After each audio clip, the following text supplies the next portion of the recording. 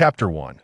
The Twilight of the Gods. Golden beams of light descended from the heavens, as if the azure sky and white clouds were intermingled with the aurora, resplendent and beautiful. Su Xingyo leaned back in his chair, immersing himself in the melodious strains of music that gracefully filled the air, enveloping him in a profound state of relaxation.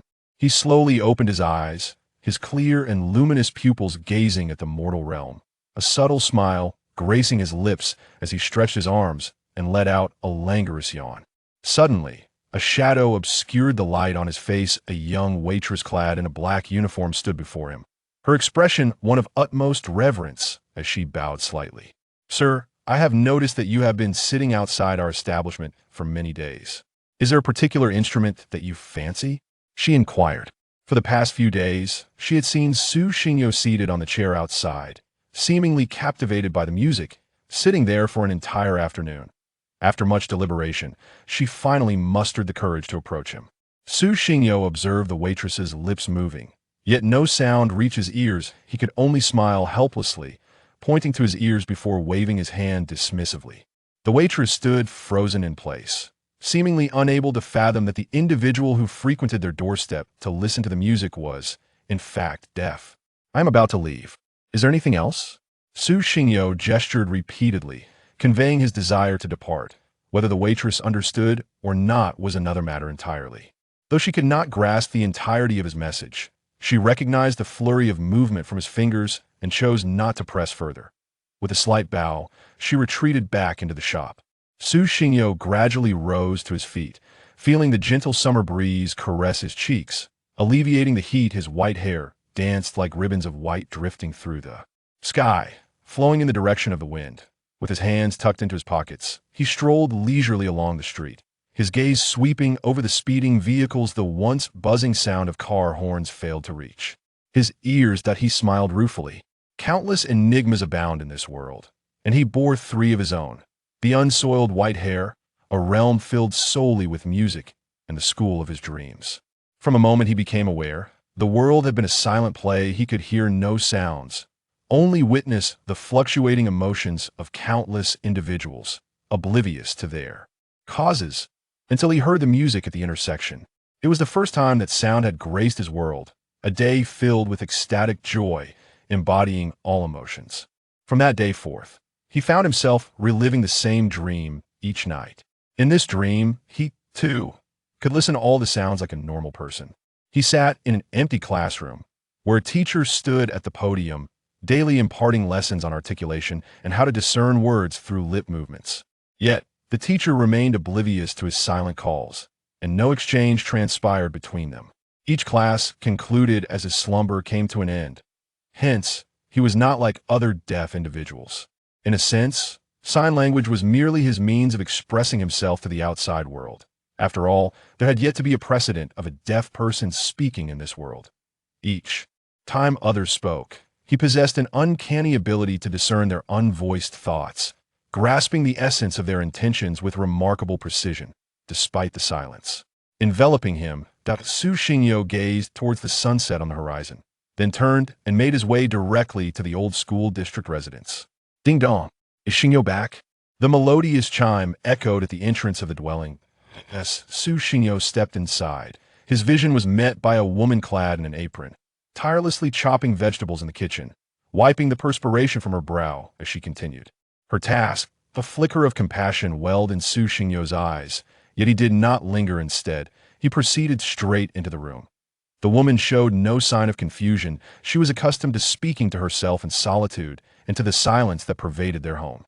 She was also all too familiar with the absence of a response. Su Xingyo collapsed onto the bed, a complex expression flitting across his features.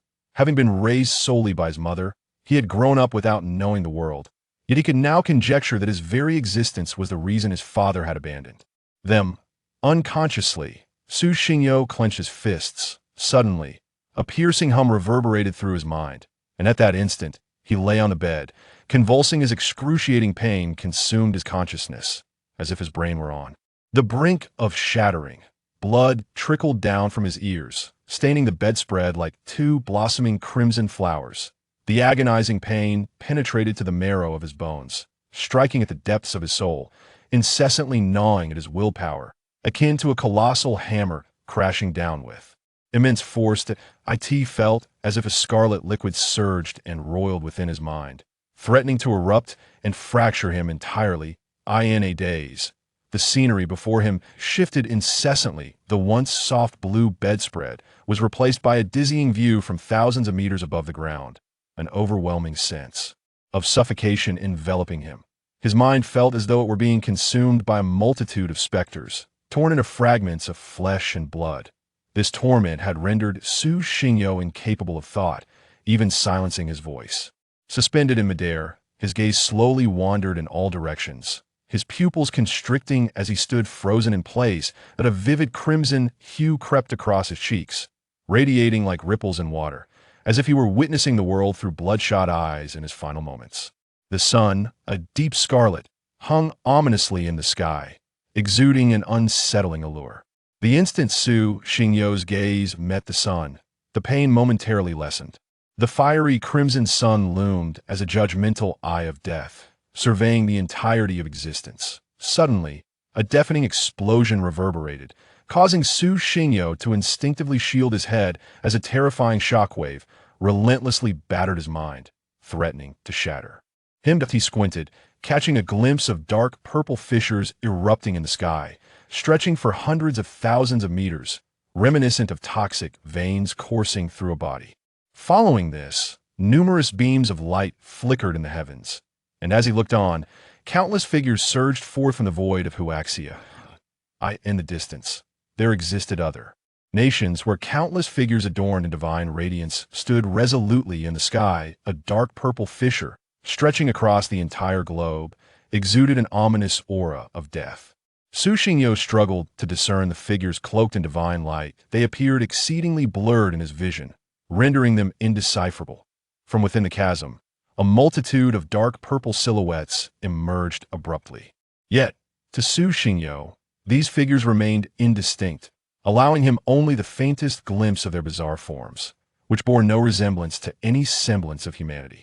It was as if they belonged to another realm altogether. The shapes of various creatures he recalled could not align with these dark purple entities. The fissure, extending for hundreds of thousands of meters, continuously birthed these dark purple forms, which stood defiantly before the radiant figures, their cries of slaughter resounding like thunder.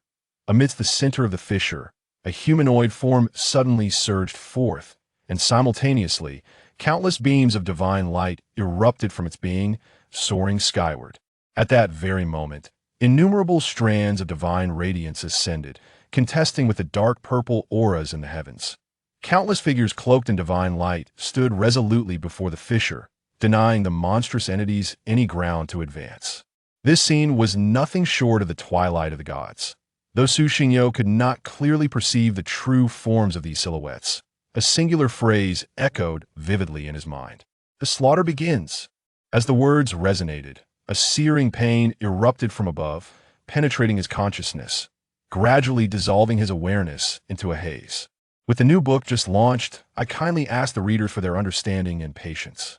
This narrative will not be suspended. It will continue until completion. I, the author, shall diligently craft each plot point, and I will attentively read and respond to your comments. Should any issues arise, please feel free to point them out. I am always receptive to advice. The ensuing storyline will only grow more enthralling. Lastly, I humbly bow 3 times to my esteemed readers. Chapter 2. The 12 Divine Pillars. Xingyo, Xingyo, Xingyo in a haze. Su Xingyo felt his body being constantly jostled. His consciousness languished in a frigid abyss, as if submerged thousands of meters beneath the surface. Gradually, his awareness began to ascend like bubbles, a glimmer of light piercing through the water's surface, illuminating the depths below. This was salvation. His eyes fluttered open slowly. A figure, fraught with concern, gazed anxiously at Su Xingyo. Her eyes reflected worry, and her hands grasped his shoulders, shaking him vigorously. The woman's lips moved incessantly, her neck veins bulging as if she were straining to scream. Yet no sound reached Su Xingyo's ears. Upon awakening from the dream, the world unfolded as a silent play. The vibrancy of colors appeared monotonous to him. "I'm fine, I just dozed off." Su Xingyo gestured with his hands in front of his chest to convey his intent. "Really?" His mother released her grip, mimicking his gestures.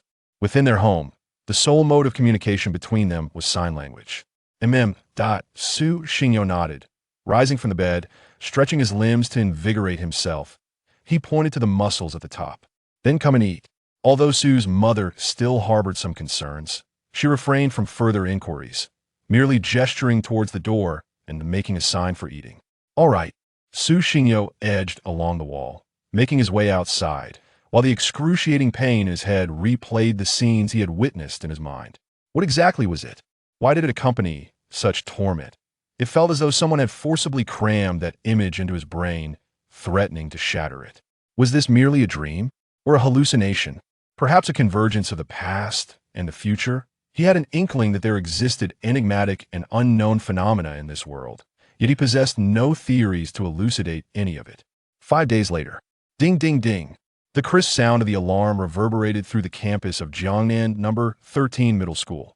The once lively playground fell into an abrupt hush as students surged towards their respective classrooms.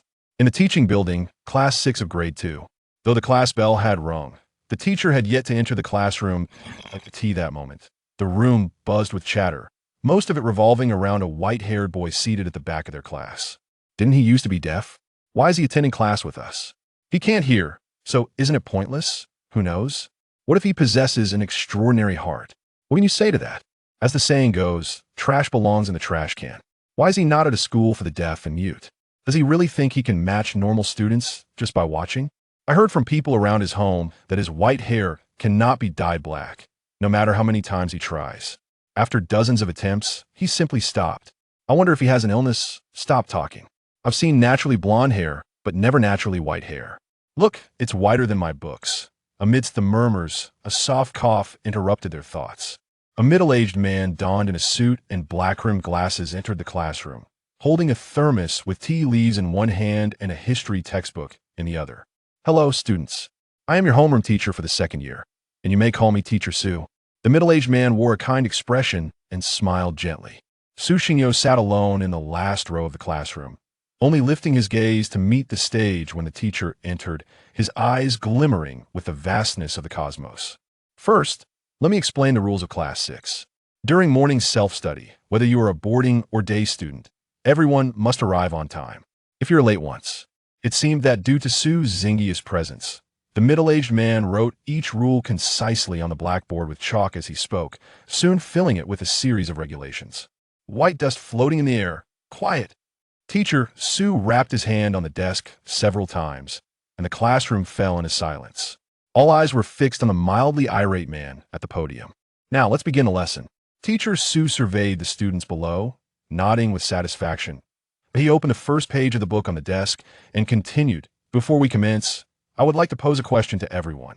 Everyone is aware that our Huaxia boasts a history spanning 5 millennia, making it the world's foremost ancient civilization, endowed with a vast cultural heritage. Yet, are you cognizant that in recent years, a monumental occurrence has transpired, resulting in profound changes across nations? Indeed, countless countries have vanished from the face of the earth. I know," exclaimed a boy seated by the window, eagerly raising his hand and speaking softly. "Please, elaborate," Mr. Su responded thoughtfully, his gaze calmly fixed on the boy.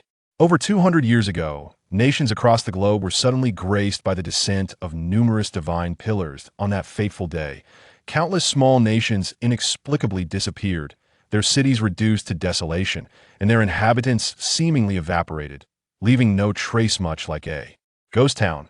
Your assertion holds merit. More than 2 centuries ago, numerous nations experienced the arrival of countless divine pillars, with our Huaxia being the recipient of 12, the most of any nation worldwide.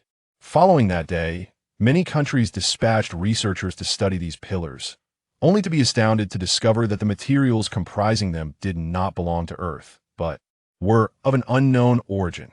Researchers attempted to dissect the pillars using explosives, extreme heat, and lasers, yet they found that no amount of explosive power could damage them. At that time, Huaxia convened a global conference, only to find that over 100 countries failed to respond. Out of curiosity, Huaxia dispatched numerous military units to explore neighboring nations, only to uncover that many cities lay desolate, their skyscrapers in ruins as if they had endured a cataclysmic battle. Both animals and humans seemed to have vanished without a trace, leaving no evidence of their existence. This phenomenon was not confined to Huaxia. Numerous nations in Europe, the Americas, and beyond also stood empty, their cities in decay. It was after that day that all surviving nations embarked on explorations, only to be astonished to discover that the vanished nations had not been graced by the divine pillars. Thus, a new theory emerged. Those abruptly appearing divine pillars were seen as manifestations of deities descending to protect their faithful. Countries possessing these divine pillars have survived, while those without have long since faded into the annals of history. That day, 217 years ago, is now referred to as the Day of Divine Descent. Chapter 3. Voices not belonging to humanity. This is merely the prevailing narrative. As nations across the globe continue to investigate those ravaged lands in search of any trace of the vanished souls. While this may be mere rumor, it nonetheless reflects the stark reality unfolding in our world. Having digressed, let us return to the matter at hand. I am not one to tolerate indifference during lectures. Therefore, I urge everyone to remain vigilant in class, for at any moment, I may appear at the rear window, my eyes discreetly observing you. Mr. Su's gaze swept across the classroom, a playful smile curling at the corners of his lips. To the students, this glance felt akin to a knife, inflicting silent wounds that elicited beads of cold sweat. Now, please turn to the first page of your textbooks. Today's lesson is The Moon Hung High, Star Sparse. A dry, cool breeze wafted through the school on that summer night, causing the leaves to rustle in whispers. The cicada's song intertwined with the students' chatter, enhancing the tranquility of the night with a sense of earthly vitality. Su Xingyo lingered at the rear of the bustling crowd, his gaze gradually shifting toward a certain direction. His expression subtly altered. He focused on the heart of Jiangnan City, the location of one of the 12 divine pillars of Huaxia. Legends speak of 12 such pillars, 8 situated in the city's core, while the remaining 4 stand in the desert, forest, ocean, and atop mountains. Jiangnan City proudly hosts one of these pillars. The Day of Divine Descent. Su Xingyo found himself silently repeating this phrase, an inexplicable sense of conviction stirring within him. He could not shake the feeling that these pillars represented an anomaly, perhaps even an otherworldly force. After all, the material of the pillars is unknown and extraterrestrial, and their construction remains a mystery. It is said that numerous researchers, armed with vast quantities of explosives, attempted to blast a fragment of the pillar for study, causing a nationwide sensation, yet failing to create even a single crack. For over a century, Huaxia has continued to investigate these pillars, yet results remain elusive. More alarmingly, nations devoid of such pillars have met their demise. No living beings, human or animal, survived. They seemingly vanished without a trace. While this may sound far-fetched, Su Xingyo could not shake the conviction that the world had undergone some profound transformation. Upon exiting the school gates, many classmates diverged at the crossroads. The closer they drew to the older district, the fewer companions Su Xingyo had by his side. A barely audible sound reached his ears, instantly sending a shiver down his spine, compelling him to survey his surroundings with a wary gaze filled with confusion. This was the first time he had encountered a sound beyond the familiar strains of music in the real world. Instinctively halting his steps, he scanned his environment. The ancient, dim streetlights failed to illuminate the path ahead, leaving him enveloped in silence and darkness, unable to discern anything. Once again, that same elusive sound emerged, this time louder than before, resembling a conversation, yet distinctly not in any language he recognized. The sound reverberated in his ears time and again, growing ever clearer, and his gaze suddenly turned serious. Without a moment's hesitation, he sprinted towards home. Whether this was merely a figment of his imagination or not, the situation was undeniably abnormal. The sound he heard bore no resemblance to anything a human could produce, resembling instead the incessant scraping of nails against rotting wood, a cacophonous noise. If it were merely auditory hallucinations, that would be one thing. However, if it were not, it surely hinted at some hidden mystery. At just 17, a tender age akin to blooming flowers, he had no desire for death. Once more, the familiar sound emerged, and he felt as though his eardrums were being incessantly tickled, evoking a desperate urge to silence it, yet rendered powerless.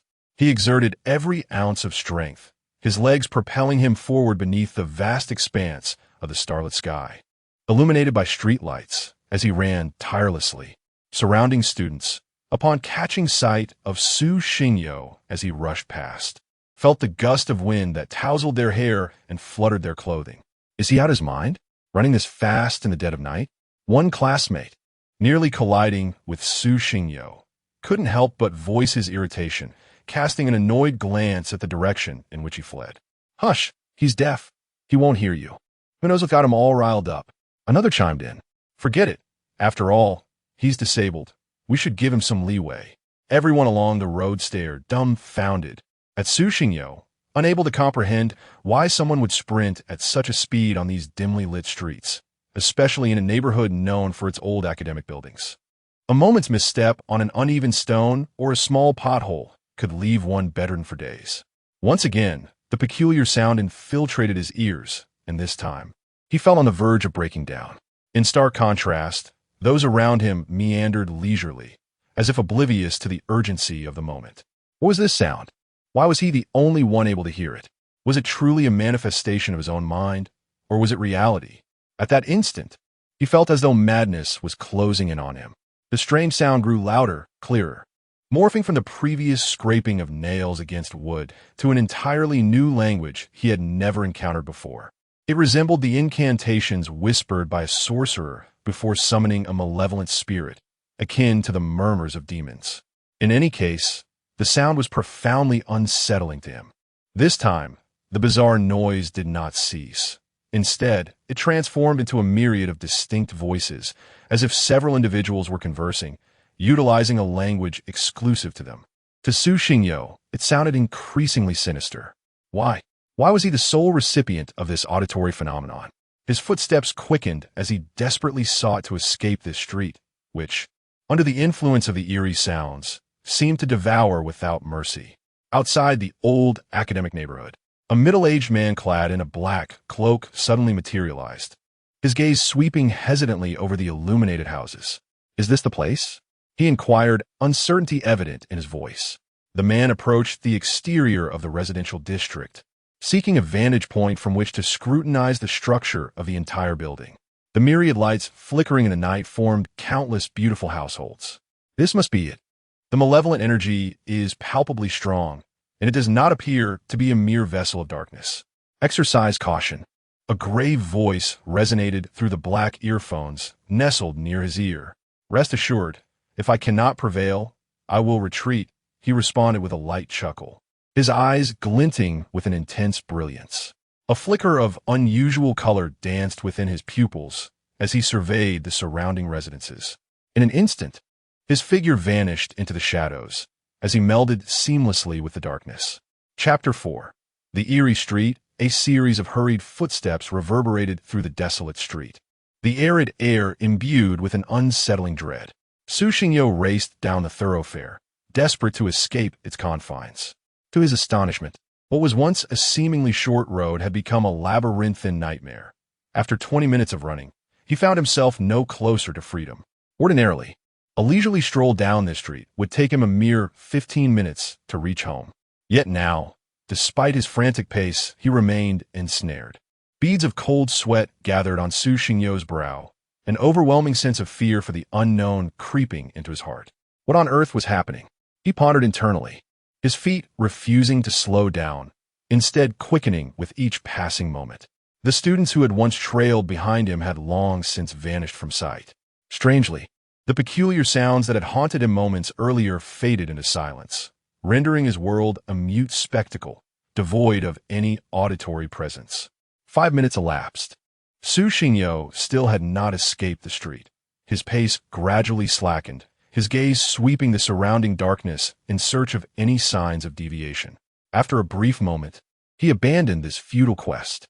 Everything around him appeared exactly as it had in his memory, without the slightest alteration. No matter how intently he observed, he discerned nothing amiss. Suddenly, a voice filled with vitriol shattered the tranquility, tearing through the stillness of the night. "Damn it! Why haven't we gotten out yet?" The chaotic footsteps ignited the silence, as 8 students who had endured a prolonged sprint finally reached Su Xingyo's side. Sweat dripped from their foreheads. They gasped for breath, their faces pale. One boy, clad in a basketball uniform, suddenly erupted with fury, striding towards Su Xingyo. Grasping his collar with both hands, he screamed in desperation. "Is it you? It has to be your fault. You were the only one running it first, and now, after all this time, we're still trapped on this street. What have you done? Let us out. You must know something. Speak. Hurry." The predicament they faced was akin to encountering a ghostly barrier. Their usual bravado shattered in the face of this unprecedented ordeal. Su Xingyo gradually regained his composure, allowing the boy to clutch his collar while his gaze remained as tranquil as a still pond. He then forcefully pushed the boy away. "You!" The boy's anger flared, veins in his neck bulging like worms, his right fist clenched. He stepped forward, raising his arm high, aimed at Su Xingyo's head, and struck with all his might. Su Xingyo furrowed his brow, retreating swiftly as the fist swung past him, his pale hair dancing in the wind as he narrowly evaded the blow. "Speak. Was it you?" The youth continued to roar, his arms flailing like propellers in a fit of unbridled rage. In his state of fury, Su Xingyo resembled someone grasping at a lifeline in the depths of darkness and fear, desperately venting the negative emotions that coursed through his being. Behind him, a few students, their hands pressed against their knees, were gasping for breath, recognizing the boy's impulsiveness. Some, fearing an escalation, hurried to his side, wrapping their arms around him to prevent any further outburst. "What are you doing? What does this mean? Can't you see that he is the cause of all this? Why are you restraining me?" The boy shouted in anger, his body squirming like a worm, straining to break free from their hold. "You can't hear him. Your words are futile. Calm down." Chun Shan, one of the students, glanced at Su Xingyo, sighed, and attempted to reason with him.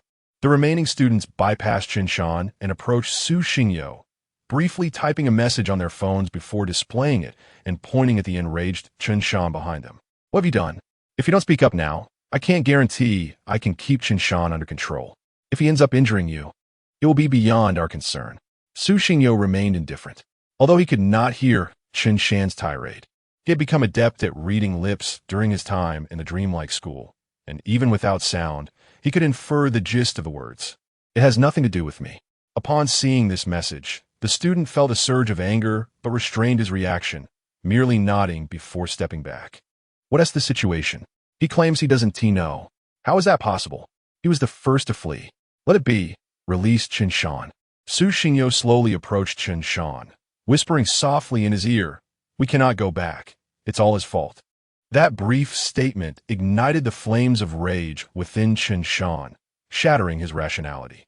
As the others relinquished their grip on his arms, he bolted forward like a flash of lightning, his legs striding forth with the speed he usually displayed on the basketball court. Just as the others prepared to witness the spectacle of Chun Shan unleashing his fury upon Su Xingyo, a disconcerting sound suddenly pierced the air. In the darkness, a pale, bloodless hand emerged, grasping Chun Shan's wrists with a chilling grip.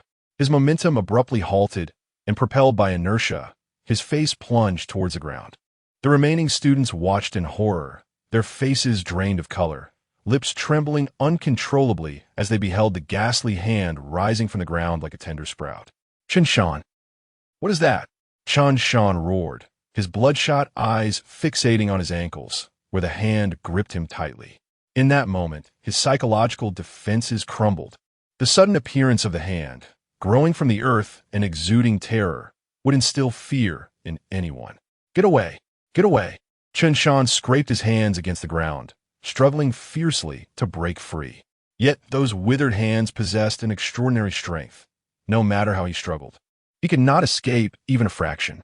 Suddenly, an immense force acted upon him, and without any resistance, Chun Shan's body was seized by an ethereal hand, dragged forth as if through a lingering shadow, the ground scraping against him as he was pulled into the distant darkness. The onlookers had barely registered the event before realizing that Chun Shan had vanished. "Ghost! A ghost! A voice erupted in a furious shout, prompting the remaining 7 students to turn and flee without a moment's hesitation, their flight frantic, driven by the primal instinct to escape this cursed street. They had witnessed Chun Shan being drawn into the abyss, comprehending that everything unfolding had spiraled beyond their control. Creak, creak! Beyond the street, all else succumbed to a shroud of darkness, from which Chun Shan's harrowing cries emerged, accompanied by the sickening sounds of flesh being torn and bones being crushed. These dreadful noises relentlessly eroded the students' mental fortitude, urging their feet to hasten in a desperate bid for survival. Thud! One youth suddenly collapsed to the ground, gasping softly, feeling a warm, slick sensation on his hands, slipping beneath him, causing his fall. What? As the words left his lips, he froze, sensing his throat constricted as if silenced by an unseen force, his bloodied hands resembling a piece of crimson rag, assaulting his vision, cold sweat soaking his back. Blood. It's blood. Chun Shan's blood. As the boy fell, the others, intending to assist him, noticed blood gushing from the nearby manhole covers, the nauseating stench enveloping them. Their psychological defenses shattered completely. They lost their last vestiges of reason. Driven solely by the instinct to survive, they bolted forward, abandoning all else in their frantic escape. They had to flee, to escape this street that devoured souls. Chapter 5. The mutated Chun Shan, Su Xingyo stood rooted to the spot, his gaze fixed on the astonishing scene that had just unfolded before him. His mind felt as if it had been invaded, entering a state of complete paralysis. Moments ago, he had witnessed a pair of hands suddenly emerge from beneath the asphalt, seizing Chun Shan's ankle and dragging him into the abyss, leaving behind only faint traces. He slowly took a few steps towards the direction where the remaining students had fled, regardless of their previous disdain for him in times of crisis. Their collective strength might prove beneficial. From a distance, he could see deep crimson blood oozing from the manhole cover, soon transforming the pavement into a scarlet carpet. The student who had initially fallen was gradually engulfed by the relentless flow of blood, which seemed to possess a life of its own, creeping along the ground and slowly devouring his body. The once pristine blue and white school uniform was now soaked in blood. He struggled desperately, yet found his limbs seemingly anchored to the ground.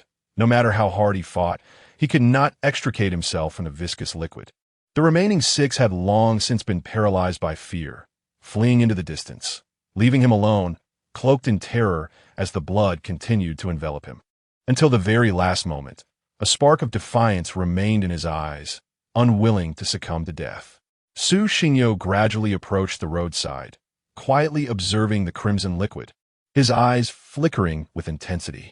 After a brief glance, he turned and hurried toward the direction of the fleeing group.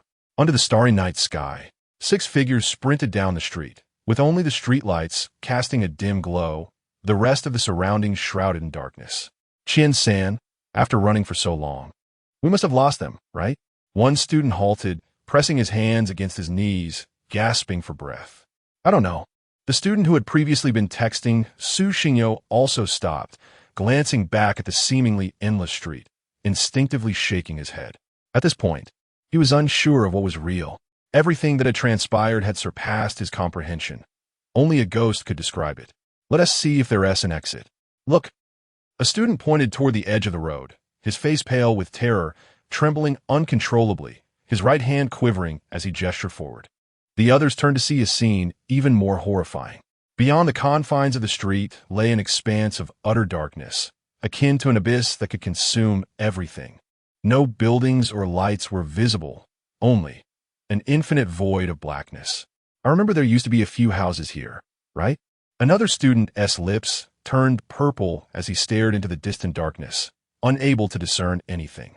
Qian-san tentatively pulled out his phone, activating the flashlight to illuminate the boundless darkness ahead, only to be astonished to find that the light failed to penetrate the gloom. It was as if an invisible barrier of air existed, swallowing the light in an instant, leaving no ripple in its wake. Eerie sounds echoed in the night. The sudden hum pierced the tense silence, causing the taut strings of several individuals to snap, an overwhelming sense of dread unfurling within their hearts. Qian-san swiftly extinguished the light from his phone and turned to flee. Yet, in that fleeting moment of turning, his pupils dilated, his throat tightened, and beads of cold sweat cascaded down his brow, rendering him as motionless as a wooden figure. Before him loomed a grotesque visage, a human face, its mouth grotesquely stretched open, splitting across its features, delicate threads intricately weaving and stitching the gaping maw, crimson liquid oozing from the corners like a trickling stream. Hollow eye sockets stared vacantly, the pale skin taut and strained, as the eerie hum resonated like some uncanny melody. This disembodied human face materialized seemingly from thin air, floating without a discernible source. At the very instant Qian San turned, the face was almost pressed against his own, a tidal wave of terror inundating him. The haunting hum sending chills down his spine. He collapsed to the ground, scrambling backward in a frantic retreat. Ghost! There, S.A. Ghost! The remaining 6 students, witnessing the sudden appearance of the human face, surged forward, racing down the desolate street, driven by the primal instinct to survive. From a distance of 100 meters, Su Xingyo caught sight of the grotesque visage, his heart plummeting. Despite having seen countless horror films, confronting such a scene in reality filled him with trepidation. Why aren't you running? Are you waiting for death? As one student dashed past Su Xingyo, noticing him frozen in place, they shouted in concern, "It's no use. He is deaf. He can't hear you." Another remarked with a dismissive glance, their pace quickening without hesitation. Once the throng had swept past Su Xingyo, the desolate street was left with just him and the face, 100 meters apart, locked in a silent gaze. Though fear gnawed at him, an instinctual realization struck him. What transpired could not be explained by science. Such a bizarre occurrence he had only witnessed on television. Yet, unlike the hands he had seen before, this face did not seem to claim anyone. It appeared merely to compel the others to retreat. After a few moments, observing that the face remained still, devoid of any movement, Su Xingyo felt a strange sense of relief wash over him. Perhaps this was indeed the only path to salvation? After all, the entrance to their street lay in this direction. After a brief pause, he stepped forward, huffing and panting. Qian San collapsed onto the ground, gasping for breath. In just a few minutes, he had expended all his energy, sprinting at breakneck speed for kilometers. Now, he felt utterly drained, his legs refusing to support him. Having run so swiftly, he found himself alone, the other 6 students still a distance away. Surely, he had managed to escape? What on earth was that thing?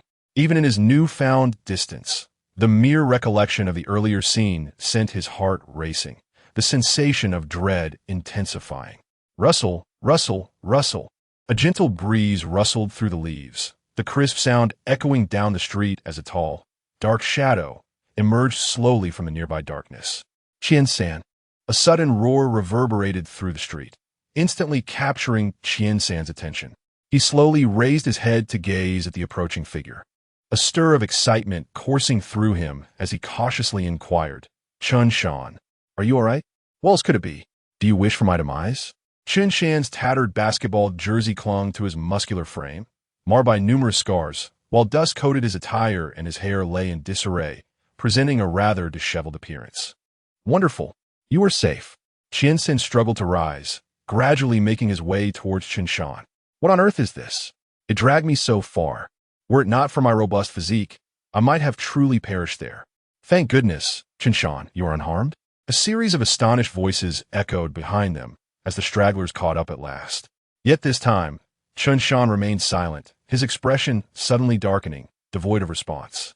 He grasped Qian San's shoulders firmly. "Chun Shan?" Qian San asked in confusion, yet there was still no reply. "Chun Shan? You?" Suddenly, a shadow darted past, and a pale, desiccated hand shot forth like lightning from Chun Shan's abdomen, piercing Qian San's torso with brutal precision, leaving his flesh as fragile as tofu. The acrid scent of blood mingled with a foul stench, and Chun Shan's visage shifted abruptly, morphing into the grotesque mask they had encountered before. With hollow eye sockets and a mouth stitched with fine threads, grinning horrifically as blood trickled from the corners of his lips. The eerie sound reverberated like a morbid accompaniment to death, resonating in the stillness of the street, haunting the ears of the youths. Chapter 6. The Corpse Companion. The human mask has vanished? Su Xingyo's pupils trembled slightly as he gazed into the darkness 100 meters away. The human mask that had stood there in the shadows had completely disappeared, leaving no trace behind. In that fleeting moment, it seemed as though the mask had been consumed by the fabric of space itself, vanishing without a hint of forewarning. He slowly lifted his feet, his eyes fixated ahead as if drawn by an unseen force, compelling him to advance. Su Xingyo's expression appeared vacant, and his body moved forward mechanically, as if programmed like a robot, proceeding straight ahead. 50 minutes later, a strange sound abruptly erupted in Su Xingyo's mind, and his gaze suddenly regained its composure. His body, which had been moving forward incessantly, came to an abrupt halt. Instinctively, he glanced back, the eerie whisper echoing once more. Something had undoubtedly shifted within him. For reasons unknown, he had traversed more than 70 meters, during which his consciousness seemed to wander, leaving his memories a blank slate. Had it not been for the peculiar sound, he might have continued on like a soulless automaton, oblivious to the unknown fate that awaited him ahead. Hud, hud, hud. The sound of hurried footsteps suddenly reverberated through the street, causing his pupils to constrict slightly. For figures tumbled and scrambled, relentlessly fleeing without a hint of fatigue. What was happening? Su Xingyo's expression turned grave as he looked toward the darkness trailing behind them. There had been 6 individuals when they left, yet now only 4 remained. Where were the others? Had they perished? Or, ee-ee-ya, ee-ee-ya? The chilling, bone-chilling hum echoed in the ears of the group, even though Chun Shan stood 100 meters behind them. The sound resonated as if it were right beside them, piercing their nerves like needles. Chun Shan took a step forward, his mouth stitched shut, splitting into a grotesque grin, his teeth stained with blood, droplets falling relentlessly. Su Xingyo froze in place, Chun Shan's bizarre form continually provoking his gaze. That deaf mute, what was he doing? If they didn't run faster, the next to perish would be him. The remaining 4 students sprinted desperately, as though a ravenous beast were pursuing them from behind. It felt as if falling behind, even by a step, would mean certain death. Along the way, they witnessed 2 more succumb to Chun Shan's wrath, their demises increasingly harrowing. One individual's head was gruesomely torn apart by 2 pale, withered hands. Flesh and blood a chaotic spray. Another was caught and subjected to relentless torment, ultimately reduced to an unrecognizable mass of flesh, utterly repugnant. Fortunately, when Chun Shan claimed a victim, he did not pursue further. It appeared he took pleasure in savoring each extinguished life, viewing them as trophies that stirred his most primal desires. Amidst their frantic escape, a shadow flickered, darting across the ground like lightning, swiftly closing in on the 4 desperate souls. Brother. The girl who had screamed first was forcefully shoved by the boy beside her, pushed toward the approaching figure that resembled a beast, thrust into the depths of darkness, propelled toward the island of death, under the chilling specter of death. The most primal and selfish aspects of human nature are laid bare. Everyone, save for oneself, becomes a sacrificial offering for survival. Even a beloved sister. The girl's eyes, devoid of life, reflect a profound desolation as she collapses without a hint of struggle. In the very next moment, a fierce gust of wind sweeps through, stirring the leaves on either side. Blood, akin to red wine spilled from a goblet, gushes forth in the enveloping darkness. A blow from a withered hand shatters her skull like a ripe melon, the viscous remnants spreading across the ground. The dry hand continues to rise and fall, mercilessly pounding the girl's body as if kneading dough, flesh and blood scattering in all directions. Fine cracks begin to spread from the earth beneath. Chun Shan cups a pool of blood from the girl's body in his hands, raising it high and tilting it slowly, letting the liquid stream down, dripping into her stitched mouth. What are you doing? That is your own sister. And what of it? Whoever stands in my way shall perish. You are no exception. The instigator of this horrific scene, veins bulging like worms, was a grotesque expression of madness, his voice a thunderous roar. Then, accompany her in death. A sudden whisper breaks through the air, and a white-haired youth has inexplicably appeared among them, his slender hand resting gently on a student's chest. Su Xingyo's eyes are devoid of warmth, his voice a chilling echo. You. Even the boy who had been pushed aside is momentarily stunned. His first thought not about his own push, but rather, Did the deaf one just speak? It is only when he senses Chan Shan rushing past him like a tempest that he truly comprehends the impending death, feeling the same despair that had just consumed his sister. Get lost. How dare you, a deaf mute, push me before he can finish his sentence. A figure descends from above, forcefully crushing his chest, the sound of shattering bones ringing out as blood spills from his mouth. Chun Shan employs the most savage methods to utterly annihilate him, his limbs wrenched apart and tossed into the air as he lifts the body, the stitched mouth violently tearing at the flesh. You can speak? The remaining two gaze at Su Xingyo in disbelief. They had not imagined hearing his voice moments ago. Confusion envelopes them. How can a deaf person articulate words? How did he learn to pronounce them? I am deaf, not mute. Su Xingyo replies calmly, sending shockwaves through their minds. How can you claim to be deaf? What deaf person can speak? And with such precision? More importantly, how can you hear what we are saying?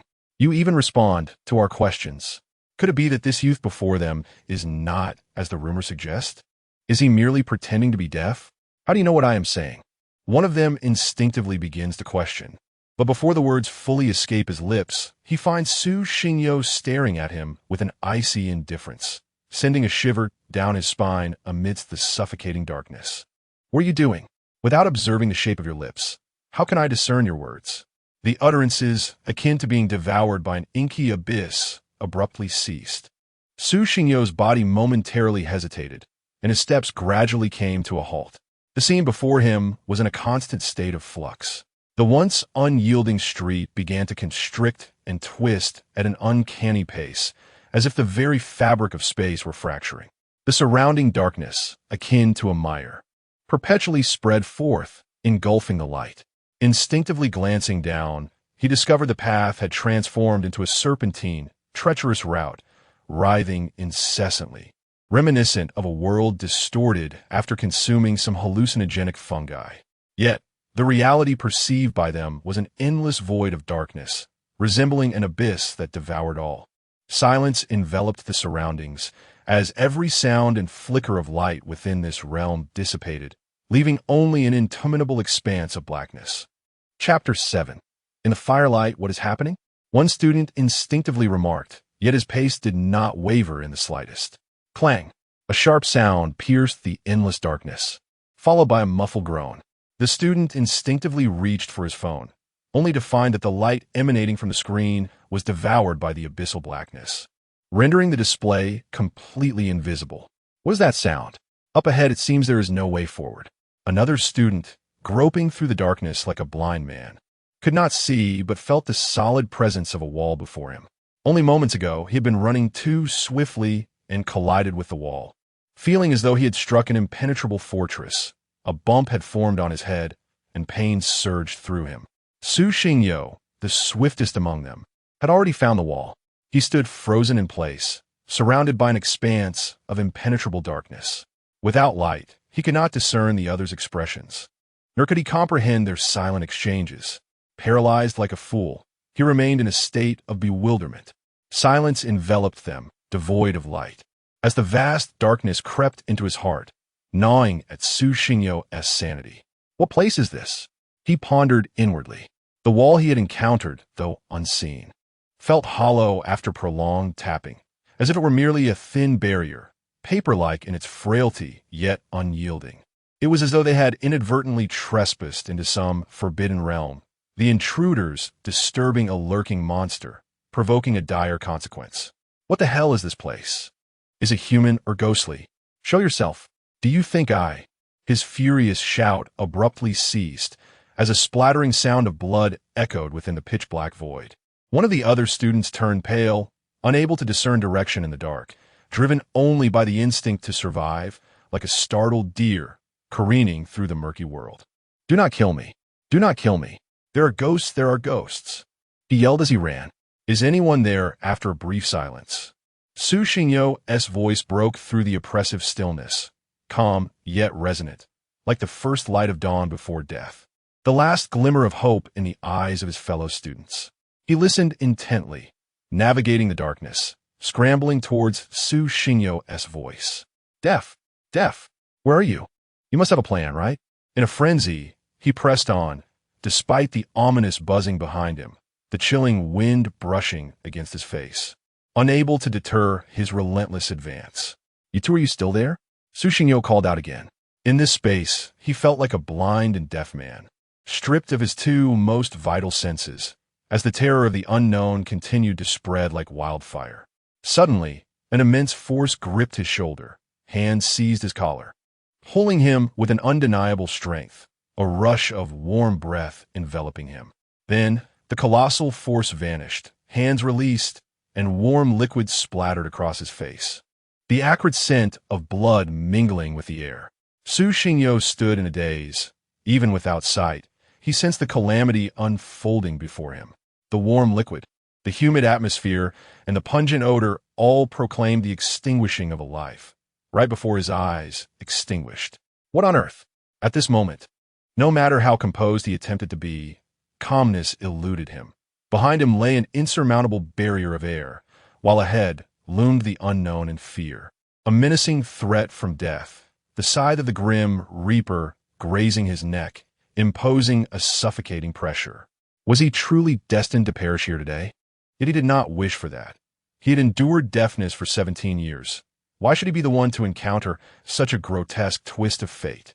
In the abyss of darkness, a shadowy figure raised its scythe high, descending swiftly towards Su Xingyo's head.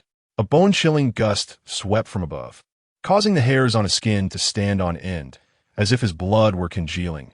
The countdown to death reverberated in his mind. Without a moment's hesitation, he lowered his body, legs propelling him forward as he leaped, rolling briefly upon the ground before swiftly regaining composure and sprinting ahead. Boom! A tremendous roar echoed behind him. What was this? I did not wish to die. After enduring years of misfortune, why must I be the one to face such calamity? Su Xingyo's anguished cries echoed through the darkness, uncertain of any escape, unsure if he would survive. Whoosh! A sound sliced through the air, and in the darkness, the massive crimson scythe unleashed a series of explosive sounds, carving through the air like a boomerang. An extreme chill brushed against Su Xingyo's nape. His senses heightened to their utmost. He staggered, collapsing to the ground, rolling incessantly as the scythe whistled past him like a tempest. Though unseen and unheard, his senses were acutely aware. He could even perceive a faint killing intent lurking behind him. He understood that this malice was the source of the chaos. What? Su Xingyo's voice elongated and heightened as he felt a sudden immense force acting upon his legs, while the source of the killing intent had already vanished, teleporting beside him. Under the impact of this tremendous force, Su Xingyo was flung like a sandbag, tracing a grand parabola through the air before crashing heavily into the ground. Crack!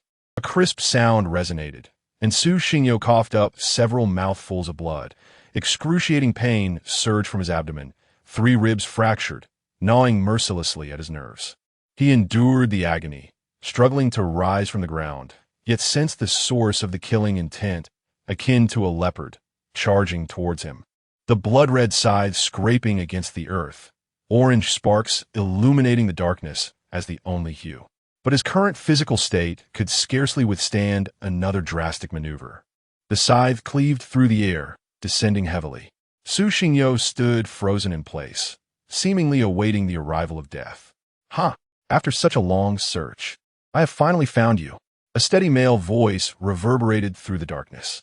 Golden flames erupted beside him, creating a sacred golden rift that banished the surrounding shadows, illuminating the space with a singular brilliance that shone upon all. A middle-aged man clad in a black trench coat suddenly appeared before Su Xingyo, a smile gracing his face as he looked at her. His right hand gradually rose above his head, brandishing a horizontal blade. Clang! The scythe and the horizontal blade clashed in a fierce collision, sending dazzling sparks flying. Golden patterns rapidly spread along the blade, igniting with flames akin to the fires of redemption, rescuing Su Xingyo from the gaping maw of an unfathomable abyss. Little one, are you awestruck? A fierce wind swept through, causing the middle-aged man's coat to billow dramatically, stirring Su Xingyo's white hair in its wake. Chapter 8. The Coin A Sharp. Crisp sound of shattering echoed from the direction of the middle-aged man's entrance. as a golden fissure spread wildly like a spider's web, engulfing the surrounding darkness in an impenetrable barrier. When the crack filled the entire boundary, the golden flames erupted from the horizontal blade, and with a force akin to glass shattering, the barrier burst apart, dissipating into wisps of black mist that gradually vanished into the air. The dim glow of the street lamp once again illuminated Su Xingyo's face as he stared, bewildered, at the figure before him, along with the surging golden flames. In utter disbelief, suddenly, Chanshan's mouth, bound by threads, opened wide. The threads were violently pulled, snapping one by one, as blood trickled from the corners of his lips. A piercing shriek reverberated through the night sky. Wasn't he agreed that he was not a vessel for evil spirits? How had it come to this? The middle-aged man sighed, his horizontal blade trembling violently above his head. With a fierce twist of his body, he unleashed a terrifying force that sent Chanshan flying 100 meters away. With his back turned to Su Xingyo, the man's garments fluttered loudly in the fierce wind. "Little brat, why aren't you running?" he mused. "Forget it, don't run. I'll be coming to find you soon. I'm deaf. I can't hear you." From his lip movements, Su Xingyo could roughly decipher the middle-aged man's first statement. But as the man turned around, he lost track of the ensuing words, leaving him to voice his own circumstances in hopes of avoiding any further nonsensical dialogue from the man, who remained silent in response. "Damn it, so I've been talking to a deaf person all this time." With another ear-splitting roar, Chanshan propelled himself off the ground, launching like a missile, the sound of his passage tearing through the air as gales erupted around him. A blood-red scythe fell from the night sky like a shadow of the moon, while the middle-aged man swayed like a leaf in the tempest, weaving through the darkness. Clang, clang, clang.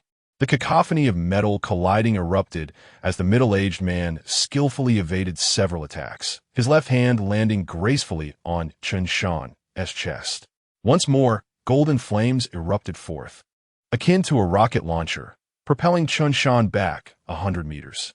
"Don't rush. I'm not quite ready yet," the middle-aged man remarked, a subtle smile gracing his lips. With his right shoulder bearing the horizontal blade, he tossed a pale blue coin into the air with his left hand. As the coin spun aloft, myriad faint threads surged forth from the void surrounding it, resembling paintbrushes that continuously sketched the space around them. A second later, a sheet of paper 3 millimeters thick unfolded vertically. With a flick of his finger, a cluster of golden flames surged into the coin, causing the paper to rapidly expand, transforming from two-dimensional to three-dimensional, swiftly enveloping an area of 100 meters. Su Xingyo gazed at the unknown phenomenon before him, along with the godlike middle-aged man and the golden flames. He comprehended that there must be numerous secrets lurking within this world. He was merely one case among countless hidden occurrences, fortunate enough to await rescue.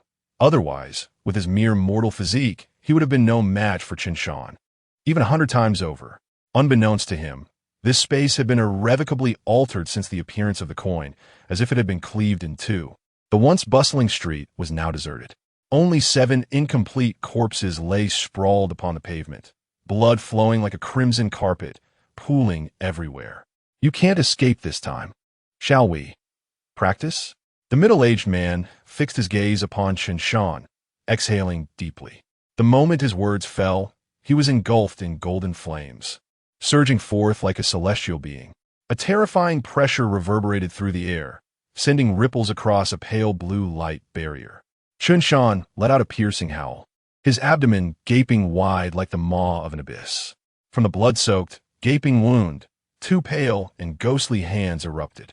The arms, akin to withered branches, bore no trace of blood. Even flesh had been devoured to the bone. "Changqing, what's the situation on your end?" A solemn voice resonated beside Li Changqing's ear. "Fear not.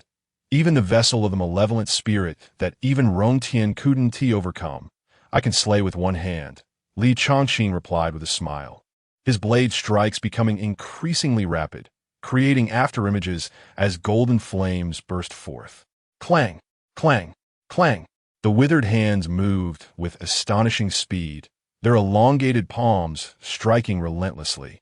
Akin to an unending deluge, the assault falling like torrential rain. The horizontal blade clashed against the withered hands, producing dazzling sparks, yet the hands, seemingly forged from metal, resisted every strike. Instead, a cacophony of metallic explosions ensued. What is this? Why is it so hard? Li Changqing squinted, evading a devastating punch from Chen Shan, retreating as golden flame wings unfurled slowly from his back. The two charged once more, colliding fiercely at the heart of the space, their relentless attacks igniting countless golden flames that erupted from Li Changqing's form. Above them, numerous golden swords of flame gradually coalesced. What is this? Superpowers? Su Xingyo, hidden in a corner of the barrier, observed the fierce battle unfolding not far away, his heart racing. The combat style of the middle-aged man, the power displayed, and the mutated Chen Shan, all defied explanation through modern science. No matter how he pondered, he could not comprehend these scenes he had only witnessed on television. On the battlefield, the clash continued, with withered hands colliding against the horizontal blade, unleashing gusts of air and resounding explosions within the space. After Li Changqing executed a final sweeping strike, he suddenly retreated, and with a gentle wave of his left hand, the countless golden swords hovering above him descended in unison. An overwhelming chorus of slicing sounds erupted as the massive swords fell from the heavens, like a galaxy spilling forth, resplendent and boundless. Chen Shan's blood-red pupils slowly rose, and the threads that had stitched his mouth shut had, unbeknownst to him, all severed. His lips gushed forth blood uncontrollably, resembling a faucet left unchecked. Chen Shan's arm, along with the withered hand, suddenly lifted, countless phantoms slicing through the air, colliding incessantly with the descending golden giant sword. The piercing roar reverberated throughout the space. As the golden sword descended, golden scars emerged upon Chen Shan's body, clusters of tiny flames dancing upon his skin, as if celebrating, incessantly roaming, beginning to erode Chen Shan's form. Simultaneously, Li Changqing surged forth once more, his figure like lightning, so swift that Su Xingyo could only catch a glimpse of a fleeting shadow. The horizontal blade erupted with golden flames, cascading down like a curtain of water. What strength do you possess to challenge me? The disdainful voice echoed through the space. At the moment the blade descended, the moisture in the air evaporated rapidly, and the terrifying heat distorted the surroundings. An overwhelming sense of pressure surged forth like a tidal wave. The withered hand at Chen Shan's abdomen collided with the horizontal blade, shattering like tofu. The wrinkled skin was devoured by the golden flames like a ferocious beast. The flames continued to blaze, and anguished cries pierced the heavens, the withered hand burning like timber. Though the hand had been severed, no blood dripped. Instead, blood gushed from Chen Shan's mouth like a fountain, pooling gradually on the ground, a vivid crimson expanse. The horizontal blade whirled in Li Changqing's hand, accompanied by fleeting golden flames, and suddenly shot forth, piercing directly into Chen Shan's face, the flames incessantly consuming the human visage. The blade penetrated Chen Shan's skull, his crimson pupils dimming. Even the blood that had been gushing from his mouth ceased abruptly, and his body fell straight down, motionless. In the hazy depths, a wisp of black mist floated from the human face, dissipating into the air. The withered hand and the human visage vanished without a trace. Su Xingyo witnessed all of this, frozen in place, incredulous that the seemingly unstoppable monster had perished so easily, so effortlessly. Chapter 9.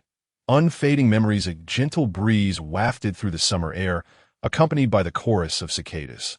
Countless stars adorned the night sky.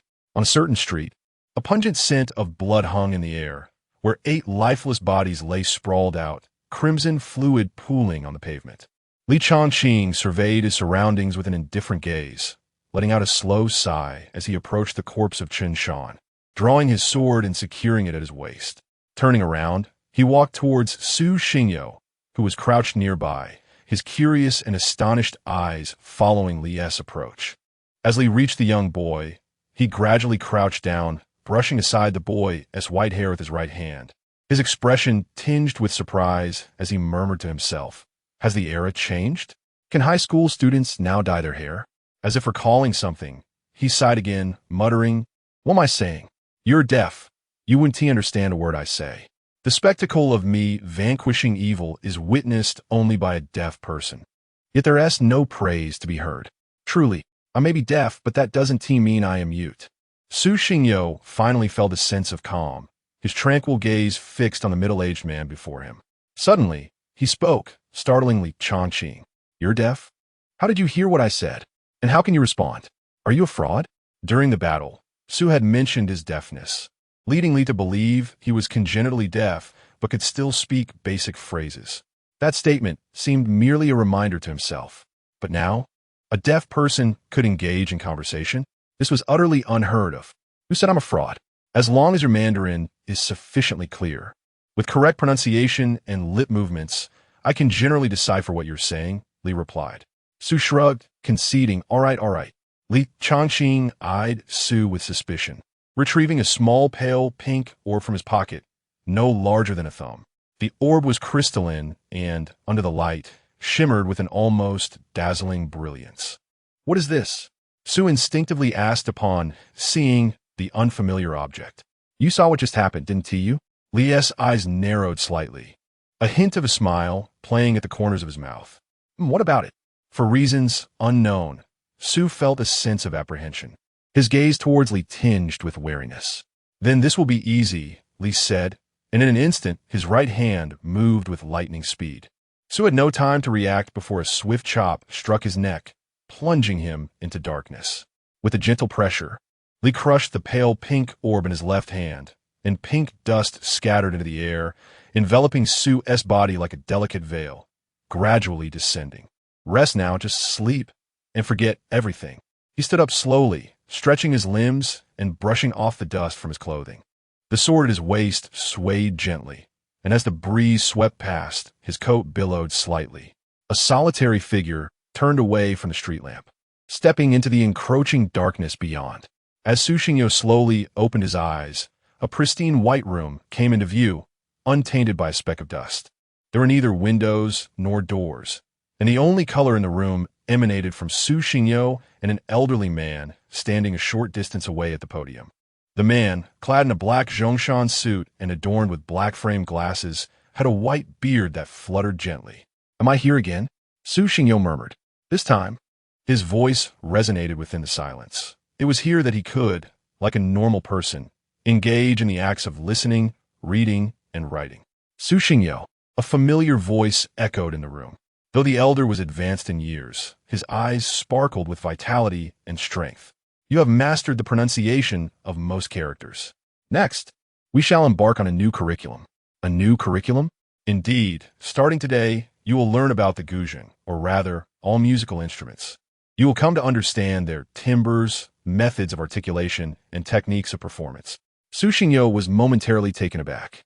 For many years, whenever he entered this room, the elder would solely focus on teaching pronunciation and mouth shapes, instructing him in literacy. This was the first time the elder engaged in dialogue with him, and it was also the first time his questions received answers. Guzheng?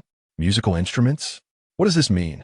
As the last words left his lips, Su Xingyo's peripheral vision caught a glimpse of pale, pink dust cascading from the ceiling of the white room, drifting down gracefully. In that instant, his memories were abruptly yanked back to a moment where he faced Li Chongqing, back to when he saw the pale, pink orb. Subsequently, he lost consciousness, and his awareness found itself in this room.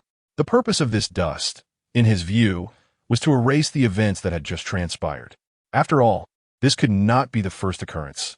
The middle-aged man handled it with ease, clearly seasoned by past experiences. Such secrets had remained undiscovered for so long, and not even the news had reported them, surely indicating that these extraordinary individuals possessed means to conceal the scene of the incident, enabling survivors to forget everything. Otherwise, such significant events would surely have become common knowledge. As the pale pink dust continued to fall, a glimmer of brilliance flashed in the elder's eyes. With a gentle wave of his left hand, a soft breeze swept through, dispersing the pink dust, which vanished as if it had never existed. Yet now, while the pink dust had dissipated, his memories remained intact. Could it be? Instinctively, He shifted his gaze toward the elder at the podium. Today, we shall commence with the first instrument, the guzheng. With a graceful motion of his right hand, a dark azure guzheng materialized before them. The elder seated himself upon the ground, his hands delicately resting on the instrument. The guzheng? Su Xingyo paused, captivated by the sight before him. He noticed the instrument's flowing lines and exquisite contours. The dark azure wood was intricately carved with fine patterns, as if imbued with the essence of countless ages. Its hue as profound as the night sky. The tail of the guzheng gracefully arches upward, reminiscent of a phoenix poised to take flight, while the strings exhibit a gentle luster. Even an outsider can discern the extraordinary nature of this instrument. Indeed, from this day forth, you shall delve into the principles, structure, and techniques of playing the guzheng. This instrument is a plucked string instrument, producing sound through the vibrations of its strings. The longer and thicker strings yield lower tones, while the shorter and thinner strings produce higher notes. Taut strings generate higher pitches, whereas slack strings result in lower sounds. The guzheng boasts a wooden resonance box. Su Xingyo sat in the room, her hands cradling her chin, attentively absorbing every word spoken by the elder. Chapter 10. Commitment. The early morning light filtered through the lush trees into the room, where a delicate white gauze curtain fluttered gently in the breeze. On a hospital bed lay a young boy, his striking features softened by the serenity of sleep, with his eyes tightly closed. The wind played with his silvery hair, while sunlight illuminated the sharp contours of his face, causing his eyelashes to quiver slightly. Su Xingyo opened his eyes, and the excruciating pain from his fractured ribs jolted his senses awake.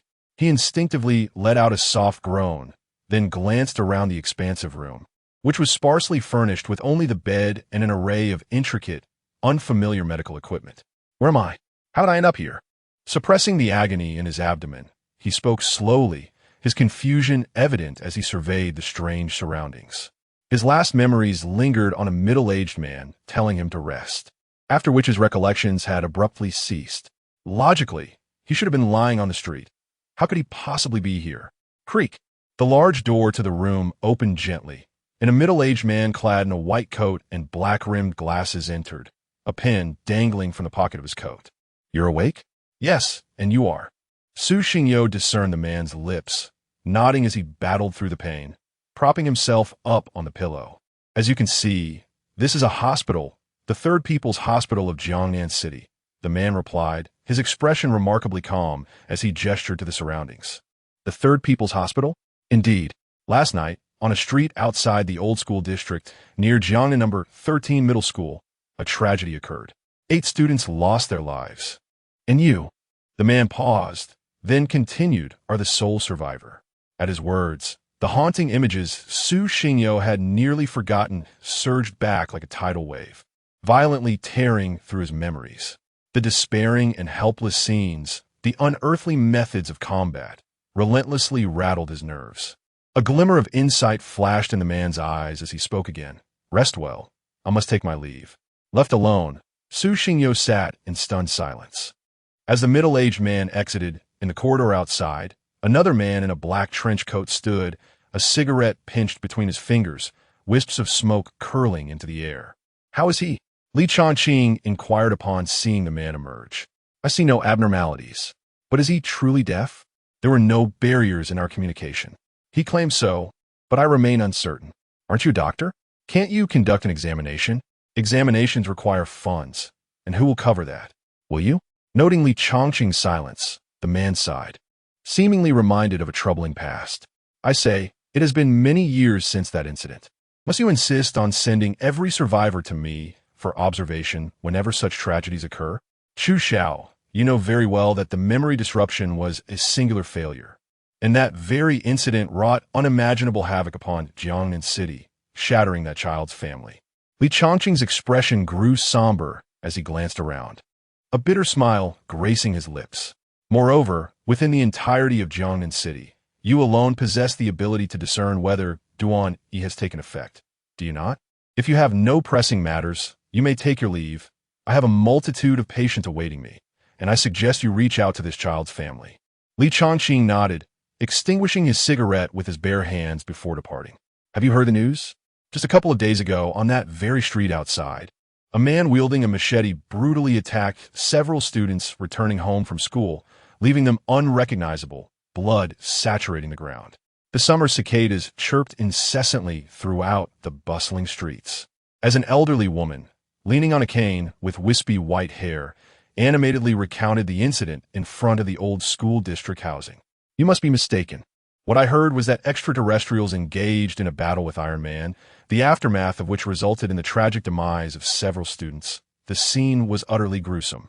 A nearby matron, her arm looping around a basket of vegetables, chimed in, her words punctuated with fervor.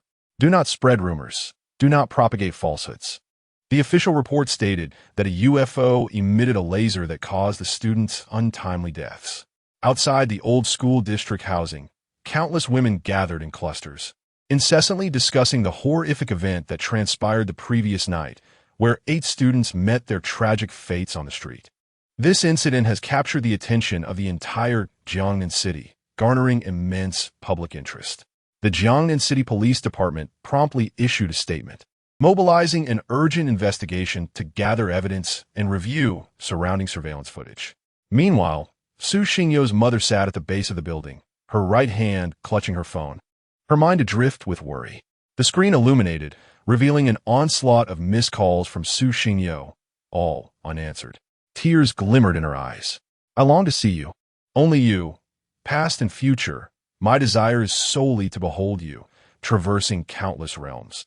The familiar ringtone interrupted her reverie, and through teary eyes, she glanced at the phone, displaying an unknown number. Hello. A hoarse voice responded. Is this Su Xingyo's mother? We are calling from the Third People's Hospital of Jiangnan City. Su Xingyo is in our care, and as soon as he regains consciousness, we wanted to contact you. Would it be convenient for you to come in? On the other end, a steady male voice spoke. Xingyo? What has happened to him? Why is he in hospital? Upon hearing this, Su's mother sprang to her feet, her tone laced with concern. He sustained rib fractures, but we administered a series of timely interventions. I will be there immediately. Without a moment's hesitation, Su's mother dashed towards the old school district housing, her shadow cast by the sun appearing both colossal and diminutive, simultaneously grand and fragile. Li Chongqing sat alone on a park bench, covering his face with a newspaper, relishing the warmth of the sun as its rays cascaded upon him like scattered gold. Chongqing, a voice called out, and a middle-aged man in a black suit approached and sat beside him. Boss. Li Chongqing lowered the newspaper and straightened his posture. Do not blame yourself. Although yesterday's vessel was not as formidable as the celestial realm, its domain was far more enigmatic. You have expeditiously located and annihilated the source of that domain. And there remains a survivor. Is that not true? The middle-aged man revealed a smile as warm as spring, seemingly intent on dispelling all the pains of this world. Well, the domain gate has been exhausted, has it not? This is for you. The man gradually rose to his feet, his right hand slowly unfurling to reveal countless pale blue coins, which shimmered with a blinding brilliance under the sunlight. In this city, among those remaining, there shall be no more deaths. Li Chongqing raised his gaze to the sky, clutching the coins tightly in his hand, determination flickering in his eyes. This is a man's promise to the city and to life itself. Chapter 11. What are you looking at? A week later, Su Xingyo reclined on his bed, his right hand incessantly gliding across his phone screen, avidly following the online discourse surrounding the incident from a couple of days prior. Strangely enough, his body had exhibited a remarkably rapid recovery. What should have taken at least a month for his fractured ribs to mend had improved significantly within just 1 week. Aside from his mother, no one else was privy to this development. 2 days ago, upon sensing his recovery, he had requested his mother to facilitate his discharge from the hospital. Simultaneously, he had taken a month's leave from school. Though a week had elapsed, the vivid scenes of that day continued to replay in his mind. The golden flames, the middle-aged man, the pink orb, the pale blue coin. It resembled a fantastical cinematic experience, defying any scientific explanation. Suddenly struck by a thought, Su Xingyo opened Baidu, his fingers darting swiftly across the screen. Are there superhumans in the world? This was his query. The response was unequivocal. No. He perused every conceivable website and application, uncovering nothing. Discussions about superhumans invariably pertain to films or novels, utterly absent from reality. Stretching languidly, he pondered the multitude of secrets that might exist in this world. As a 17-year-old brimming with youthful vigor, he felt an undeniable intrigue towards the supernatural. Moreover, if such abilities could indeed offer a cure for his hearing impairment, he would be liberated from the confines of deafness, reclaiming his normalcy. While he scrolled through various forums, one inconspicuous comment ensnared his attention, compelling him to linger on it. Perhaps, in the unseen shadows, there exists a group of superhumans safeguarding your future. This remark was dated a decade ago, and the account had long since been deactivated. Finding the original poster was a daunting task, yet he held an unwavering belief in the truth of that comment. Nevertheless, all was not lost. Even if the account was terminated, traces would remain within the vast expanse of the internet. Perhaps that middle-aged man was one of them? Su Xingyo felt his heart tugged by the weight of that comment. After hastily finishing his breakfast, he set out, his injuries no longer impeding his daily life. For the past week, his nights were filled with dreams of a pristine room where he practiced the guzheng with an elderly man. Although he would not claim to be proficient, he had grasped most of the techniques. Strangely, whenever he approached the instrument, it felt like reuniting with an old friend after many years, allowing him to learn with remarkable speed. Today, he had two objectives: to purchase a guzheng and to consult someone who might assist in uncovering the details of the deactivated account. 10 minutes later, Su Xingyo arrived at a guzheng shop. "Hello, we're the finest guzheng store in the city. Would you like to take a look?" A female attendant in a black uniform approached him promptly, her demeanor respectful and courteous. Su Xingyo's gaze traversed the array of guzheng displayed within the store. Perhaps due to the influence of his surroundings, he found himself irresistibly drawn to the instrument. Among them, a dark red guzheng captivated his attention entirely. Without uttering a word, he approached the guzheng like a machine, his movements stiff as he instinctively reached out to caress its cool, smooth surface. The tail of the guzheng was adorned with the ancient dragon totem of the Huaxia civilization, beneath which swirled clouds, while the strings shimmered softly, reflecting a dazzling brilliance in the sunlight. "Do you like this guzheng?" A waitress briskly approached Su Xingyo, her gloved hand pointing towards the dark red instrument, her face adorned with a smile. "Yes." Su Xingyo lifted his gaze to meet that of the waitress, knowing that without observing her lips, he could not communicate with ordinary individuals. This guzheng is crafted from golden silk nanmo wood, and the intricate patterns on its surface are hand-carved by artisans, resulting in a more natural tone. If you're considering purchasing a guzheng, I highly recommend this one. "How much?" "We are currently in a promotional period. The price is 1,598. The waitress maintained her cheerful demeanor. "All right, please wrap it up for me. Can you deliver it to my home? I may not be able to take it with me right now, or perhaps I will come to collect it later." "Certainly, as long as it is within Jiangnan City. We offer home delivery services. You may leave your phone number and address here, and we will arrange for someone to deliver it to your home shortly." The waitress gestured towards a nearby counter as she spoke. Okay. Su Xingyo faced minimal barriers in communicating with others. Yet he refrained from speaking in the presence of familiar individuals due to the inexplicable nature of his condition. How does someone who has been deaf from birth learn to articulate sounds? This enigma eludes any scientific explanation, and to avoid such complications, he typically refrains from verbal communication. It was only out of necessity that he spoke now. After completing the necessary information and settling the payment, Su Xingyo exited the store and hailed a cab, departing with the guzheng. Where did he acquire the funds for such an expensive instrument? Clearly, it was the accumulation of his red envelope money, carefully saved penny by penny throughout his life, never once spent. He arrived at a CAF, entering and scanning the interior with keen eyes until his gaze finally settled upon a middle-aged man in the corner, and he walked over slowly. The man was a classic balding Mediterranean type, his shiny scalp reflecting the sunlight. In front of him sat a steaming cup of coffee, his hands tapping rhythmically on a notebook. "Hello." Su Xingyo approached the middle-aged man, offering a greeting. "You must be the one I was chatting with online. I've looked into that account you provided. I've gathered most of the basic information." The middle-aged man adjusted his black-rimmed glasses, rotating his laptop towards Su Xingyo, and continued speaking. This account was created 13 years ago, primarily engaging in discussions surrounding supernatural events. After being deactivated a decade ago, it faded into obscurity. The comment you shared with me is the last one made by this account. I have traced the final login IP address, which is located in our Jiangnan city, seemingly in a neighboring district. Hey, are you staring at me? What's your deal? Is there something amiss with your orientation? Why do you keep looking my way?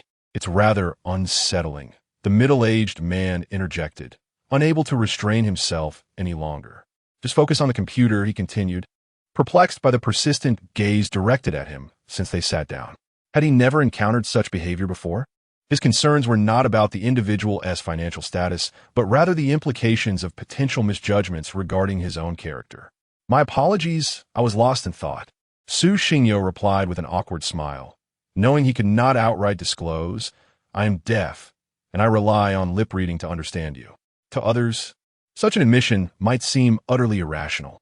Chapter 12. The disappearance of thousands. Never mind. Quickly take a look. The information you need has been organized here. The middle-aged man gestured towards the computer screen and spoke again. Su Xingyo nodded, directing his gaze toward the screen. Upon his first glance, he froze in disbelief. The computer displayed 4 prominent characters: the disappearance of thousands.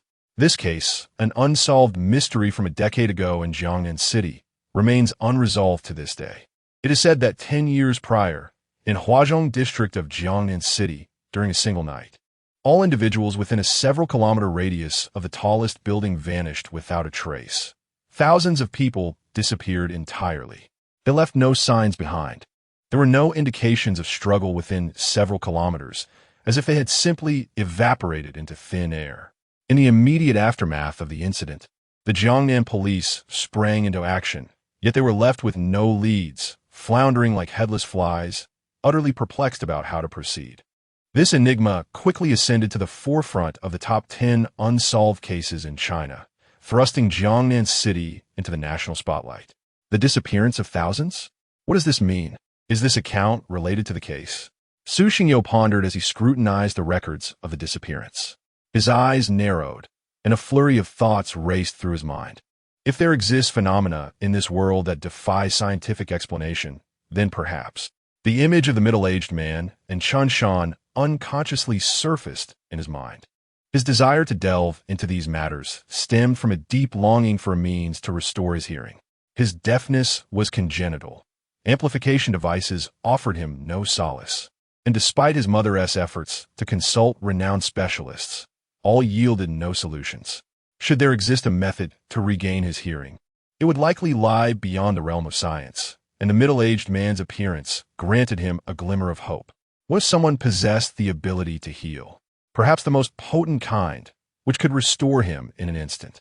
Yet he remained uncertain where to seek such individuals, prompting him to take matters into his own hands.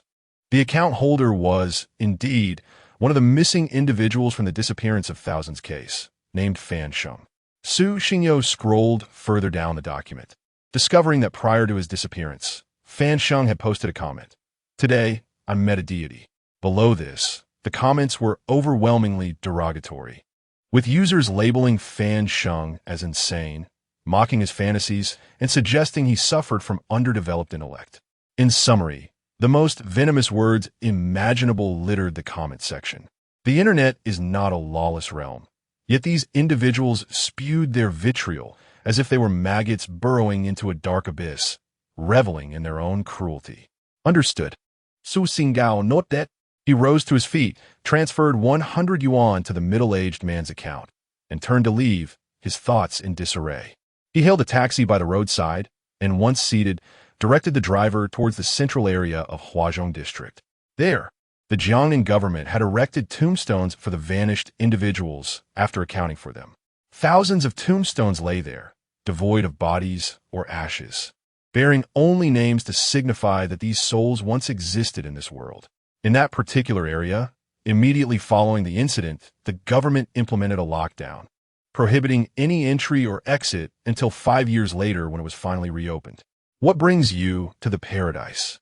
The driver jestingly inquired as they disembarked. I have a friend whom I haven't seen in many years, Su Xingyo replied with a faint smile before turning to walk toward the paradise. He glanced up at the three weathered gray characters protruding from the intertwining steel structures, serving as a solemn tribute to the departed, whose whereabouts remain unknown. Yet, one can sincerely hope that these souls have found their way to a realm of eternal peace. As Su Xingyo stepped inside, he was met with a dazzling array of floral wreaths arranged atop gravestones. Walking along the pathway, sunlight filtered through the leaves, casting mottled shadows on the ground, while a gentle breeze carried the fragrance of blooming flowers. The faint traces on the gravestones spoke volumes of the passage of time, resembling vigilant sentinels guarding the paradise. Su Xingyo soon arrived at the imposing stone monument at the center, towering several meters high, inscribed with the names of those who vanished a decade prior, each corresponding to their designated place within the paradise. His gaze traversed the names until it settled on Fan Sheng. After a brief moment to orient himself, he proceeded deeper into the paradise. Before long, Su Xingyo stood before Fan Sheng's gravestone, flanked by the gravestones of his parents. A heavy silence enveloped him. How could such a beautiful family simply vanish without a trace? He crouched down, observing a fruit basket and a bouquet of fresh flowers at Fan Sheng's grave, emanating a subtle fragrance along with 3 incense sticks. The pale ash swirled in the air with the gentle breeze as the glowing embers consumed the incense, releasing slender wisps of smoke. Had someone visited this place? The incense was only halfway burned. Could it be that someone had come before him? Yet, he distinctly recalled seeing on the middle-aged man's computer that the entire Fan family had disappeared, with no further connections to relatives or friends who might have come to pay their respects. Logically, no one should have come to visit Fan Sheng. Su Xingyo fell into silence. For reasons unknown, he felt that Fan Sheng, a decade ago, must have possessed knowledge far beyond his own, though it was merely a conjecture. He sensed it was not far from the truth. What truly transpired with Fan Sheng all those years ago, a faint buzzing sound, reminiscent of electrical currents, resonated within Su Xingyo's mind, prompting him to furrow his brow and glance around, only to find no electrical devices in sight. Even if there were, they would not concern him. He was deaf and could not hear any sound of the world around him. Regrettably, the trail seemed to end here. Su Xingyo sighed, contemplating further inquiries into the mysterious case of mass disappearances. Certainly, deeper records must be preserved by the government, and should he wish to access them, he would lack the necessary clearance. Moreover, the information available online was scant. Perhaps it was best to let it be. Su Xingyo found himself in a predicament, his gaze wandering about the surroundings only to discover the absence of any figures. Perhaps the previous visitor had long since departed. Without further delay, he turned and exited the sanctuary. Shortly after Su Xingyo's departure, a middle-aged man clad in a black trench coat approached from a distance, exhaling a plume of smoke. His eyes narrowed slightly as he gazed in the direction Su Xingyo had taken, pondering aloud. Is it him? What brings him here? Chapter 13. What a coincidence as he boarded the vehicle heading home. The howling wind whipped through the window, lifting his pure white hair and causing it to dance wildly in the air. The incessant crackling sound echoed. Su Xingyo wore an expression of utter disillusionment. Ever since he had glimpsed the gravestone of Fan Sheng, this electrical noise had sporadically plagued his ears, haunting him like a specter. Despite having traveled more than 10 kilometers away from the paradise of rest, the sound continued to resonate in his mind. Could it be that he had encountered a ghost? Or perhaps faced something similar once again? Yet that could not be right. During the last bizarre incident, the sounds he had heard were unmistakably a strange language, akin to a conversation. This time, it was merely the unadulterated crackling of electricity. Was it possible that the nature of his experiences had shifted? Regardless, Su Xingyo felt cursed, as if he were destined to encounter all manners of peculiar occurrences. Were it not for the potential restoration of his hearing, he would have no desire to investigate a decade-old unsolved case. He harbored a conviction that this cold case was somehow intertwined with a strange event he had experienced a week prior. Yet the police had merely issued a statement, claiming the apprehension of a suspect, hastily closing the case without substantial evidence. While Su Xingyo understood the essence of the matter, others did not. leaving him perplexed. Was it possible that, in previous incidents, the police had been covering up the truth? That middle-aged individuals with extraordinary abilities were employed to resolve such mysteries? Never mind, he thought. The more he pondered, the more chaotic his mind became. 10 minutes later, Su Xingyo alighted from the vehicle at a nearby park. The crackling persisted, and his countenance darkened. His world had once been serene, yet now it felt tumultuously chaotic. As time wore on, the sound showed no signs of abating, having continued for a staggering 8 minutes. This transcended mere tranquility. It had become an unbearable cacophony. It resembled the grating noise of long nails scraping against the surface. Exceedingly jarring. What on earth was happening? Su Xingyo sighed. Wherever he went, the electrical sound followed, and most troublingly, he was the only one able to hear it. Suddenly, a gentle breeze brushed past him. A colossal shadow gradually obscured his figure under the sun's rays, prompting him to instinctively turn his head. A soccer ball traced a parabolic arc through the air, descending directly toward his head. At the moment he turned, the ball was mere inches from him, leaving no room for evasion. Instinctively, he raised his hands to shield his handsome face, bracing for the impending impact. Strangely, the soccer ball halted just 3 millimeters from his body, rebounding away as if an invisible wall had interposed itself, deflecting the ball. Simultaneously, the cacophony of electrical noise in his mind surged, intensifying to a degree that it rattled his skull, compelling him to clutch his head in response to the terrifying volume, which detonated in his mind like a bomb. Not far off, 2 or 3 figures sprinted towards him, retrieving the ball that had bounced aside, before approaching Su Xingyo and instinctively inquiring, "Are you all right?" A faint buzzing sound permeated the air, and amidst it, 4 words were distinctly articulated, which Su Xingyo instinctively caught. Responding almost reflexively, he said, "I am fine." Upon finishing his reply, the 2 or 3 figures standing before him gradually departed. His eyes suddenly sparkled with a flicker of realization as he instinctively looked up, uncertain if he had truly heard someone speaking. Though doubtful, he was certain that within the electric hum, those 4 words had indeed been woven in. As time progressed, the electric noise gradually settled into a more bearable frequency, no longer jarring, while the surrounding world remained a cacophony. He felt the gentle breeze as he strolled through the sunlit park, the lush greenery surrounding him exuding a subtle fragrance. A week later, Su Xingyo stood in the restroom, his eyes vacant and devoid of spirit, dark circles resembling those of a panda framing his gaze as he stared into the mirror, utterly devoid of vitality. He yawned.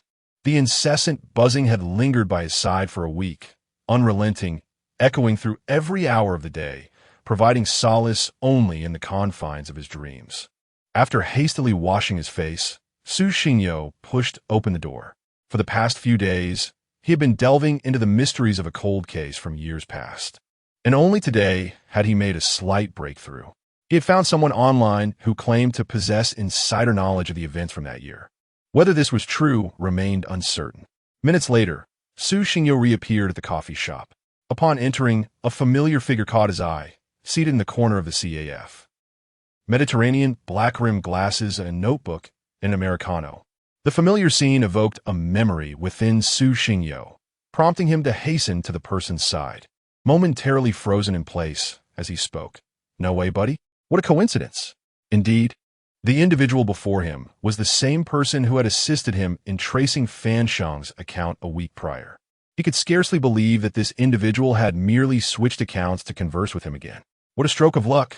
Running into you once more," the middle-aged man smiled. Extending his hand, Su Xingyo rolled his eyes, skeptical of the coincidence, suspecting that this individual had been keeping an eye on him while he investigated the case, merely waiting for the opportune moment to strike a deal. "Well, it is rather fortuitous," the man continued, "but this information comes with great risk to my safety, so be sure to keep it confidential." He stood and leaned closer to Su Xingyo, whispering in his ear. Su Xingyo felt speechless. The proximity made it difficult for him to read the man's lips or comprehend what had been said. "I didn't quite catch that. Could you repeat it?" he implored, placing his hands firmly on the man's shoulders, his demeanor solemn and serious. "I said," the man began, but Su Xingyo interrupted. "Forget it. Just write it down for me. Use your computer to convey the message. The middle-aged man wore a look of exasperation.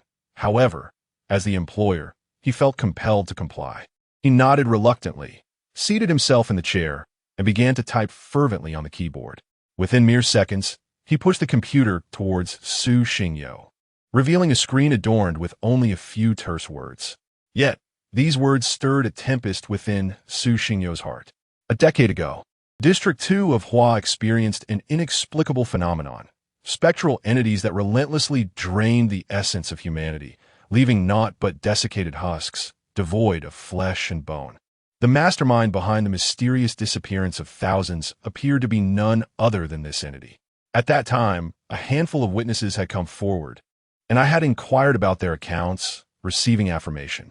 However, during subsequent conversations, they seemed to have never encountered the creature, or were even oblivious to its existence, precisely a case of memory loss. This information was swiftly sealed by the authorities, and I gleaned it solely from the witnesses' testimonies. As it stands, I am likely the only individual in the entirety of Jiangnan City privy to this knowledge, while the remaining witnesses have experienced complete amnesia, unable to recall their encounter with the specter. Chapter 14. Without rinsing, Su Xingyo stood in a daze, grappling with the perplexing notion that all eyewitnesses experienced a simultaneous lapse in memory. What an uncanny coincidence that the lost recollections pertained solely to a fleeting moment spanning decades. What exactly transpired? What were those specters? From the middle-aged man's discourse, the apparitions bore a striking resemblance to Qin Shan, whom he encountered a week prior. This implies that such phenomena had already manifested a decade ago. Following the enigmatic disappearance of 1,000 individuals, no case of such widespread vanishing had been reported since. From another perspective, it could be posited that the so-called ghosts had been resolved. Was there any further information? Su Xingyo felt his breath quicken, yearning to uncover more hidden truths. There is none. I have not personally experienced it. These accounts are merely hearsay, unverified. Nonetheless, from the expressions of those in the know at the time, it was evident they had indeed witnessed something, their terror unmistakable. The middle-aged man shook his head. I understand. I shall take my leave now. I will transfer the money to you shortly. Su Xingyo nodded and hastily departed. The tangerine sun sank beyond the distant horizon, golden rays cascading like vibrant ribbons, settling upon Su Xingyo's pale locks. What exactly are ghosts? Su Xingyo murmured to himself as he strolled down the street. As he ventured further from the city center, the throngs of people dwindled, and even the towering edifices became scarce. In the distance, a group of youths clad in basketball jerseys exerted themselves on the court, one of whom appeared to notice something and gestured toward the netting. Is that not the deaf one? I recall he claimed to be on leave due to a broken rib. He doesn't appear injured. Is he out for a stroll? The others paused, gazing at Su Xingyo with puzzled expressions. Are you not aware? A deaf individual cannot hear any sound yet still attends class. Is that not a pretense? Pretending just like us? Another youth scoffed dismissively. Enough. Let us go and seek his counsel. The tallest among them brushed past his companions, a mocking glint in his eyes as he gazed into the distance. Zhou-Yi, do you truly intend to go? What other choice do I have? Zhou-Yi wiped the sweat from his brow, his pace unwavering. He quickly approached Su Xingyo, his stature slightly exceeding that of Su, a result of years spent playing basketball. Looking down from his elevated position, he declared, Deaf One, I have delightful news to share with you. Would you care to hear it? Su Xingyo, lost in thought, sensed the sunlight dimming as a shadow obscured half of it. He slowly lifted his head, frowning. Can you not hear? Oh, I forgot you were deaf. Fool. Zhou-Yi smirked, unleashing a torrent of the most vile and offensive epithets upon Su Xingyo, mercilessly berating him. Is that quite enough, Zhou-Yi? What is there to fear? He is deaf. He cannot hear my words, and might even think I am praising him. Today, I am in a foul mood, and he shall serve as my outlet. How about it? Quite exhilarating indeed. Zhou-Yi disregarded the words of the youth, launching into a tirade filled with the most unpleasant epithets, spittle flying from his lips. Observing Zhou-Yi's behavior, and seeing Su Xingyo, who had been halted from moving, the onlookers gravitated towards her side. Though none spoke, their collective presence exuded an air of intimidation, as if to declare themselves as Zhou Yi's enforcers. Su Xingyo shook her head and offered a serene smile. Look, this deaf fellow is smiling. He must think I am praising him. As I suspected, my mood is splendid today. Did you not rinse your mouth after visiting the restroom? The stench is overwhelming. With these words, not only Zhou Yi but everyone present was rendered speechless. A deaf person can speak? One of the youths muttered in confusion to himself. What did you say? Don't you ever read? How do you manage to pass your language and English classes if you can't even comprehend basic reading? Oh, right, you can't pass. Your intelligence simply isn't sufficient, Su Xingyo continued, as if recalling something amusing, her indifferent gaze sweeping over the crowd. These remarks ignited Zhou Yi's ire. His neck veins bulged, his face flushed crimson, and his fists clenched tightly as he glared at Su Xingyo. What the hell are you saying? Zhou Yi bellowed, his eyes nearly ablaze. The onlookers momentarily forgot that Su Xingyo was deaf. They felt insulted and yearned to teach her a lesson. The remaining 5 tightened their fists, gradually advancing 2 steps, encircling Su Xingyo and cutting off any escape route. What? Are you enraged? Incapable of rational thought? The only brilliance you display is your utter foolishness. Su Xingyo exerted force with her arms, pushing Zhou Yi's hands away. What are you shouting about? A person positioned behind Su Xingyo raised his right arm, aiming a fierce blow at her neck. As his fist surged forward, he felt as if he had struck an indestructible wall. An excruciating pain radiated through his arm, causing him to emit a muffled groan and clutch his injured limb, howling in agony. This unforeseen turn of events left not only Zhou Yi and his companions bewildered, but even Su Xingyo herself. What was this? Why had that punch not felled her? He had anticipated seizing the striking fist and countering. Yet his blow had never connected, leaving him to wail in pain instead. What are you playing at? Trying to elevate others while diminishing your own stature? Zhou Yi roared in fury. The other 4, no longer content to merely observe, sprang into action, launching a barrage of punches and kicks at Su Xingyo. Crack! A crisp sound of shattering echoed through the air. The 4 fell, clutching their arms or legs, writhing in pain. Their attacks, mere centimeters from Su Xingyo's body, had struck an invisible barrier, not only failing to penetrate, but also resulting in shattered bones from the recoil. Waves of pain surged through them, relentlessly assailing their resolve, as cries of anguish echoed all around. Zhou Yi was utterly taken aback, unable to comprehend the situation before him. How had these individuals been repelled so forcefully? What manner of being are you? A look of terror flickered across his face as his gaze swept over the 5 individuals sprawled on the ground, wailing in agony. It felt as though phantoms lingered in the air, for someone had brutally shattered their bones, both hands and legs. The sound of splintering bones echoed clearly in his ears. What kind of force could reduce bones to fragments? The crackling noise persisted, a relentless hum in his ears, yet amidst the continuous static. Su Xingyo distinctly seized upon a single word, his expression subtly shifting.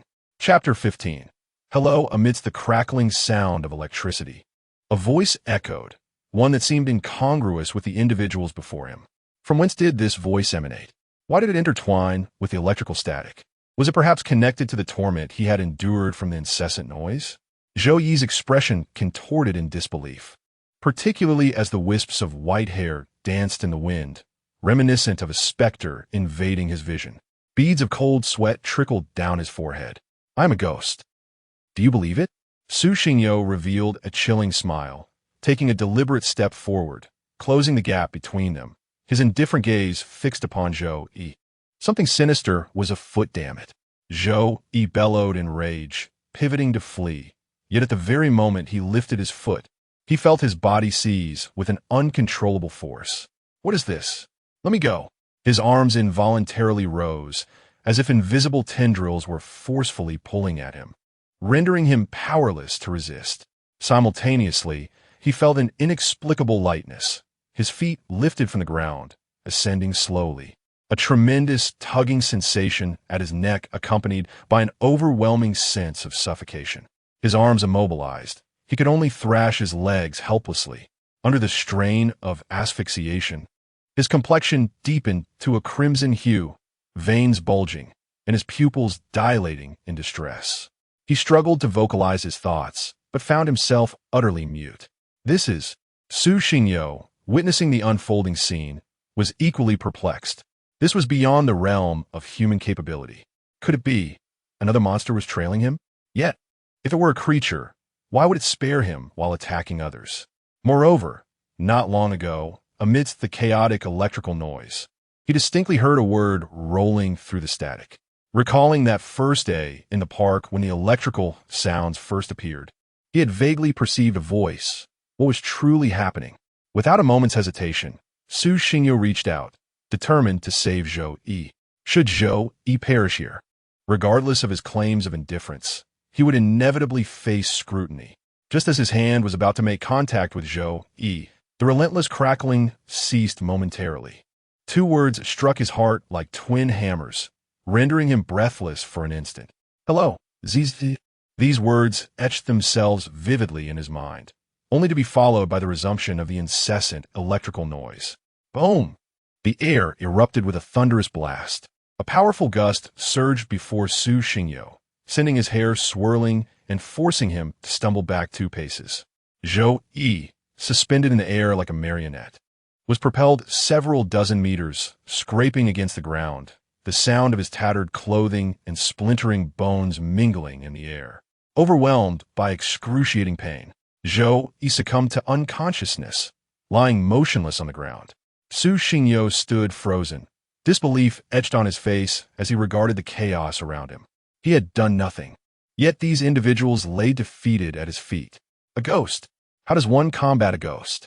The 5 individuals, previously vanquished, bore expressions of sheer disbelief, enduring excruciating pain as they desperately sought to escape this place of turmoil. Fear gripped them, terrorizing them with the thought that the next moment could be their last.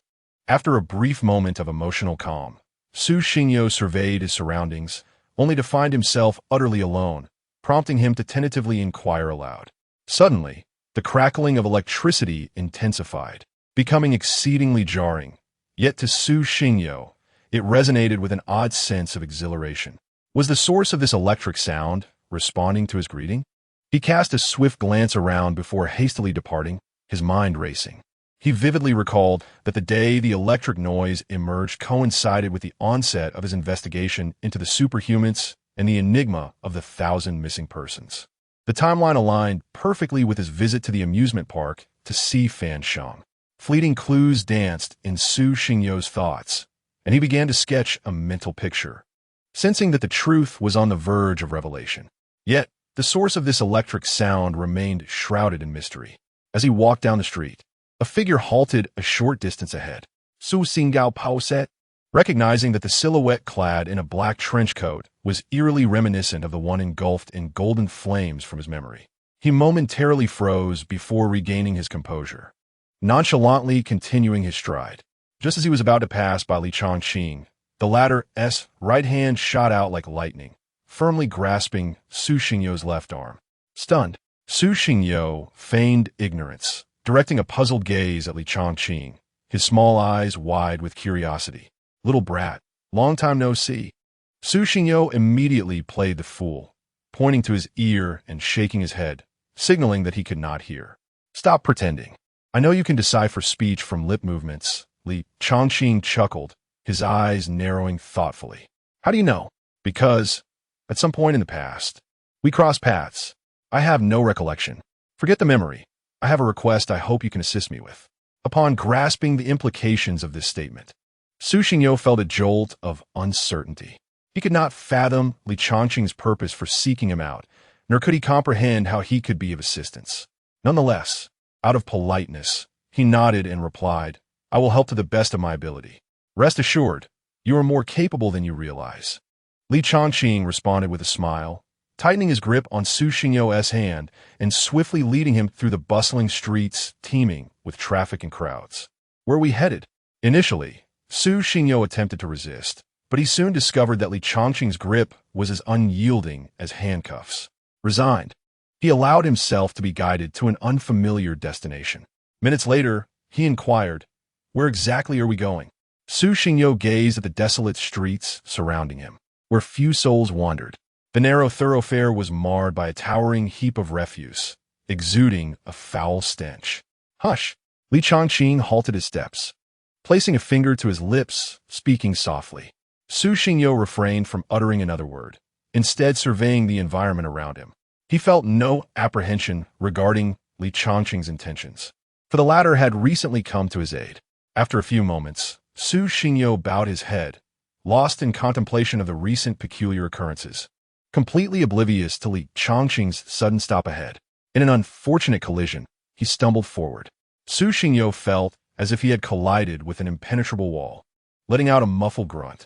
Just as he was about to voice his irritation, his pupils constricted as he beheld the scene before him, rendered speechless. Before him stood a large waste recycling station, the nauseating refuse stirring a tumult in his stomach. The words time-space waste recycling station loomed above the blue and white metal structure. Beside the building, a gentle azure light flowed like the aurora of the heavens, radiating an otherworldly brilliance. Chapter 16. You haven't lost your memory, have you? Xingyo Su stood in a daze, incredulously observing his surroundings, as if he had stumbled upon something extraordinary. Remarkable, isn't it? Would you like to discover something even more astonishing? A hand suddenly appeared in his line of sight, and as his eyes refocused, he distinctly saw several large characters scrolling on the screen of a mobile device. Xingyo Su nodded, not denying the truth. From the very first day, he embarked on the investigation of the mysterious disappearance of 1,000 individuals. He had longed for the opportunity to encounter this group once more, until he received a definitive answer. He held onto the hope that his hearing could still be restored. This was not only a wish, but a yearning, a desire to one day experience life as a normal person. Li Changqing stepped forward, and Xingyo Su followed closely behind. They navigated through a dense pile of refuse, treading over the foul-smelling remnants of discarded food until they arrived at the blue and white metal shed. Creak! Li Changqing slowly pushed open the door of the shed, and a faint, pleasant fragrance wafted out from within. The scene before Xingyo Su shifted continuously. A grayish-white membrane enveloped the entire entrance, undulating with the changing light. As Li Changqing stepped inside, his figure vanished into the grayish-white membrane, leaving no trace behind. Exhaling deeply, Xingyo Su took a step forward. Upon touching the membrane, he felt little more than a gentle sensation, as if passing through a transparent barrier that shattered upon contact. A spacious and well-lit room greeted his eyes. The interior was simple, featuring a large round wooden table and several chairs. On the left wall, a stone brick stove roared with flames, fiercely licking a cast-iron pot. Unbeknownst to Xingyo Su, upon their entrance into the metal shed, the outside world had disappeared, entirely concealed by the refuse, and the pale blue aurora had dissipated into the air. A woman clad in an apron was diligently stirring the contents of the pot, her movements fluid and graceful. The aroma naturally pervaded the entire hall. Back already? The woman slightly turned her head, a smile gracing her lips as she looked at Li Changqing, wiping the sweat from her forehead. How much longer until it's ready? Li Changqing nodded in response. Soon. Please have a seat. Today, Chu Xiao has returned after a long absence, claiming you summoned him back. Is there something you wish to discuss? You will find out shortly. Very well. The woman ceased her chatter. Xingyo Su continued to survey the room, while the conversation between the two unfolded without his awareness. As a deaf individual, he neither heard their words nor observed their lips, rendering it entirely irrelevant to him. Moreover, the electrical hum in his mind persisted, a sound to which he had grown accustomed. If that sound were to vanish one day, he might find himself feeling rather disoriented. Please take a seat. Li Changqing's mobile device once more extended toward Xingyo Su, the scrolling purple text catching his attention. He nodded and approached a corner of the round table, casually pulling out a chair and sitting down. As he surveyed the hall, he noted that it was not as peculiar as he had imagined. Aside from the somewhat primitive cooking methods, there was nothing particularly extraordinary. Top, top, top. A series of footsteps echoed from the metal staircase, and a figure clad in a white lab coat, adorned with black-rimmed glasses, descended slowly.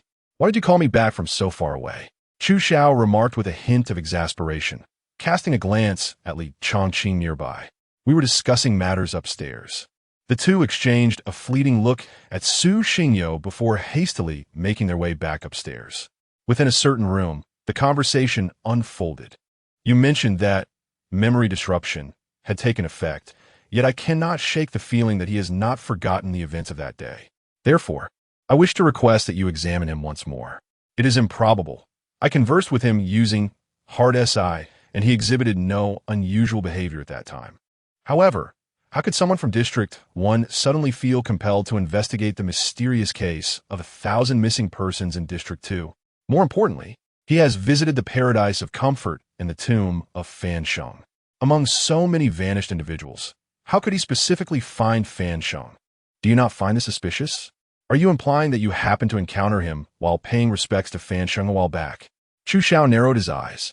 Indeed, as you know, Fan Sheng had not been purged of all malevolent influences by memory disruption, which allowed the evil to locate him and transform him into a vessel for malevolence, culminating in the case of the 1,000 missing persons. If he too has not been cleansed by memory disruption, I fear that one day the malevolence may find him as well, and the same calamity might befall him. I am afraid. Have you ascertained whether there exists any familial relationship between him and Fan Sheng prior to this incident? Rest assured, I sought the truth thoroughly before approaching you. His family bears no connection to Fan Sheng S, and for the past several years, he has not investigated this matter at all. During my extensive inquiries, I stumbled upon an even more bewildering revelation. What is it? He has been deaf since birth, experiencing complete deafness, unable to perceive any sound. Not even amplification devices could aid him.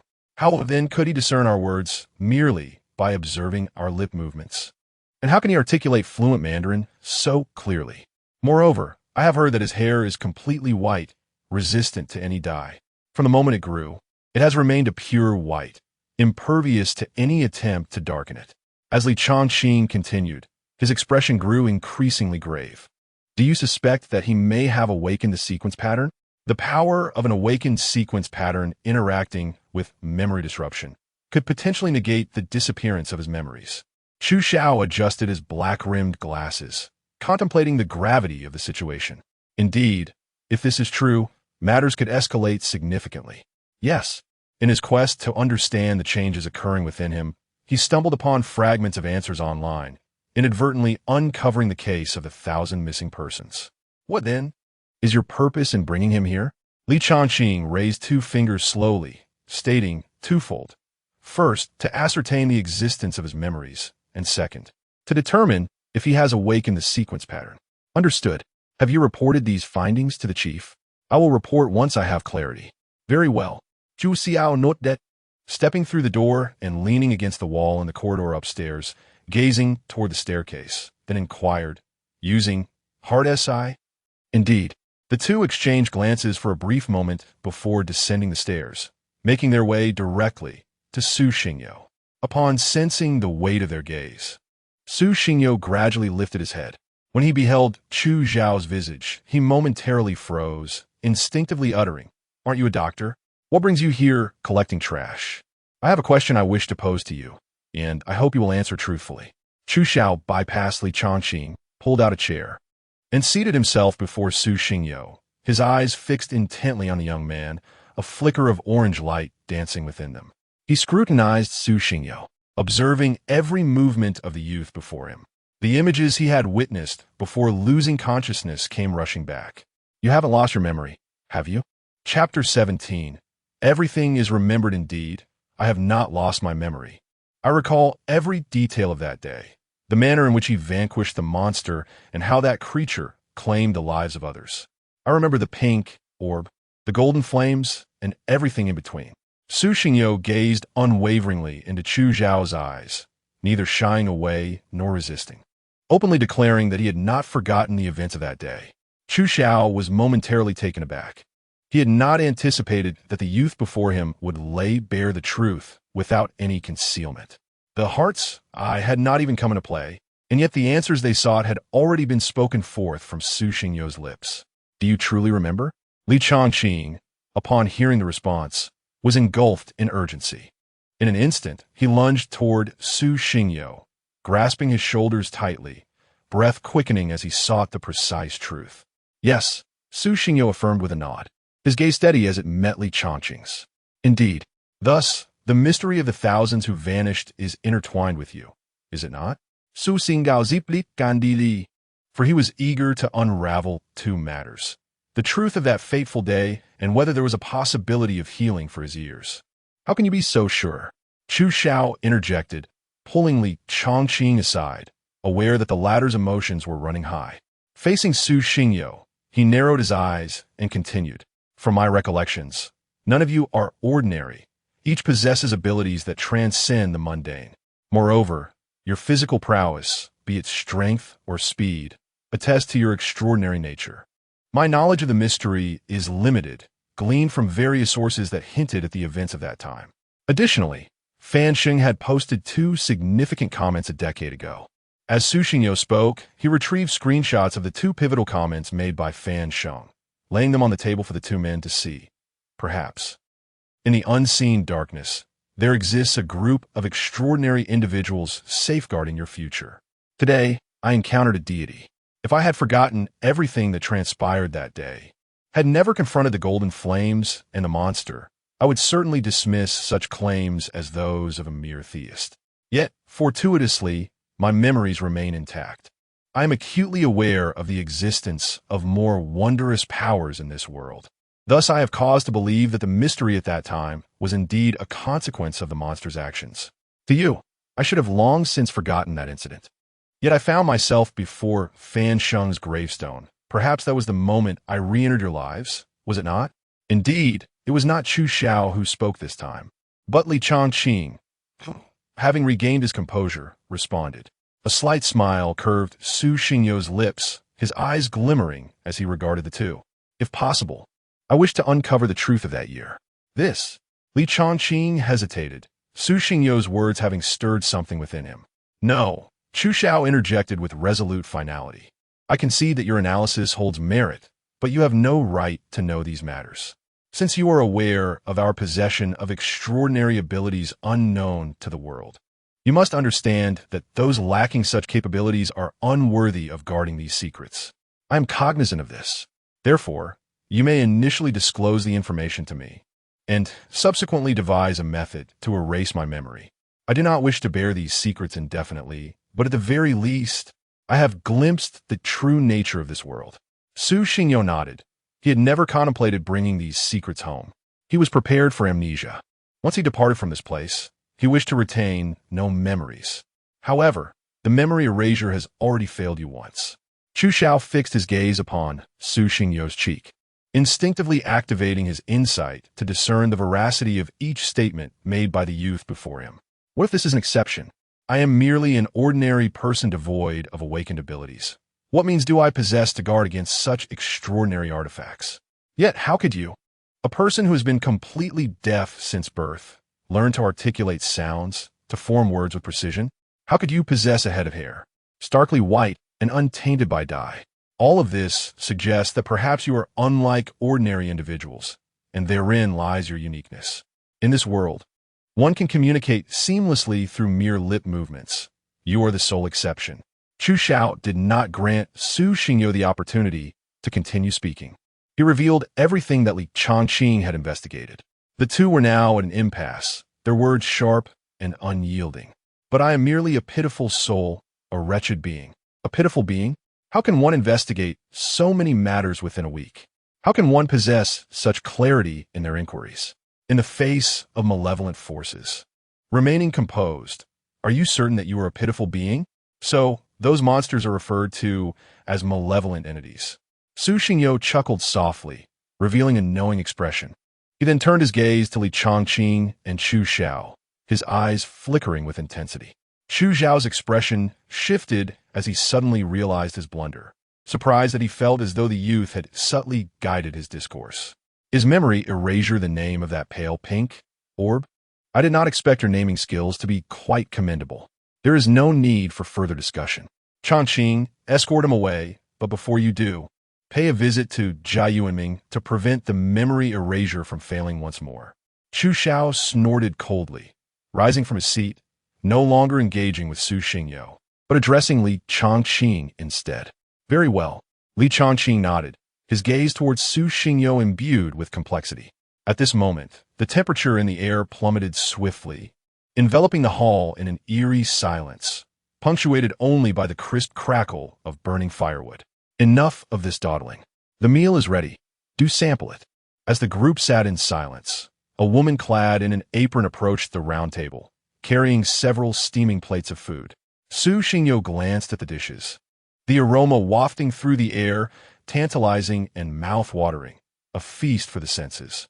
Jixia, you should also share your thoughts. You have the right to be informed, and I wish to hear your perspective.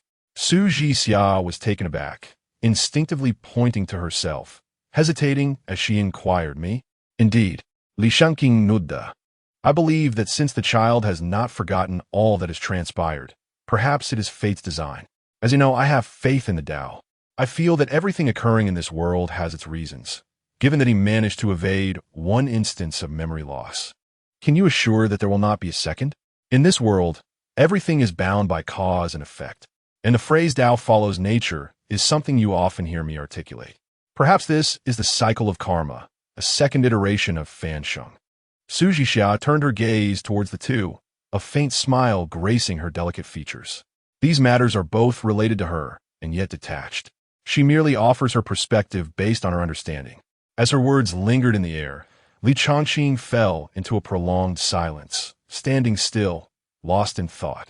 Chu Xiao adjusted his black-rimmed glasses and gently patted Li Chongqing's shoulder, speaking once more. Perhaps Jixia is indeed correct. However, you may choose how to handle this situation. He sighed, having worked alongside Li Chongqing for many years. He was acutely aware that Li Chongqing was a person easily swayed by emotions, which explained his unwavering dedication over a decade. All he could do was to offer his counsel to the best of his ability. Chapter 18. The malevolence, whether or not to speak of it, is a matter for your own judgment. If I reveal it, and should memory severance prove ineffective, could it potentially plunge him into another abyss? None of us can foresee. You must not feel remorse simply because he is, apart from Fansheng, the second individual in 10 years untouched by memory severance. Should we disclose all that transpired in those years, or indeed all that is ours? I urge you to contemplate carefully. Zhu Xiao Sai, little one, please eat your meal first. Su Jixia did not linger, but moved to the cement counter by the stove, retrieving 4 sets of bowls and chopsticks, which she arranged before the others. Thank you. Su Xingyo nodded, glancing at the silent Li Chongqing before continuing. In truth, I do not harbor a strong desire to know about the past events. Excuse me? I've been investigating the case of the 1,000 missing persons, indeed, but my purpose in doing so was to connect with you. I am acutely aware that each of you possesses extraordinary abilities. Hence, I am wagering that someone among you possesses the healing capacity to restore my hearing. That is the true motive behind my engagement with you. After all, I have been deaf for 17 years. When faced with the possibility of regaining my hearing, I wish to leave no stone unturned in my quest for answers. Su Xingyo unveiled his genuine intent. The case of the missing persons had never been his primary objective. His singular aim was to regain his hearing. I work in a hospital. I can examine you, Chu Xiao said, his demeanor shifting slightly upon realizing Su Xingyo's true purpose. If the hospital were of any use, why would I be investigating you? If modern medicine could cure my affliction, why would I place my hopes in the ethereal realm of supernatural abilities? Su Xingyo shook his head, a bittersweet smile gracing his lips. For years, his mother had traversed the land, consulting numerous esteemed physicians, both traditional and modern, employing every conceivable method, yet to no avail. In truth, he had long since relinquished the hope of hearing before encountering Li Chongqing. I understand. There may be individuals among us with healing abilities, yet I cannot ascertain if they can restore your hearing. I can inquire on your behalf, though I harbor little hope. Chu Xiao sighed and nodded. I comprehend. Creak. The door slowly swung open, and a middle-aged man clad in a black suit stepped into the hall. His gentle gaze swept over the assembled company, and he spoke with a smile. Boss. The 4 turned their attention to the figure at the door, and upon recognizing the newcomer, Three of them spoke in unison. Are you in a meeting? It smells delightful. Little Jixia, could you set another pair of chopsticks for me? Of course, Su Jixia replied, making her way back to the stove. The middle-aged man surveyed the group, his gaze ultimately resting on Su Xingyo. And who might this be? This is Su Xingyo, Li Chongqing interjected, approaching the middle-aged man. Ah, I see. Chu Xiao has informed me about you and your situation, and I am well aware, the middle-aged man said, patting Li Chongqing on the shoulder as he gradually approached Su Xingyo. He crouched down slowly, his warm gaze carrying an enigmatic quality that sent shivers down Su Xingyo's spine. May I ask who you are? Upon witnessing the peculiar demeanor of Li Chongqing and his companions, he discerned that the newcomers were far from ordinary. You may call me Mu Shui. Li Chongqing stealthily approached Chu Xiao, nudging his waist with an elbow and whispering into his ear, when will you inform the boss? I mentioned it as soon as I came down from upstairs. You, Chongqing, disclose everything to him, all that transpired a decade ago. If there are any queries, address them one by one. What occurred 10 years prior was merely an accident, precipitated by the malevolent entity's powers and Fan Sheng's unique physique, which led to the possession. That malevolent entity has been vanquished for 10 years, so there is no cause for concern. If you remain uneasy, you may protect yourself in secrecy. Mu Shui accepted the bowl and chopsticks handed to him by Su Jixia. Very well. Do not just stand there. Let us dine. Mu Shui gestured to the sumptuous spread upon the table and promptly seized a piece of rib, savoring its taste. Delectable. Xiao's culinary skills remain exceptional. After the meal, Su Jixia washed the dishes in the kitchen while Chu Xiao departed early due to obligations at the hospital. Li Chongqing and Su Xingyo sat together at the round table, while Mu Shui reclined on a lounge chair, gently swaying. Understanding this will fundamentally alter your worldview. I hope you're mentally prepared. Moreover, all of the aforementioned must remain confidential. I comprehend. Su Xingyo nodded. A decade ago, just as you did that day, I employed memory severance on the survivors of that incident after completing my mission, yet Fan Sheng was not stripped of the memories of the malevolent entity. Upon his awakening and safe return home, he became the target of a sinister, shifting malevolent entity due to his retained memories and his extraordinary physical constitution. A shifting malevolent entity? What is that? The entity you encountered that day was a host malevolent entity. A host malevolent entity? Indeed. It is a being not of this earth, its form resembling black threads, existing between reality and illusion. Generally, we categorize malevolent entities into 4 types. 1. Malevolent entity possesses a physical form with abilities that are relatively ordinary in combat. 2. Host malevolent entity. Incorporeal by nature, it manifests itself by possessing certain objects, which may include humans, animals, plants, or inanimate items. However, once a host malevolent entity takes possession, separation becomes impossible. 3. Shifting malevolent entity, endowed with formidable domains. It can rapidly alter its host, making it exceedingly difficult to eliminate, and is the type we most dread encountering.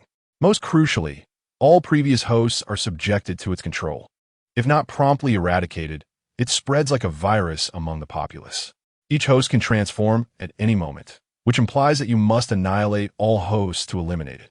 4. Sovereign malevolent entity, the most powerful branch among malevolent entities, governing the first 3 types, possessing the strongest domains and the most formidable essence.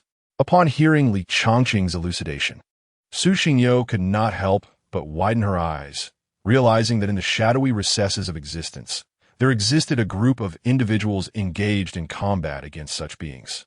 Isn't the transmutative malevolence thus invincible? From Li Chongqing's elucidation, the transmutative malevolence possesses the ability to inhabit multiple hosts and can continually shift its essence among its companions. If one were to conceal a particular host, would it not render them invincible? However, this is not the case. The transmutative malevolence, due to its varying strength and capabilities, experiences a period of vulnerability during which it cannot perpetually infect new hosts. It exercises prudence in selecting each new host, opting for those of greater power. 10 years prior, the realm of the transmutative malevolence revolved around memory, fixating on Fan Sheng, who cannot be purged of memories by memory severance. This fixation was ultimately a consequence of my own oversight. As Li Changqing spoke, his pupils grew increasingly dim. Chapter 19, 12 Paths. So, is your concern for me rooted in the fear that the memory-altering, malevolent spirits still exist? Su Xingyo raised an eyebrow, a glimmer of mischief flashing in her eyes. Who said I was worried about you? I simply wish to prevent a repeat of the tragic events from years past. Li Changqing retorted with a slight grimace. What about the case of the 1,000 people who vanished? What transpired after Fan Sheng was possessed by the malevolent spirit? We possess a method to ascertain the presence of these entities. To be precise, malevolent spirits are classified as mutated energy forms. As long as they manifest, we will be aware of their existence. However, that particular malevolent spirit managed to deceive our heavenly net through some means. When we received word that everyone in the entire Putian building in District 2 had vanished, we grasped that the area had been infiltrated by a malevolent spirit. Upon our arrival at the scene, within a 10-kilometer radius of the Putian building, we could detect no signs of life. There were no traces of blood or evidence of struggle. Everyone seemed to have vanished into thin air. Only Fan Sheng, the individual possessed by the malevolent spirit, sat alone atop the Putian building, buffeted by the cold wind. When we arrived, he appeared to possess his faculties, yet he took his own life before our eyes, engulfed in dark flames that consumed both him and everything around him. Upon hearing Li Changqing's account, Su Xingyo felt a twinge of confusion and inquired further. Are you suggesting that the malevolent spirit, after the incident, awaited your arrival only to self-immolate? How can you ascertain its demise? What if it had another host? While ordinary individuals cannot perceive them, we can. Each malevolent spirit dissipates into a cloud of black mist upon its death. At that time, we witnessed black clouds emerging from the inferno, gradually vanishing into the ether, Li Changqing elucidated. Thus, the unsolved case from 10 years ago ultimately reduced to a malevolent spirit committing suicide after claiming countless lives? Is this not the reason the police found no evidence of struggle in that area? Indeed, that is precisely the case. We cordoned off the area out of fear that the malevolent spirit had not perished and might have survived in some peculiar form. It was only after 5 years of investigation that we reopened it. Su Xingyo fell into a brief silence, pondering the situation with a sense of uncertainty, unable to pinpoint the source of his doubt. The notion of a malevolent spirit murdering so many only to take its own life seemed profoundly illogical. Yet, having never witnessed the scene firsthand, he lacked the authority to judge. After a considerable pause, Su Xingyo quietly absorbed the true nature of this unsolved case before shifting the conversation. And what are your abilities? What is the nature of the golden flames? Are you aware of the 12 divine pillars that exist within our homeland? After a moment's reflection, Li Changqing responded, Yes, I am aware. Our Jiangnan city possesses one of them. According to our investigations, the divine pillars and the malevolent spirits appear to have emerged during the same epoch. At the onset of the divine pillars' arrival, some individuals claim to have seen black mist emanating from animals or humans. Yet, in the 50 years following the arrival of the divine pillars, no one has reported sightings of malevolent spirits. Those who perceive the dark energy invariably awaken the sequences. We once hypothesized that at the onset of the divine pillars' arrival, malevolent forces must have existed, but under the influence of the divine pillars, they were rendered unable to survive. It is akin to a program. Once a virus infects it, it is swiftly eradicated. Are you implying that for the first 50 years following the arrival of the divine pillars, they continuously safeguarded us? Su Xingyo nodded slightly, his mind racing. Indeed, this is merely our conjecture. And what are your abilities?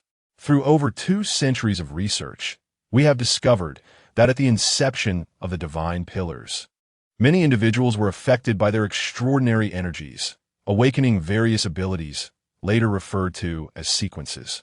The 12 divine pillars, through our continuous study, have revealed an unusual magnetic field surrounding them.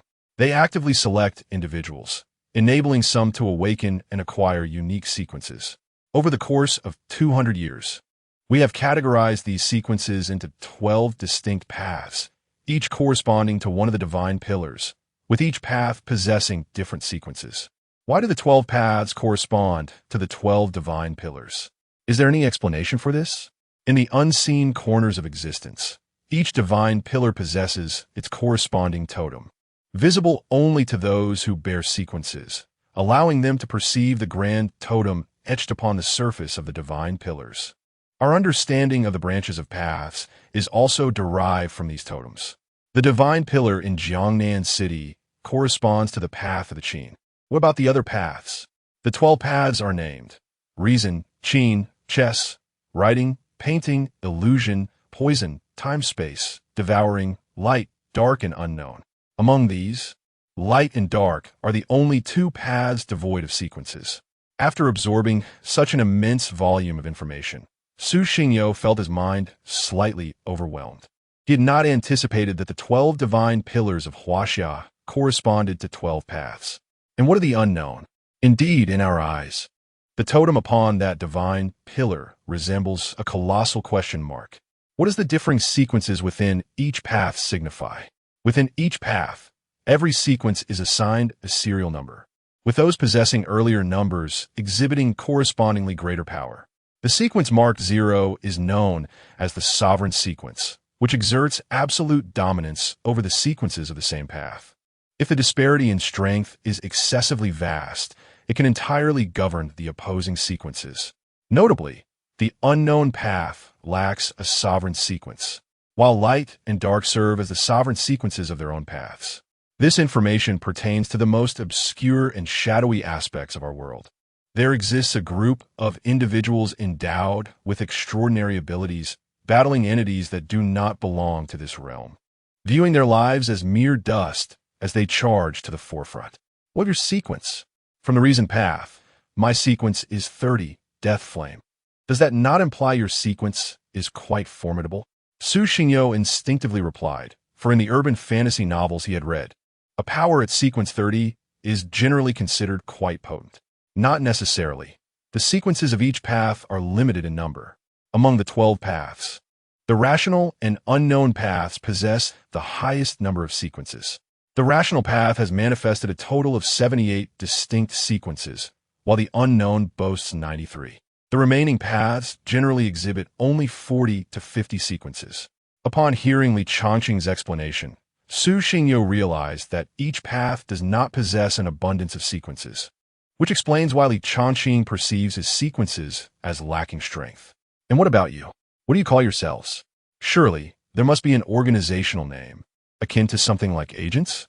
Indeed, we exist with a purpose, to eradicate all malevolence from this world. We shall illuminate the darkest corners of existence, and we are known as Dawn. As these words were spoken, Mu Shui, reclining in a chair and gently swaying, bore a slight smile at the corner of his lips. Chapter 20. Keep it after gaining a profound understanding of the true nature of this world. Su Xingyo felt a deep shock within. Up until today, he had perceived this world as a tranquil place, never suspecting that beneath the surface, a tempest was already brewing. Unseen by all. Clap, clap. The crisp sound of applause reverberated through the hall. Mu Shui arose from his reclined position and slowly approached Li Changqing. He placed his left hand on Li Changqing's shoulder, leaning slightly forward to catch a glimpse of Su Xingyo in the distance. At this juncture, the story should conclude. Everything concerning Dawn, I hope you will keep confidential. Rest assured, I shall. Su Xingyo nodded, then pondered momentarily before speaking again. Shouldn't you erase this memory of mine? No need, keep it. Mu Shui waved his hand, gesturing towards the grand door. The story has been told. I believe you have no further reason to remain. You may take your leave now. Should the need arise in the future, the time recycling station will welcome you. Very well. Su Xingyo nodded. Although he still wished to inquire further, Mu Shui had already issued an invitation to depart, and he found no reason to linger. After bidding farewell to the others, he pushed open the door and vanished from their sight. Boss, are you truly allowing him to leave just like that? Did you not say that matters regarding Dawn must remain concealed from any ordinary person? Li Changqing looked in the direction Su Xingyo had departed, seemingly perplexed by Mu Shui's decision to let him go. Fear not, soon enough, you shall see him again. A glimmer shone in Mu Shui's eyes, and a smile played at the corners of his mouth. I shan't linger any longer. I have other matters to attend to. Farewell, Xiao Jixia. The summer cicadas chirped, mingling with the jarring sound of car horns. Amidst the bustling street, a white-haired youth stood out from the crowd. Sunlight cascaded upon him like shards of gold, his hair fluttering in the breeze, shimmering beneath the radiant glow. As he walked, Su Xingyo felt as if his thoughts had come to a halt, preoccupied with the words Li Chongqing had spoken not long ago. Zzz. The sound of electricity echoed in his mind, perhaps a manifestation of another supernatural event, after what he had just experienced. Even the most miraculous aspects of this world no longer surprised him. Zzz. He, zzz, spoke. Zzz. No, wait. Suddenly, the electric sound in his mind was interspersed with articulate Mandarin, which Su Xingyo accurately discerned. A flicker of brilliance passed through his eyes, and almost instinctively, he lifted his gaze, observing the unfamiliar faces brushing past him, the speeding cars on the street, and the birds soaring in the sky. Every detail of this world unfolded before him in a two-dimensional manner, suddenly illuminating his consciousness. Within a radius of 100 meters, all buildings and living beings materialized in vivid three-dimensional clarity within his mind. He was uncertain how this transformation had occurred, but he understood it was inextricably linked to the electric sound. What was this electric sound? Who were the voices within it? What is amiss? Who are they? And who are you? Su Xingyo blurted out, for this was his greatest perplexity. The crackling sound. Just now, the unsolved mystery. No, that is not right. The fragmented Chinese characters echoed in his mind like the clattering of a keyboard, only serving to heighten his astonishment.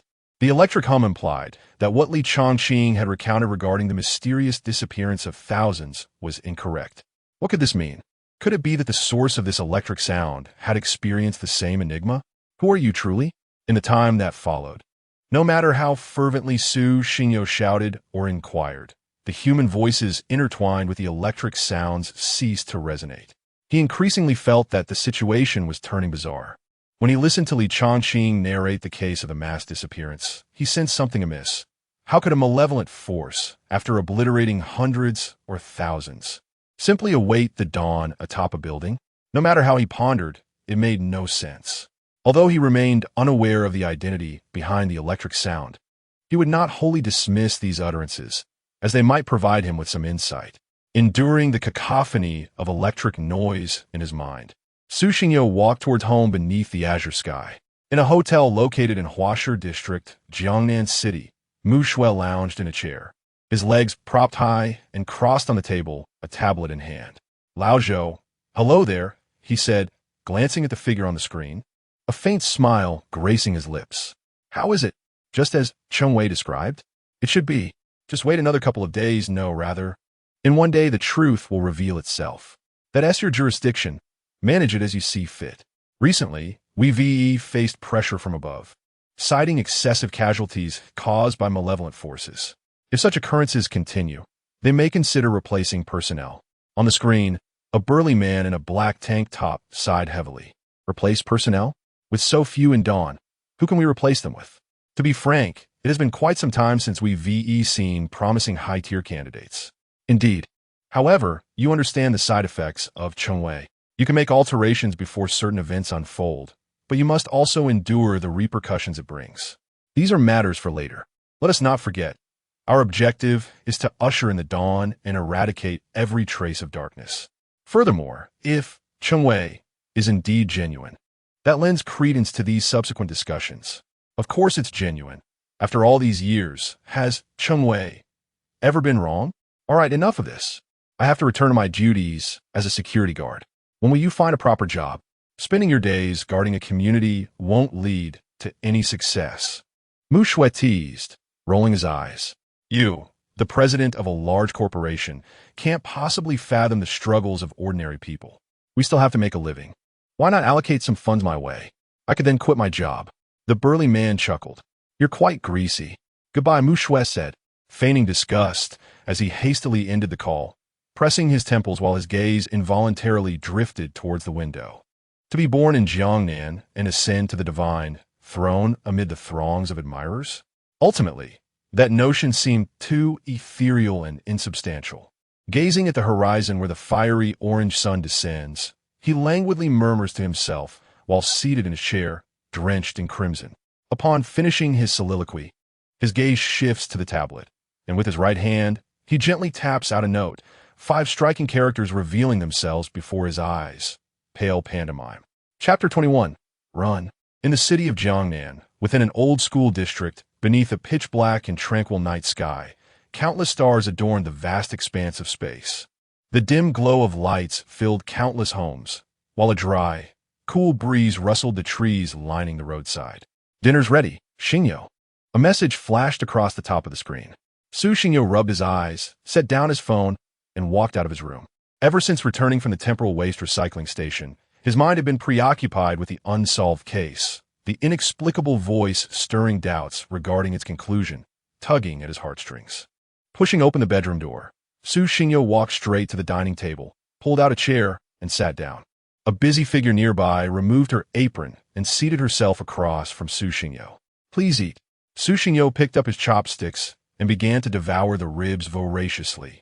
Having hardly eaten throughout the day, now feeling as though his stomach was pressed against his back. In the quiet hall, illuminated by pure white light, mother and son sat facing each other, calmly enjoying their dinner. Minutes passed. Sizzling, sizzling, run, sizzling, run. The incessant humming of electric currents in his mind suddenly coalesced into several Chinese characters. Su Xingyo narrowed his eyes, setting down his utensils as he seemed to listen intently, trying to decipher the words interwoven with the static. Is something wrong, Xingyo? Su's mother observed him putting down his chopsticks. Her gaze filled with concern as she lightly tapped his shoulder and gestured with her hands. Nothing.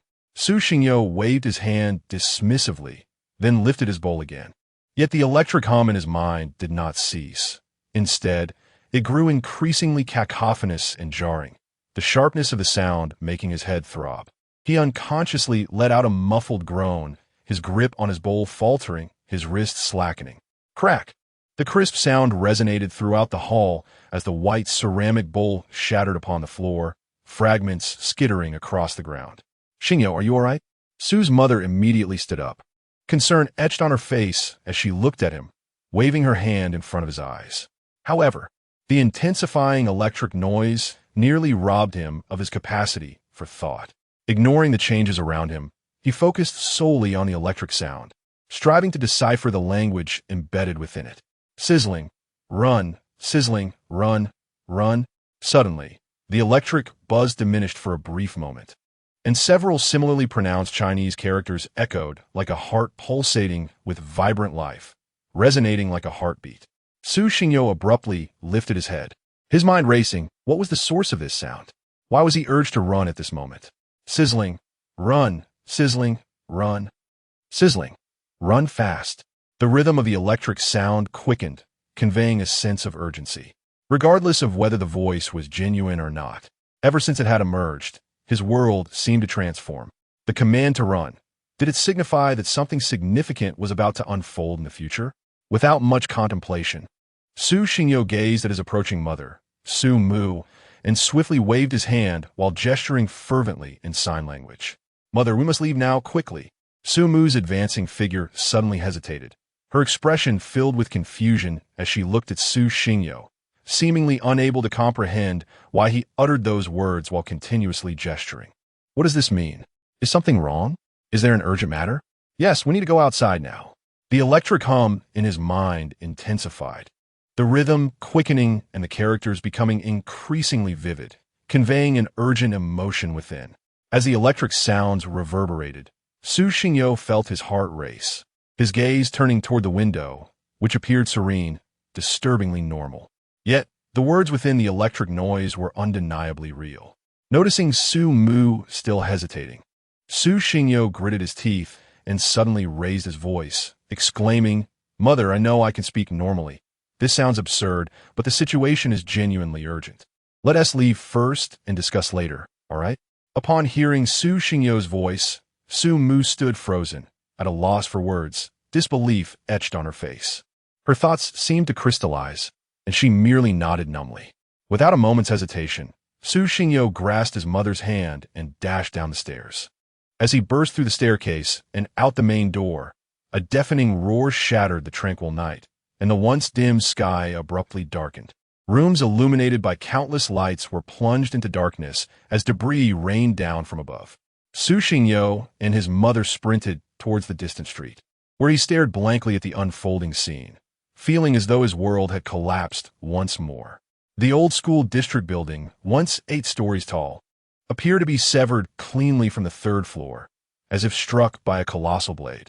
Residents on the 1st and 2nd floors, stirred by the thunderous noise, rushed out of their homes, frantic in the corridor, fearing that a moment's delay might plunge them into despair. Just then, the upper floors, which had been sliding ominously, suddenly crumbled, unleashing an explosive sound that echoed through the night. The once orderly facade of the building bore a colossal imprint, as thick as 10 meters, shattered by a single blow, showering countless fragments like raindrops from the sky. Many of these shards were stained with crimson blood, while the collapsing floors disintegrated into dust, and the remaining structure caved in, crashing to the ground. A cloud of dust surged forth, striking Su Xingyo and his mother, who stood 100 meters away. Like a tidal wave, Su Mu's complexion turned pale. The situation had far exceeded her comprehension, leaving her immobilized and bewildered. Su Xingyo gasped for breath, realizing that malevolent forces had emerged around the old-school district. Witnessing their destructive power, he understood that these entities were undoubtedly stronger than the one he had encountered previously. What is happening? What on earth has transpired? Behold, our rooftop has vanished. Flee at once. What has transpired? Is a haunting? Blood, yes, blood. It rains crimson from the heavens. The first to dash from the stairwell, fleeing the old-school district, were rendered speechless by the horror before them, while those who were slower were already buried beneath the debris. The shattered floors transformed countless lives into a swirling mist of blood as the sky incessantly dripped with crimson. The psychological defenses of the survivors were crumbling, piece by piece. Scarlet droplets fell like rain from the sky, while massive shards of stone relentlessly claimed lives. Under the silent night sky, illuminated by the blood of the fallen, the camp of survivors became a breeding ground for terror, spreading rapidly. Chapter 22. The Verdict, Temporal Waste Recycling Station.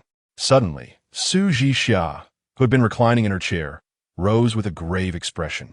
The relaxed Li Chongqing was startled.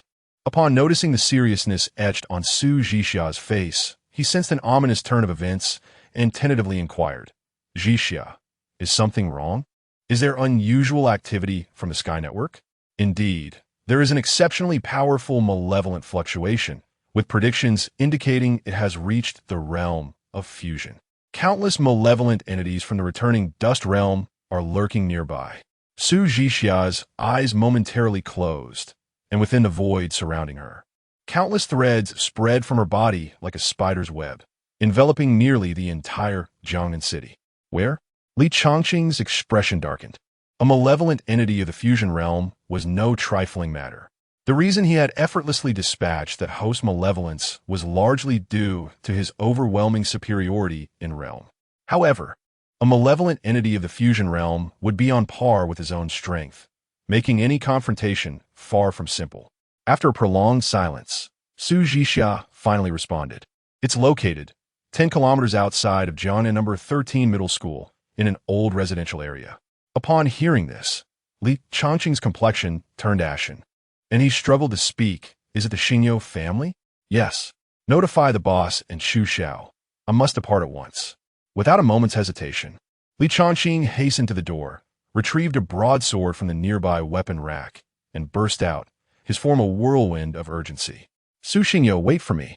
As Su Zhixia gazed at the empty hall, she approached the weapon rack and selected a long spear, simultaneously dialing Xu Xiao to convey the pressing situation. That's odd. Why can't I reach the boss? Perplexed by the automatic disconnection of the call, she pondered. Historically, Mu Shui had always carried his phone, accessible at any hour. Why was he unreachable today? Yet, with no time for further contemplation, she pushed open the door. Every passing minute could mean another life lost. Jiangnan Third People's Hospital. Xu Xiao stood outside the office of the chief of surgery and gently knocked. Guomin. Upon hearing a voice from within, Xu Xiao entered, speaking as he walked. Chief, I have an urgent matter and may not be at the hospital. There are 12 patients awaiting care, and I must ask for your assistance." He handed a list of patients to the middle-aged man with a receding hairline. The man adjusted his glasses, accepted the list, and sighed. "Xiao, you are the most talented doctor I have seen in years, but you must not let that lead to complacency. Tell me, how many times have you taken leave this month? This position will eventually be yours, but you must demonstrate more commitment." "Chief, I trust in your capabilities." Chu Xiao offered no further explanation and turned to leave. Sighing, the middle-aged man watched Chu Xiao's receding figure, then scrutinized the list of patients with renewed focus. As Chu Xiao returned to his office, he stood before the dark red wooden desk and slowly opened a drawer. Inside lay 3 dark golden throwing knives. With a gentle flick of his right hand, the knives suddenly soared into the air, clasped firmly in his grip. After shedding his white coat, he vanished in an instant. Under the night sky, atop the Putian building in Hawaii district, a figure clad in a black robe surveyed the sprawling city below. In his hand, he held a pale blue disk, its perimeter adorned with over a dozen metallic spheres that spun rapidly. Beneath the robe, crimson eyes glowed like the harbinger of death in the dark, fixating on a corner of the city as the disk emitted a soft luminescence, flickering like fireflies. A faint rustle echoed from behind, and upon hearing it, the robed figure instinctively concealed the pale blue disk, slowly turning to face the approaching silhouette. A middle-aged man, clad in a gray trench coat, stood nearby, hands tucked into his pockets, the edges of his coat dancing wildly in the gusts of wind. A mocking glint in his eyes as he regarded the black-robed figure. "After years of evasion, have you finally decided to show yourself?"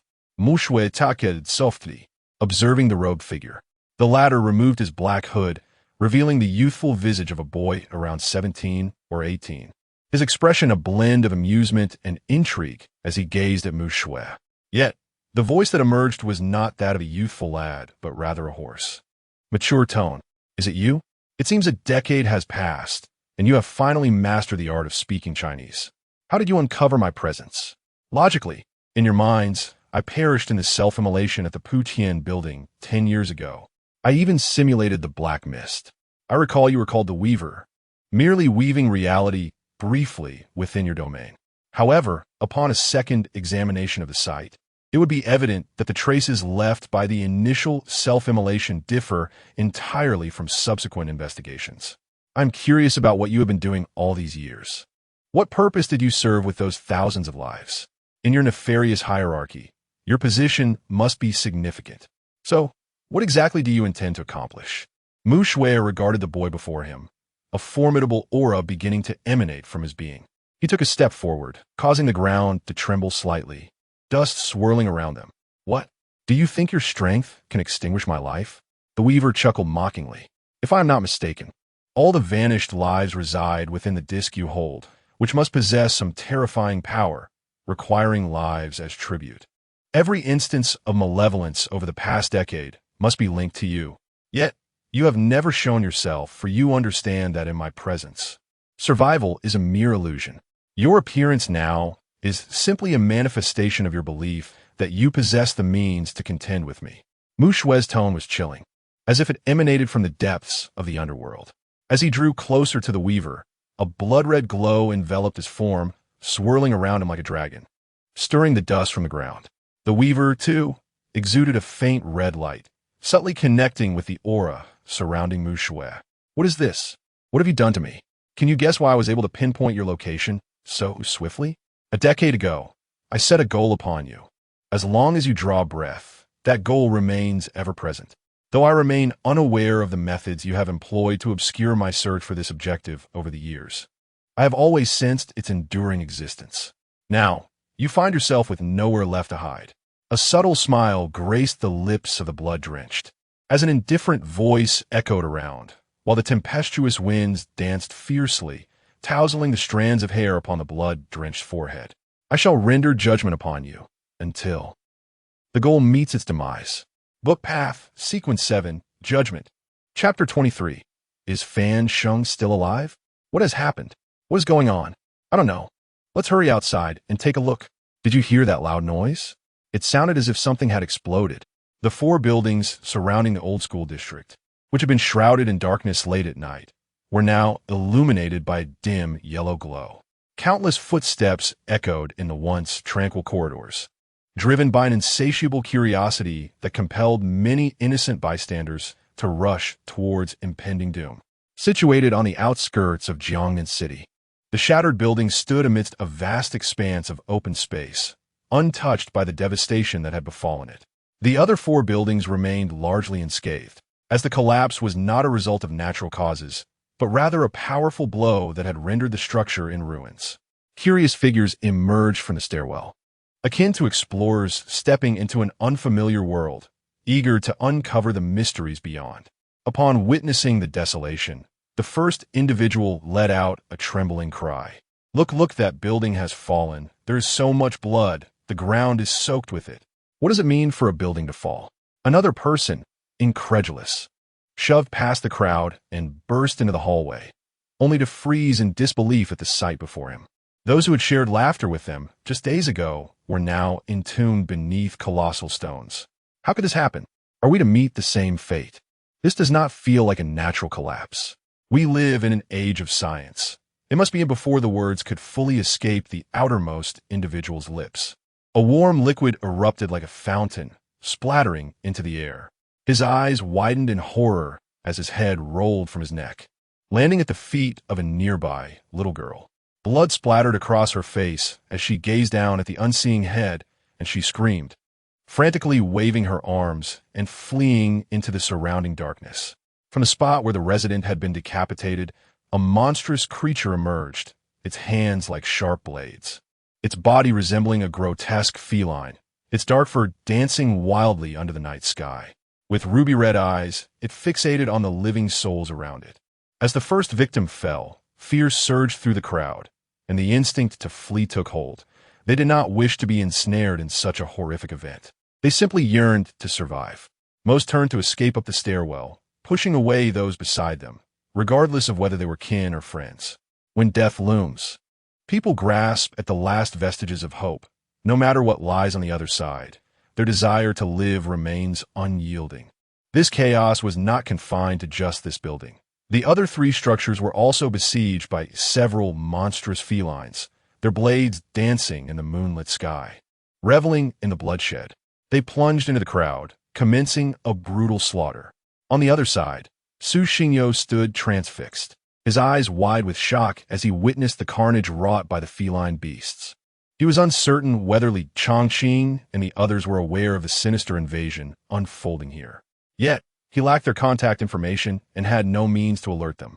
"Mom, let us go. We must leave at once."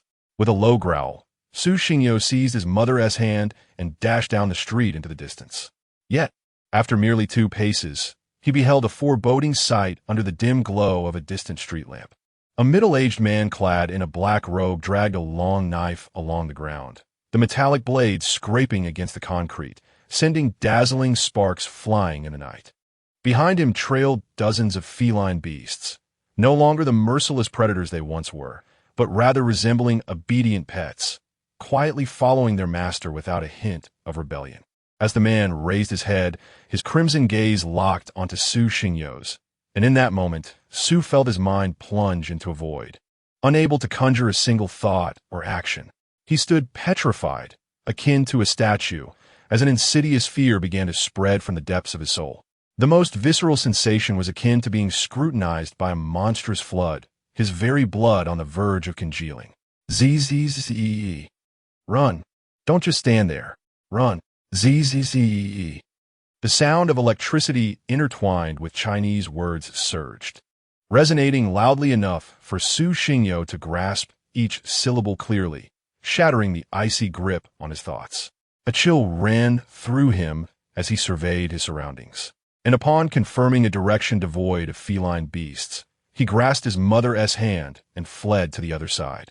Not a single one shall remain. In the distance, the middle-aged man spoke slowly, his voice akin to a demonic whisper, echoing in the ears of all survivors who felt their blood run cold. The pack of feline beasts behind them sprang forth like leopards, leaving fleeting shadows in the darkness. As more and more beasts emerged, the number of survivors plummeted geometrically. Among them, One feline beast darted toward the fleeing mother and son. Yet, how could the strength of an ordinary person contend with that of a malevolent creature? In an instant, Su Xingyo and his mother were overtaken. The sharp blade sliced through the air, descending upon Su's nape in a split second. "Run, Mom!" Su Xingyo pushed his mother away, leaving himself rooted in place, preparing to embrace death, determined to sacrifice his life to grant her a chance to escape. "Xingyo!" Su's mother's voice was hoarse and low, tears streaming uncontrollably from the corners of her eyes. She could only watch helplessly as her son faced his demise, an overwhelming sense of powerlessness washing over her. Su Xingyo turned, confronting the grotesque feline beast behind him, arms outstretched as he lunged at it. Just as the blade was about to strike him, the protective barrier he had previously encountered reemerged. The blade, as if colliding with an invisible wall, was instantly deflected. Bang! The air compressed violently, and a terrifying force erupted, causing the abdomen of the feline beast before him to cave in, sending its body soaring over 100 meters like a mere straw. "This is," Su Xingyo murmured to himself, recognizing that this phenomenon had occurred once more, though he remained oblivious to the reason. He recalled that during his first encounter with the malevolent entity, such a protective mechanism had not existed around him. Its presence now could only indicate that some transformation had occurred within him during this time, and the sole change could only be, "Is it you? The source of the electrical sound?" Upon hearing Su Xingyo's inquiry, a cacophony of electric currents reverberated within his mind, akin to jubilant cheers, expressing delight at her recognition of his existence. "Could you enlighten me as to who you truly are?" Upon this question, the tumultuous sound abruptly ceased, a singular phrase etching itself indelibly into his memory, weaving together all that had transpired before. It had been an age since he conversed with another. "Congratulations. You have successfully established a connection with me. You shall no longer hear the electric hum. As for my appellation, you may call me by my true name." Fan Sheng. Chapter 24. Reinforcements. The world around was a cacophony, a deafening clamor echoing through the night. Yet, within Su Xingyo, an unshakable tranquility prevailed, with only a few words reverberating in his mind. Did he say his name was Fan Sheng? Hadn't Fan Sheng perished a decade ago? How could he still be alive, capable of conversing with him? Countless questions surged from the depths of his consciousness, yet he had no time to ponder them. After witnessing the most clandestine aspects of this world, he found no surprise in the emergence of the supernatural. "Xingyo, that was just."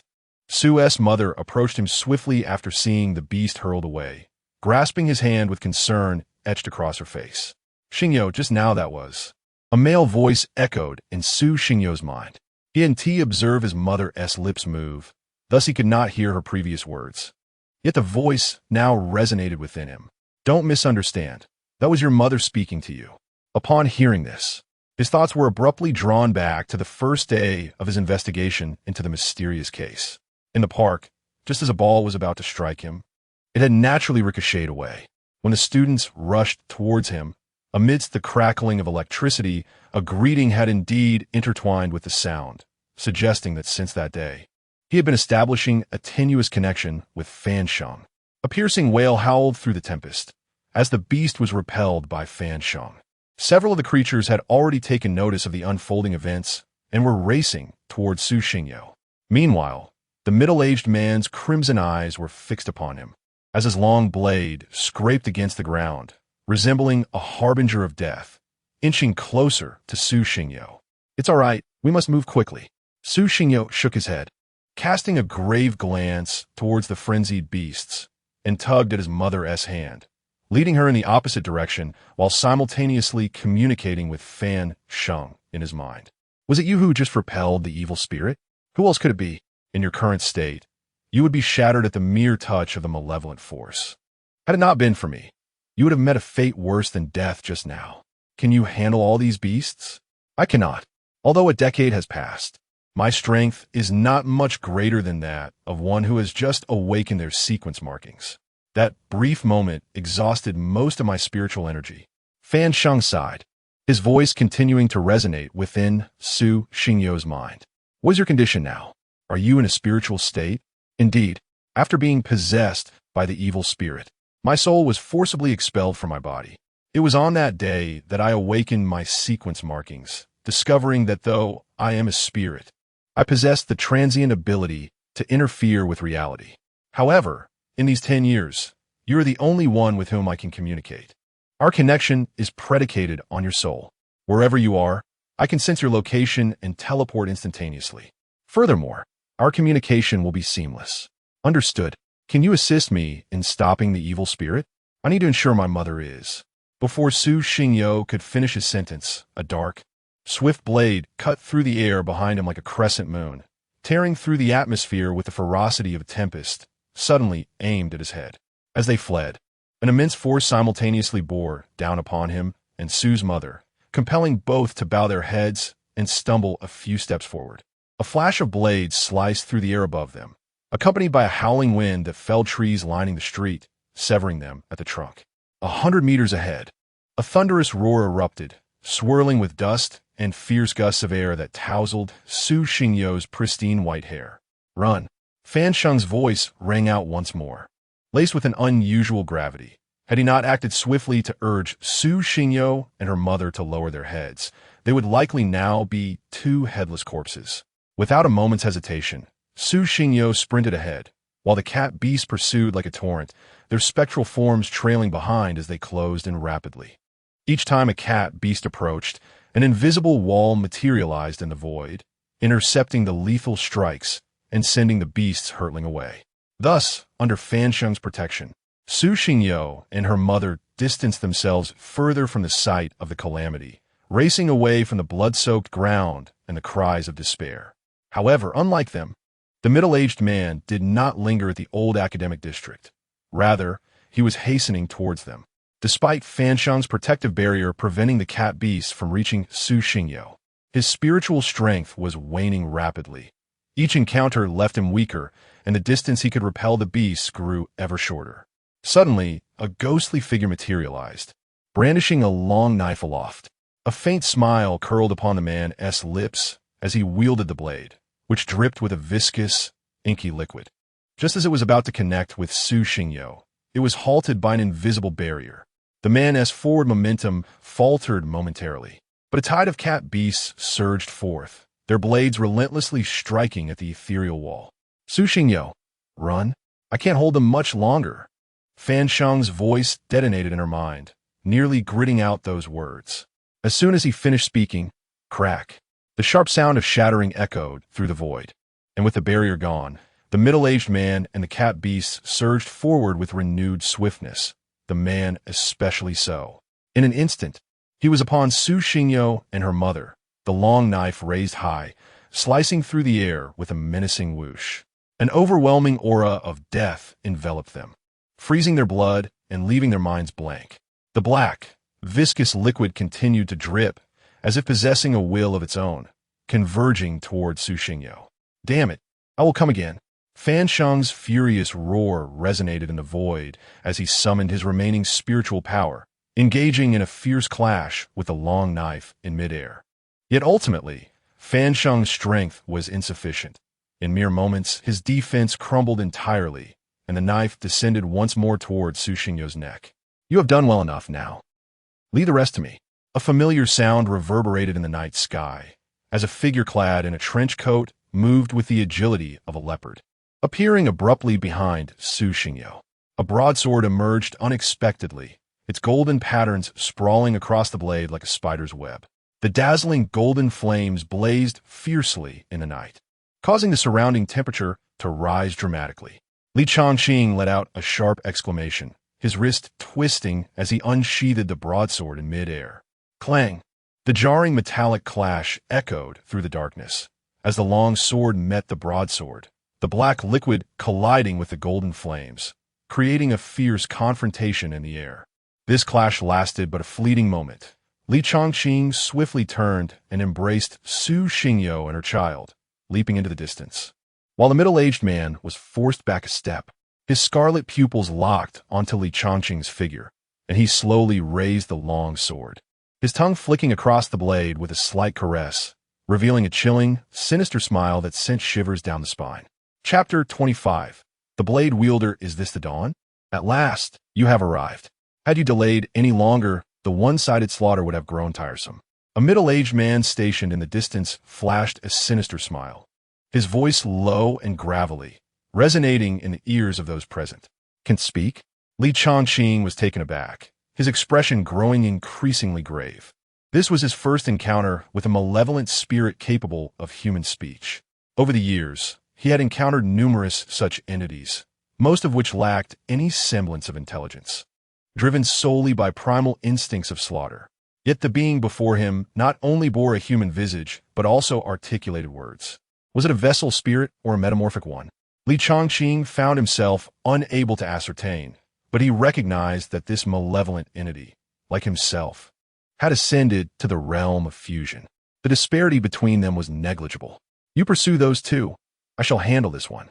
Observing the feline beast behind him, which had opened its gaping maw and began to screech at Li Chongqing, the middle-aged man slowly extended his right hand, signaling for the beast to remain calm, while gesturing towards Su Xingyo and the others behind Li Chongqing. Who are you? You may call me the blade wielder. The middle-aged man extended his tongue once more to lick the black liquid from his long blade, exhibiting an expression of indulgence. You appear quite confident, I see. Li Chongqing chuckled. Even though the middle-aged man's strength was comparable to his own, he felt no fear, nor did he entertain thoughts of defeat. With his right hand rummaging through his pocket for a moment, he produced 3 pale blue coins and tossed them into the air, twinkling like starlight. The pale blue coins unfolded in midair, resembling sheets of paper, which began to spread continuously, transforming from 2-dimensional to 3-dimensional. A pale blue veil descended from the heavens like a roof, completely enveloping an area of several hundred meters.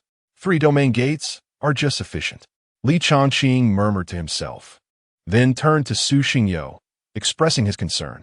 You should find a place to hide. We will hold off these malevolent beings for a while. If this drags on, I may lack the energy to manage these feline beasts. To prevent further casualties, I must utilize the domain gates to shroud this location. Understood. Su Xingyo note that.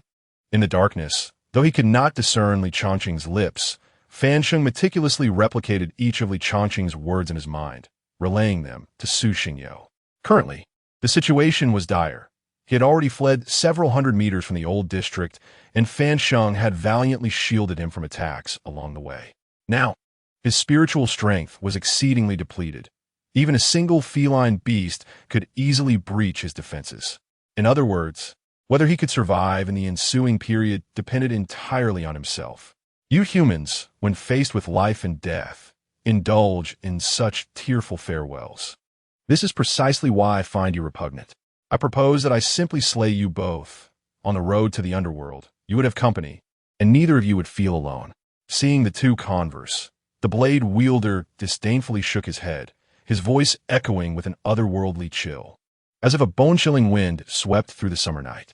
Unlike you, who are not human yet insist on masquerading as one. Li Chongqing snurta dismissively. I shall see how long you can maintain your arrogance. The wielder of the blade let out a low growl, gripping his weapon with both hands, resting it on his shoulder as he surged forward like a specter. A viscous black liquid dripped, continually pooling in the direction of Li Chongqing.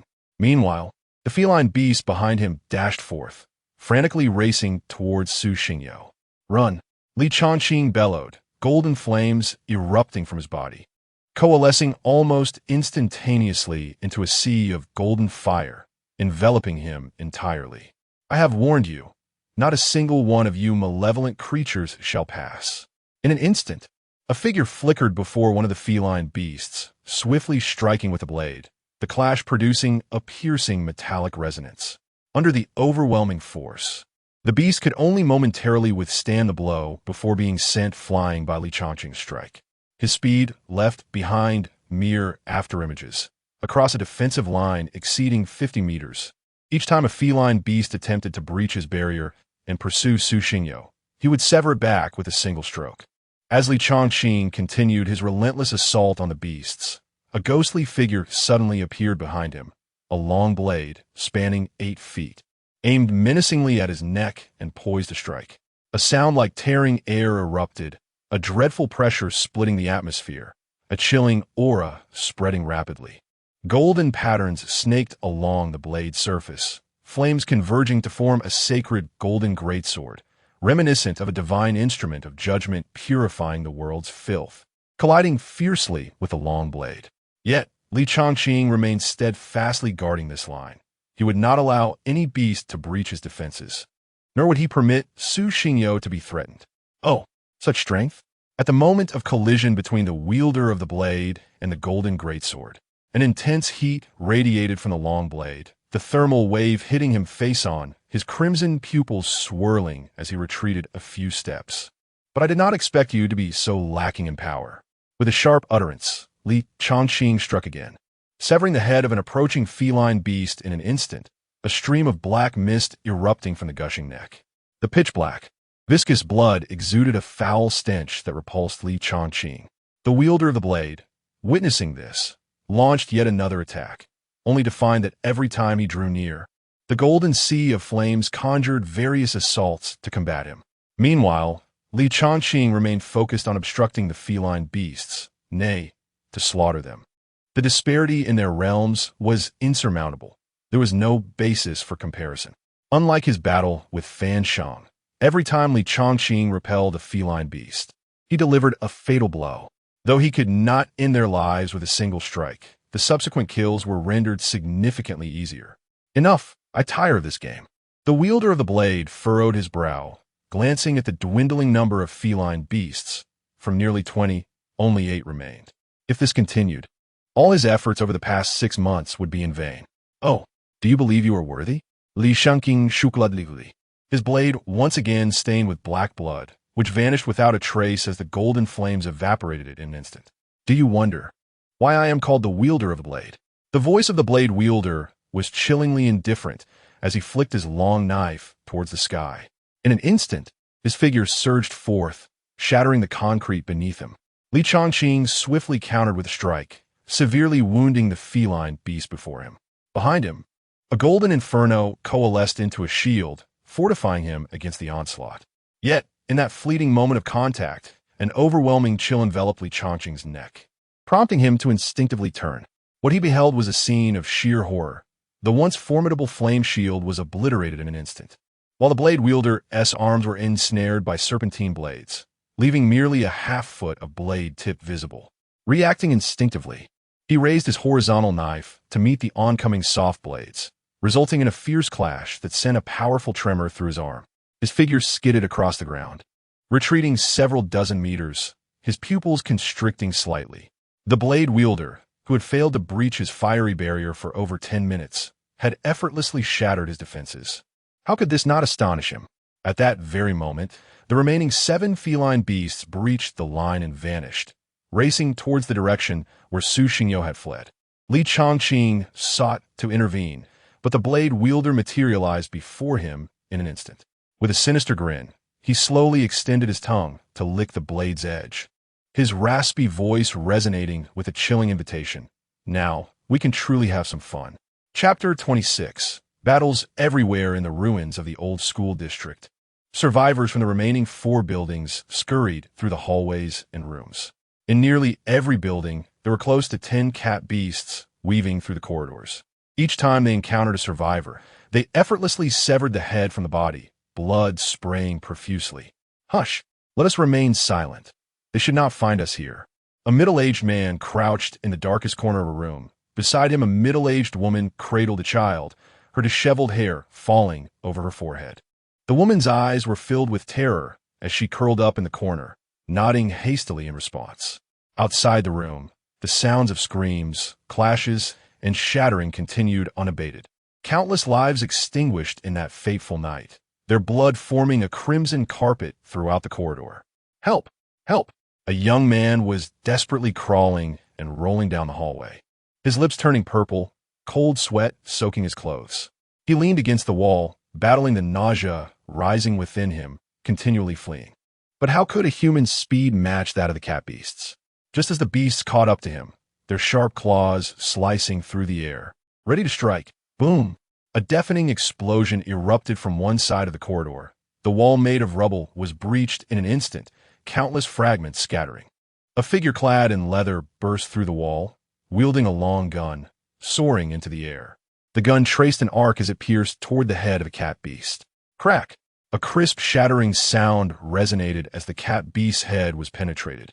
Foul black blood dripping incessantly, while its body was impaled against the opposite wall. Under the radiant moonlight, her waist-length hair fluttered in the breeze as she stood atop the debris, her gaze icy as she surveyed the lifeless forms of the cat beasts. The young man, utterly paralyzed by fear, felt his throat constrict, yet he found himself unable to utter a single word. Quick, find a place to hide. Su Zhixia stepped calmly to the wall. Withdrawing her long gun, she momentarily closed her eyes. An invisible net unfurled in her mind, countless red dots moving within it. These red dots represented the targets, the malevolent entities. Ilu Path, Sequence 40, Heavenly Net. Chu Xiao, have you arrived? The current Su Zhixia was no longer the gentle cook she once was. Instead, she emanated a chilling aura, her murderous intent palpable. I'm here. I encountered a fusion realm at Changqing's side. We must resolve this swiftly and assist him. Chu Zhao's steady voice echoed through her earpiece. In a flash, Su Zhixia vanished from that level, propelling herself to greater heights. In another building, a cat beast corpse lay before Chu Xiao. He bent down to retrieve 3 throwing knives from the beast's body before moving toward the opposite side of the hallway. Adjusting his glasses, a glint of unusual brilliance flickered across his eyes. Before him stood 4 cat beasts, claws bared, their crimson eyes intent on tearing him to shreds. With a light chuckle, a hint of orange radiated within his eyes, and to him, every detail of the world around him was laid bare. He could clearly perceive that as one of the feline beasts prepared to charge, the muscles in its left thigh would instantaneously tense, revealing which paw it would prioritize for attack. His figure glided through the corridor like a specter, 3 flying daggers in his hand dancing like ethereal dragons. With each strike, the daggers found their mark, precisely severing the tendons of the feline beasts. While he deftly evaded their assaults, the creatures' bodies bore the scars of his relentless onslaught, rendered nearly unrecognizable. As Chu Zhao's speed of attack escalated, dark blood splattered against the walls, and the 4 feline beasts, having scarcely touched him, collapsed to the ground in utter defeat. Ultimately, these were mere cats, grotesquely mutated by malevolent forces. Their physiological functions had not altered, rendering their vital points and incapacitating weaknesses all too apparent to the discerning eye of the doctor, Chu Xiao. He cast a dispassionate glance at the 4 beasts lying on the ground. Approaching them slowly, they could only glare at him in impotent fury, unable to muster any further action. With every one he passed, a dark golden dagger would pierce the skull of a feline beast and be withdrawn with an exquisite grace, as if he were conducting a symphony. The lives of these creatures became but a rhapsody in that orchestral performance.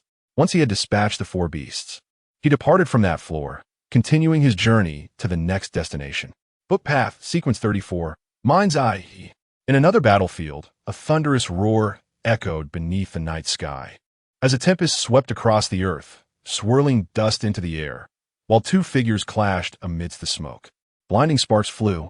The explosive sound of metal colliding reverberated through the endless darkness. Following one last fierce confrontation, a flash of golden flames illuminated the scene, and the 2 figures swiftly retreated from the haze. Li Changqing gasped for breath, his clothing torn in numerous places, stained with blood from grievous wounds.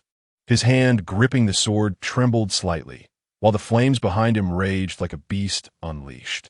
His gaze was icy, the biting wind sweeping over the ground. The area within 100 meters was coated in a viscous, inky liquid, at the center of which stood the blade wielder, looking down upon Li Changqing with disdain. Is this all you can muster? What are you saying? Li Changqing straightened, tightening his grip on the long sword, then pointed it directly at the blade wielder. A cold smile, curling at the corner of his lips as a voice laced with murderous intent resonated through the night. The wind is too strong, your voice too faint. I cannot hear you clearly. Seeking death. The blade wielder growled, his figure launching like a cannonball from the opposite side, the wind howling around him. His left hand slowly rose, and from the depths of the inky liquid beneath, countless gleaming blades surged forth from the ground, producing an uncountable chorus of slicing sounds. As if forewarned, Li Changqing leapt high the moment the blades emerged, golden flames surging in tumultuous waves, coalescing beneath him into the form of a divine phoenix. Like a fire of salvation sweeping across the land, the searing heat evaporated the moisture in the air, distorting the very fabric of the surrounding space. Most of the blades that suddenly emerged were consumed by the divine phoenix, engulfed in golden flames that scorched them at temperatures exceeding 1,000 degrees Celsius. Piles of molten iron descended continuously from the sky. Li Changqing's complexion paled. The reckless use of death flame was rapidly depleting his spiritual energy. If he continued to wield such potent death flame, he would surely exhaust himself before the Reaper could. This prolonged battle could not be sustained. He needed to find an opportunity to eliminate his opponent. With a gentle lift of his left hand, golden flames coalesced above the horizontal blade, akin to the brightest stars in the night sky. The flames intricately wove together to form a net of blades descending from above. Reaper, prepare to face your reckoning. Chapter 27. The Black Lotus Judgment? Do you, mere mortals, believe you are worthy? The expression of the blade wielder grew increasingly grotesque and terrifying. As he extended his hands, claws poised menacingly. The tip of his blade made contact with the inky liquid on the ground, which seemed to come alive, creeping up the blade and enveloping it entirely. As the obsidian substance coiled around his arm, the blade began to rotate at an astonishing speed, its tip resembling a drill. Shattering the air before him, like a streak of lightning, he surged through the night sky. His right hand, akin to a dragon's drill, collided fiercely with the descending golden web of blades. Boom! A cataclysmic clash erupted in the heavens. A violent torrent of air surged forth like a tsunami, sending debris and dust spiraling into the sky.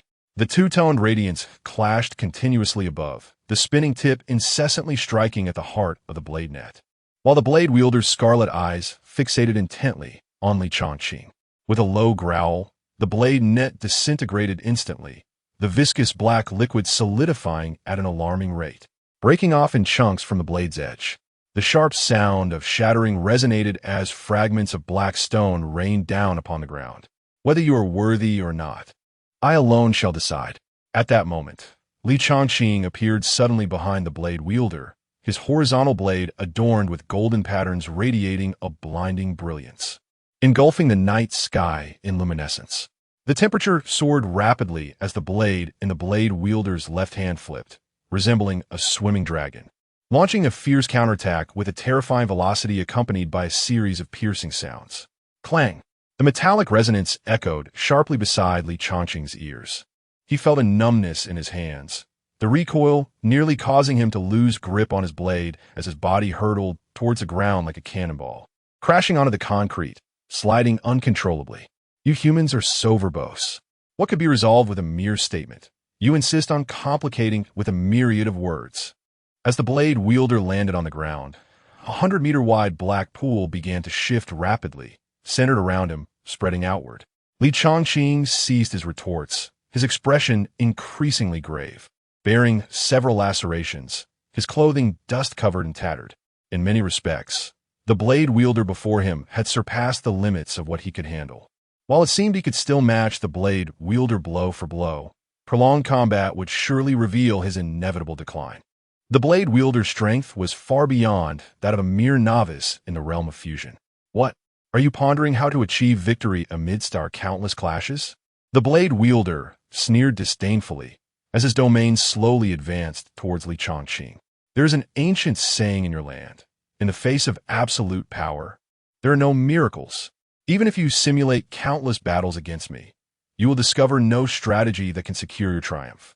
The blade wielder halted, his crimson pupils suddenly igniting with a fierce brilliance as a pitch-black lotus began to bloom at the center of his gaze. For until this moment, you have yet to witness my true strength. The aura emanating from the Reaper continues to intensify, as if the obsidian lotus is absorbing all the impurities of the world. Perpetually rotating behind him, a colossal flower of darkness spinning endlessly. A black pool formed from a viscous liquid, gives rise to numerous lotus blossoms that sway gently in the piercing cold wind. Yet the temperature of the air plummets drastically, even forming a thin layer of frost. Even Li Changqing, who possesses the death flame, feels a chill creeping over him. The moment his gaze locks with that of the Reaper, his mind goes blank, consciousness abruptly drawn into an infinitely vast space, where the black lotus within the Reaper's eyes suddenly blooms before him. He feels like a mere speck of dust, insignificant in the presence of the lotus's gaze. Unbeknownst to him, his spiritual energy, akin to a water-filled barrel with its bottom shattered, spills forth uncontrollably. In the next instant, his consciousness returns to his body, and a flash of cold light darts past him. Li Changqing finds himself with no opportunity to evade, relying solely on instinct to tilt his head slightly.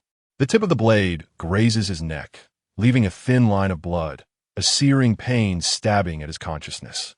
Yet the assault does not cease. The Reaper spins in midair, delivering a powerful kick that strikes Li Changqing, sending him hurtling 100 meters away.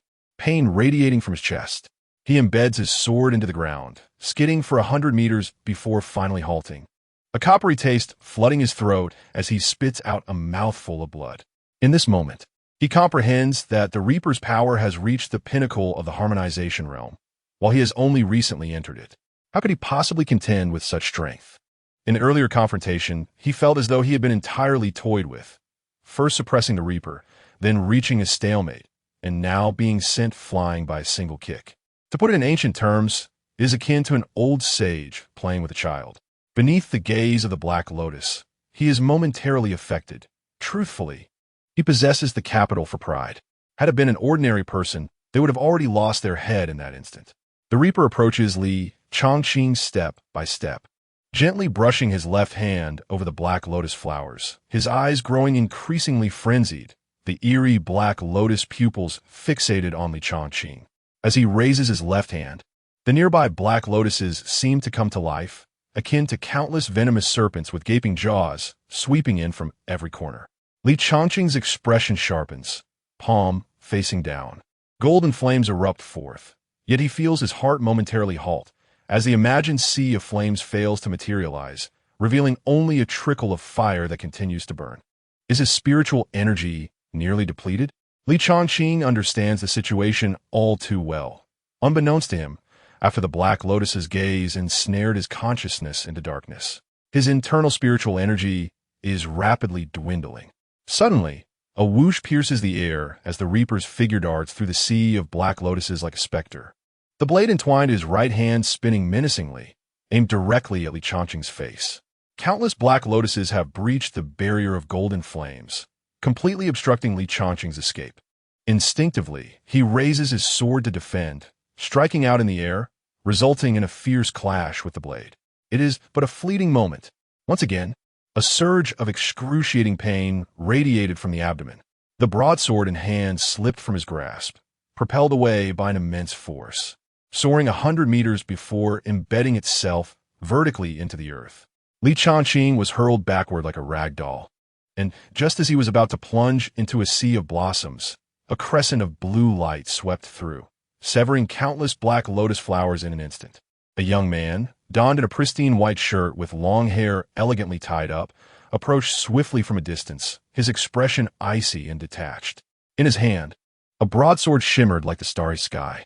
He deftly caught Li Changqing's body, gliding across the ground, executing several small leaps to escape the overwhelming grasp of the Black Lotus Sea. His eyes, filled with murderous intent, fixed unflinchingly on the wielder of the blade. "You have arrived? If you hadn't, you might have perished here," the young man remarked with a cold smirk. "Do you have confidence?" "Not much, but I can hold out until they arrive."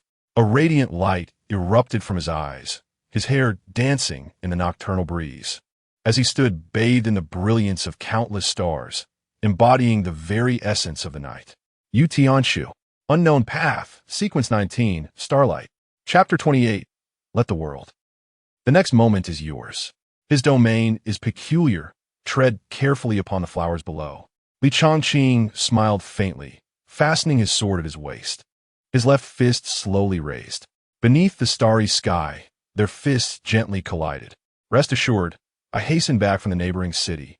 A subtle smile graced Yu Qianshu's lips, as countless invisible threads emanated from him, intertwining with the celestial bodies above. Have you changed personnel? The scythe-bearer leaned against his hand, regarding the two with disdain. Advancing step by step. The main force is weary. I am but a substitute.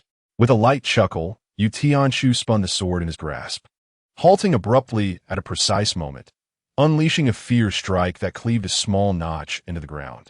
His silhouette surged forth into the night, a faint blue halo trailing behind him, erupting in a cacophony of sounds. Observing Yu Tianshu, who was already engaged in a fierce clash with a scythe-bearer in the distance, Li Chongqing leaned against a tree, a wry smile upon his face. Yet his eyes sparkled with pride. Truly, such a spirited age. Amidst the ruins, the howling wind seemed to find an outlet for its fury, crashing in like towering waves. The serene moonlight was stealthily veiled by ominous clouds, strands of light trickling down the walls, contrasting sharply with the faint sounds of breath, rendering them almost insignificant. "So Yinjiu, are you all right?" As Fan Xing's voice echoed in her mind, Su Xingyo answered self-assuredly. "I'm fine."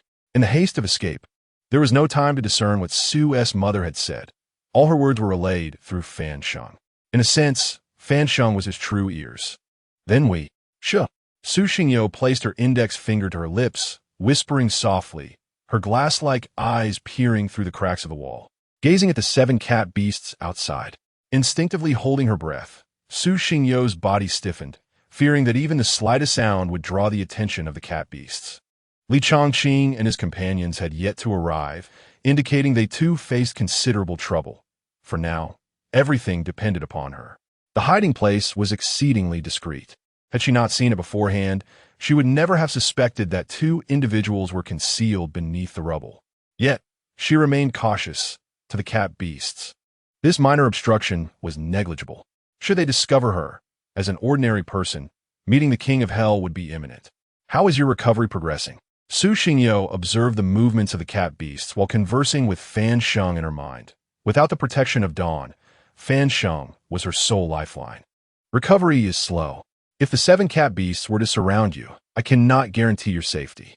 Fan Sheng's grave tone resonated in her mind, dousing her spirit with a cold wave of despair. "Understood." Su Xingyo nodded, instinctively tightening her grip on Su's mother's hand, beads of cold sweat trickling down her forehead. Her hold on Su's hand growing increasingly firm.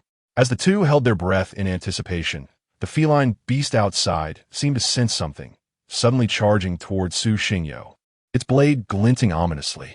In an instant, it tore through the air ahead, a faint buzzing resonating, as the blade descended menacingly towards the corner of the ruins where Su Xingyo stood.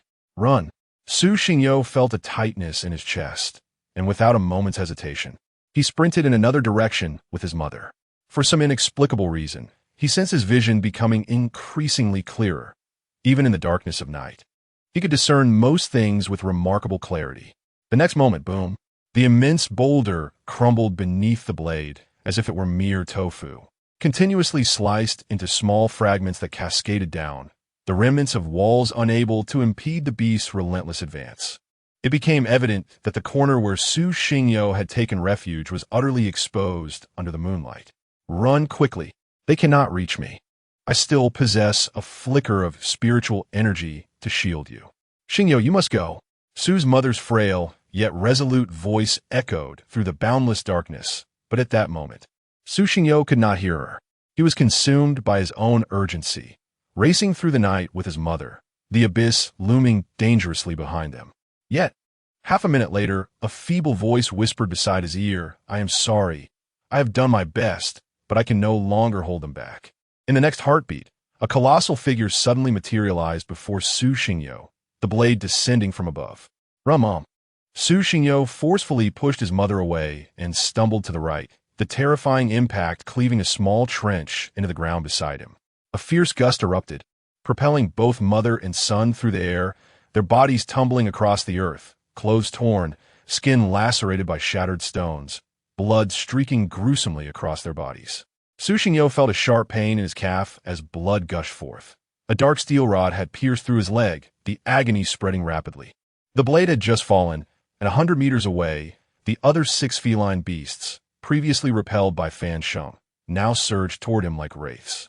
Meanwhile, the beast before him swiftly raised its other hand, the blade sweeping down like a tempest.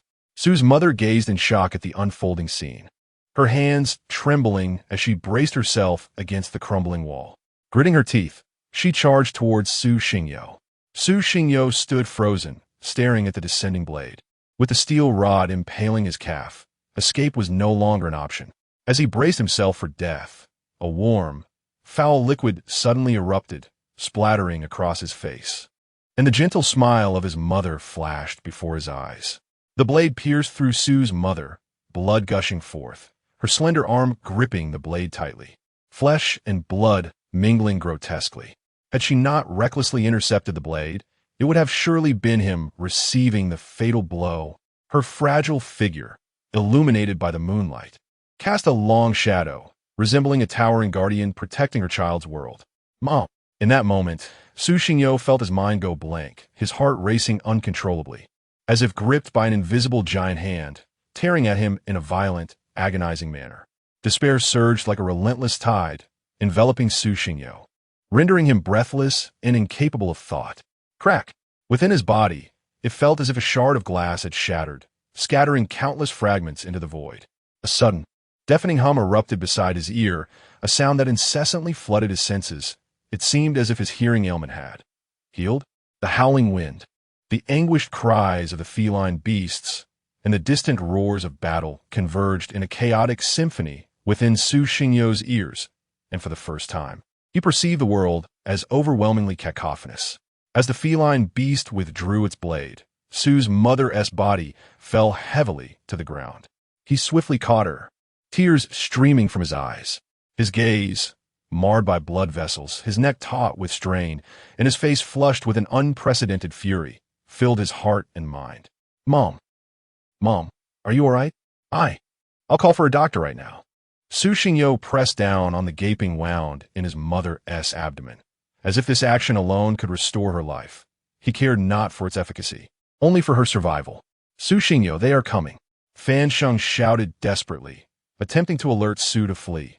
Yet in that moment, Su could hear nothing but his mother. Just then, the feline beast beside him raised its blade high, aiming for Su Xingyo's throat, and descended once more. The other 6 feline beasts closed in, launching simultaneous attacks. Beneath the piercing cold winds, the moonlight illuminated the face of a white-haired youth, his silvery locks dancing in the breeze. The sound of death, amidst the clamor, rang particularly sharp. You all relish in your cries. A flash of crimson ignited in Su Xingyo's eyes as he suddenly turned, wild fury surging like tumultuous waves. In the darkness, his blood-red pupils resembled a ferocious beast, and a frigid voice emerged softly. Then let the world plunge into chaos. Chapter 29. Deception. A resounding buzz erupted in the minds of all the feline beasts, their expressions twisting into grotesque terror as their forward-moving bodies suddenly collapsed to the ground, lifeless and limp. The heads of the 7 feline creatures exploded like grenades within watermelons. A dark and foul mist sprang across the night.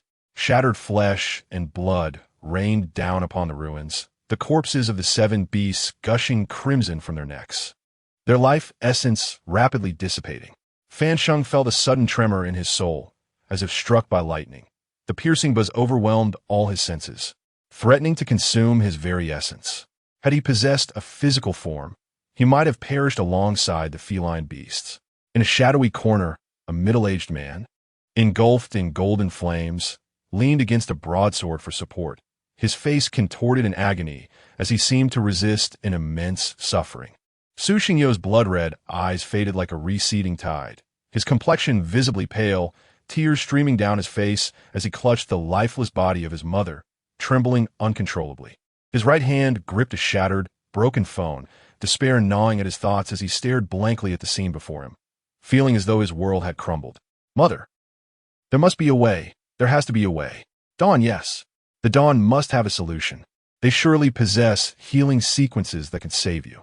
Su Xingyo pressed against the massive wound on his mother's abdomen, blood gushing forth. mingling with his tears like red wine, spilled upon the ruins. After what felt like an eternity, Li Changqing finally dispelled the golden flames. His eyes wide with shock as the harrowing scene of the 7 feline beast demise unfolded before him. More importantly, that deafening sound resonated directly in his mind. A thunderclap that reverberated within, bypassing auditory channels. Had he not been of a higher realm than Su Xingyo, his own head might have burst from sheer intensity. The horrific volume transcended the limits of human endurance. Even those awakened in the realm of dust could not withstand it. No wonder the feline beasts had been so easily obliterated. Su Xingyo's earlier display was undoubtedly a manifestation of his awakened sequence under the immense pressure of losing a loved one. Li Changqing, unsteadily rising to his feet, felt a pang of guilt. If only he had arrived sooner, perhaps Su Xingyo's mother would still be alive, and many lives in this community might have been spared. He had rushed to Su Xingyo's side the moment he restored a fraction of his soul power, yet still arrived too late.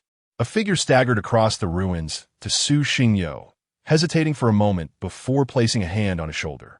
"You are from Dawn. You must have a way. A way to save my mother, right? Surely, you possess a solution." Su Xingyo swiftly turned, his eyes brimming with emotion, his bloodied hand gripping Li Changqing's clothing with determination. Pleading. This was his last lifeline. Dawn could save lives, but not restore the dead. Li Changqing siga deeply. In this world, with its myriad of distinct patterns, there surely exists one capable of resurrecting the dead, does it not? Su Xingyo shook his head like a rattle, unable to fathom the notion that his mother had perished right before his eyes. "I'm sorry. Had I arrived sooner, perhaps the outcome would have been different." Upon hearing such a response, Su Xingyo's eyes dimmed. Despite his fervent longing, he understood that his mother had truly departed from him, irretrievably lost. At the conclusion of this calamity, amidst the blood-soaked ruins, a cold breeze whisked away the last vestiges of the boy's innocence, as well as his solitary obsession. On the rooftop of the Putian building in Area 1, chaos reigned supreme. The floor had been marred by numerous gashes, with countless stones cascading through the openings into the chambers below. By the railing stood a middle-aged man clad in a tattered gray trench coat, his gaze solemnly fixed on the horizon. The coat, riddled with countless tears, fluttered in the fierce wind. Could the weaver truly have deceived me? His eyes, deep and contemplative, surveyed the distance, a multitude of thoughts swirling in his mind. After what felt like an eternity, Mushui regained his composure, exhaling softly. With his left hand resting on the railing, he leaped from the rooftop, a crimson glow enveloping his form, spiraling around him like a dragon, propelling him toward a specific destination. In the old academic district, blue starlight, guided by Yutian Shu, clashed repeatedly with the lotus blossoms in the black abyss. Yutian Shu, wielding a horizontal blade, engaged in a fierce confrontation with the scythe-bearer in the air. The metallic clangs echoed like deafening explosions, and blinding sparks ignited in the darkness as their battle reached a fever pitch. Since Yutian Shu joined the fray, the two had been inseparable, unable to determine a victor after such a lengthy struggle. As the scythe-bearer unleashed a powerful slash, Yutian Shu adeptly retreated in midair, shaking his horizontal blade with unwavering confidence. Just as he contemplated his next move, he was taken aback to discover 3 dark golden flying daggers hurtling toward him with incredible speed, accompanied by the ominous sounds of slicing air and the howling winds. Charged with terrifying momentum, aimed directly at the scythe-bearer's back. The scythe-bearer pointed with his left hand, and countless lotus blossoms surged forth as if fueled by growth hormones, rapidly expanding until they resembled towering trees, effectively blocking the 3 daggers. Noticing 2 figures racing toward him from the distance, the scythe-bearer sighed, a playful smirk gracing his lips before retreating into the distance. "Don't run," Yutian Shu called out, shaking his arms in frustration. "Let us play again another day." The scythe-bearer's form gradually faded into the darkness. "Tianshu, there's no need to pursue." A voice resonated beside them as a figure descended from the sky, landing beside Yutian Shu, casting a meaningful glance in the direction of the scythe-bearer's departure. "Why? With the domain gate in place, they cannot possibly escape." Yu Xiangsu, with a perplexed expression, inquired. From his perspective, why squander such a splendid opportunity to pursue and eliminate the Reaper? No, it is not possible. Mu Shui shook his head. At the boundary of the domain gate, a figure suddenly materialized beside the barrier, emanating a soft glow from his hands, which were entwined with countless threads, seemingly weaving some object. As his movements accelerated, the once impenetrable domain gate was breached, creating a narrow opening through which the Reaper surged forth. Are we truly returning this way? Surely, we shall be reprimanded. The Reaper lamented to the shadow, his form now restored to normal, a long blade dragging along the ground at his side. We shall not return. Until now, I have possessed only 2 hosts, with one destroyed by Mu Shui. I must reclaim this debt, the Weaver replied coldly. Chapter 30. The Sovereign Sequence. A faint rustling sound broke the silence of the ruins, capturing Li Chongqing's attention. He slowly turned his head, aided by the dim light of the moon, to discern 4 figures approaching.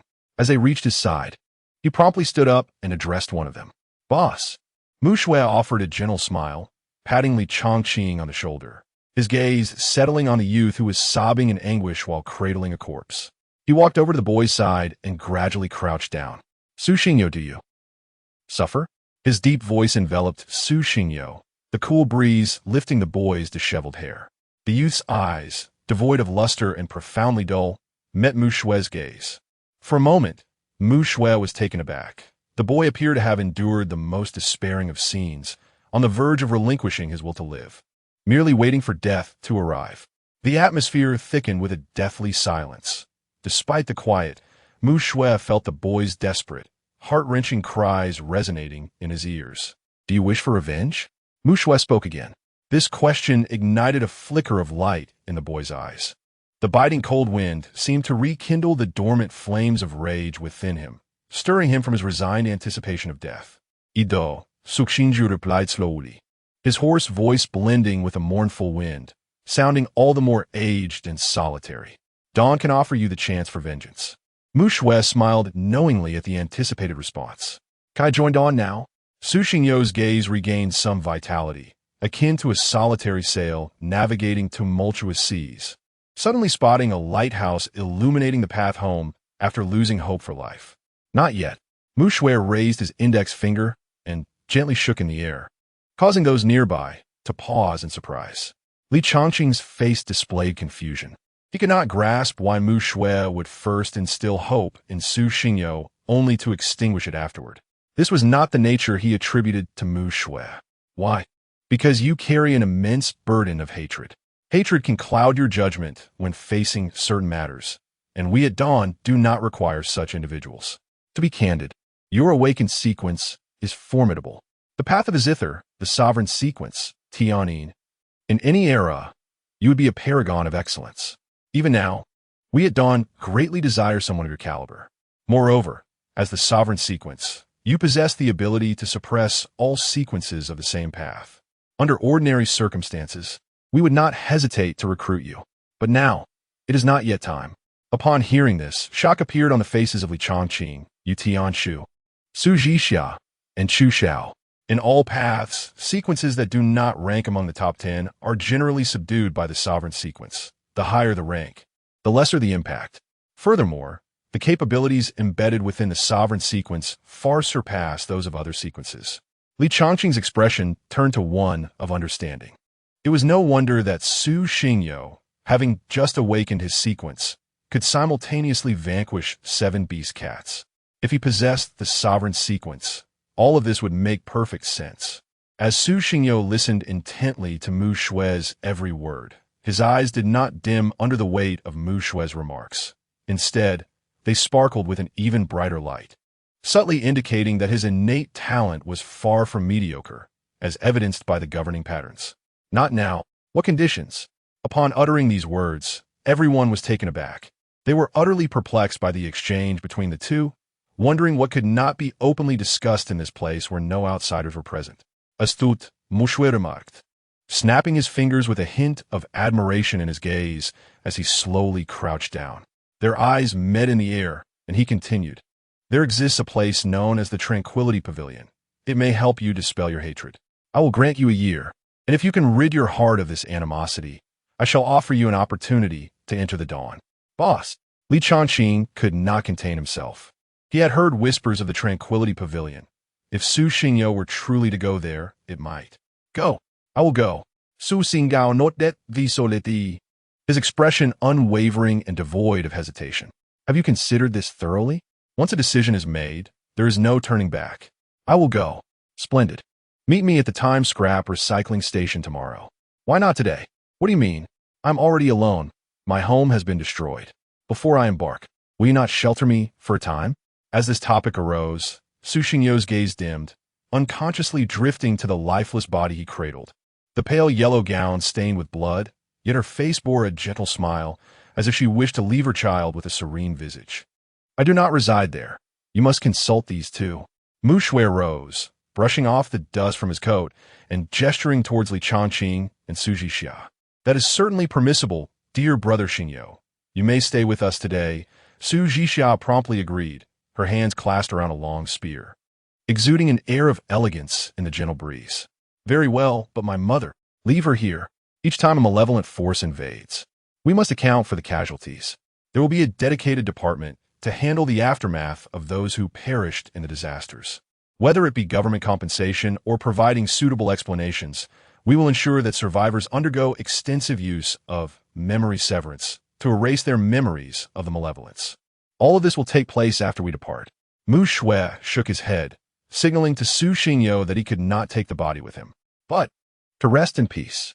The departed have left us. We need not linger excessively, allowing their souls to disperse with the wind and enter the cycle of reincarnation. Very well. Just as Su Xingyo attempted to move, an agonizing pain shot through the nerves of his calf, as if tearing at the very fabric of his soul, continually eroding his spirit. He could not help but emit a muffled groan, capturing everyone's attention. Brother Xingyo, is your leg all right? Su Jixia was the first to notice, immediately crouching down to observe the steel piercing through his calf with her glass-like eyes. Mu Shui cast a cold glance, crimson light erupting from his palm like a serpent, as the surrounding air pressure plummeted, accompanied by a low, continuous hum. The moment the fiery mango made contact with the steel reinforcement, the metal seemed to awaken with a soul of its own, abruptly launching forth. The friction against flesh induced excruciating pain, rendering Su Xingyo's delicate face pale and her expression contorted in anguish, accompanied by pain groans. As the steel bar was fully withdrawn, Mu Shui slowly raised his hand, clenching it in the air, causing the steel to vibrate violently.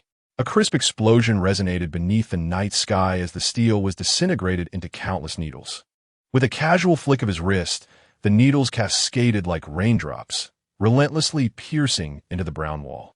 Take him back to bandage and disinfect. If you cannot endure such pain, I advise you, do not go to the Tranquil Heart Pavilion. Mu Shui bent down and whispered a few words into Su Xingyo's ear before his figure flickered and vanished beneath the night sky. Chapter 31. Are they all talents? In the early morning, golden sunlight cascaded into the room like delicate threads of gold, adorning the pristine white walls with a gentle hue. A soft breeze swept through, causing the pale yellow curtains to sway lightly. A white-haired youth reclined on a plush bed, a serene smile gracing his face as the shimmering sunlight danced upon him, making the strands of hair on his forehead flutter. In his dreams, the room remained immaculate. The melodious strains of piano music reverberated throughout, as vibrant notes floated in the air, encircling Su Xingyo's being. Captivated by the enchanting melodies, his senses were enthralled. He sat in the center of the room, quietly savoring this tranquil haven. Su Xingyo. The piano abruptly fell silent as the elder on the podium lifted his weathered yet piercing gaze. I am here. Su Xingao zetponde pumti li. Have you mastered the recent piece? Almost. From tomorrow, we shall embark on learning a new instrument, the shao. The elder waved his hand casually, and the piano before him seemed to be swallowed by the fabric of space, vanishing without a trace. Understood. Su Xingyo sprang to his feet. For some time now, he had been coming here every evening. It felt as though time flowed differently within this place, despite the hours spent in study upon awakening. Only a single night had passed. In the span of a month, he had acquired proficiency in numerous instruments, with the exception of the piano, most of which were traditional instruments of Huaxia. With 56 ethnic groups, each possessing unique traditional instruments, Mastering them would be no small feat, however. The inclusion of a piano amidst these instruments puzzled him. Most instruments he could grasp in a single evening, while a select few required 2 nights. Perhaps due to his childhood spent solely listening to instrumental music, he had developed a keen sensitivity to the sounds produced by these instruments. Once he had heard a piece, understanding the principles of sound production, he could replicate most of them. Generally, after no more than 3 attempts, he could play flawlessly. As the elder waved his hand, Su Xingyo's consciousness surged from the room, gradually returning to his physical form. At the moment of his return, a sharp pain coursed through his calves, prompting an involuntary groan. Knock, knock, knock. The sound of knocking echoed in the stillness of the room, reaching Su Xingyo's ears, causing him to momentarily pause and smile wryly. To think, after 17 years of silence, now that he could hear, he felt rather unaccustomed. Come in. The door creaked open gently, and Li Chongqing stepped inside. Making his way to Su Xingyo's bedside, his gaze tinged with remorse. Do not look at me with such eyes if you truly feel guilt. It should be towards the hundreds who perished last night, not merely towards me. Su Xingyo shook his head, realizing through their interactions the depth of Li Chongqing's sentimentality as referenced by Chu Xiao. By the way, can you truly hear? Why else would I be able to invite you in after your knock? Su Xingyo wore an expression of utter disbelief. Since the emergency medical procedure he had undergone the previous night, Li Chongqing, Su Zhixia, and Chu Xiao had relentlessly inquired whether he could truly hear. Particularly, Chu Xiao regarded him as a mere experimental subject, akin to a dissected lab rat, seemingly intent on unraveling the mystery of how he had regained his hearing. Time for a meal, he remarked. You people are like a garbage recycling station. I hadn't noticed during my last visit, but how can I still smell something foul living on the 2nd floor? Su Xingyo inhaled the air, nearly retching at the memory of the meal he had consumed days prior. A garbage recycling station that doesn't reek of rubbish? Pray tell, is the refuse in your home fragrant? Upon hearing this, Li Chongqing could no longer remain seated. His earlier guilt dissipated, replaced by a teasing retort. Exactly. That's the expression I was looking for. All tragedies in this world stem from the inadequacies of those involved. If I am to harbor any hatred, it shall solely be directed at my own weakness, not at you. Moreover, possessing the ability to command the sequence, I shall eventually overturn the heavens and the earth. Su Xingyo declared, propping his head with one hand, lost in his thoughts. Upon hearing his words, Li Chongqing paused, then chuckled resignedly. Now, that's more like it. I appreciate that sentiment. A soft voice drifted from the window nearby, drawing their attention outside. Su Xingyo's lips twitched uncontrollably as he gestured towards the window. Is this the caliber of talent you have at dawn? By the bedside, Yu Tianshu hung his arms over the window, resting his chin on the wall. Wearing a silly grin, Su Xingyo felt embarrassed to look. More importantly, who in their right mind would climb into someone else's window without cause? Was this not the very definition of a thief? Yu Tianshu, Li Chongqing growled, striding towards the window, rolling up his sleeves as if preparing for a confrontation. Just yesterday, I saved you, and today you repay my kindness with treachery? Besides, I am no longer the same as before. I have grown formidable, if it comes to blows. Yu Tianshu, though initially defiant, gradually lowered his voice until it became inaudible. As Li Chongqing neared the window, he tilted his head and waved at Su Xingyo. Su Xingyo, we shall converse later. I must take my leave. With that, he loosened his grip and leaped from the 2nd floor. Goodness, Zhixia, how could you so carelessly discard your trash? A shrill cry echoed from outside. Li Chongqing stood by the bedside, glancing at the scene outside, unable to suppress a smirk as he witnessed Yu Tianshu plunging into a pile of refuse, the stench of discarded waste enveloping him, various debris clinging to his body. Into the garbage heap he goes, Li Chongqing muttered. Su Xingyo stroked his chin, softly murmuring, which sounded like silver needles piercing Li Chongqing's ears. Su Xingyo, we can engage in a proper exchange as well. What do you intend to do? I am the patient. Do not act recklessly. I am. After several minutes of anguished screams, Su Xingyo rubbed his head, the pain contorting his expression, and gazed at Li Chongqing with a forlorn look. This old fool has actually subjected me to such punishment. It is truly despicable. Indeed, the dawn is filled with talent. Enough, enough. I am ready to rise and partake in a meal. Li Changqing cast a glance before proceeding towards the door. Just before his departure, he turned back and addressed Su Xingyo. In truth, Tianshu possesses a certain charm when engaged in combat. He simply tends to be a bit eccentric at times. What is your relationship with him? Su Xingyo finally voiced her lingering curiosity. For years ago, he arrived in Jiangnan City, and I provided him with assistance. At that time, he was much like you, a novice who had just awakened his sequence patterns. I could be considered a mentor to him in some regard. However, the child has grown, and his current prowess now surpasses my own. Li Changqing fell silent for a moment, as if recalling some amusing memory, a faint smile playing on his lips. Chapter 32. Hatred Fansheng, are you still there? Su Xingyo endured excruciating pain as he trudged down the hallway, each step sending jolts of agony through his body, with his calves experiencing a tearing sensation that made him limp. In his mind, Fansheng's weakened voice echoed, seemingly still recovering from the exhaustion of the previous night. His soul's energy had been severely depleted, and he had also been affected by Su Xingyo's Tianin. The thunderous noise, reaching decibels beyond comprehension, resonated deep within his soul, transcending mere auditory perception and striking at the very core of his being. Though the beast had met its demise in a violent manner, Tianin retained a formidable capacity for soul devastation. Are you all right? Can I see you? Su Xingao Ponde, Pepe. He recalled Fan Sheng mentioning the establishment of a connection last night. What could that possibly entail? According to Fan Sheng, he was now reliant on Su Xingyo for survival. Yet why had Su Xingyo never laid eyes upon him until now? Not yet. My soul's energy is critically depleted, and I require a period of recuperation. In due time, you shall be able to see me.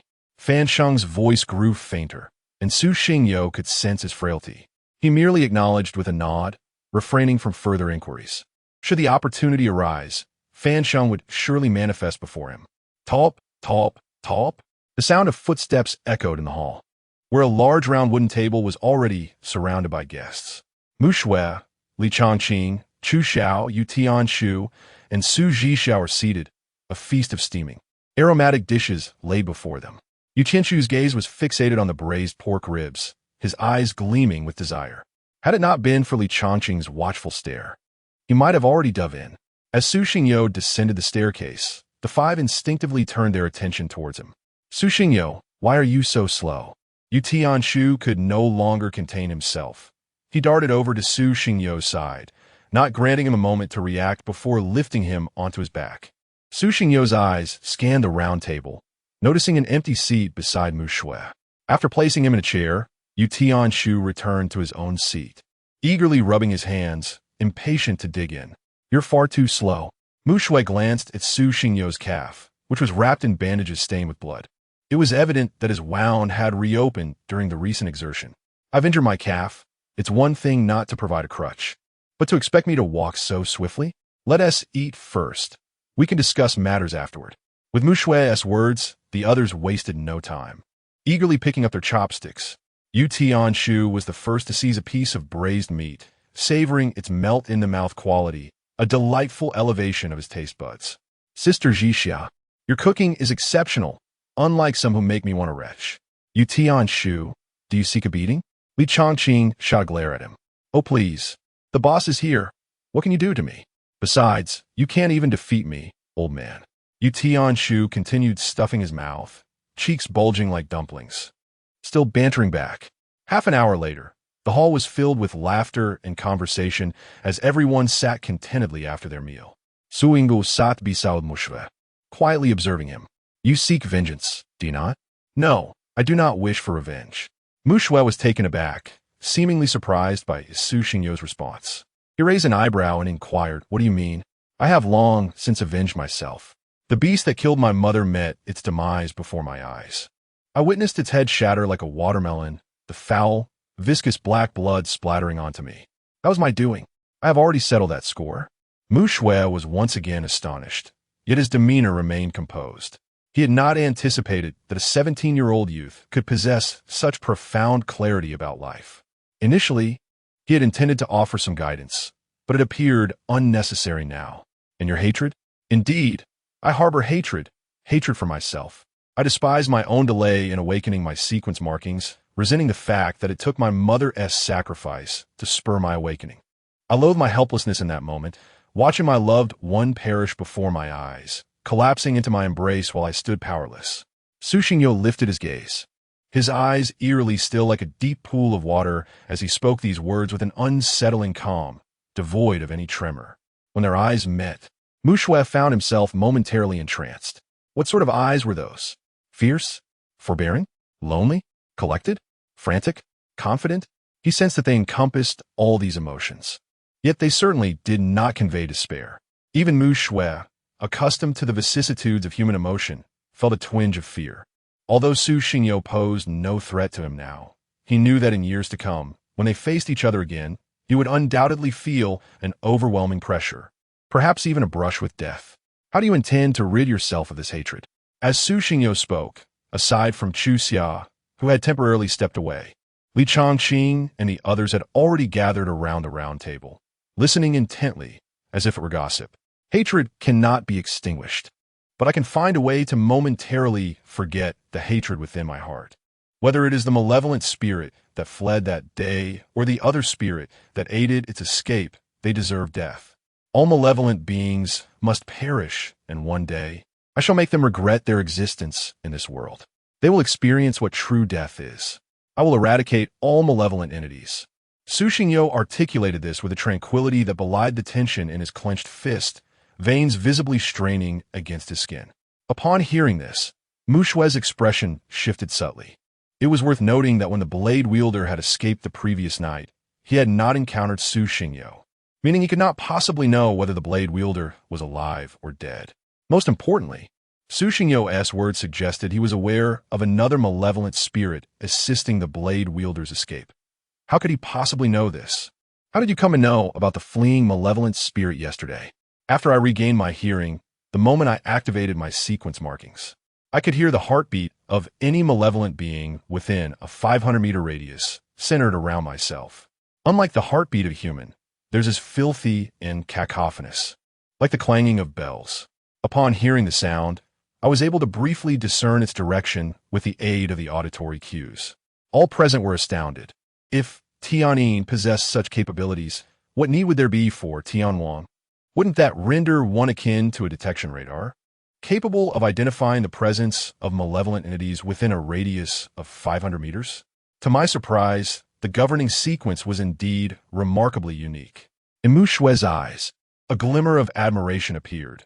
After a gentle applause, with his left hand supporting his head, he spoke slowly. However, if you aspire to eradicate all malevolent beings, your current strength is woefully inadequate. Though it may be insufficient now, there will come a day when I shall reduce all malevolence to ashes. Chapter 33. Training with injuries. The crisp sound of applause resounded through the hall, and all eyes present were filled with a measure of admiration for Su Xingyo. With Mu Shui's gaze intensifying, I shall grant you this opportunity. Starting today, I will instruct you, and you are to train with me daily. Training? What does that mean? Su Xingyo paused, confusion flickering in her eyes as she instinctively inquired. Surely you do not believe that merely relying on the sequence patterns can eradicate all malevolence? Mu Shui cast a glance at Su Xingyo and continued. Upon awakening the sequence pattern, the valves within your body will be opened, and the energy within them is referred to as soul power. Soul power is distinct from the soul itself. It merely serves as a unit of measurement for our utilization of sequence patterns and our inherent strength. Should a person's soul be shattered, even if their body remains unscathed, survival is utterly impossible. Over time, soul power undergoes numerous evolutions, and thus far, we recognize 6 realms: dust return, shattered, merging with heaven, celestial firmament, all things, and eternal life.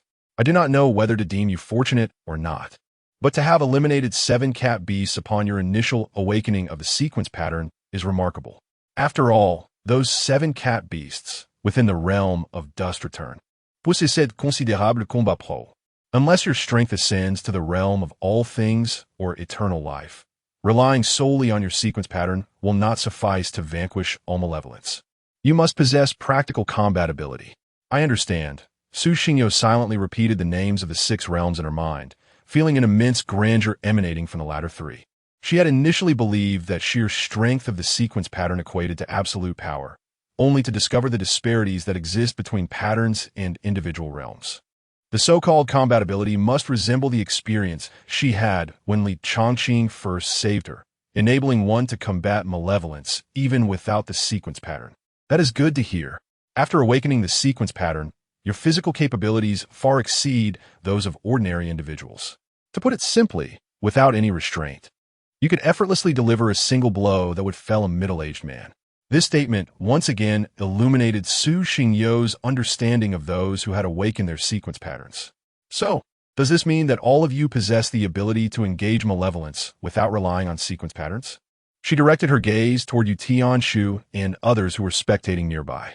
Indeed, within the 12 paths, there are certain sequence patterns that lack offensive capabilities. For instance, Xiaoxia's sequence pattern, Heavenly Net, does not possess offensive power. Its primary function is to detect the location of malevolence within a city. Does it then imply that a sequence pattern devoid of offensive capabilities cannot eliminate malevolence? The answer was evidently no, as Xiaoxia had slain cat beasts last night, possibly even more than Chu Xiao. Therefore, regardless of the might of your sequence pattern, you must learn to fight. This will ensure that when your soul power is nearly depleted, you can at least defend yourself, if not eliminate malevolence. Mu Shui nodded, gesturing towards Su Zhixia, who was resting her head on the table. I understand, but what should I do since my leg has not yet healed? Su Xinggao not dead? His gaze shifting to the calf wrapped in bandages, faintly stained with crimson. Was it not commonplace to sustain injuries in battle? If one could not overcome such minor wounds, then their lofty aspirations would extinguish within their heart. Moreover, time was of the essence. In merely half a month, he was to visit the tranquil pavilion, necessitating rigorous practice. What significance did training at the tranquil pavilion hold in relation to my own practice? Is it not a sanctuary for the purification of hatred? Su Xingyo's expression turned peculiar, even tinged with suspicion. A place meant for cultivating one's character. Why the urgency for training? It seemed ludicrous. In half a month, you shall understand. Now follow me. After elucidating a multitude of matters to Su Xingyo, Mu Shui rose and walked towards the staircase. The leader Wu Ti possibly mean upon witnessing this. Yu Tianshu covered her mouth, her eyes crescent-shaped as she grinned mischievously. Surely not. Just a newcomer. Li Chongqing's mind flickered with several vivid images, a chill running down his spine as he recalled the grim scenes of yesteryears. Let us follow and see. Su Zhixia immediately perked up, donning an expression of eager anticipation. Each of them had once struggled for survival under Mu Shui's training, teetering on the brink of despair. I must say, your demeanor is quite alarming. Su Xinggao sighed. The theatrics of the three before him were exceedingly exaggerated. No matter how resilient one's mental fortitude, it could not withstand such tests. Especially after witnessing Mu Shui's brutal method of extracting steel last night, he felt that Mu Shui truly embodied his name, remarkably ferocious. What are you waiting for? Keep up. A piercing gaze emanated from the staircase, and Su Xingyo felt a chill creep down his spine. With a reluctant acknowledgement, he limped after them. Mu Shui extended his hand, feeling along the wall until, with a sudden forceful push, the wall caved in, revealing a pitch-black corridor. Dim lights flickered to life overhead, and Mu Shui strode into the darkness, with Su Xingyo closely trailing behind. Upon their arrival in the basement, Su Xingyo cast his eyes aside, discovering a training ground as expansive as a football field. Countless wooden weapons lay neatly arranged at the entrance, surrounded by a pale green wire mesh. Above the training ground, a lamp radiated brilliance, illuminating the entire basement with a dazzling light akin to sunlight. Traversing the corridor, Mu Shui reached the entrance of the training ground, pushing the door open. With a deft motion of his left hand, he sent a broadsword soaring high into the air, catching it effortlessly with his right. Moments latte. Mu Shui stood at the center of the training ground, his gaze fixed upon Su Xingyo, his voice calm and steady. Retrieve a broadsword. Today, we have but one objective, to test all the weapons and select one that resonates with you, or one that showcases your innate talent. Su Xingyo acknowledged with a nod and hobbled over to retrieve a broadsword, making his way to Mu Shui. Attack me as you envision. The greater the force, the better. As his words hung in the air, Su Xingyo let out a sharp exclamation, gripping the broadsword tightly, stepping forward and launching a swift strike towards Mu Xue's face. The sound of slicing air accompanying his movement. Thud, thud, thud. A crisp buzzing accompanied by a low, mournful wail echoed across the training ground. Su Xingyo cradled his head, a visage of pain etched upon his features, as his broadsword had long since been sent flying by Mu Xue. He swiftly retrieved it, ready to engage once more. Heeding Mu Xue's indifferent command, Su Xingyo grasped the broadsword anew and launched an attack.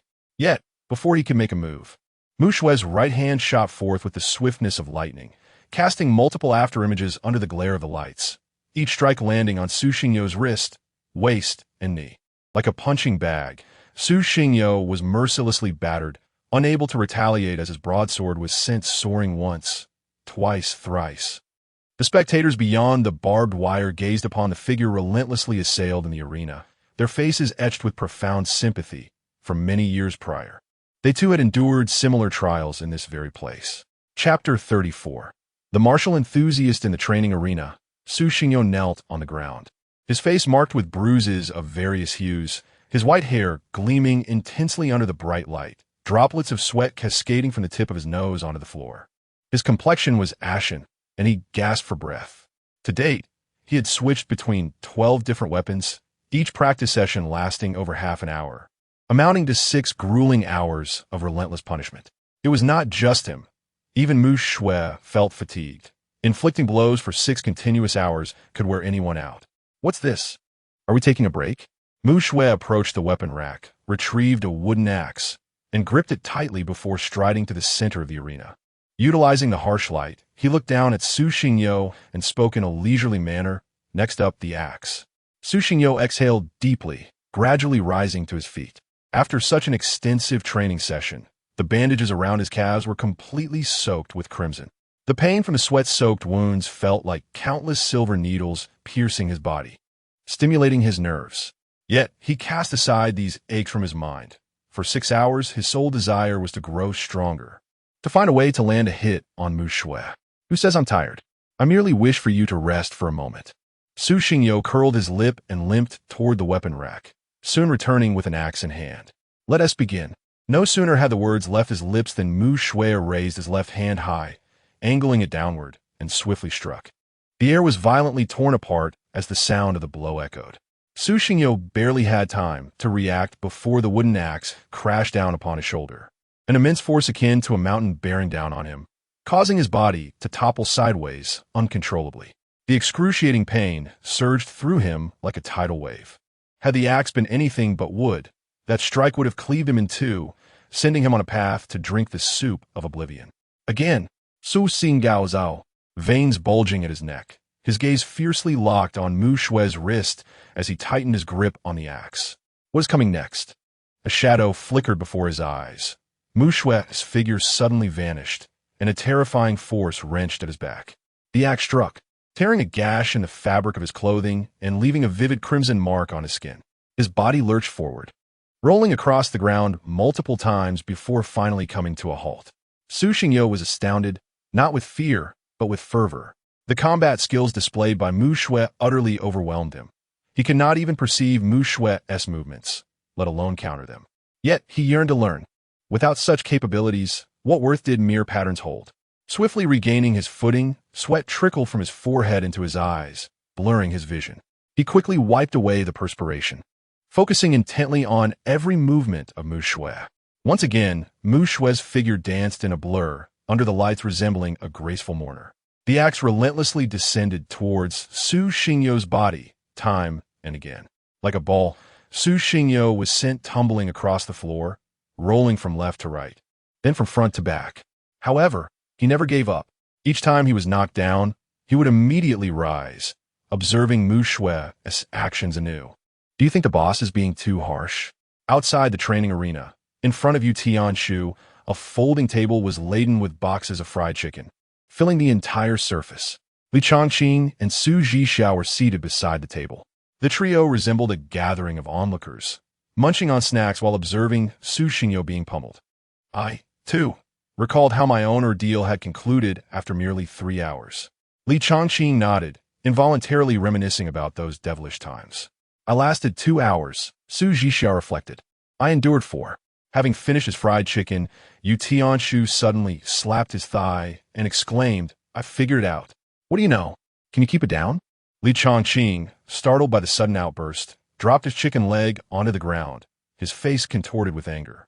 The higher the talent, the longer the beating lasts, indicating that Su Xingyo's aptitude is exceptionally high. I only lasted an hour and a half before I could keep up with the boss's moves.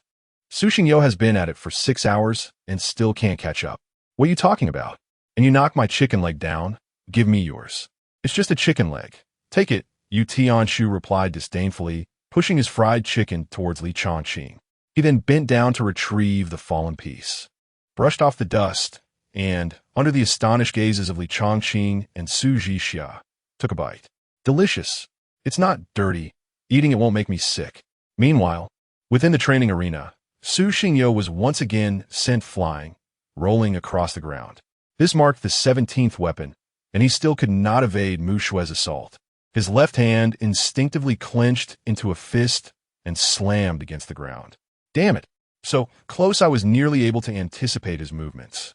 Then, Mu Xue's voice echoed from a distance. Su Xingyo looked up to see a wooden sword tracing a parabolic arc through the air, flying towards him. He reached out to catch it, discarding the spear in his hand, and stood up, wiping the sweat from his brow, his expression growing increasingly grave. This was the final weapon, the sovereign of all arms. Prepare yourself. This is the last lesson of the day. Mu Xue stepped forward. Despite being in the underground arena, a gentle breeze inexplicably stirred, billowing his cloak. Su Xingyo's demeanor sharpened as he gripped the sword, intently observing Mu Xue's every move. He sensed that Mu Xue, now wielding the sword, exuded an aura of profound elegance, his essence transformed. Suddenly, Mu Xue altered his stance, the long sword slicing through the air. Although they were more than 10 meters apart, Su Xingyo felt a gust of sword wind brush against his cheek. This, before he could contemplate further, Mu Xue had closed the distance, the long sword striking like a dancing dragon. In an instant, Su Xingyo's clothing was rent with multiple gaping holes, his skin bruised beneath. The tremendous force of the sword wind battered him, propelling him over 10 meters as he tumbled across the ground. All right, today's lesson is concluded, Mu Xue declared, standing still, a sigh escaping his lips. Is that it? Su Xingyo struggled to rise, only to be taken aback by the concluding remarks. Had the swordsmanship training truly ended before it had even begun? After a grueling 6-hour session, I have come to understand the type of weapon you require. Mu Xue approached the weapon rack, returning the wooden sword before continuing. What? You are a martial arts aficionado. Not all. I don't possess such a fervent passion. Su Xingyo hastily waved his hands in denial. No, I believe you have misconstrued my meaning. You are a martial arts enthusiast, but not in the sense of being obsessed. Rather, you are a fool in this regard. Mu Xue cast him a sidelong glance and sighed, astonished that such a promising individual with such excellent foundational skills turned out to be a martial arts simpleton. It truly is a twist of fate. Therefore, you shall be unable to master any of the weapons present here. Chapter 35. The Incomplete Awakening of Tianyin. After dinner, Su Xingyo felt despondent, still pondering the meaning behind Mu Xue's words. Was he truly a martial arts fool? A fool in the most foolish sense? All right, Xingyo. So what if you're a martial arts fool? I assure you, as long as you are willing to practice, you will. Yu Tianshu confidently patted his chest and placed a hand on Su Xingyo's shoulder. What will I definitely become? Su Xingyo raised his head, tentatively inquiring. A diligent martial arts fool. Ha ha ha. Upon uttering this, Yu Tianshu couldn't help but burst into laughter, taking a seat and chuckling heartily. For piercing gazes, laden with an intense chill, sliced through the air and landed upon Yu Tianshu, causing him to shiver involuntarily as he cautiously glanced around. Jixia, let me explain. I was merely trying to comfort Xingyo. I truly. Yu Tianshu waved his hands frantically, a hint of fear in his eyes, moving backward slightly. A sharp pain pierced through his ear as Su Jixia, with hands as delicate as jade, grasped Yu Tianshu's ear, gently lifting it. The base of his ear flushed crimson. Is this how you comfort someone? Ouch, ouch, ouch. Jixia, I was genuinely trying to console him. Yu Tianshu leapt up in pain. But Su Jixia showed no sign of releasing her grip. I was wrong. Zhixia, I truly apologize. Only when she saw Yu Tianchu's pleading expression did Su Zhixia relent, pulling out a chair to sit beside Su Xingyo, patting his shoulder. Xingyo, do not be disheartened. Today is merely the first day, and it's perfectly normal for your performance to be less than stellar. Thank you for your concern, Zhixia. Su Xingyo managed a strained smile, sighing deeply. It appeared he still had a long journey ahead if he wished to grow stronger. Just as he rose to return to his room, the sound of the door being pushed open caught his attention, and everyone's gaze turned toward the entrance. Mu Shui entered, hands laden with a multitude of ingredients, which he placed upon the table. Little Zhixia, these are the blood-replenishing ingredients I just purchased. Please freeze them for now and ensure Su Xingyo consumes them in the coming days. After speaking, he approached Su Xingyo, casting a quick glance at him. There is training tonight. Hurry and follow me. Su Xingyo paused, looking out at the now darkening sky, then turned back with a hint of confusion. Now? Indeed. Come along quickly. As Su Xingyo followed Mu Shui out, Su Zhixia and the others huddled together, whispering, "Why is the boss taking Xingyo for training at night? What would be the reason? Can't you tell? Perhaps Su Xingyo may not possess our talent in combat, but he surely has an innate gift that we have yet to discover, one that glimmers in the eyes of the boss." Li Changqing cast a disdainful glance at Yu Tianshu, deep in thought as he observed the direction in which the two departed. In the training arena. Do not be anxious. Tonight's training has nothing to do with combat skills. I merely wish to observe the unique qualities of the governing sequence, Tianin. Use your strongest power to demonstrate Tianin upon me. Under the glow of the lights, Mu Shui stood with his hands in his pockets, quietly watching the white-haired youth before him. All right, Su Xingao not dead? Upon awakening last night, he sensed a newfound power within his mind, soft and gentle, almost as if a new realm had emerged to harbor his soul's strength. As his consciousness was drawn forth, Su Xingyo felt a sudden dizziness, his awareness being pulled as the scenery before him shifted incessantly. When he opened his eyes again, he found himself standing upon an endless expanse of ocean. The calm azure waters beneath his feet, curiously buoyant, not sinking into the depths. Above him, a blazing orange sun hung high in the sky, yet offered no warmth. The cerulean heavens were adorned with fluffy white clouds, resembling a stunning work of art. Here, taking 2 steps forward, Su Xingyo was astonished to observe the tranquil surface of the sea ripple beneath him, yet the sensation beneath his feet remained as solid as any ordinary ground. Suddenly, a crisp chime resonated within his mind, and he slowly lifted his gaze to witness a flurry of text racing through the air. As the characters formed and connected, his astonishment deepened. Celestial Sound Ability Awakening Progress. 30. Completed Instrument Studies. Guzheng, Halusi, Piano, Eru, Pipa, Flute. Incomplete Instrument Studies. Xiao, Sun, Sheng, Bianzhong, Yangqin, Morinkur. Koxian. Final Examination. Perform an extraordinary piece with the learned instruments. Activation status. Not yet activated. What is this place? Why does the text in the sky describe the instruments he studied in his dreams with such clarity? Moreover, the list of incomplete instruments left him in shock. He recalled that the last phrase he heard during his studies last night pertained to the next instrument, the xiao, and the first instrument listed under incomplete studies is indeed the xiao. Is this mere coincidence or something more? To perform an extraordinary piece with the learned instruments for a final examination, what does this signify?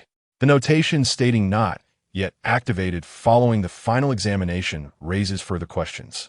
By his understanding, it implied that he must master all the instruments to activate it. He felt increasingly bewildered. What do these words truly mean? More importantly, the progress bar for Celestial Sound stood at a mere 30. As his gaze fell upon Celestial Sound, he sensed an ethereal connection to every sound-producing entity in existence. From his perspective, the current state of Celestial Sound was incomplete, yet it had the power to vanquish 7 cat bees simultaneously. How formidable would a fully realized Celestial Sound be? The thought was too daunting to contemplate. As Su Xingyo surveyed the ocean, he realized he shared an intangible bond with it. With just a flicker of thought, his consciousness could traverse to the waters. Once he discerned that this space bore no anomalies, he willed his awareness to return to his corporeal form and slowly opened his eyes. 2 anxious faces came into view. Boss, I told you that your training was too rigorous. How can Xingyo withstand it with a body still bearing injuries from his awakening? Su Zhixiao's worried gaze fixed upon Su Xingyo as she patted his shoulder, her expression laced with concern. Mu Shui remained silent. Though a hint of guilt flickered within him, his demeanor remained one of indifference as he spoke softly. This level of intensity cannot be sustained. Why bother with the Tranquility Pavilion? Upon hearing this, Su Xingyo was momentarily taken aback, her brow furrowing in confusion. Isn't the Tranquility Pavilion a place for solace? What does that mean? You will understand in due time, Mu Shui replied, striding towards the training ground, his voice echoing from a distance. Tiannin's test has yet to commence. Hurry, this is your final training for today. Xingyo, perhaps you should reconsider. I fear your body may not endure, Su Zhixia remarked. Concern etched across her face as she gazed at Su Xingyo. It's all right, Zhixia. I can manage, Su Xingyo reassured with a gentle smile. Rising to her feet and following closely behind Mu Shui, her fists instinctively clenching, a glimmer of determination shining in her eyes. Chapter 36. Farewell, let us begin. Mu Shui slowly opened his mouth, but he was astonished to find that no sound emerged. Not only him, but even Li Changqing and the other two bystanders were equally dumbfounded. What on earth is happening? Is the boss playing a silent game? Yu Tianshu instinctively inquired, only to realize that, despite his attempt to speak, no sound was produced. In a state of mild panic, he turned to Su Zhixia and the others, exclaiming, Can you hear me? Hello, can you hear me or not? Witnessing Yu Tianshu's exaggerated demeanor, Li Changqing leaned closer to him, attempting to discern his words.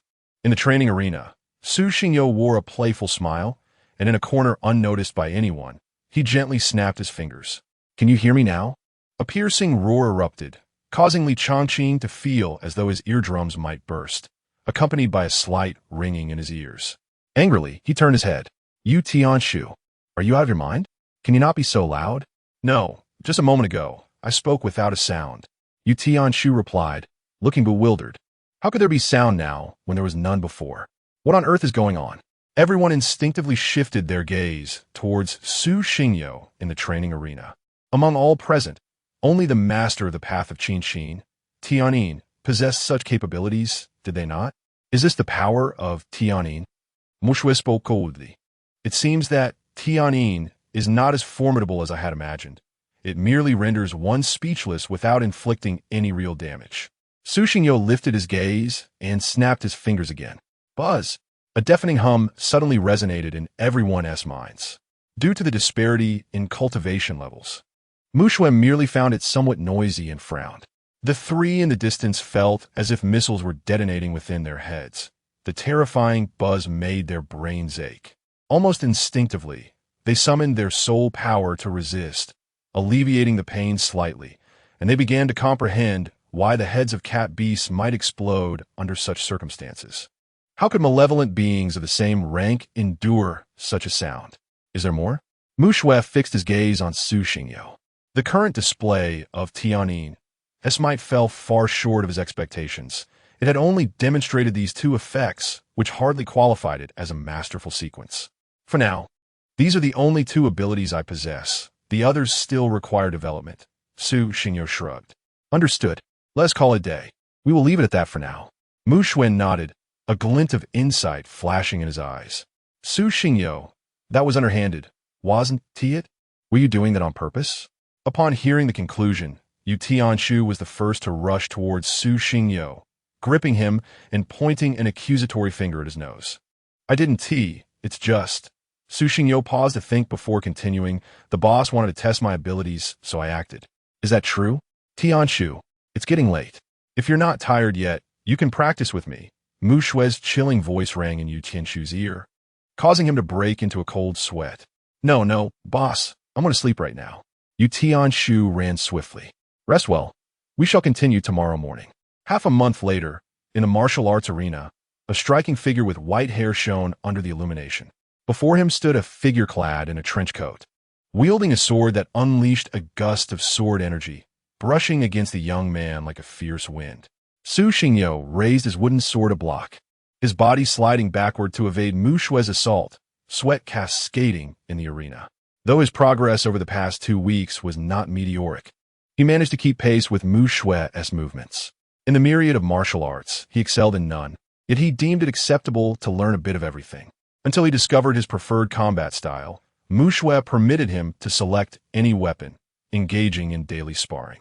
Clang, clang, clang. The two wooden swords clashed incessantly in the glaring light. Suddenly, Mu Shue relaxed his grip and slightly shifted his body. Su Xingyo felt a sudden lightness. Unable to resist, as he toppled forward, a wooden sword aimed directly at his head. The intense training of the past half-month culminated here. Mu Shue sheathed his wooden sword and approached the weapon rack. Su Xingao not that, reflecting on the two main pursuits of his days, honing his combat skills and mastering the sequence patterns. On the second day of training, Mu Shue facilitated his indefinite leave of absence from school. The means by which he accomplished this remained a mystery, perhaps through governmental or educational channels. As they stated, once an individual awakens the sequence patterns, it is prudent to distinguish oneself from ordinary people, for all that lies ahead is uncertain, fraught with concealed dangers. It was still afternoon, while the evening training canceled. Mu Shue gradually approached Su Xingyo's side, extending a white paper. What is this? Su Xingao yin guit. It is your mother's gravestone. We have laid her to rest. Here is the address. Mu Shue paused momentarily before continuing. The journey to the Silent Heart Pavilion lasts a year, and tomorrow marks the day of departure. Before you leave, you should go and pay your respects. Hearing these words, Su Xingyo trembled, unsteadily accepting the paper as memories surged like a tidal wave. Countless fragments of daily life played in his mind like a film. He could not recall what transpired after receiving the paper, nor the words exchanged. He felt like a soulless automaton, numbly boarding the vehicle to the cemetery. Time passed unmeasured until he arrived at the cemetery, where he beheld a gray-brown gravestone inscribed with white lettering. Grave of Su Mu, Liku. A torrent of emotions surged forth, and Su Xingyo could no longer contain himself. Tears streamed down his face as he collapsed before the gravestone, gazing at the black-and-white photograph adorned with a smile, his heart aching as if it were being torn asunder. Despair enveloped his spirit, his tears mingling with the earth at the base of the gravestone. Mother, your son can hear you now.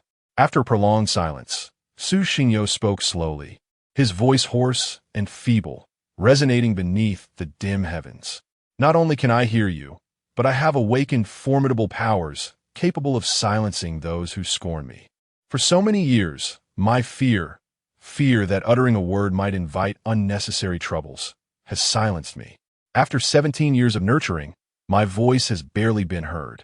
At times, I truly loathe myself, despising my timidity and weakness. From that day forth, I vowed to rid the world of malevolence, to ensure that no one else suffers as I have.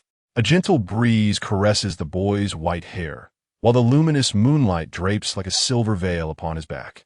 In the stillness of the cemetery entrance, the boy's solitary figure gazes into a corner of the graveyard. His hoarse voice, carried off by the wind, whispers mother. Farewell. Chapter 37. Departure on the following morning, as the first rays of sunlight pierced the dawn, spilling like shards of gold into the room. Su Xingyo slowly opened his eyes. He could scarcely recall how he had returned home the previous night, only remembering the overwhelming fatigue that had compelled him to lie down and succumb to slumber. After a brief wash, Su Xingyo descended the stairs, only to be astonished by the throngs of people in the hall. At the forefront stood Mu Shue, flanked by Li Chanqing, Chu Xiao, Su Jixia, and Yu Tianshu, all seated beside him, leaving an empty chair for Su Xingyo. Beholding the steaming array of dishes that adorned the table, the tantalizing aroma wafting through the air, he could only describe it as a feast fit for royalty. Such grandeur was unexpected. Su Xingyo was taken aback as he pulled out the chair and sat down. Eat quickly. Afterward, I will arrange for someone to escort you, Mu Shue remarked with a cold glance. Is it truly that urgent? Indeed. Su Xingao sighed, and as his gaze swept over the others, he noticed their faces were etched with expressions of sympathy, intensifying his curiosity about the Jingxin Pavilion. Why does it seem as though I am heading off to war? He inquired, bewildered.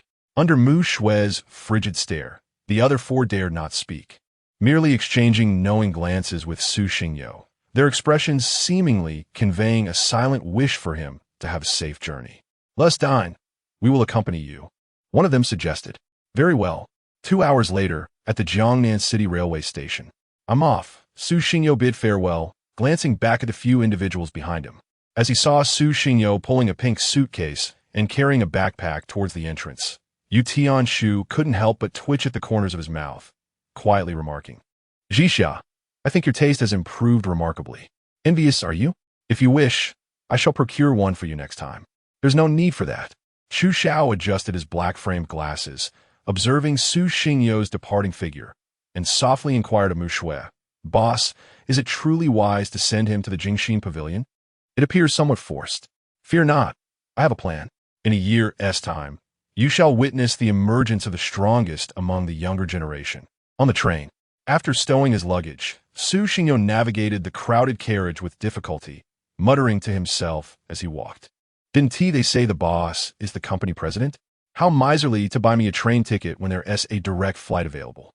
After weaving through the throng, he finally located his seat and squeezed into it. No sooner had he settled than a corpulent middle-aged man, weighing at least 200 pounds, plopped down beside him, forcing Su Xingyo almost against the window. Across from him sat two elderly individuals, glasses perched on their noses, trembling as they tapped on their phones. The cacophony of the overcrowded carriage was overwhelming.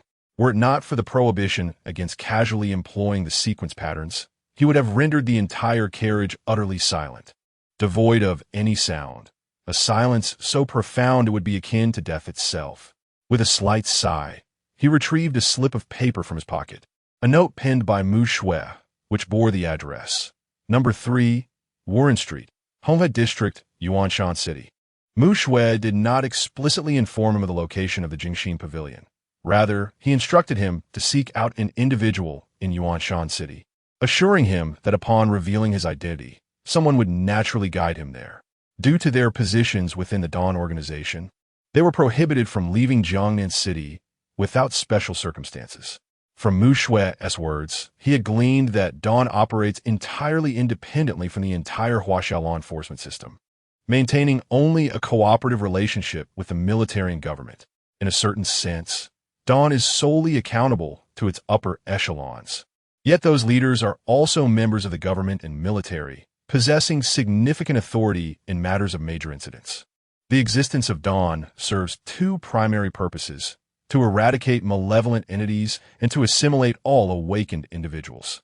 He understood that while awakened individuals are not obliged to join Dawn, should they be discovered using sequence patterns to disrupt the lives of ordinary people or pose significant harm, Dawn would intervene to apprehend and detain such malevolent awakened beings. Although Dawn is not governed by the state, its essence is akin to a brick, movable wherever needed. Each individual within it may potentially serve in the military at some future juncture. Su Xingyo shook his head, ceasing to ponder these matters, and instead closed his eyes, allowing his consciousness to delve into his mind. Upon opening his eyes, the familiar blue sky, white clouds, and tranquil sea unfolded before him. With a gentle wave of his hand, a guzheng materialized unexpectedly in front of him. He immediately seated himself on the ground, placing his hands upon the guzheng, feeling each string. Since the day he unlocked the sea of consciousness, and after half a month of exploration, he discovered that within this mental realm, he could conjure any instrument he had previously learned simply by willing it. Each time he completed his training, he would lie in bed and enter the sea of consciousness to practice the instruments he had mastered. After all, if these written words were indeed real, how could one complete a magnificent piece if they could merely play an instrument, yet not master it? Su Xingyo gazed down at the guzheng in his arms, gently caressing it, a flicker of brilliance passing through his eyes.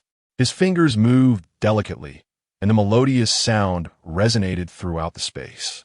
En intangible aura gradually rippled, and the previously calm sea began to sway in harmony with the music, as Su Xingyo seemed to become one with the scene.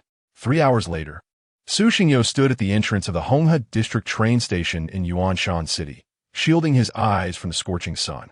Countless taxis were idling on the road, with drivers vociferously calling out to intercept departing passengers. "Hey, handsome, Are you going or not? I can offer you a better fare than them. A middle-aged man, bald and dressed in black casual attire, approached him, gesturing toward a nearby yellow taxi. Let us go to this address. How much? Su Xingao note that. Aware of the urgency of time, he had no leisure to choose, especially with the 5,000 yuan that Li Chongqing had discreetly transferred to him before his departure. 50. 50 will take you right to your door. Let us go. Coming right up, the middle-aged man said, swiftly grabbing Su Xingyao's pink suitcase, casting a suspicious glance at him, yet saying nothing further as he hurriedly placed the suitcase in the trunk, seemingly apprehensive that someone might snatch away his passenger. After settling into the car, Su Xingyao rested his head on one hand. As the vehicle surged forward, weaving through the bustling city, the wild wind poured in through the window, playfully tousling his white hair. He lifted his gaze to the enchanting city of Yuanshan, with the incessant blaring of horns resonating in his ears, mingling with the indistinct murmur of human conversations that he could scarcely decipher. Once, he had yearned to hear such sounds, yet now they seemed to him a cacophony of the mundane world. A wry smile crossed his lips. Perhaps this was the essence of humanity. The more one yearns for that which eludes grasp, the more one desires, while that which is possessed becomes a source of discontent. Fan Sheng, are you awake? Fan Sheng? Tentatively, Su Xingyao called out in his mind, but upon receiving no response, he surrendered to the silence, leaning back in his seat and closing his eyes to rest. Chapter 38. Can people reside here?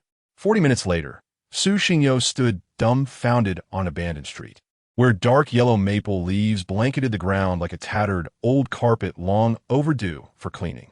Before him stood a house from the 80s or 90s, constructed of red bricks with a black-tiled roof. The exterior plaster had become mottled and flaked away, exposing the underlying red brick, while several tiles on the roof lay shattered, revealing the splintered wooden structure beneath. The dark red door stood wide open, and a musty odor wafted from within, causing Su Xingyao to furrow his brow. What does this signify? Is this what the dawn of hope looks like? Once a garbage collection station, now a moldy abode? Most importantly, this entire street was largely demolished, reduced to ruins, with only this house standing resiliently. While all the other buildings have been flattened, this one's structural integrity remained its greatest asset. Whereas the so-called number 3, 5-person street, this seems more like a deserted street. Taking a deep breath, Su Xingyao held it in and stepped inside. Upon entering, his gaze was immediately assaulted by heaps of garbage in the corner of the main hall. Light filtered through the dilapidated windows, and, as he turned his attention, he noticed the only table in the hall, covered in dust, yet adorned with 2 plates of food. Beneath the overwhelming stench of refuse, the aroma of the dishes had long since dissipated, rendering them odoriferous instead. Most alarmingly, seated at the table was a middle-aged man in tattered clothing, savoring his meal with gusto. His disheveled hair, resembling an explosion, was adorned with several maple leaves, caked in dust and grime, greasy enough to rival a jar of Lao Ganma. As Su Xingyao took a step forward, the aged floorboards creaked underfoot, uneven and groaning with each movement. The middle-aged man slowly turned his head, appearing to be in his 50s. Despite his face being marred with dirt and stains, upon locking eyes with Su Xingyao, the man emanated an unsettling aura. Though his appearance was that of a beggar, his eyes gleamed with an unsettling intensity. The man gradually rose, his posture slightly hunched, with dirt lodged beneath his fingernails. A rare flicker of curiosity crossed his countenance as he approached step by step. Who are you? Greetings, I am Su Xingyao, sent by Mu Shui to find you. Despite the man's beggar-like demeanor, Su Xingyao understood the importance of basic courtesy and promptly bowed at a 90-degree angle. Oh, Mu Shui recommended you? Is that true? A spark of interest ignited in the man's expression as he began to play with Su Xingyao's pale hair, scrutinizing his face closely. Grasping Su Xingyao's chin with 2 fingers, he examined him from left to right. Su Xingyao did not resist. Instead, he smiled, allowing the man to continue his inspection. You're quite handsome, but what is with this head of white hair? So young, yet so many gray strands? The middle-aged man abruptly dashed outside, glancing around. What are you doing? Before Su Xingyao could finish, The man shut the door and leaned in close, whispering in his ear, "I see darkness gathering at your brow. And with all this white hair, you are likely suffering from kidney deficiency." A middle-aged man suddenly grasped Su Xingyo's hands, contemplating thoughtfully. "You possess a full remedy, specifically designed to treat infertility, as well as to replenish kidney vitality. I assure you, running several hundred kilometers a day will be no trouble at all. What do you say? I want to charge you the usual 998. Today, in light of our fateful encounter, I shall only require 118. I think that's unnecessary," Su Xingyo replied. "No, you need it." The middle-aged man interrupted abruptly, an unusual glint flashing in his keen eyes.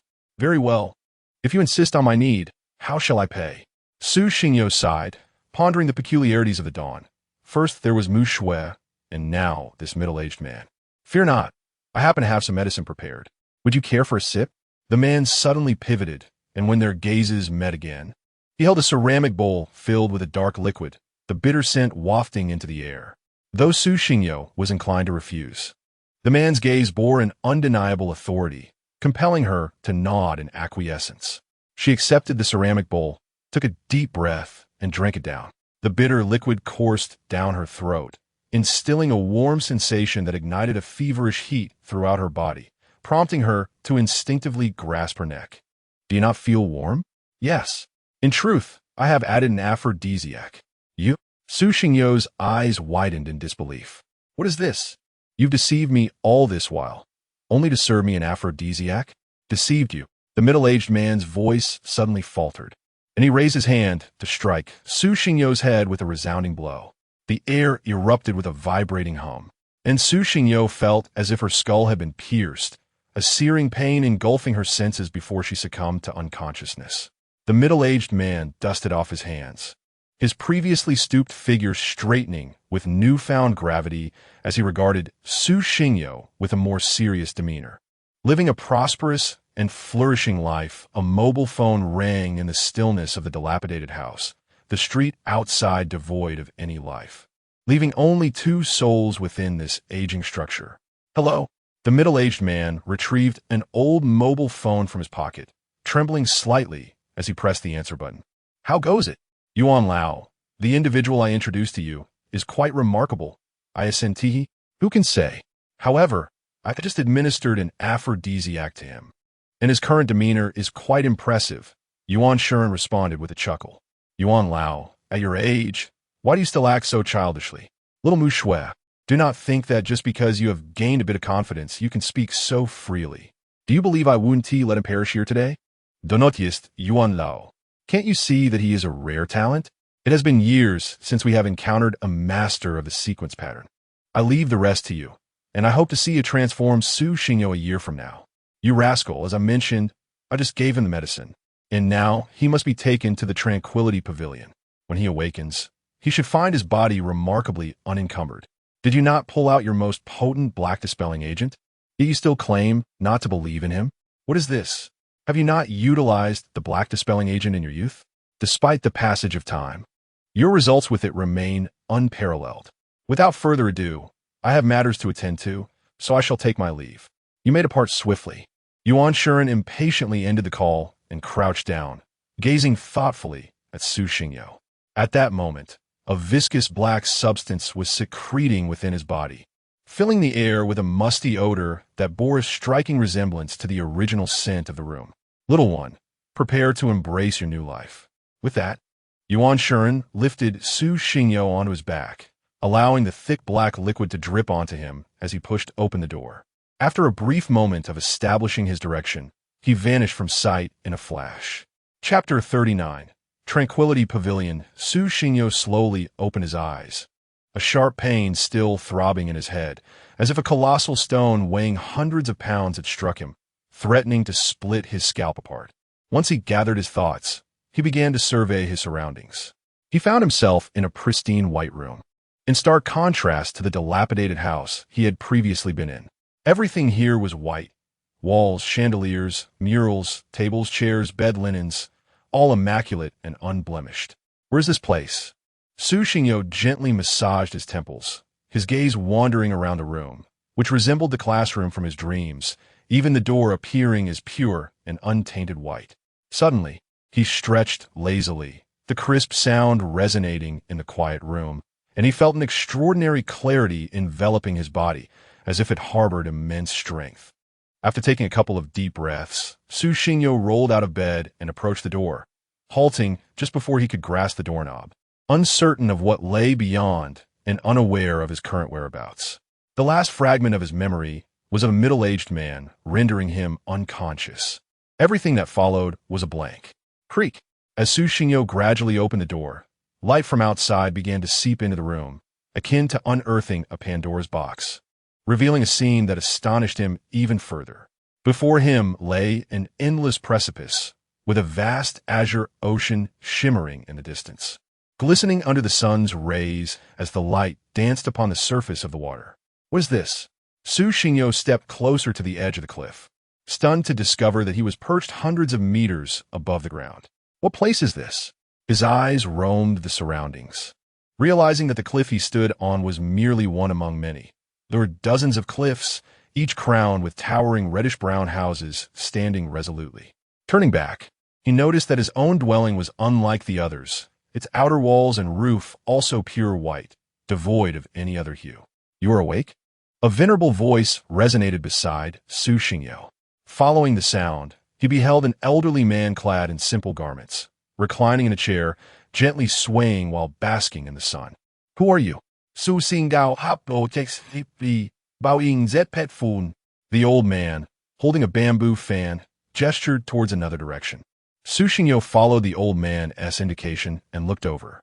The words Tranquility Pavilion were inscribed at the top of a two-story ancient structure standing proudly atop the mountain.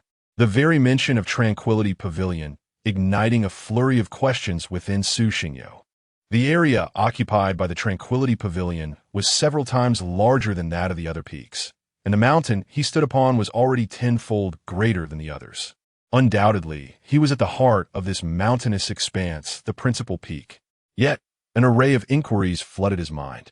Wasn't this supposed to be a place for tranquility and the dispelling of hatred? Su Xingyo gazed at the neighboring peaks, separated by hundreds of meters, utterly bemused. Can this place truly be called the Tranquility Pavilion? Does it foster peace? It certainly appeared anything but tranquil. Dawn once again reshaped Su Xingyo's perception, regardless of others. At least for now, Dawn appeared to be a congregation of eccentric talents. Should such individuals emerge again, he would truly fall into the trap of generalization. If you do not mind, you may call me Wu Lao. Wu Lao unfurled his bamboo fan and gently waved it to summon a breeze, simultaneously beginning to speak. Isn't the Tranquility Pavilion meant for self-cultivation and the eradication of hatred? It hardly seems so at present. Su Xingyo gestured towards the surrounding cliffs, where only a few iron chains connected each peak, devoid of any bridges. To traverse between mountains, one could only rely on the chains. With no safety measures in place, who would dare to cross so recklessly? Moreover, the distant peaks were bordered by an endless ocean, with no trace of civilization visible. What manner of place was this? It felt akin to an isolated island adrift in the sea, utterly detached from the city. What is your name? Wu Lao inquired, casting a glance. Su Xingyo. Sun Qinghe, Wu Lao replied slowly. Despite not exerting much effort, his voice resounded powerfully across the mountains. The wooden door creaked open, revealing a young man clad in a pale blue hanfu with long hair, who swiftly approached Wu Lao and performed a slight bow. Wu Lao, please take this child to register him under Teacher Zhang's name. As the gentle breeze stirred his flowing hair, the young man's gaze towards Su Xingyo bore a hint of gravity, yet he merely nodded. Hello, please follow me. Su Xingyo nodded in return, trailing behind the youth. From a moment he regained consciousness. The Tranquility Pavilion had felt like a secluded paradise, long removed from the world. The young man in traditional attire further deepened his impression of Dawn. Who, then, was this teacher Zhang mentioned by Wu Lao? Upon stepping into the Tranquility Pavilion, a fragrant aroma wafted from within, contrasting with his preconceived notions. The interior decor mirrored that of a modern city almost seamlessly. Upon entering, he encountered a vast open space, with a long corridor at its end, lined with numerous rooms, and a soft yellow light illuminating the pristine white ceiling. I would like to inquire, who is Teacher Zhang? I shall first explain the main aspects of the Tranquility Pavilion, and then I will tell you about Teacher Zhang. The young man led Su Xingyo into the first room along the corridor. The room was quite simple, furnished with merely a computer, a desk, and 2 chairs. First, allow me to introduce myself. I am Sun Qinghe, the current acting head of the Tranquility Pavilion. As he spoke, Sun Qinghe paused momentarily to whisper softly into Su Xingyo's ear. Though referred to as the acting head, it is essentially just a job. What purpose does the Tranquility Pavilion serve? What am I to do here? The Tranquility Pavilion is situated atop the mountain peak, centered on our primary peak, and based on the Bagua array. From the Bagua positions, 8 iron chains extend outward at equal distances and angles like rays of light. Every 360 meters, there lies a peak, with chains connecting those on the same level. The chains measure 1,200 meters long, radiating outward from the center, encompassing 4 layers of peaks, each containing 8 peaks. This construction is based on the real-world Bagua city, adhering to the natural laws of heaven and earth, existing between the realms of the cosmos. Sun Qinghe laid a blueprint before Su Xingyo, as if viewing the myriad peaks from a divine perspective. Why was it built in such a manner? Who was the architect behind it? Su Xingyo appeared bewildered. These mountains were spaced at specific intervals, clearly not formed by nature, but rather by human hands. Who possesses such formidable power to sculpt so many peaks with mere strength? A century ago, it was the esteemed master Zhou Zixing of the Jingxin Pavilion who orchestrated this creation. A look of reverence washed over Sun Qinghe's face as he uttered this name. Chapter 40. Half a year, Su Xingyo was filled with confusion. As a newcomer just beginning to grasp the dawn of understanding, he was completely unaware of the history of the past 2 centuries. From his perspective, there must exist another history known solely to the elite of the dawn and the military government. Indeed, Senior Zhou Zixing was a formidable immortal being. Every mountain peak he observed was crafted by Zhou Zixing's bare hands. One could only imagine the extraordinary height of power required to shape mountains in such a manner. An enigma known to none. Sun Qinghe nodded enthusiastically, his tone growing more impassioned, as if Zhou Zixing were still alive before him, igniting a fervor within him. But what purpose does the Tranquility Pavilion serve? Su Xingyo still did not comprehend its function. The true purpose of the Tranquility Pavilion bore little relation to its name. There were 2 primary functions. Firstly, it assisted awakened individuals like them in purging their hatred, though the method would be entirely different from what one might envision. Secondly, it was designed to suppress prisoners and malevolent awakened beings. What do you mean by malevolent awakened beings? Su Xingyo was taken aback. Indeed, every mountain peak aside from the main peak serves as a prison, with the malevolent awakened beings confined according to their unique sequence paths and respective realms. Generally speaking, the prisons closest to the main peak house the weakest malevolent awakened beings, while those in the outermost prisons possess the highest realms. Such a multitude of malevolent awakened beings? Logically, there shouldn't be this many awakened individuals, Su Xingyo calculated. With a total of 32 peaks, if each peak housed several individuals, how many would that entail? Surely, every path sequence would be represented. Correct, of the 32 peaks, only 24 are inhabited, with a total of 96 individuals imprisoned. Half of them, however, lack sequences. What does that mean? Why are there individuals without sequences? There will be activities related to the prison in due course, at which point you shall understand. Each of them possesses a sequence, yet they remain confined in their chambers. Wouldn't they attempt to escape? Su Xingyo pondered for a moment before posing a different question. They will not. When Zhou Zixing established this place, he placed a piece of divine punishment within each mountain peak, capable of suppressing the sequences of the awakened beings above. They cannot perceive their own sequences, thus rendering their abilities unusable. Moreover, within the main peak lies the control entity of divine punishment, which regulates when each piece of divine punishment on the other peaks is activated. Therefore, the malevolent awakened beings confined in each peak are merely exceptionally fit ordinary individuals. Upon hearing this, Su Xingyo exhibited an expression of understanding. finally grasping why the Tranquility Pavilion was arranged like the Bagua City. It not only maximized the confinement of malevolent awakened beings, but also allowed for swift support in any situation. How does the Tranquility Pavilion assist us in purging hatred? What if I harbor no hatred? Fear not. Before you truly enter the Tranquility Pavilion, you will undergo a test, after which you will ascertain whether you are free of hatred. As for the methods to cultivate your character and nurture your spirit, you shall discover them in due time.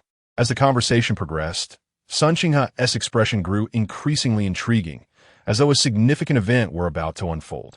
All right, what must I do now? Su Xinggao Yin Gui. Let me first explain the fundamental structure of the Jingxin Pavilion, Sun Qinghe replied, turning the computer screen to face Su Xingyo. Within the Jingxin Pavilion, there are a total of 6 instructors, for who teach the arts of music, chess, calligraphy, and painting, along with a psychological counselor and a physical education teacher.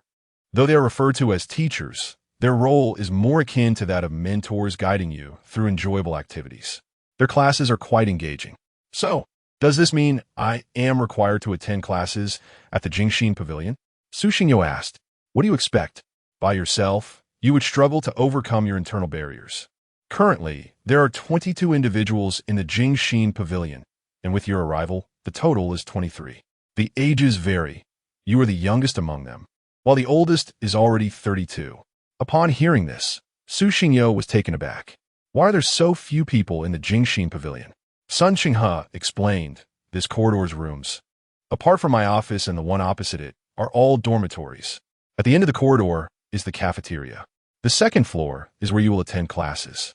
Aside from the 4 rooms dedicated to the arts, there's also a martial arts arena where you can engage in sparring when you find yourself bored. As the screen displayed a floor plan of the Jingxin Pavilion, every room's design was etched into Su Xingyo's mind, which he silently committed to memory. When will I be able to leave? After a year? He asked. What are you thinking? Did you not know what the Jingxin Pavilion was before you arrived? Sun Qinghe looked at him in disbelief, unable to fathom how a 17-year-old with white hair could be unaware of the nature of the Jingxin Pavilion and had simply rushed in. Isn't it said that the Jingxin Pavilion can eliminate hatred? I recall Mu Shui mentioning that to me. He told me that after dispelling hatred, I would be introduced to the dawn. I see. So, it was Mu Shui who sent you here. He clearly did not tell you the whole truth. Sun Qinghe remarked with a knowing expression, dark thoughts flashing through his mind. What do you mean? Su Xinggao Guidi? There are conditions for leaving the Jingxin Pavilion. Generally speaking, meeting these conditions would take 4 to 5 years. What? 4 to 5 years? Su Xingyo was taken aback, having assumed he could leave in a year. He never anticipated that while entering would be easy, exiting would require 5 years. What did you expect? Surely, you are not a newcomer? Well, I awakened my sequence pattern just half a month ago. Which path did you awaken? What sequence pattern? The path of music, Tianyin. WH. What? Could you repeat that? Sun Qinghe jumped up, his face a mask of disbelief, stuttering over his words. Tianyin? What is it? What happened? No wonder. How long did it take Mu Shui to leave? Su Xingyo pondered aloud, realizing that this individual must have known Mu Shui, indicating that he had previously been at the Jingxin Pavilion. 1 year. Is that so? Su Xinggao note that? No wonder Mu Shui had asked him to return after a year. It turns out he had already attempted it, and a year away was indeed feasible. After a brief silence, a faint smile graced Su Xingyo's lips as he spoke slowly. Then I will try for 6 months. Do you know what conditions are required to leave the Jingxin Pavilion? Only 6 months? Sun Qinghe's expression was one of disbelief. Even though Su Xingyo was the master of sequence patterns, he found it hard to accept. If Su Xingyo had claimed a year, he might have believed it, but 6 months seemed far too short. What conditions? Su Xinggao deeply. The Jingxin Pavilion has 2 main tests. The entry test, which involves confronting and defeating one's inner demons, and the exit test, which also entails conditions, facing your true self. The first is understandable, but what does the second mean? Su Xinggao Yin Gui. It means to conquer yourself. Face the version of yourself that possesses all the advantages, time, place, and circumstance, and defeat him. In simpler terms, when all unfavorable conditions are in your favor, Can you still break through and overcome your own limitations? This is what the Jingxin Pavilion represents, a place to transcend oneself. Chapter 41. The Inner Demon. There is something intriguing. Su Xingyo's lips curled into a subtle arc, and a fervent battle spirit ignited in his eyes. Since Mudblood had requested his return in a year, he must present Mudblood with a delightful surprise. He had 6 months to depart from the Tranquil Mind Pavilion. The Tranquil Mind Pavilion imposes few regulations. Yet there are 2 crucial rules one must always remember. As he spoke, Sun Xinghe's expression grew increasingly solemn as he extended his first finger. First, do not enter the prison without permission. Second, do not leave the Tranquil Mind Pavilion without authorization. These actions are strictly prohibited, and transgressing either rule will result in consequences far more severe than you might imagine. Moreover, no matter where you go, we possess the means to bring you back. Su Xinggao note that before Sun Xinghe articulated these rules, he had no intention of sneaking away. Mudblood had summoned him to the Tranquil Mind Pavilion, indicating that this place harbored methods for him to grow stronger. Rest assured, I am a person of many flaws, but I do not violate regulations. That is good. Now, we shall commence your introductory assessment, preparing you to confront your inner demon. Sun Xinghe rose and walked towards the door. All right.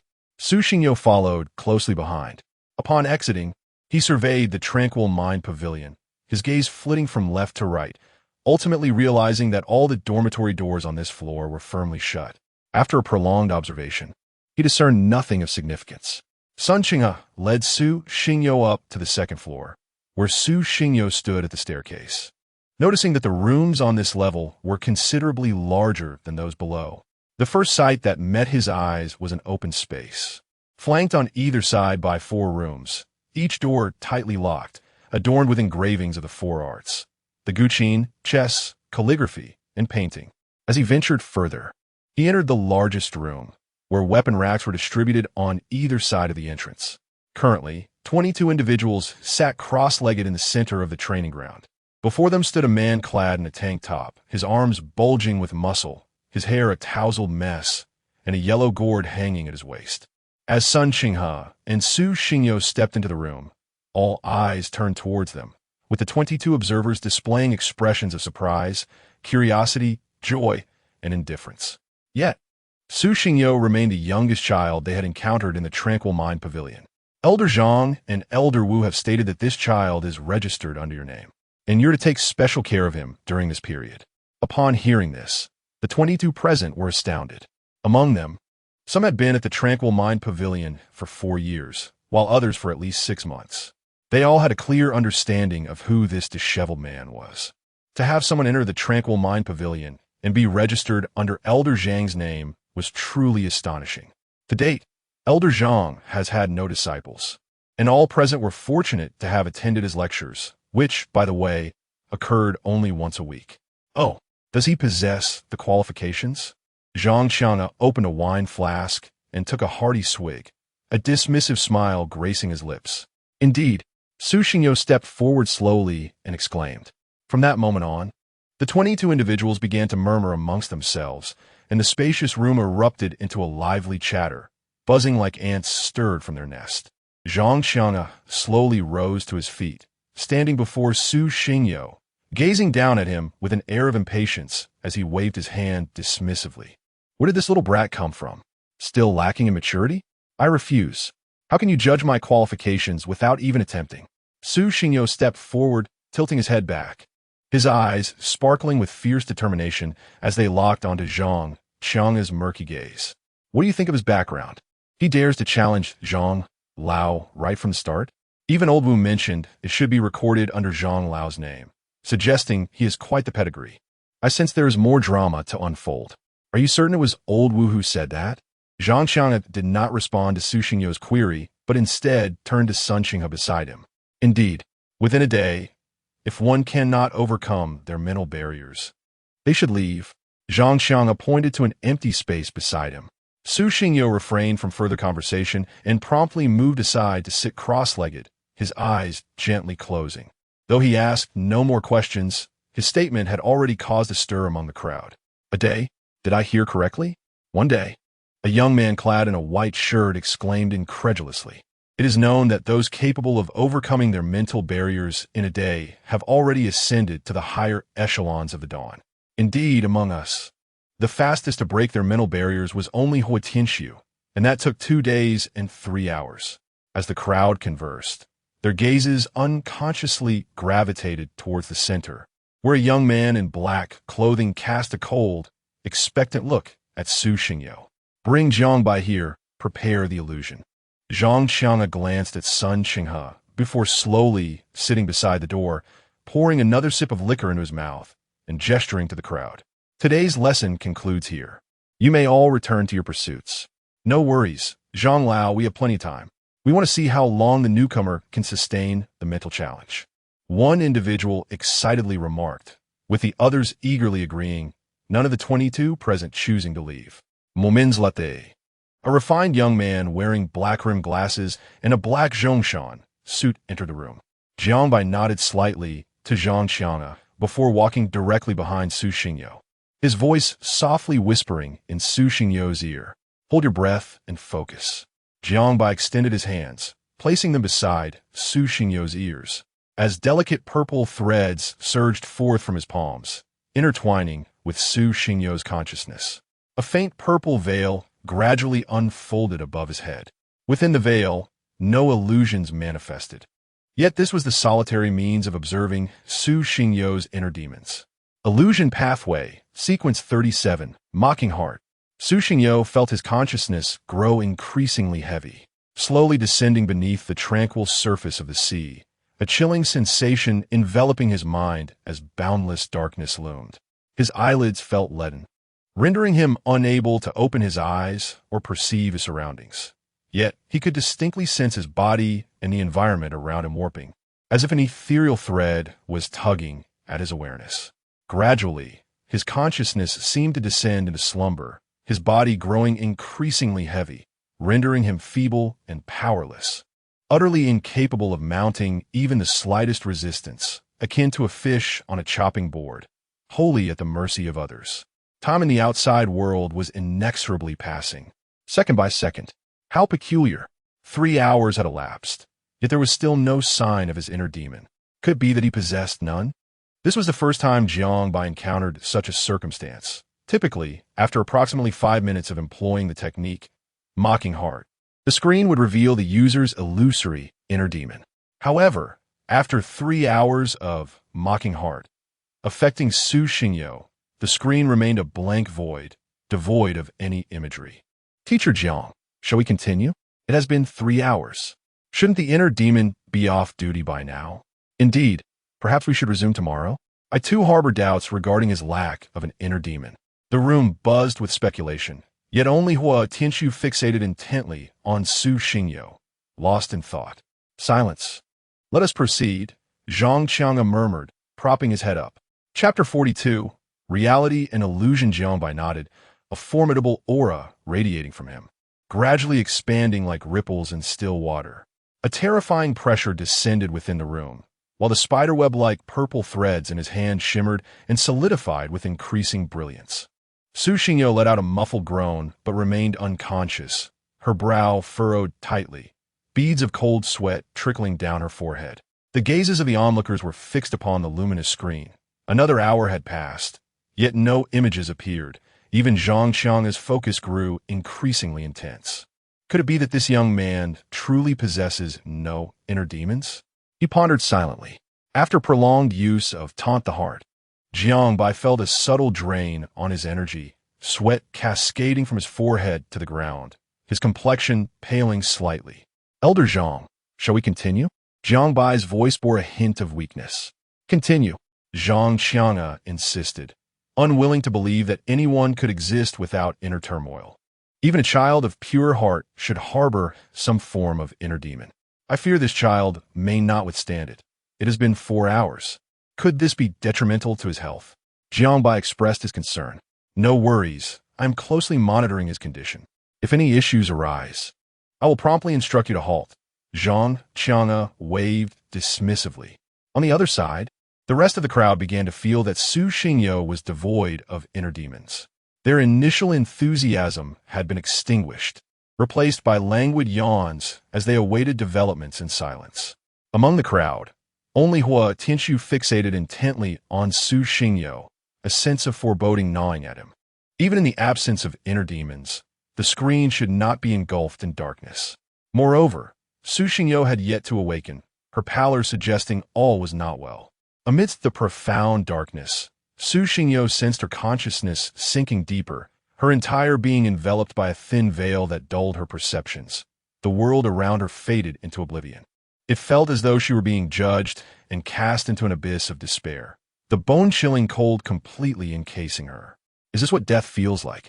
Su Xingyo's last fleeting thought before losing consciousness. Time slipped away, and eventually, a faint whisper broke through the endless void, reminiscent of a ray of dawn piercing the prolonged night. Su Xinggao. The consciousness that had been submerged in the abyss began to fiercely resist, the icy grip fracturing under the tumultuous surge of her spirit, web-like cracks spreading throughout. Suddenly, the pitch-black world erupted in radiant light, bright as day.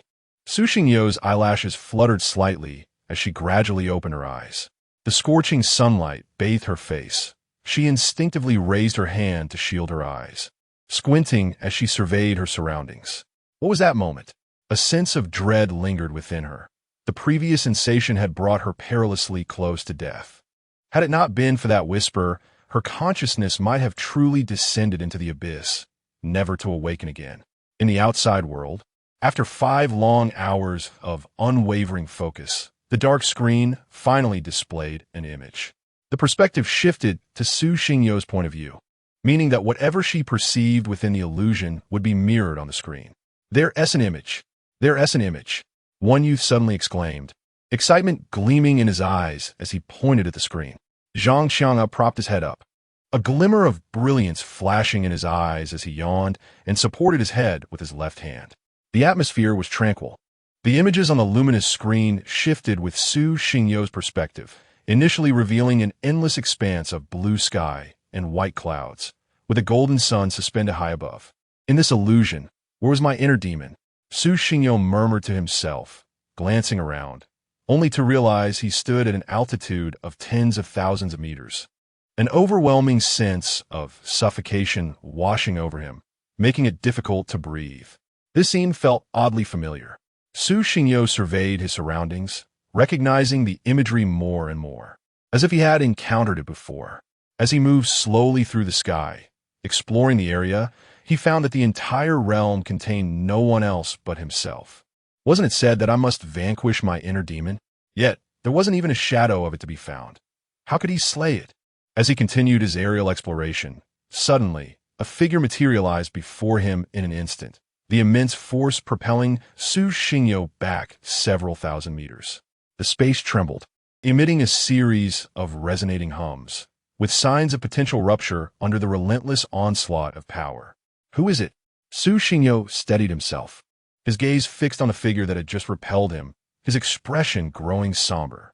In the distance, a young man clad in a black robe regarded Su Xingyo with indifference, his long black hair cascading like a waterfall behind him, a hint of pride, even disdain, evident between his brows. Where's this place? The young man's voice echoed through the space, his eyes narrowing slightly before he suddenly appeared before Su Xingyo, leaning in closer. A faint frown formed on his face. You carry a scent I detest. The young man walked through the air, a weighty pressure akin to a mountain descending from the heavens upon Su Xingyo's body, causing his blood to feel as if it had frozen, rendering him immobile. Who are you?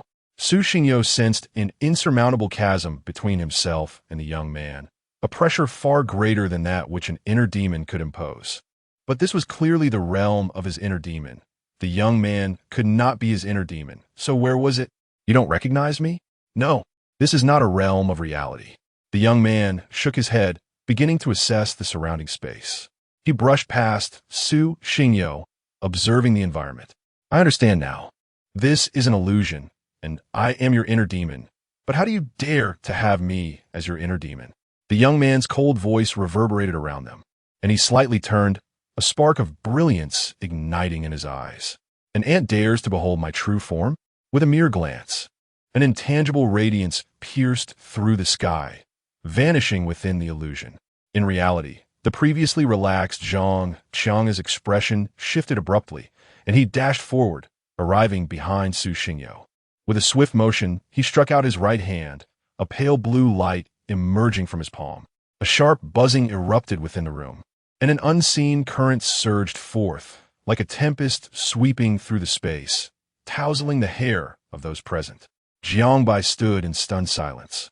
Incredulity etched across his face as he witnessed the scene before him. Could the inner demon of an illusion wield the power to affect reality? What was going on? He has been using it for over a decade, yet this is the first time he has encountered such a situation. The others were even more astonished, their pupils trembling. Some found their throats constricting, unable to utter a single word. Had it not been for Zhang Qiang's timely intervention, the Tranquil Heart Pavilion would likely have been obliterated by that previous strike. Am I unable to exert my full strength within this illusion? The young man furrowed his brow, a hint of displeasure evident. As he withdrew his hand, the divine radiance that pierced the heavens had already vanished. Zhang Qiang gasped for breath. Having exerted 90% of his strength in that last blow, barely managing to defend, had the young man not held back, once his spiritual energy was completely depleted, he would have inevitably succumbed. Thus, those who manipulate illusions shall ultimately be ensnared by them. The young man's voice, chilling to the bone, echoed throughout the room, resonating in the ears of all present. Chapter 43. The manipulator of time and space. The young man within the shimmering screen slowly raised his hand, and as it turned, a circular disc inscribed with black runes began to revolve. Countless threads surged forth from the edges of the disc, resembling venomous serpents emerging from the luminous veil. Run! Zhang Qiang's expression grew increasingly grave, his thunderous voice rousing everyone present. Flee! Without a moment's hesitation, Huo Tianxiu, the sole observer of Su Xingyo's transformation from the beginning, was already prepared for escape at the onset of the anomaly. Yet, the youth within the illusion appeared capable of perceiving the reality outside. He stepped forth from an immense height. An overwhelming pressure suddenly descended upon the real world, and those who had lifted their legs to flee felt an insurmountable weight, akin to a towering mountain pressing down upon them, rendering them unable to stand. Almost simultaneously, everyone except Zhang Qiang collapsed to their knees. Fine beads of cold sweat dripping from their brows as the terrifying force rapidly drained their spiritual essence. Jiangbai dispelled. Zhang Qiang intended to instruct Jiangbai to nullify Mocking Heart, but upon glancing over, he discovered Jiangbai's face had turned pale, and he had already succumbed to unconsciousness. Even with the nullification of Mocking Heart, the shimmering screen and the illusion persisted. What was happening? This was the first occurrence of such a phenomenon in many years. After being suppressed, the black threads effortlessly connected to each person's mind. Buzz! The threads suddenly tightened, as if an immense force were exerted upon everyone's consciousness. After a tense 10 seconds, the threads began to extract each person's soul at an impossible velocity, drawing them into the illusion. Who are you? Su Xingyo could not perceive the external situation, but the scene before him was already crystal clear. The youth was reaching out from within his own inner demon's illusion. You are unworthy to know my name. The young man snorted coldly, as the black disk before him spun ever faster, the threads swiftly retracting. Su Xingyo was taken aback, for he saw that the ends of the threads were each connected to a soul, whose consciousness was alarmingly lucid, yet powerless against the youth's might. Suddenly, a deafening hum erupted beside the youth's ear, the overwhelming volume exploding forth, a sound potent enough to affect and even kill humans. Yet it had no impact on the youth whatsoever. The illusion was fragile. If this continued, it would shatter. Before it dissipated, I shall grant you a grand gift, allowing you to witness what true illusion entails. After retracting the disc, the young man abruptly spread his arms wide, his eyes radiating with a brilliant light. From behind him, a dark purple fissure, stretching for hundreds of thousands of miles, suddenly manifested in the sky, cleaving the heavens as if it were a sword. From within the dark purple rift poured forth countless bizarre creatures, their bodies shrouded in darkness, charging through the sky. What is this? Su Xingyo's pupils trembled. This scene seemed eerily familiar, as if he had witnessed it in a dream on some distant day. The twilight of the gods? What is happening? The souls ensnared by the youth's illusion have finally grasped the current situation, their minds still somewhat bewildered. We have been drawn into a mirage. Hua Tianxu fixated on the approaching black tide at the horizon, a chilling howl reverberating through the heavens and earth, his crimson pupils fixating on the 22 souls. Akin to a feral beast eyeing its prey, growing ever more exhilarated. It was a malevolence. How could there be so many malevolent entities? After all, those present were deemed worthy of entering the Tranquil Heart Pavilion. The souls reacted almost instantaneously, unleashing their sequences and launching an assault against the first wave of the black tide. Shattered flesh flew chaotically through the air, the stench of blood cascading like raindrops from the sky. The malevolence at the forefront, merely at the dust return realm, could not withstand the onslaught from Hua Tianxu and the others. All awakened souls surged into the black tide, forcibly tearing open 22 paths, slaying the malevolent beings along the way, countless bodies exploding in their wake. In reality, Zhang Qianga observed the unfolding chaos with grave concern. The mocking heart had been interrupted, yet the images on the light screen did not cease. Surrounding him lay the fallen, awakened ones, their souls ensnared in the illusion, helplessly witnessing the slaughter against the malevolent entities. A figure flickered, and Elder Wu entered the training ground, his expression grave as he surveyed the scene. Zhang Qianga immediately noticed Elder Wu's arrival. The mocking heart had spiraled out of control, an unprecedented occurrence in many years. Elder Wu reached out, gently touching the light screen, a terrifying pressure emanating from him, fierce killing intent flooding into the illusion like a tidal wave. This cannot be. My attacks cannot affect the illusion. Reality and illusion are two separate realms, and even I cannot influence it. What burdens this child's heart? How could his inner demons be so formidable? What manner of being is this youth? Zhang Qianga acted swiftly, a pale blue light spreading from his palm like ripples on water.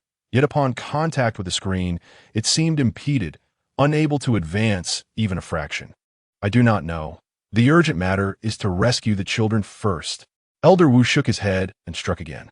The training ground space appeared to be cleaved, fragmented into countless pieces, while the light screen shattered into innumerable fragments, resembling a photograph torn into tiny bits. However, as soon as the space was separated, the light screen miraculously began to restore itself, reassembling with the divided space. Elder Wu was increasingly astonished. He sensed that the authority governing this space had slipped from his grasp, eluding even his awareness. Old man, do you dare to flaunt your mastery of space before me? Suddenly, both Elder Wu and Zhang Qianga trembled, as in reality, the youth's dual pupils slowly opened upon the light screen, the overwhelming pressure instantly shattering their sequences. The chaotic space, as if endowed with life, swiftly returned to order. The entire space surrounding the Tranquil Heart Pavilion was beyond Elder Wu's control, akin to the pavilion itself vanishing. What shall we do, Elder Wu? Zhang Qianga clenched his right fist, muscles taut, tracing a delicate cerulean arc in the air, aimed directly at the youth's wide-open eyes, unleashing a thunderous force that compressed the air, resulting in a series of resounding booms. Yet, just as the blow was about to connect, within the depths of the youth's gaze, a clock materialized, its hands beginning to turn counterclockwise. Zhang Qianga, who had already launched this punch, seemed to have been pressed by a rewind button, gradually reverting to the moment before his attack. However, this memory did not vanish. A tempest surged within their hearts. In mere seconds, the youth exerted control over both space and time, as if he were the sovereign of two fundamental laws. Surely, even the governing patterns of temporal and spatial pathways could not be manipulated in such a manner. Chapter 44. Carnage Scoundrel. What have you done? Su Xinggao Balao. His eyes ablaze with fury as he glared at the young man before him, fists clenched tightly, veins bulging like earthworms. Even a fool could discern that the youth had ensnared the souls of all present within a phantasmagoria. Should a soul perish within this illusion? Who could ascertain whether its corporeal form would also meet its demise? Undoubtedly, such a fate would inflict grievous harm on the original being, perhaps rendering it unable to awaken ever again. The root of all this chaos lay within his own inner demons, his heart's malevolent mirage. I almost forgot. You carry a scent that I find most disagreeable.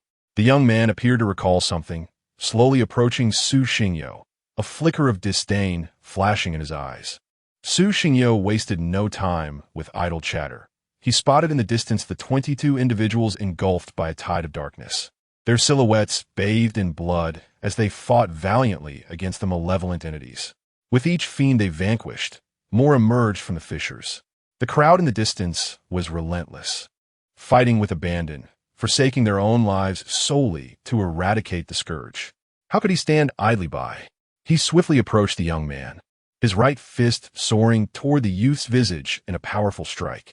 Yet, as his fist descended, the young man's form gradually dissipated, a mocking glint in his eyes piercing through the void as he quietly inquired, "Is it time?" A faint hum reverberated through the air, and Su Xingyo's fist struck nothing but emptiness. He immediately scanned his surroundings, yet the young man's presence had vanished, as if he had evaporated into thin air. If the young man represented his inner demon, why had that demon vanished while the illusion remained unbroken? If the demon had not truly departed, how could it command every aspect of the illusion? The source of these malevolent entities stemmed from the youth. Yet he was not the origin of the illusion. How could he manipulate it? Su Xingyo fell into contemplation. In the distance, damn it, how can they be so unyielding? One soul, pale after slaying a fiend, reflected on the overwhelming number of malevolent entities, which, though not formidable individually, were insurmountable in their sheer volume. If the fiends could not be eradicated, there would come a moment when their spiritual strength would be depleted, rendering them unable to wield their powers. Hua Tianxu navigated through the black tide, and at some point, a fiery red blade materialized in his hand, its edge flickering like flames in a tempest. A glimmer of murderous intent flashed in his eyes as a searing wave of heat radiated from his being, spreading across the horizon, warping the very fabric of space with its intensity. He slowly raised his right hand, pointing gently toward the oncoming tide of darkness. The heat surged skyward, the extreme temperature slicing through the air, incinerating the foremost fiends in an instant to ashes.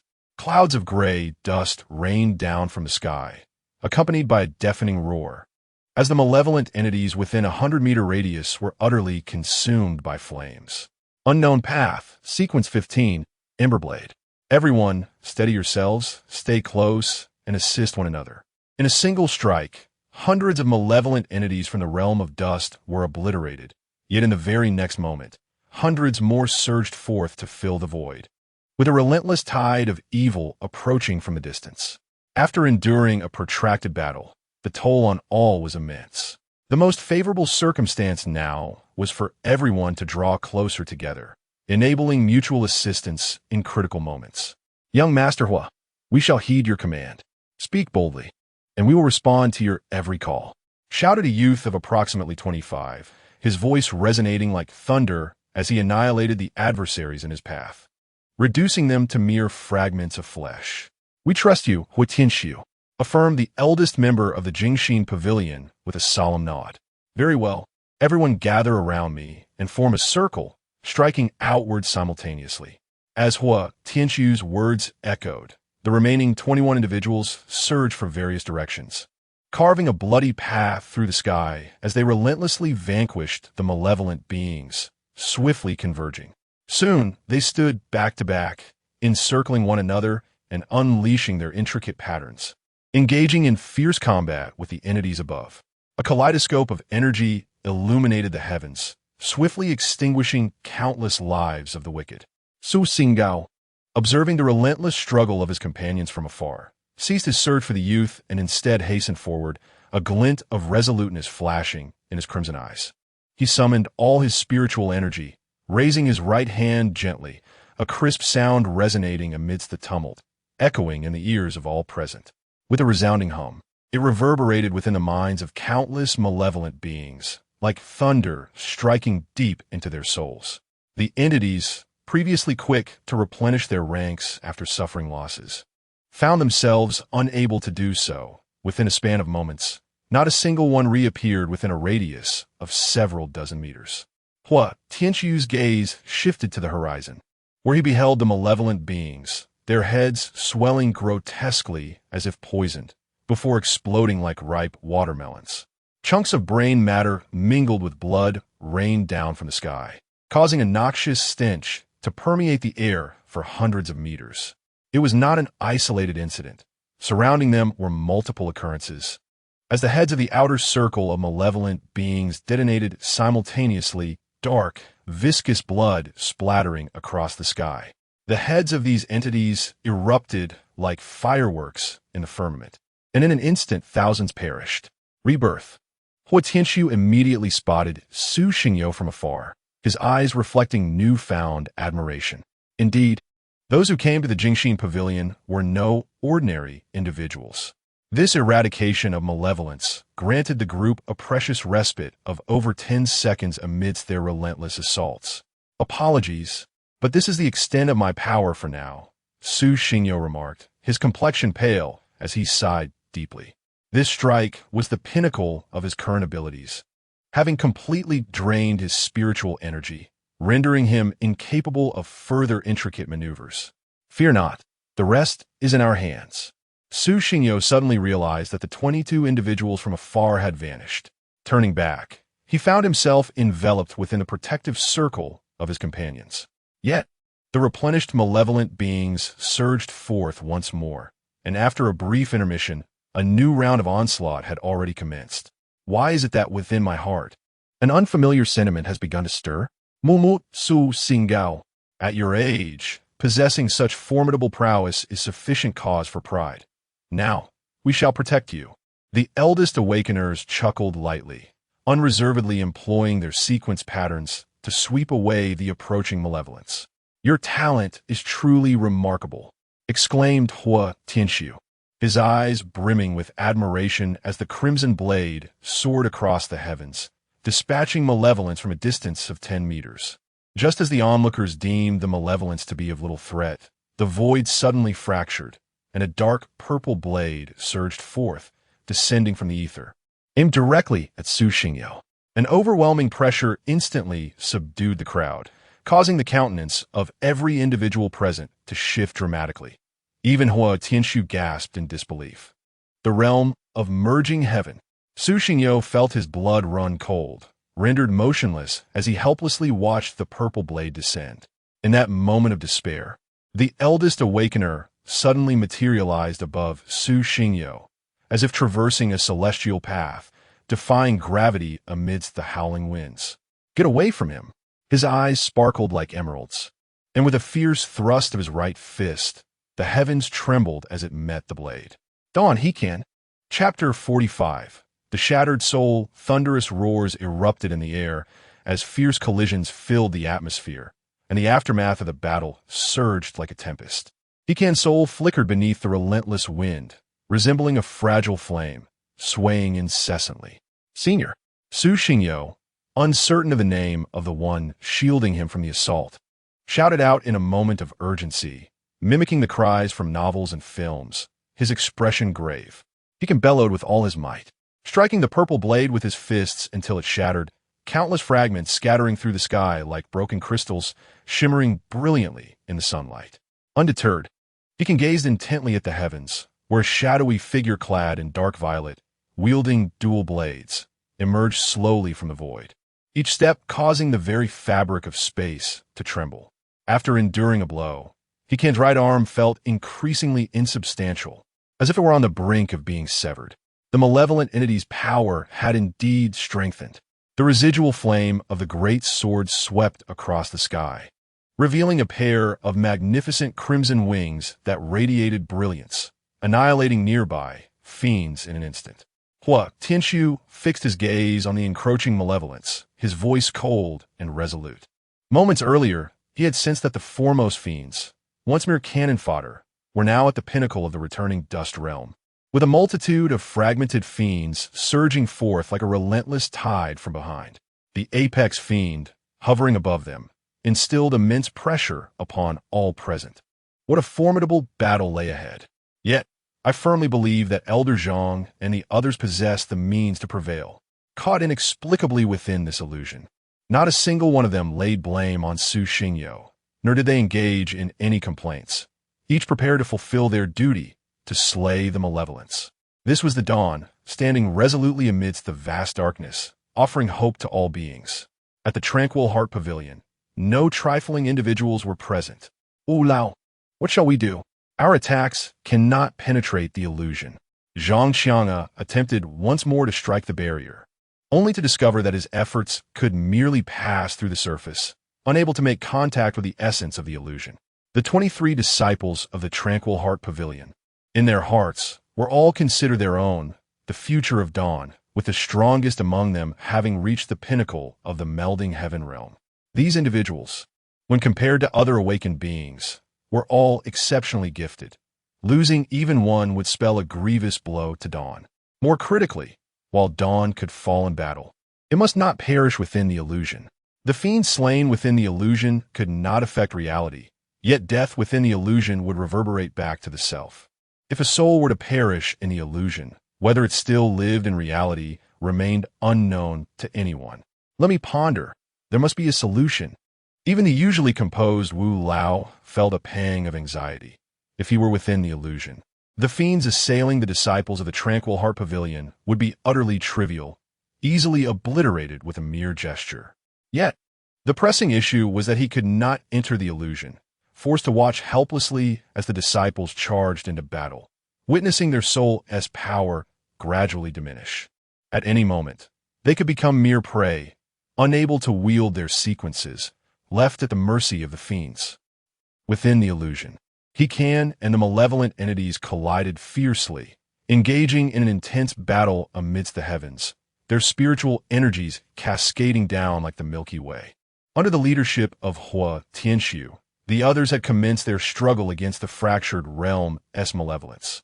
As most of them resided within the fractured realm, the protracted combat had left many wounded. Those who could have easily secured victory found themselves exhausted, their spiritual energy severely depleted and their vitality waning. Su Xingyo observed the relentless onslaught directed at him, the spiritual force surging wildly. A deafening explosion resonated in the ears of nearly all the malevolent entities, briefly halting their movements, a momentary pause that granted the members of the Jingxin Pavilion a chance to strike with lethal precision. Can they endure? Hua Tianxiu surveyed his surroundings, his blades sweeping forth once more, beheading the immobilized malevolent entity in an instant. Fear not. Proceed with your actions. Su Xingyo nodded, continuously employing the celestial sound to induce brief moments of hesitation in the malevolent entities as they battled Hua Tianxiu and the others. A fleeting moment can prove fatal.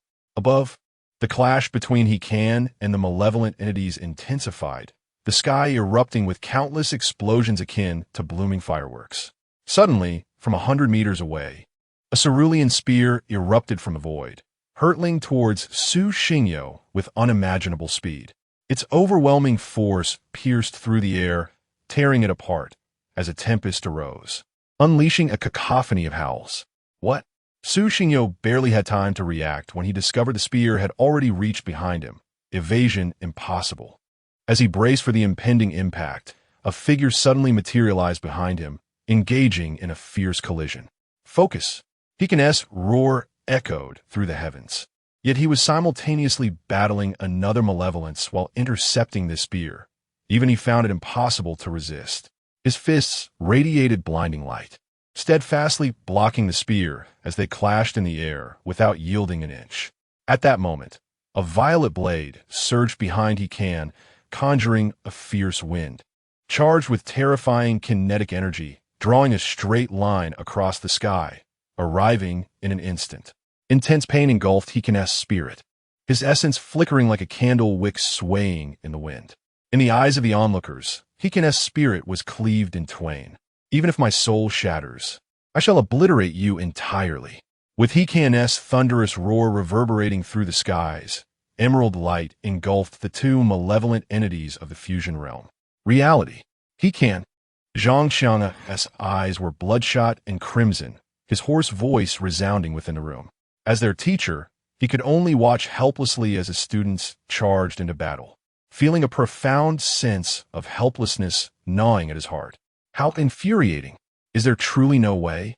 Old Wu pondered possible solutions. Yet the conclusion remained singular. There was no recourse. However, despair must not dwell in their hearts. As long as the students were alive, there must be a way to bring them back. I cannot perceive the world of illusions. Otherwise, I would bridge the gap between the realm of dreams and the realm of reality. I must enter the illusion to bring them back. As Old Wu spoke, he paced back and forth, his urgency evident to none but himself. The children within the illusion represent the future of dawn, after all. Old Wu, I can assist you. A hoarse voice emerged from the side, revealing Jiang Bai, his pallid countenance slowly rising, his dim pupils fixed upon the luminous screen. Jiang Bai, your injuries are too severe. You, Old Wu, there is no time. If we delay further, they will perish.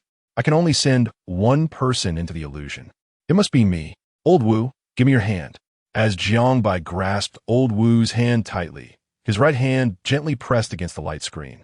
The soul power of a pinnacle realm practitioner surged forth without reservation. Chao, Hexen, operating with fervor. Old Wu felt his soul being influenced by Jiang Bai. Inching closer to the light screen, Jiang Bai felt as though his mind were being torn apart, his consciousness growing increasingly hazy, yet his gaze remained resolute.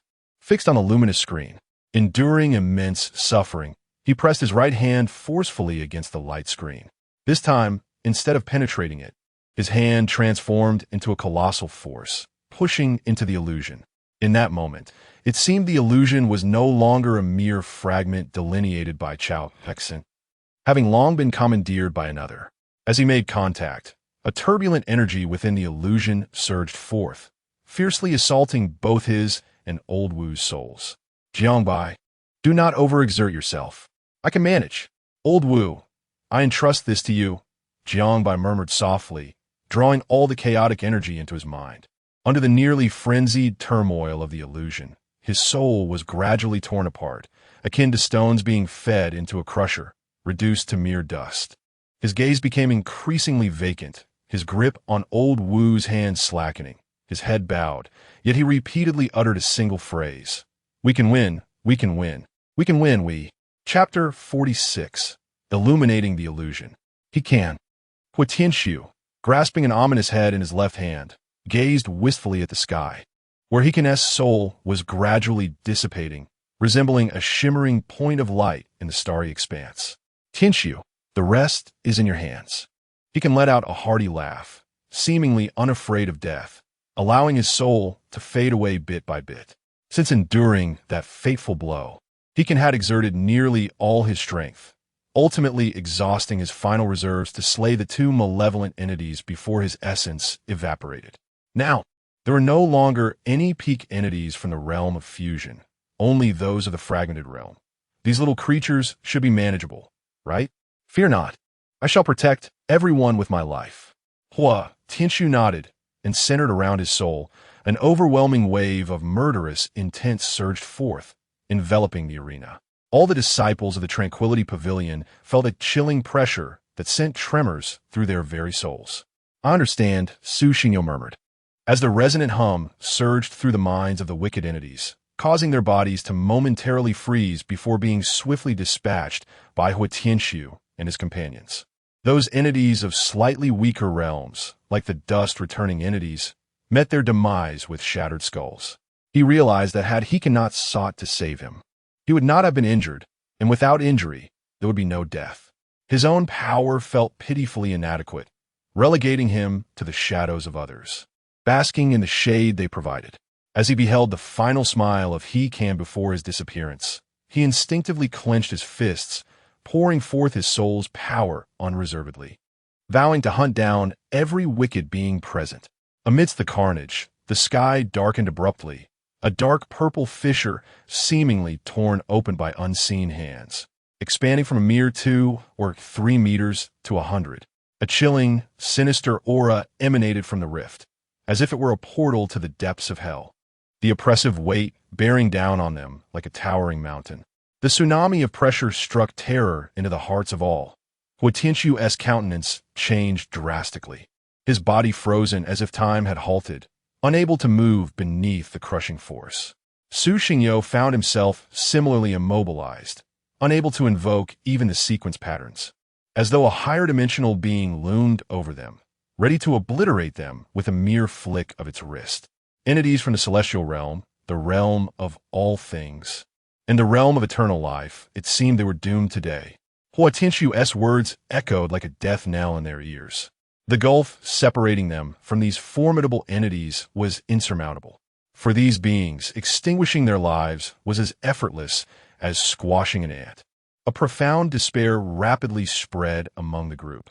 Even if they wished to resist, they were rendered powerless, helplessly watching as the wicked entities drew ever closer. The higher-tiered entities, like gods of war, radiated an endless pressure simply by their presence. Is this how it ends? This thought took root in Su Xingyo's mind. And he was not alone. Everyone present shared the same sentiment. Almost all were suppressed in place as the wicked entities surged forth relentlessly. A gentle call resonated through the ethereal realm like a thunderclap, dissipating the oppressive pressure that had bound them, restoring control of their bodies back to each individual. With a commanding shout, a divine radiance flashed before them, centered around their position, within a radius of countless miles. The bodies of all malevolent entities seemed to be sliced apart by innumerable sharp blades. Most of the fiends suddenly exploded into clouds of blood mist, reminiscent of a fireworks display, accompanied by a cacophony of thunderous sounds as countless malevolent beings met their demise in such explosive fashion. As the blood mist dispersed, no flesh or blood fell from the sky. It was as if invisible pockets had collected the remains of the fallen fiends upon their death. Old Wu's figure stood resolutely in the sky, his previously gentle demeanor now consumed by fury. He slowly raised a finger, pointing towards all the malevolent entities on the horizon.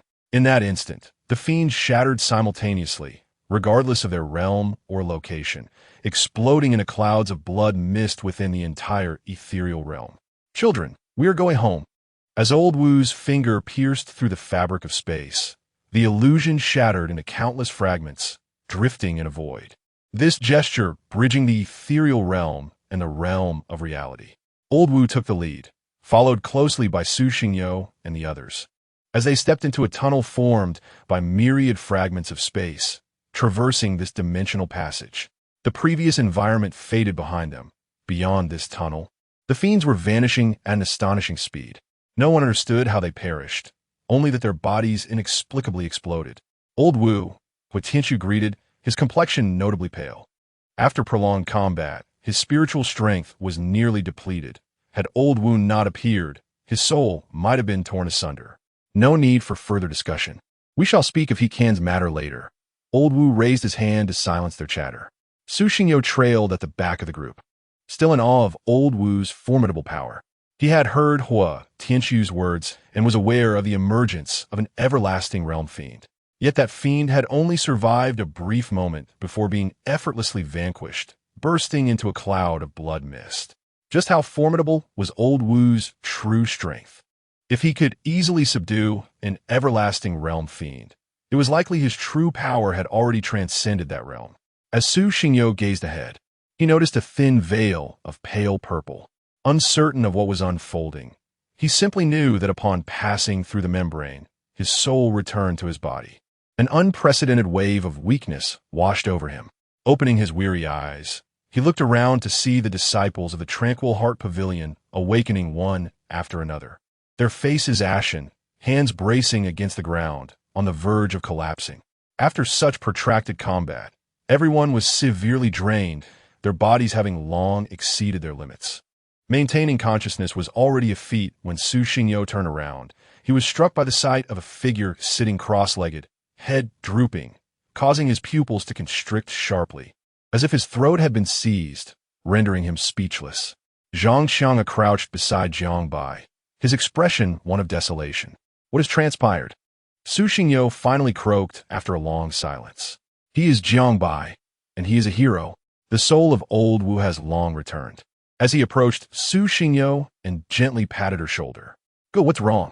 A voice filled with sorrow echoed through the room as Su Xingyo turned towards the source of the sound, only to find a young man cradling the lifeless body of a middle-aged man.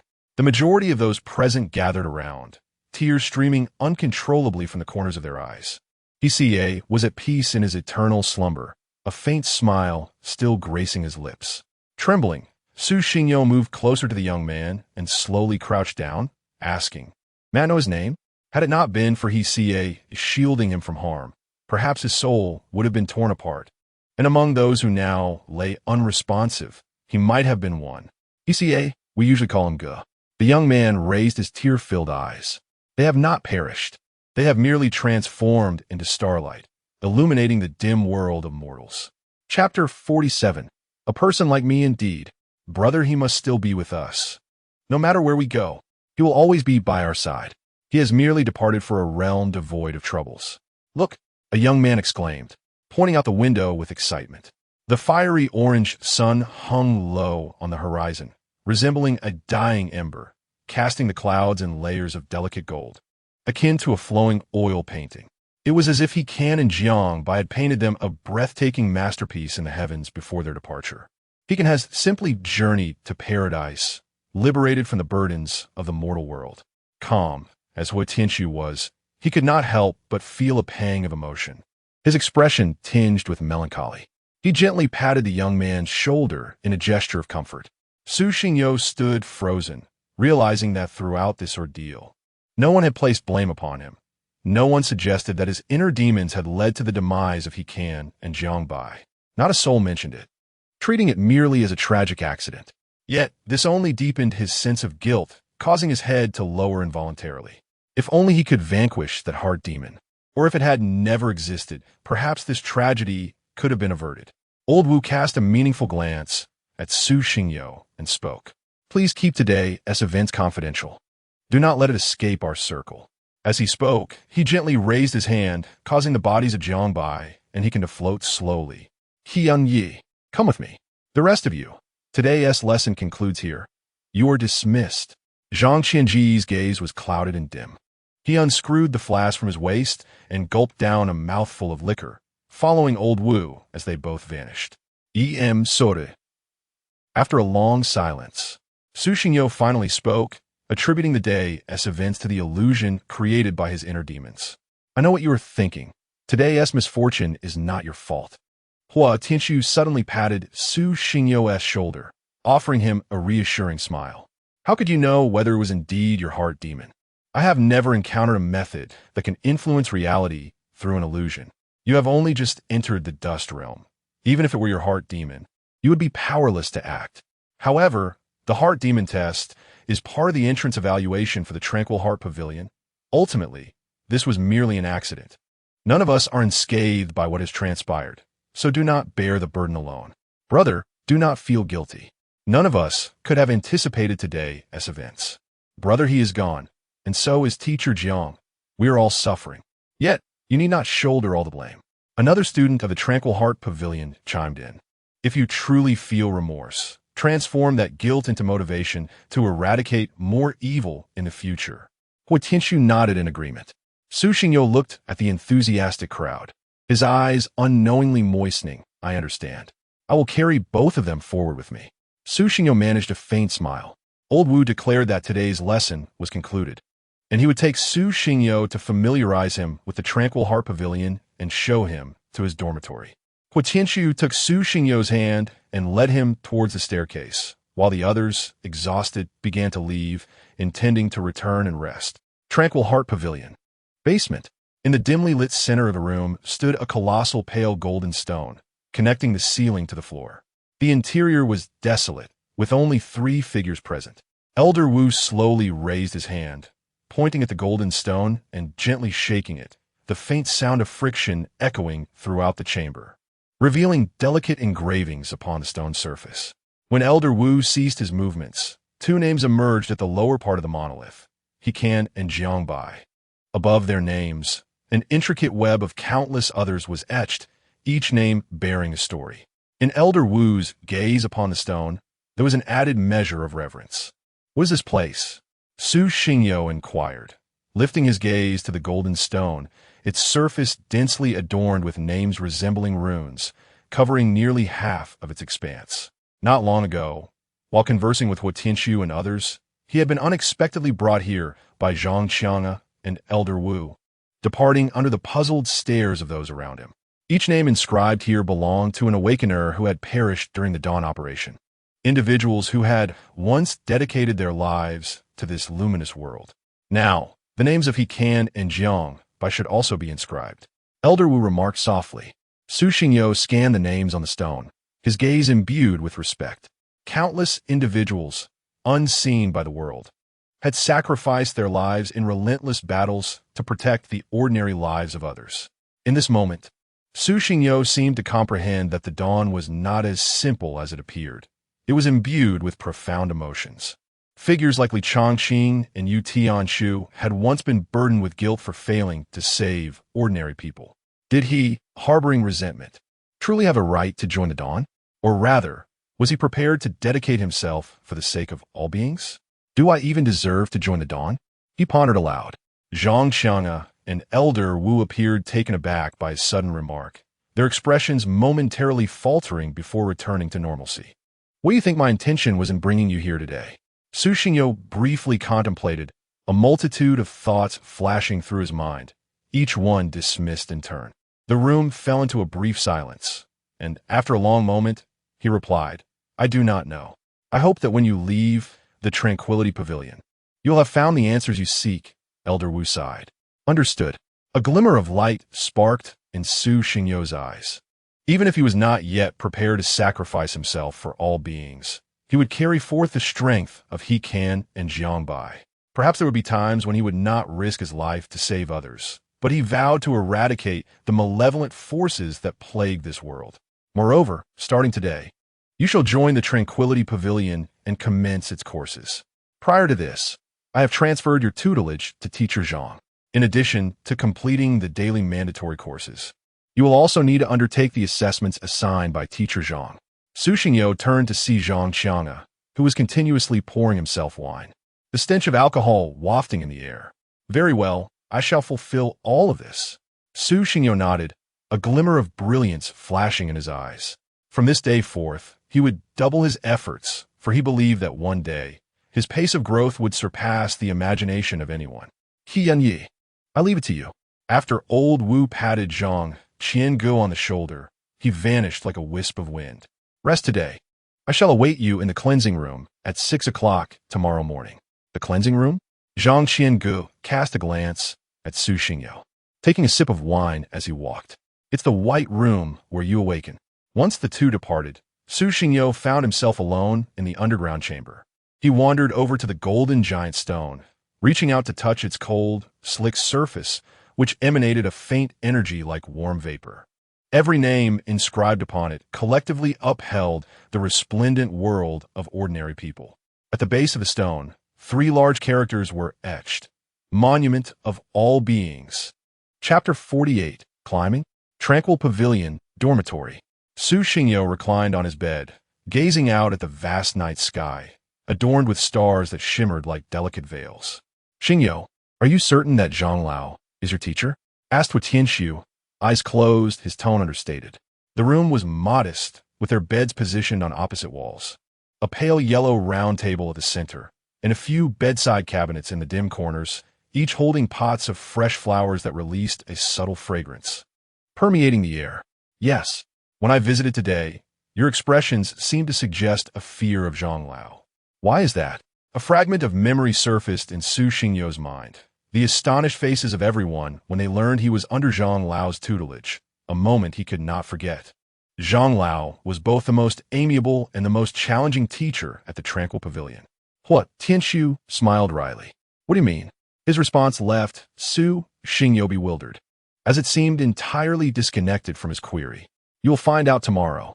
The following morning, Su Xingyo's consciousness lingered in the realm of dreams, immersed in a pristine room, learning a new instrument, when suddenly he felt an icy torrent pouring down from above.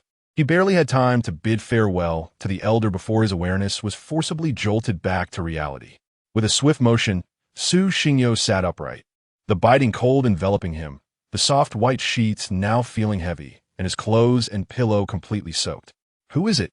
No sooner had he spoken than he spotted Zhang Xianga, lazily leaning against the wall, holding a wine gourd in his left hand and a water bucket in his right. "What is the matter?" Hearing Su Xingyo shout, Hua Tianxu rubbed his eyes, bleary and disoriented, but upon seeing Zhang Xianga, he sprang up from his bed. "Zhang Lao, I'm not here for you. Go back to sleep. It's only 5:30. Zhang Xianga waved his hand dismissively. Su Xingyo instinctively glanced out the window. The sky was still shrouded in a gray haze, with only a few rays of light piercing through the dim expanse. 5:30. This was indeed earlier than he had ever woken for school. Was this truly a place for tranquility? His mind was still foggy, and now he had been doused with a bucket of ice water. Ice water, not just cold water. "Let us go. It's time to commence your lessons for the day." Zhang Xianga cast a glance at Su Xingyo before pushing the door open and departing, leaving Su Xingyo and Hua Tianxu exchanging bewildered looks. The latter's eyes betrayed a hint of sympathy as he offered a comforting word. "Xingyo, take care." "Take care." Su Xingyo sighed, foreseeing the arduous days ahead, likely to be a struggle worse than death. After a brief silence, and once he had gathered his thoughts, Su Xingyo rose from his bed, changed his attire, and hurriedly dried his hair before making his way to the so-called cleansing room. Upon entering, he was greeted by the sight of Zhang Xianga, filthy and greasy, standing in the immaculate chamber, akin to a piece of rat droppings accidentally dropped into a pot of aromatic, well-prepared dishes. "Although Elder Wu recommended you, I shall grant you merely 3 days. During this period of training, should you fail to meet my expectations, you shall depart, and there will be no need for you to attend any further courses at the Tranquility Pavilion." Zhang Xianga's expression was grave. Initially, he intended to assess Su Xingyo through the entrance examination, yet unexpectedly, the inner demons of Su Xingyo proved to be exceedingly formidable and enigmatic, nearly resulting in their utter downfall. He pondered that perhaps his inability to conquer Su Xingyo's inner demons might indicate the latter's extraordinary talent.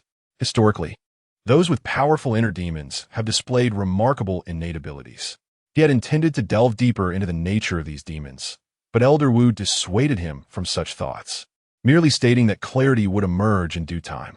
It is for this reason that discussions surrounding Su Xingyo's inner demons have ceased within the Tranquility Pavilion. "Rest assured, I shall demonstrate my worthiness."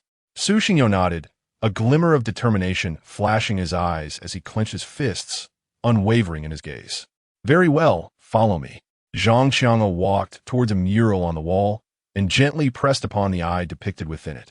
A resounding boom echoed through the room as Su Xingyo felt the entire structure tremble violently. In the corners of the room, the walls began to part slowly. Before him appeared a heavy metallic door. "What is this? An elevator? How did you think you would ascend? And how would you return after the test?" Su Xingyo felt somewhat speechless. In his imagination, the Dawn Organization of Awakeners, in collaboration with the upper echelons of the Huaxia government, would undoubtedly possess considerable wealth. He had assumed that reaching the Tranquility Pavilion would involve a flight, only to discover the existence of an elevator. However, the engineering feat was indeed considerable, given the height of the mountain exceeding 100 meters. As a metallic door opened, the two entered within. 3 minutes later, at the foot of the mountain, Su Xingyo gazed at the towering peaks, feeling as insignificant as a grain of sand amidst the vast sea. Standing before the mountains, he appeared diminutive. Upon exiting the elevator, it sank into the mountain's face. What would he do now? Su Xingyo surveyed his surroundings. All he could see were mountains, devoid of even a single tree. And from the base of the main peak, the distant ocean was obscured from view. He could scarcely fathom what he might learn here. "Let us ascend." Zhang Xianga sat upon the ground, raising his right hand high, taking a hearty swig of liquor and gesturing towards the main peak. Su Xingyo was taken aback. Instinctively looking up at the towering mountain that reached into the clouds, its summit hidden from sight. Climb that? Surely, this was a jest. How could one possibly ascend? There were no safety measures. It would be akin to courting death. Climbing a mountain? Shouldn't I be provided with a safety rope? Not necessary. Let us begin. If we do not reach the summit today, there shall be no food. I will ensure your safety. Should you fall, I shall catch you. Zhang Qianga waved his hand dismissively, reclining on the ground, eyes closed, savoring his drink. What? Are you afraid? If you are, you may as well return. Who says I am afraid? Su Xingyo cast a glance at Zhang Qianga, exhaling deeply before exploring the rocky surface with both hands. Upon locating a protruding stone, he pushed himself upward, finding a foothold beneath him and continuing his ascent. This was true mountaineering, not merely a sloped incline, but a steep vertical wall, demanding a geometric increase in physical exertion. The howling wind wailed in Su Xingyo's ears as he resembled an indefatigable machine, gritting his teeth and gradually climbing the sheer rock face. Time ticked away, and Su Xingyo's garments were already drenched in perspiration, glistening beads of sweat trickling down his skin, while his once pristine hair clung to his forehead, thoroughly soaked. His hands, slick with sweat, rendered the previously dry rock even more slippery under his grasp. Moreover, as he ascended, the available footholds dwindled. Extreme sports, you say? Let us see who reaches greater heights first, you or I. Though his strength waned rapidly, the excitement in his eyes intensified. Paradoxically, the higher he climbed, the swifter his pace became. Chapter 49. Listen to me. Zhang Qianga lay on the ground, lightly tossing the gourd of wine in his hand. His eyes narrowed as he gazed at a figure struggling to climb the cliff, approximately 40 meters above. A sense of admiration welled up within him. He had initially believed that Su Xingyo would tire after a mere 10 meters and abandon the endeavor. Yet, Su Xingyo's performance was entirely contrary to his expectations. Approaching the halfway mark of the cliff, Su Xingyo continued his ascent, with countless bloodied handprints marring the dark rock face. High above, Su Xingyo shook his head gently, sweat cascading from him like raindrops. His hands were already a gruesome mess, each step upward leaving a fresh handprint of blood. The pain, sharp as needles, surged through his nerves, keeping him acutely aware. Though 40 meters seemed a trivial distance, easily traversed in 5 seconds during sprint. The vertical climb had consumed him for a full 2 hours, his strength having long since evaporated half an hour ago. Had it not been for the pain radiating from his arms, he might have already succumbed to unconsciousness. Sweat blurred his vision, casting the world around him in a hazy veil, dreamlike and surreal. Su Xingyo raised his right hand high, aiming at a section of the cliff, and swung down with a forceful motion, colliding violently with the stone. Blood dripped from his bones as a powerful impact carved out a foothold, one sufficient for him to ascend and rest. Panting heavily, he was merely an ordinary high school student, and his awakening of the sequence pattern, combined with the blood-soaked training, had only lasted half a month. His physical capabilities had not yet reached their peak. As he climbed higher, his consciousness began to fade further. When he lifted his hand to wipe away the sweat from a smooth stone, darkness engulfed him, and he lost control, tumbling backward as if in free fall. As he plummeted towards the ground, his speed increased, creating a rush of wind that howled around him. Just 5 meters from the ground, a soft azure light enveloped his body, acting like a cushion to gradually mitigate his descent. Upon landing, he touched down gently, an impressive feat for someone who had only awakened the sequence pattern for half a month. He truly was a prodigy. After gently placing Su Xingyo on the ground, Zhang Qianga squinted at his form, a thought slipping from his lips. Is that the black agent? That old fellow had even bestowed such a remarkable gift upon him. No wonder his physical prowess had developed so astonishingly in such a short time. Well then, let me see just how far your limits can stretch. In the ensuing moments, Su Xingyo underwent one climb after another, repeatedly falling from the cliff. Yet, with each instance of unconsciousness, his climbing limit seemed to elevate. By the final ascent, he had reached a staggering height of 83 meters. The summit loomed tantalizingly close, but his arms felt as if they had been twisted into knots and kneaded repeatedly, utterly devoid of strength, leading to his eventual tumble down the peak. As the sun dipped slowly towards the horizon, casting its last rays across the mountains, The world was bathed in a delicate golden hue. Su Xingyo gasped for breath, his entire body limp as he lay on the ground, gazing up at the sky that unfurled like a beautiful painting. Suddenly, a shadow obscured his view. Zhang Qiang cast a fleeting glance at him before seizing the collar of Su Xingyo's shirt and dragging him toward the elevator. Zhang Laoshi, is this really necessary? Su Xingyo's weak voice emerged as he was pulled across the uneven pavement, unsure when he might scrape against sharp stones, causing his back to ache painfully. Hiss! Just as he thought this, a stone grazed him, sending a jolt of discomfort through his nerves. If you still have any strength left, then stand up and walk on your own, so I don't have to drag you, Zhang Qiang said impatiently, taking a hearty swig of liquor. From 5:30 in the morning until 5:30 in the afternoon, subtracting break times, he had already crawled for 8 or 9 hours, leaving his limbs utterly fatigued and powerless. Otherwise, he would certainly have stood up by himself. He felt as if he were nailed to the ground. Even when grazed by the stones, Su Xingyo was too weary to move, having exhausted his stamina some time ago.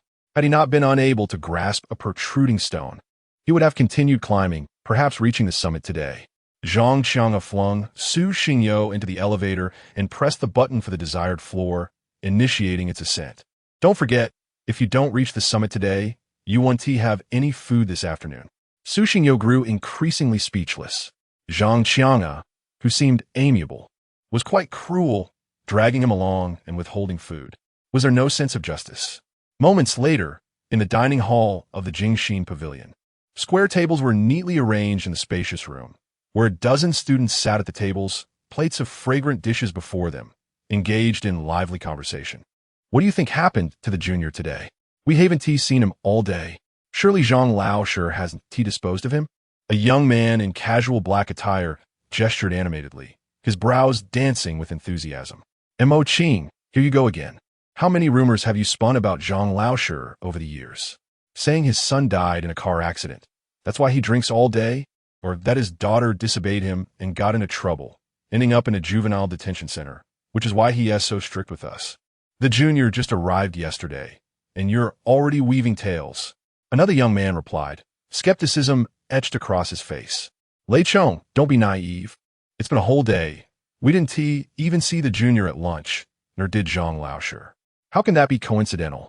Monta King chuckled mischievously, then pointed to the corner where Hua Tianxiu sat, continuing, if you don't believe me, ask Hua Tianxiu. He shares a dorm with the junior and saw with his own eyes this morning how the junior was taken away by Zhang Laoshi in a fearsome manner.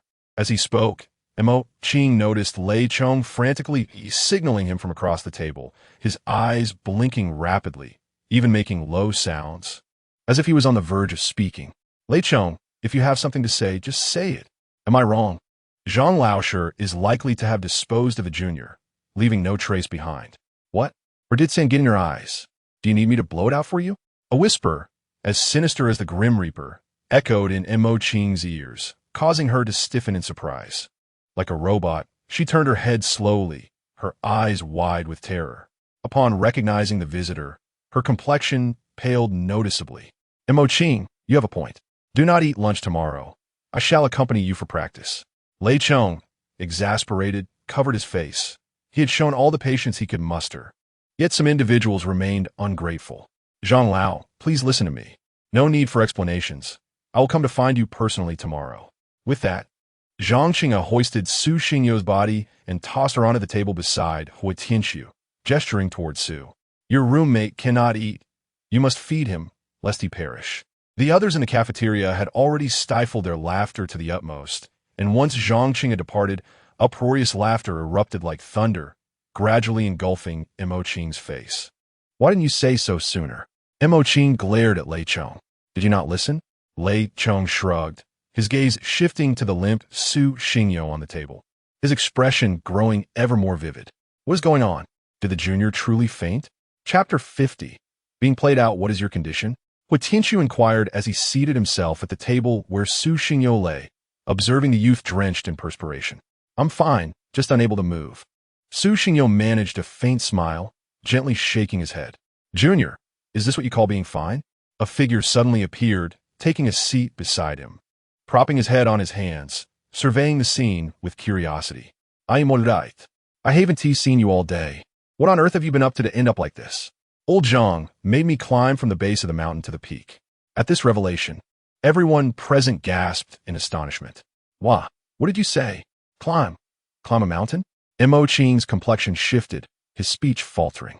If his conjecture was correct, Imin ascending over 100 meters from the foot of the main peak to the summit, even if he were to attempt it. He doubted he could complete the ascent. Yes, hence my arms are utterly fatigued and devoid of strength. The most infuriating part is that old Zhang dragged me back all the way. Su Xingyo recalled certain unpleasant memories, and his face paled slightly. Indeed, old Zhang is no ordinary person. Junior, I can only wish you well. We must take our leave. Lei Chong and the others bid farewell as they prepared to exit the cafeteria, casting a glance at Mo Qing. Mo Qing, are you leaving or not? I am. Tianxiu, please take good care of the junior. By the way, I'm Mo Qing. I live right across from you, so feel free to come to me if you need anything. With that, Mo Qing hurriedly departed. Smack! A sharp sound resonated, causing the table to tremble. Feeling the change, Su Xingyo struggled to turn his head, only to discover Hui Tianxiu had just taken a seat, a look of confusion crossing his face. Weren't you just here? Why did you sit down only now? As soon as he finished speaking, Hui Tianxiu held out a spoon filled with food towards Su Xingyo's lips, speaking in a calm tone. Open your mouth. Su Xingyo was taken aback. Upon seeing the food on the spoon, he propped himself up with great effort, managing to sit up, smiled, and leaned forward to open his mouth. 2 days later, Su Xingyo stood atop the main peak, basking in the morning sunlight as it broke forth, draping over his face like a delicate veil, his eyes revealing weariness. For the past 2 days, he had climbed for over 10 hours each day, exhausting himself to the point of immobility before being permitted to return, leaving him utterly drained in body and spirit. Most importantly, after a day filled with fatigue, he would barely fall asleep before being transported to a dreamlike school, where he began learning a new musical instrument. Thus, his consciousness had not found rest. Only his body enjoyed fleeting moments of respite. Old Zhang, are we climbing today? He weakly inquired, glancing at Zhang Qianga, who stood silently beside him. No, today we have a new training regimen, Zhang Qianga replied, shaking his head as he began to stride towards another peak. Follow me. With a sigh, Su Xingyo lifted his weary feet, following Zhang Qianga step by step. To his surprise, upon leaving the main peak, the terrain opened up remarkably, becoming much more expansive. After only a few steps, Su Xingyo spotted a magnificent waterfall. Water cascades down from a lofty cliff, resembling a silver satin ribbon dancing in the air, shimmering with crystalline brilliance under the radiant light, sparkling like a multitude of diamonds. The torrent plunges onto a moss-covered boulder, reverberating through the valley with a thunderous roar, while a refreshing mist envelopes him. Here is. Su Xingyo paused, surprised that this waterfall was not far from the main peak. How could he not have heard the sound of the water during his ascent just 2 days prior? Today's training was deceptively simple. Standing tall beneath the waterfall was all that was required. Su Xingyo gazed at the relatively small waterfall, a hint of a smile gracing his lips. Wasn't he this easy? Such a modest flow of water. Even without awakening, he could stand upright. After 3 days of grueling training, dawn had finally arrived. True dawn. Just as this thought crossed his mind, accompanied by a teasing voice echoing in his ears, Su Xingyo was utterly dumbfounded. Do not be mistaken. The pressure you must face is of a different magnitude. The waterfall before him transformed from a gentle stream into an expansive ocean, with the flow's speed no longer a mere descent, but rather as if someone had accelerated it to an extraordinary velocity before it plummeted. The torrent crashing upon the boulder instantly washed away the moss, for the moss could no longer withstand the force of the water and had disintegrated. The pressure of the waterfall had increased to several dozen times its original strength. Su Xingyo swallowed hard, seemingly in disbelief. This waterfall had transcended natural beauty, becoming a manifestation of human endeavor. Must it truly be this way? Su Xingyo lifted his gaze towards Zhang Qianga. Indeed, Zhang Qianga chuckled softly, placing a gentle hand on Su Xingyo's back. The latter felt an irresistible force propelling him forward, his body tracing a parabolic arc before landing squarely on the boulder in the midst of the waterfall. The thunderous roar of the cascade surged forth like a tempest, the water plunging down like a wild silver dragon, swirling in the air and creating a misty white spray. Su Xingyo sat upon the damp stone, the impact of the waterfall preventing him from raising his head, his hair and clothes soaked through, clinging to his skin as a piercing chill steadily eroded his consciousness. The immense pressure bore down upon Su Xingyo, causing him to hunch slightly, yet he remained silent, enduring the overwhelming force. Sitting on the boulder, he could feel the waterfall's formidable power pressing down upon him like a mountain, rendering him immobile. Indeed, he is a promising candidate, outwardly reluctant but persistently enduring each training session with gritted teeth. Zhang Xiang'e regarded Su Xingyo with a newfound admiration, even a smile tugging at the corners of his mouth. That evening, in the dining hall of the Serenity Pavilion, Su Xingyo's physical prowess had been escalating at an astonishing rate following the intense training of the past few days. Although he had been battered by the waterfall for over 10 hours, he no longer found himself immobilized as he had on the first day. As he walked along the corridor on the first floor, each step left a water footprint upon the ground, droplets cascading from his clothes and hair. With a bun clenched between his teeth, Mo Qing's eyes widened in astonishment upon seeing Su Xingyo enter the cafeteria, prompting him to rush to her side. Particularly, he noted the glimmer of resignation that flickered in her weary, despondent gaze. "Junior, what is the matter? Did you go to the sea?" Su Xingyo gently shook her head, her hair swaying as droplets of water scattered into the air, splashing onto Mo Qing's face. "You look as if you've been thoroughly worn out," he remarked, wrapping an arm around Su Xingyo's shoulders, lost in thought. Chapter 51. The true tranquility pavilion. Time flies. 2 months have passed. At the foot of the main peak, Su Xingyo sits in the heart of the waterfall, allowing the luminous cascade to envelop him like a radiant rainbow. Regardless of the torrent's ferocity, he maintains an upright posture. Chest out, back straight. The relentless waves crash against his form, yet he remains as still as a statue upon the stone. Throughout his 2-month sojourn at the Tranquility Pavilion, Su Xingyo has not acquired any other skills. His days have been consumed by climbing mountains or standing under waterfalls.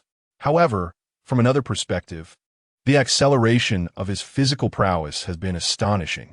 This rigorous training has transformed him from an ordinary individual into a paragon among the awakened. Even among his peers, his physical capabilities stand out remarkably. As Su Xingyo contemplates the changes he has undergone, he suddenly notices that the torrent above has ceased. Opening his eyes in confusion, he surveys his surroundings. The waterfall has vanished as if it had never existed. His gaze shifts to Zhang Xiang'e. "Master Zhang, what has happened?" "It's done," Zhang replies. Su Xingyo is taken aback, glancing at the sky. It is still midday. How can this be the end? Under normal circumstances, it should last until 6 or 7 in the evening. The abrupt conclusion feels quite disconcerting. Without further inquiry, Su Xingyo leaps gracefully, soaring over 10 meters before landing steadily before Zhang Xiang'e. "Master Zhang, I have a question that has been on my mind." As he follows Zhang Xiang'e, their shadows stretch slender under the sun. "Speak." Having spent 2 months in the Tranquility Pavilion, I have yet to witness how it truly aids one in achieving serenity and dispelling hatred. When I first entered, Teacher Sun mentioned that this is a place for tranquility and the release of grievances. Yet, aside from my arrival, I have not seen Ho Tianxiu and the others attending classes on the 2nd floor. When Mu Shui brought me here, he even taught me some self-defense techniques, which made me sense the pavilion's uniqueness. But after all this time, I remain unaware of its true purpose. Su Xingyo articulates his thoughts. "What do you envision the Tranquility Pavilion to be? Elegant?" Su Xingyo pauses, then adds, "No, perhaps a place of pure heart and few desires." In truth, Su Xingyo is uncertain of what the Tranquility Pavilion ought to represent. Upon hearing its name, he instinctively conjures images from television, novels, and films depicting serene sanctuaries. It is only after spending considerable time there that he realizes the reality is different. During their evenings of rest, he had once inquired of Ho Tianxiu, but the latter had merely kept it confidential, assuring him that Zhang Qianga would soon elucidate everything. No, it is entirely unlike what you imagine, Zhang Qianga declares. Closing the elevator door, he takes a hearty swig of wine, a flush creeping across his face. If you truly seek to achieve serenity and dispel hatred, one should venture to the heart of Buddhism. The methods employed by the Tranquility Pavilion are fundamentally distinct. Su Xingyo, perplexed, queries, what do you mean?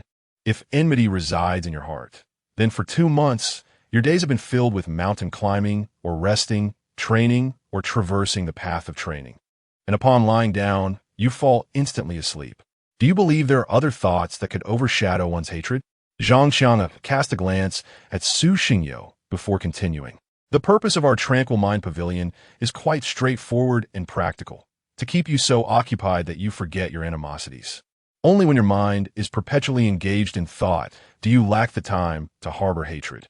Of course, this is merely a ruse to draw you in. Have you ever encountered a place dedicated to cleansing the heart of hatred that is adjacent to a prison? Su Xingyo fell silent for a moment before inquiring. So, what exactly is the Tranquil Mind Pavilion? In recent years, the number of individuals capable of awakening their sequence patterns has dwindled. Periodically, the dawn outposts in various cities, upon discovering promising newcomers or those encountering stagnation in their awakening, apply to the headquarters for permission to send them to the Tranquil Mind Pavilion for specialized training. After a rigorous selection process, a portion of the names reported from various regions is chosen to join the pavilion, which is unified in its administration. When Mu Shui awakened my sequence pattern, did he foresee my potential? Did he apply in advance? Su Xingao note that, realizing only now the true purpose of the Tranquil Mind Pavilion. The notion of cleansing the heart of hatred was merely superficial. At its core, it served as a specialized training ground. No wonder Mu Shui had undergone rigorous training prior to his arrival. No wonder he believed he would grow stronger within a year. You will come to understand this in due time. What does the specialized training at the Tranquil Mind Pavilion entail? For the next 2 months, you will partake in one aspect of this training, though it will not be as intense as that of others. The specialized training consists of 2 types. The first involves battling oneself within a mirage. To conquer the self that benefits from all advantages, one must transcend their own limitations. Be mindful that the mirage records your abilities based on your current state, meaning you must succeed in one attempt. When you next engage with the mirage, the self you face will have already enhanced its strength. The second type permits combat with inmates from the prison, continually enhancing one's abilities. The prison is filled with desperate individuals. Once combat ensues, they strike with lethal intent.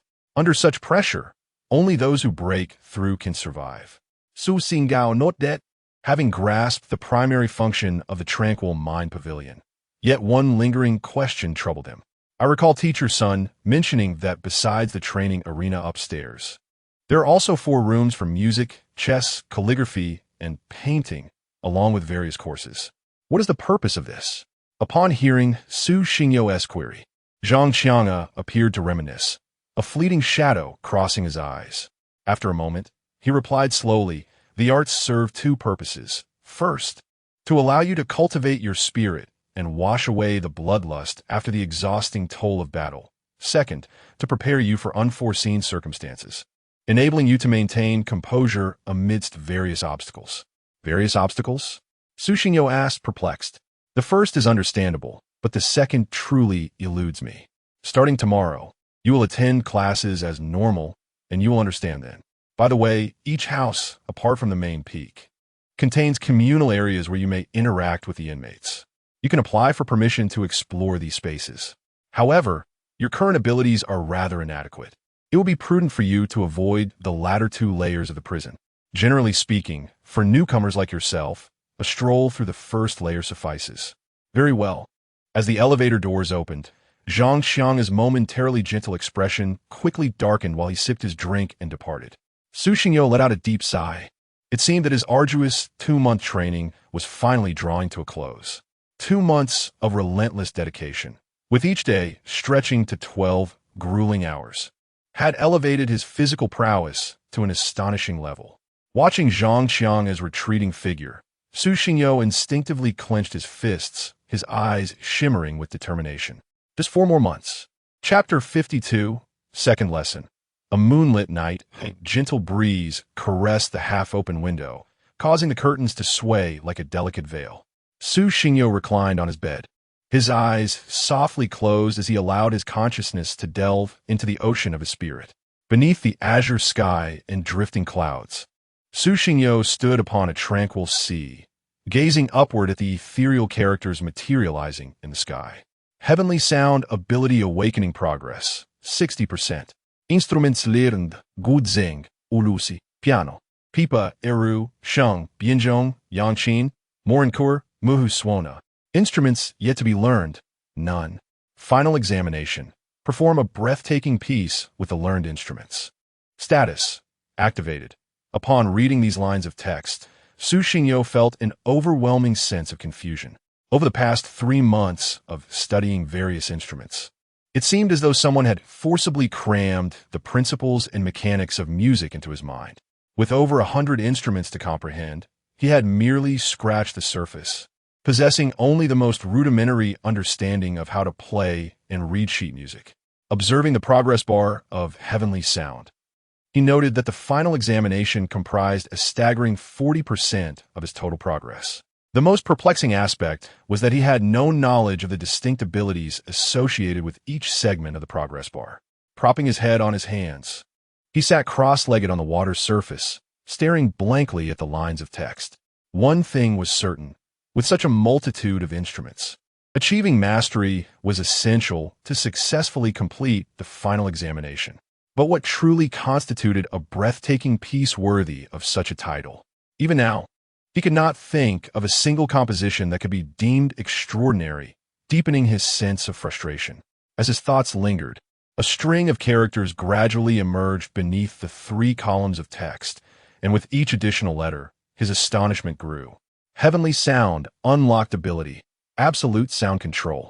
Upon seeing this line, Su Xingyo began to grasp the limitations of his current abilities, realizing that he could only control volume. Yet, 2 months prior, he had already achieved this capability. How was it that after 2 additional months, he found himself no further along? Contemplating the manifestation of these characters in his spiritual ocean, he questioned why such text appeared. Was it customary for awakening sequences to reveal these inscriptions? Ultimately, he decided to take it one step at a time. Perplexed, Su Xingyo shook his head in resignation and, with a casual wave of his hand, summoned an array of musical instruments before him. Selecting one, he began to practice. In the end, the difficulty of the final examination loomed too high, leaving him with no choice but to engage in relentless daily practice. After some time honing his skills, Su Xingyo detached his consciousness and gradually succumbed to slumber. Upon opening his eyes once more, he found himself in a pristine room, where an elderly man sat at the podium, gazing kindly at him. "Teacher," he greeted, having accrued much knowledge during his dreams. Bowing respectfully in the direction of his mentor, he recalled, "Do you remember 3 months ago when I mentioned that you would embark on a new course?" The gentle voice of the elder resonated in the room. Su Xingyo nodded earnestly. "I remember. The first lesson is titled the Qin, and you have mastered all the instruments. The remaining expertise solely depends on your diligent practice." Understood. Today, we embark on the second lesson, the game. In contemporary terms, it is referred to as chess. Upon hearing this, Su Xingyo was momentarily taken aback. Chess. Is it Go? In Huaxia, when chess is mentioned, his immediate thought is of Go. Indeed, beginning today, you shall learn about the origins of chess, its rules, and how to play. The elder nodded, a smile gracing his face as he continued. Today, we will primarily discuss the birth of chess and the significance it embodies. Significance? The elder did not respond to Su Xingyo's query, but instead began his explanation. With a gentle wave of his hand, a luminous screen gradually unfurled between them, displaying ancient murals. It is said that Go originated in Huaxia, and the historical account of its inception is succinctly captured in 2 sentences. Yao created Go, and Danzhu excelled in it. But do you truly comprehend what Go represents? Su Xingyo pondered for a moment before shaking his head, as he searched his mind for information on Go, only to find a void. Go emulates the heavens. The universe is infinite and profound, existing alongside time. shining with the radiance of the sun and moon. The Go board consists of 19 vertical and horizontal lines that intersect evenly, forming a symmetrical, simple, yet perfect geometric figure. The board is divided into 4 sections representing the 4 seasons, with each section containing 90 intersection points, symbolizing the 90 days of each season. In total, 361 intersection points represent the 361 days of the lunar calendar. The board features 9 stars, indicating directions, with the central star known as Tianyuan. The scenes on the luminous screen continuously shift, and a jade Go board rotates before Su Xingyo's eyes, allowing him to absorb the entire layout. The Go board symbolizes the cosmic space-time continuum. The pieces encompass all things in the world, and the interaction between players and the placement of pieces metaphorically reflects the relationships of the universe's development, change, and existence. The process from nothing to something reveals the potential for future transformations. Su Xingyo cradled his head in his hands, listening intently. His soul had not found rest in a long time. For some reason, every time he completed a lesson in this room, the fatigue of his spirit dissipated, leaving him revitalized. The following morning, the sky was tinted with the faintest hue of dawn, the sun yet to rise, and the world enveloped in a tranquil haze. Hua Tianxiu stirred from his dreams, hearing a soft noise beside him. His eyelashes fluttered slightly. In the dim light, he discerned a figure seated nearby, facing away from him. Xingyo, why are you up so early? Still in the process of putting on his shoes, Su Xingyo was momentarily taken aback, then turned around and offered an awkward smile. I've been waking up at 5:30 for the past 2 months. I've grown accustomed to it, and find it hard to sleep once the time comes. After a moment's reflection, Su Xingyo tentatively asked, am I being too loud and disturbing you? Do you know what your manner of speaking resembles? What Tianxiu remarked, covering his face with one hand, exuding a sense of resignation. What? Green tea. Since we're both awake, shall we run a couple of laps? What? Tianxiu suggested, pointing towards the door. That sounds good. Su Xingyo nodded in agreement. Before long, the two arrived outside the Tranquility Pavilion, where there were no running tracks. Typically, one would run around the entire pavilion, making a circuit several times longer than a standard track. Yesterday, Master Zhang informed me that starting today, I could attend classes with you all. What subjects do you study daily? What does the term special combat situations in music, chess, calligraphy, and painting refer to? Although it would not be long before he could witness it himself, curiosity gnawed at him. Despite his persistent inquiries, Master Zhang remained tight-lipped. What is that? A smile danced at the corners of Hua Tianxiu's mouth. It's a secret. Through his personal assessment, those who could join the Dawn were all exceptional talents within the realm, each capable of performing the unimaginable and expressing the utterly incomprehensible. Chapter 53. The Boundary of Yin and Yang Goodness. Am I seeing this correctly? A gasp echoed through the narrow corridor, as the previously darkened room was suddenly flooded with blinding white light, illuminating the space like a stack of Minotaur cards, each layer ready to topple with the slightest touch. One lamp after another igniting the dim heavens. What are you shouting about? What time is it? A furious voice erupted from a brightly lit room, as Lei Chong yawned and cast a sideways glance. 7 o'clock? No, the exact time is irrelevant. Look at those two. And Mo Qing pointed towards the figures outside the door, running tirelessly and drenched in sweat, utterly astonished. What is going on? Lei Chong ambled to the doorway and noticed the 2 youths, Hua Tianxiu and Su Xingyo, sprinting rapidly in the morning light, their clothes already soaked through. What does this mean? Are you foolish? Look at them. They've been running for quite some time, and it's only 7 o'clock. What time do you think they got up? Is this amount of perspiration normal? Clearly it is not.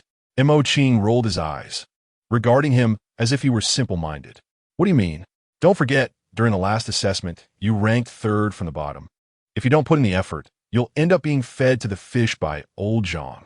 With that, Mo Qing dashed outside, keeping pace with Hua and Su as they once again passed by, joining them in the morning run.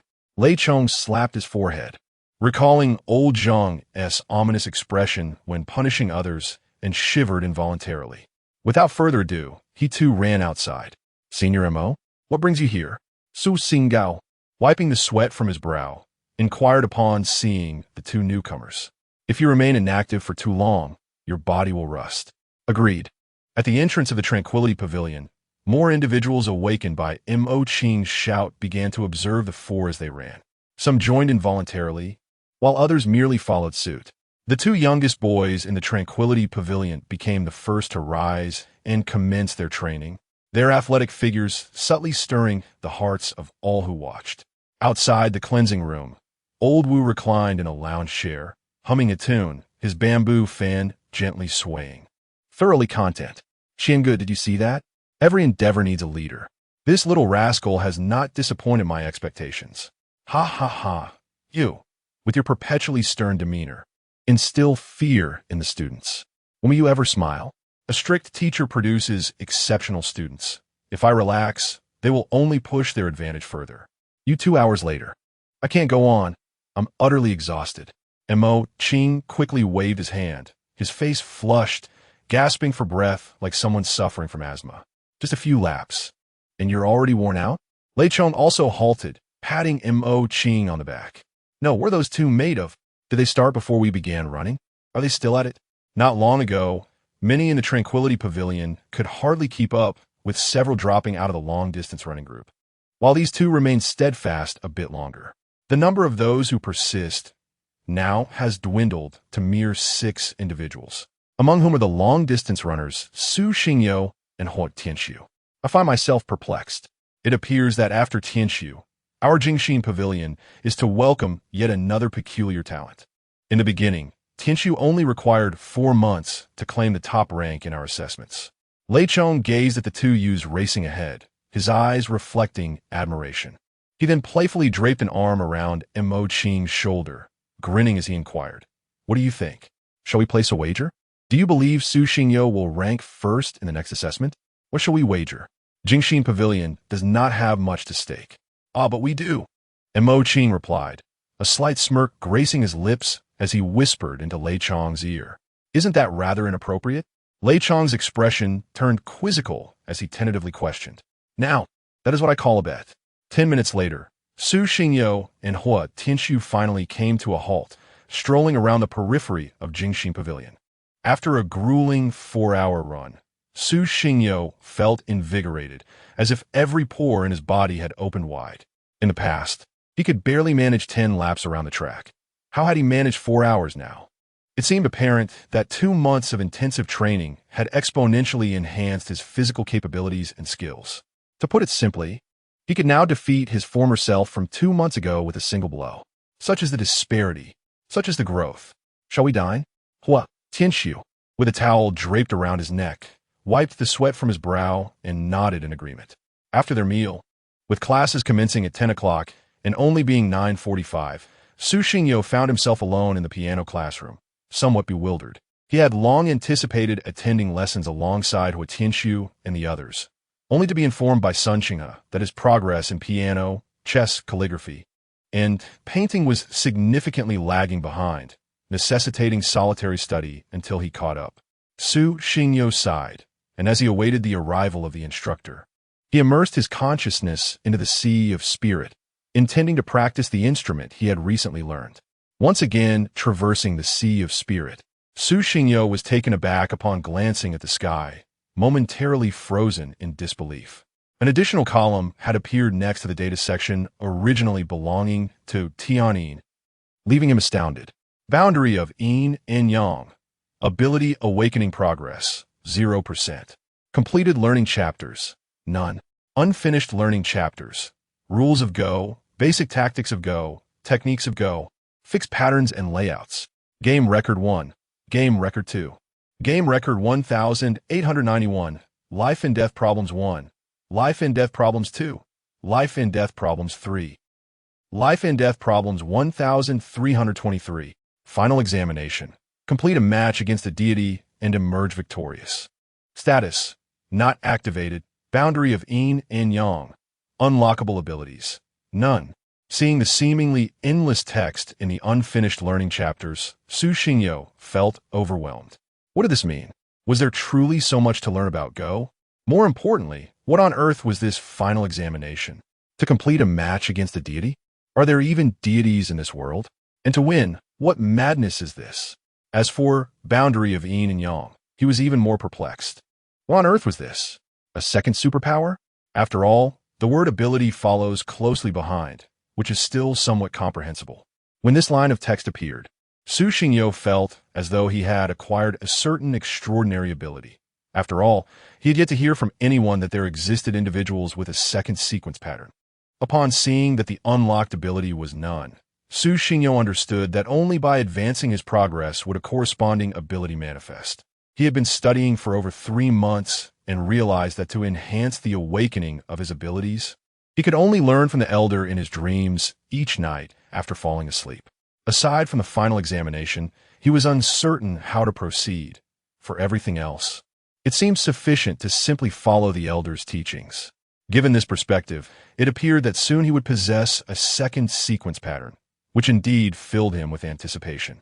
Chapter 54. The withered tree blooms anew with a soft creak. The dark red door swung open, revealing a figure clad in a flowing blue robe, cradling a guzheng in their left arm as they stepped into the room.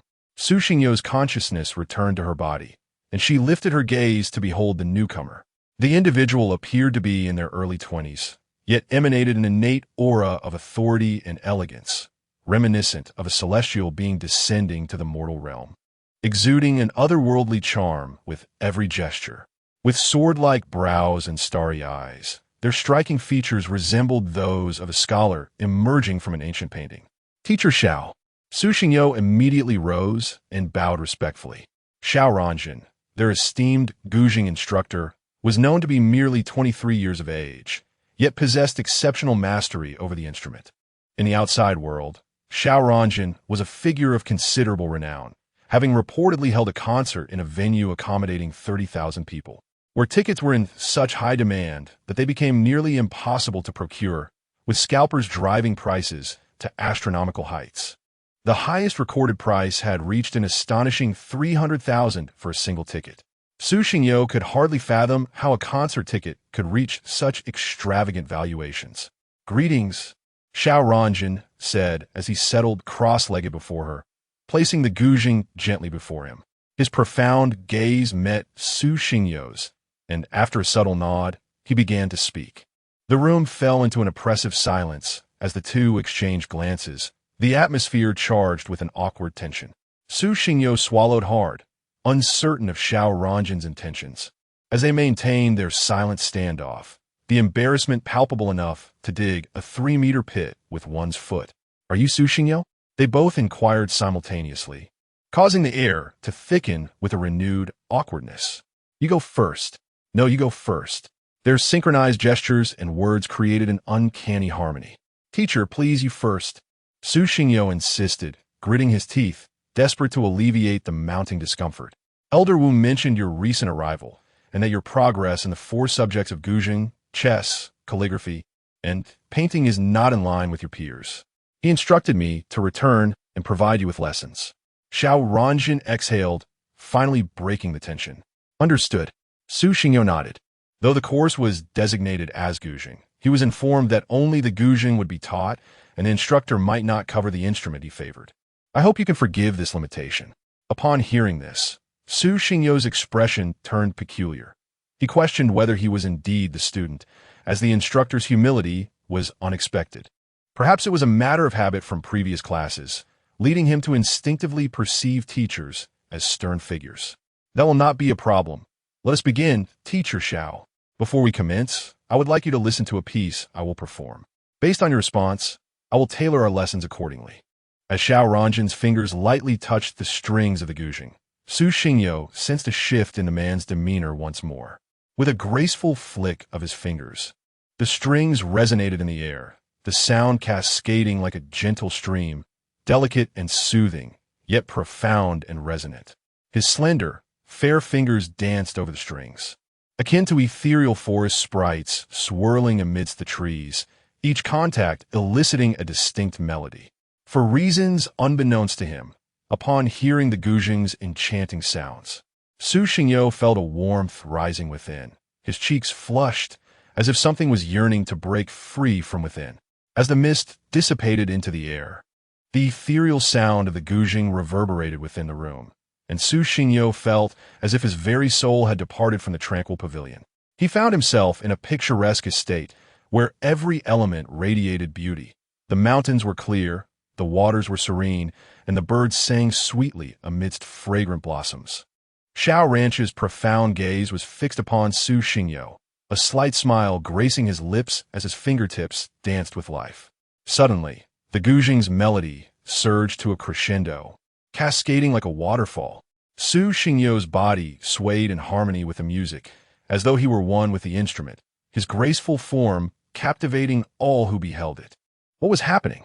The abrupt shift in the melody yanked Su Xingyo's spirit back, unleashing a fierce pain in his chest, as if something were desperately trying to break free from within him. The excruciating agony pierced his nerves, his skin feeling as though it were being torn apart, while a terrifying force relentlessly assaulted his bones, threatening to shatter them into fragments. Xiao Ranch, acutely aware of Su Xingyo's distress, showed no inclination to cease his playing. The notes seemed to come alive, swirling and dancing in the air. Su Xingyo suddenly clasped his head with both hands, sinking to his knees, his body trembling uncontrollably as pain gnawed at his consciousness, turning his complexion from flushed to pale. A vivid crimson hue crept into his eyes, and a torrent of fragmented memories surged into his mind, overwhelming his thoughts to the brink of explosion. "No! Get out!" Su Xingyo roared in fury, striking his head repeatedly with his fists, repelling the foreign essence invading his mind, akin to 1,000 iron rods piercing his skull, leaving his lips bruised and purple. "What is this? I am leaving. What will you do? At worst, we shall die. What is there to fear? Carry our hopes and survive. I shall dance amidst the ruins and take my final bow beneath the resplendent stars. I shall not fail my mission.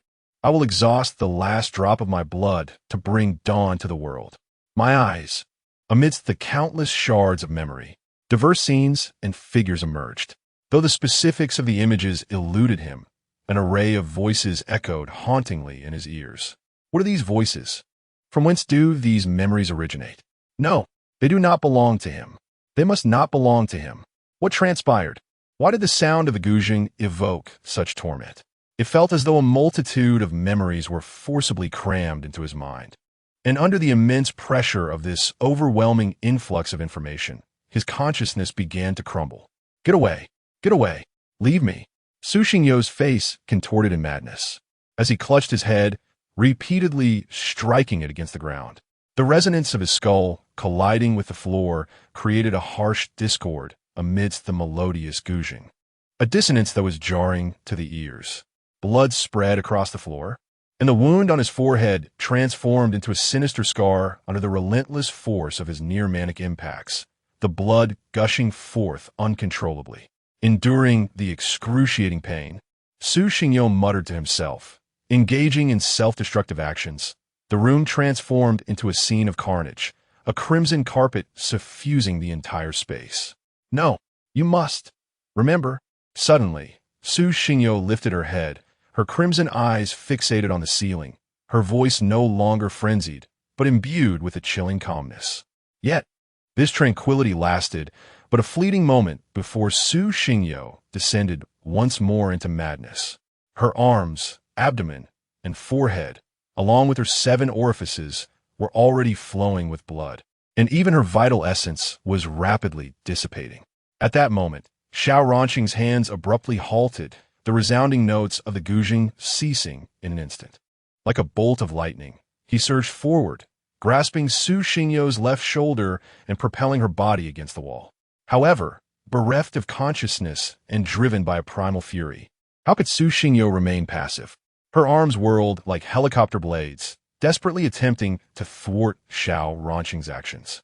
Suddenly, a vibrant green light, symbolizing life, emanated from the Guzhing, countless threads encircling Xiao Ranqing from all directions. These threads transformed into colossal hands, pinning Su Xingyo's restless limbs firmly against the wall, rendering her efforts to escape utterly futile. In that instant, as Su Xingyo's body was restrained against the wall, Xiao Ranqing's right hand, with 2 fingers poised together, aimed at her brow and struck forth. "A withered tree in spring, a gift bestowed upon you." Chapter 55. Flowing water, a faint hum reverberated within the chamber.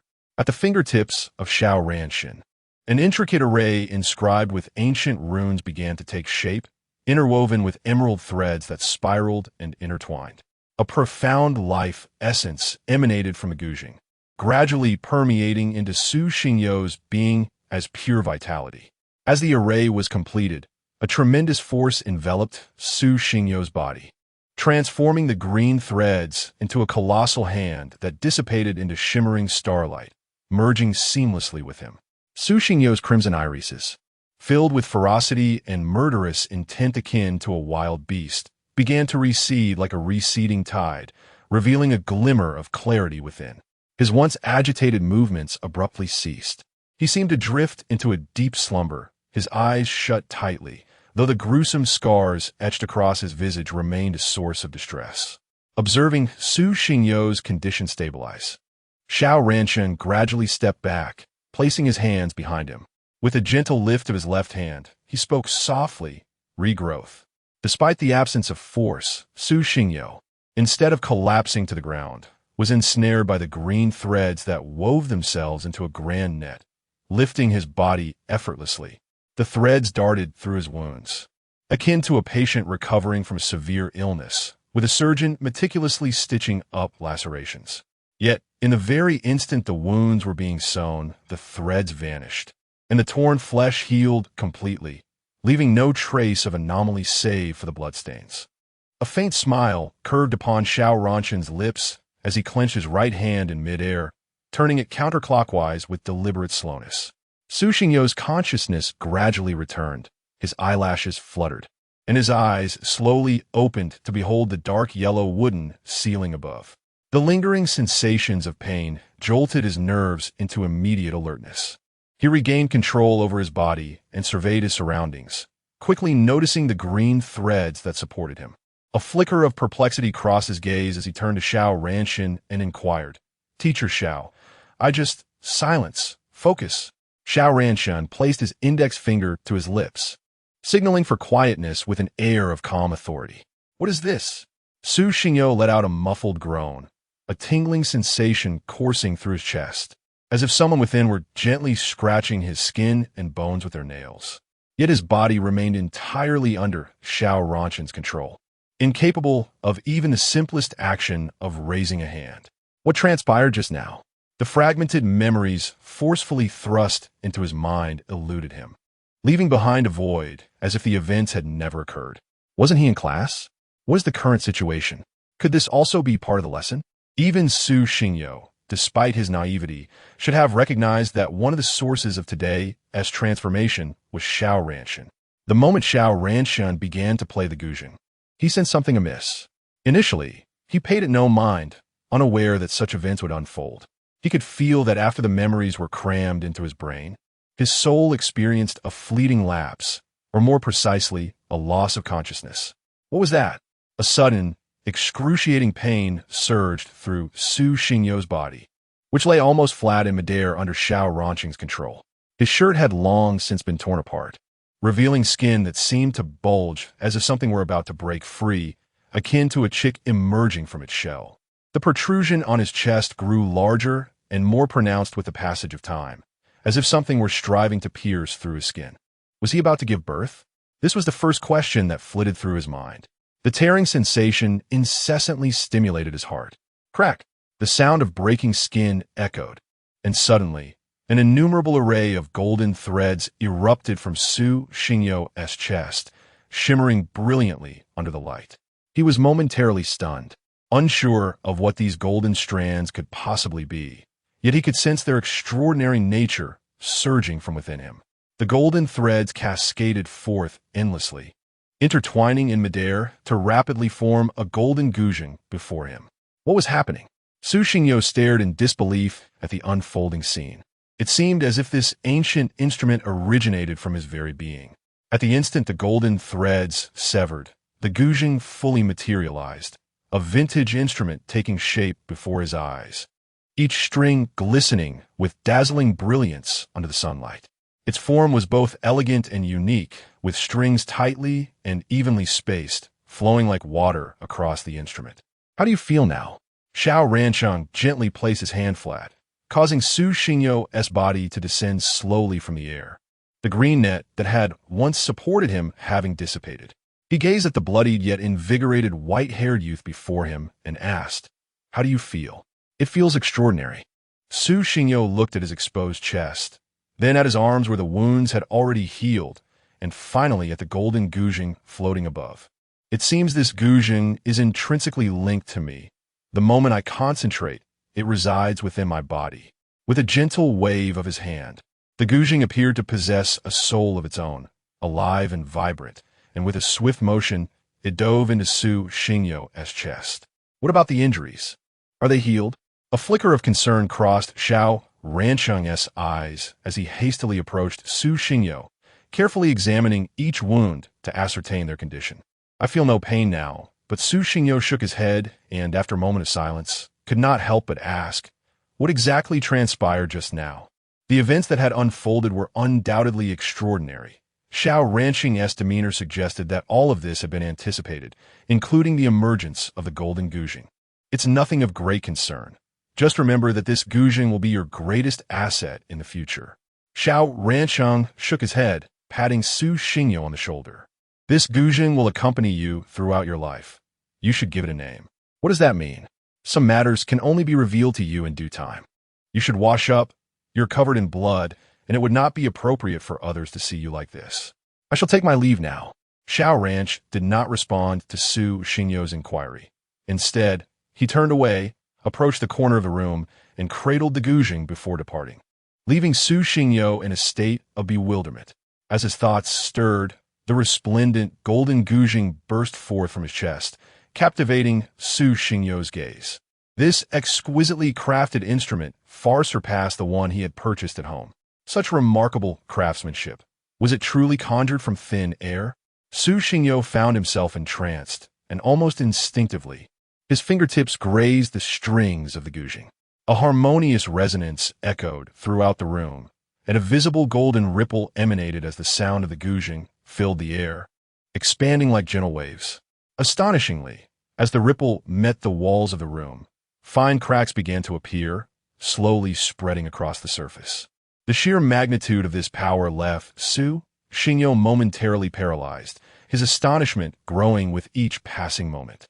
However, in stark contrast, he felt his internal soul energy rapidly depleting.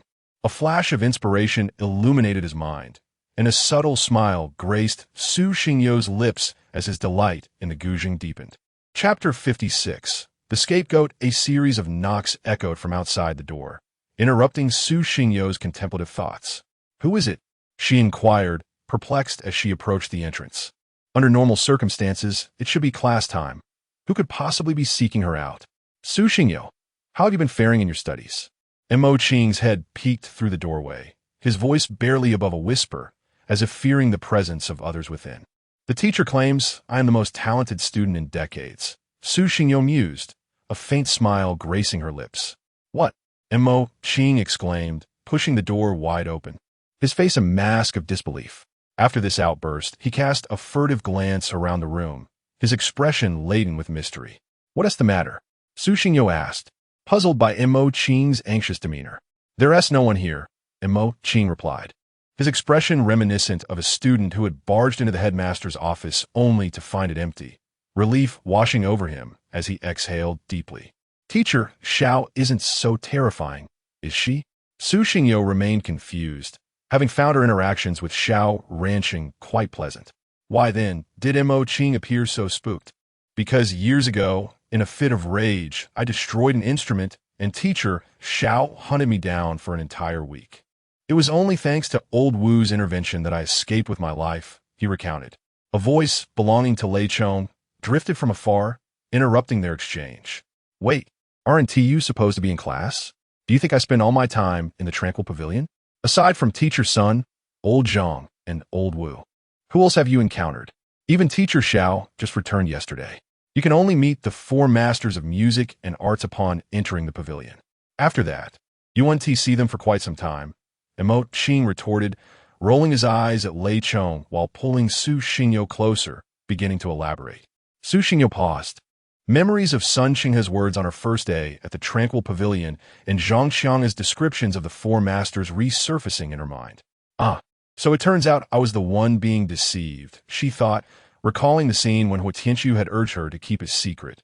A playful smile on his face that now seemed to conceal laughter. All right then.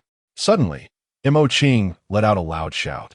Su Xingyo and Lei Chong felt as if their souls had nearly fled their bodies, goosebumps prickling their skin as they shot Mo Qing an incredulous glance. Montauk King, are you always such a jumpy person? You must be ill. Su Xingyo thought it too awkward to voice her concern, but Lei Chong, having known Mo Qing for many years, did not hold back, chastising him immediately. It's not me who is easily startled, Mo Qing retorted, his gaze fixed on the room as if under a spell, mechanically advancing towards the wall.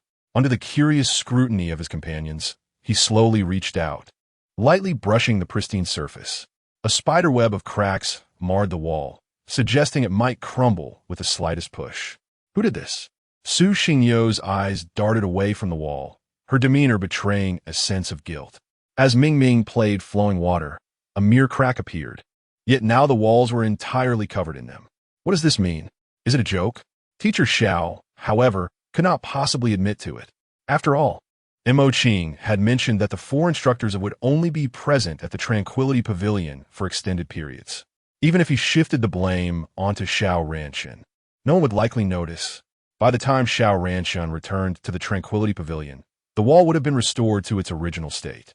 No wonder. A soft exclamation from Su Xingyo echoed in the hall.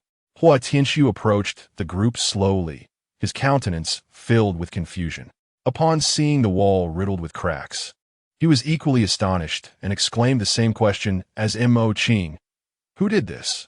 Faced with the escalating predicament, Su Xingyo had no choice but to grit her teeth and place the entire blame on Xiao Ranqian, silently praying, I'm sorry, Teacher Xiao.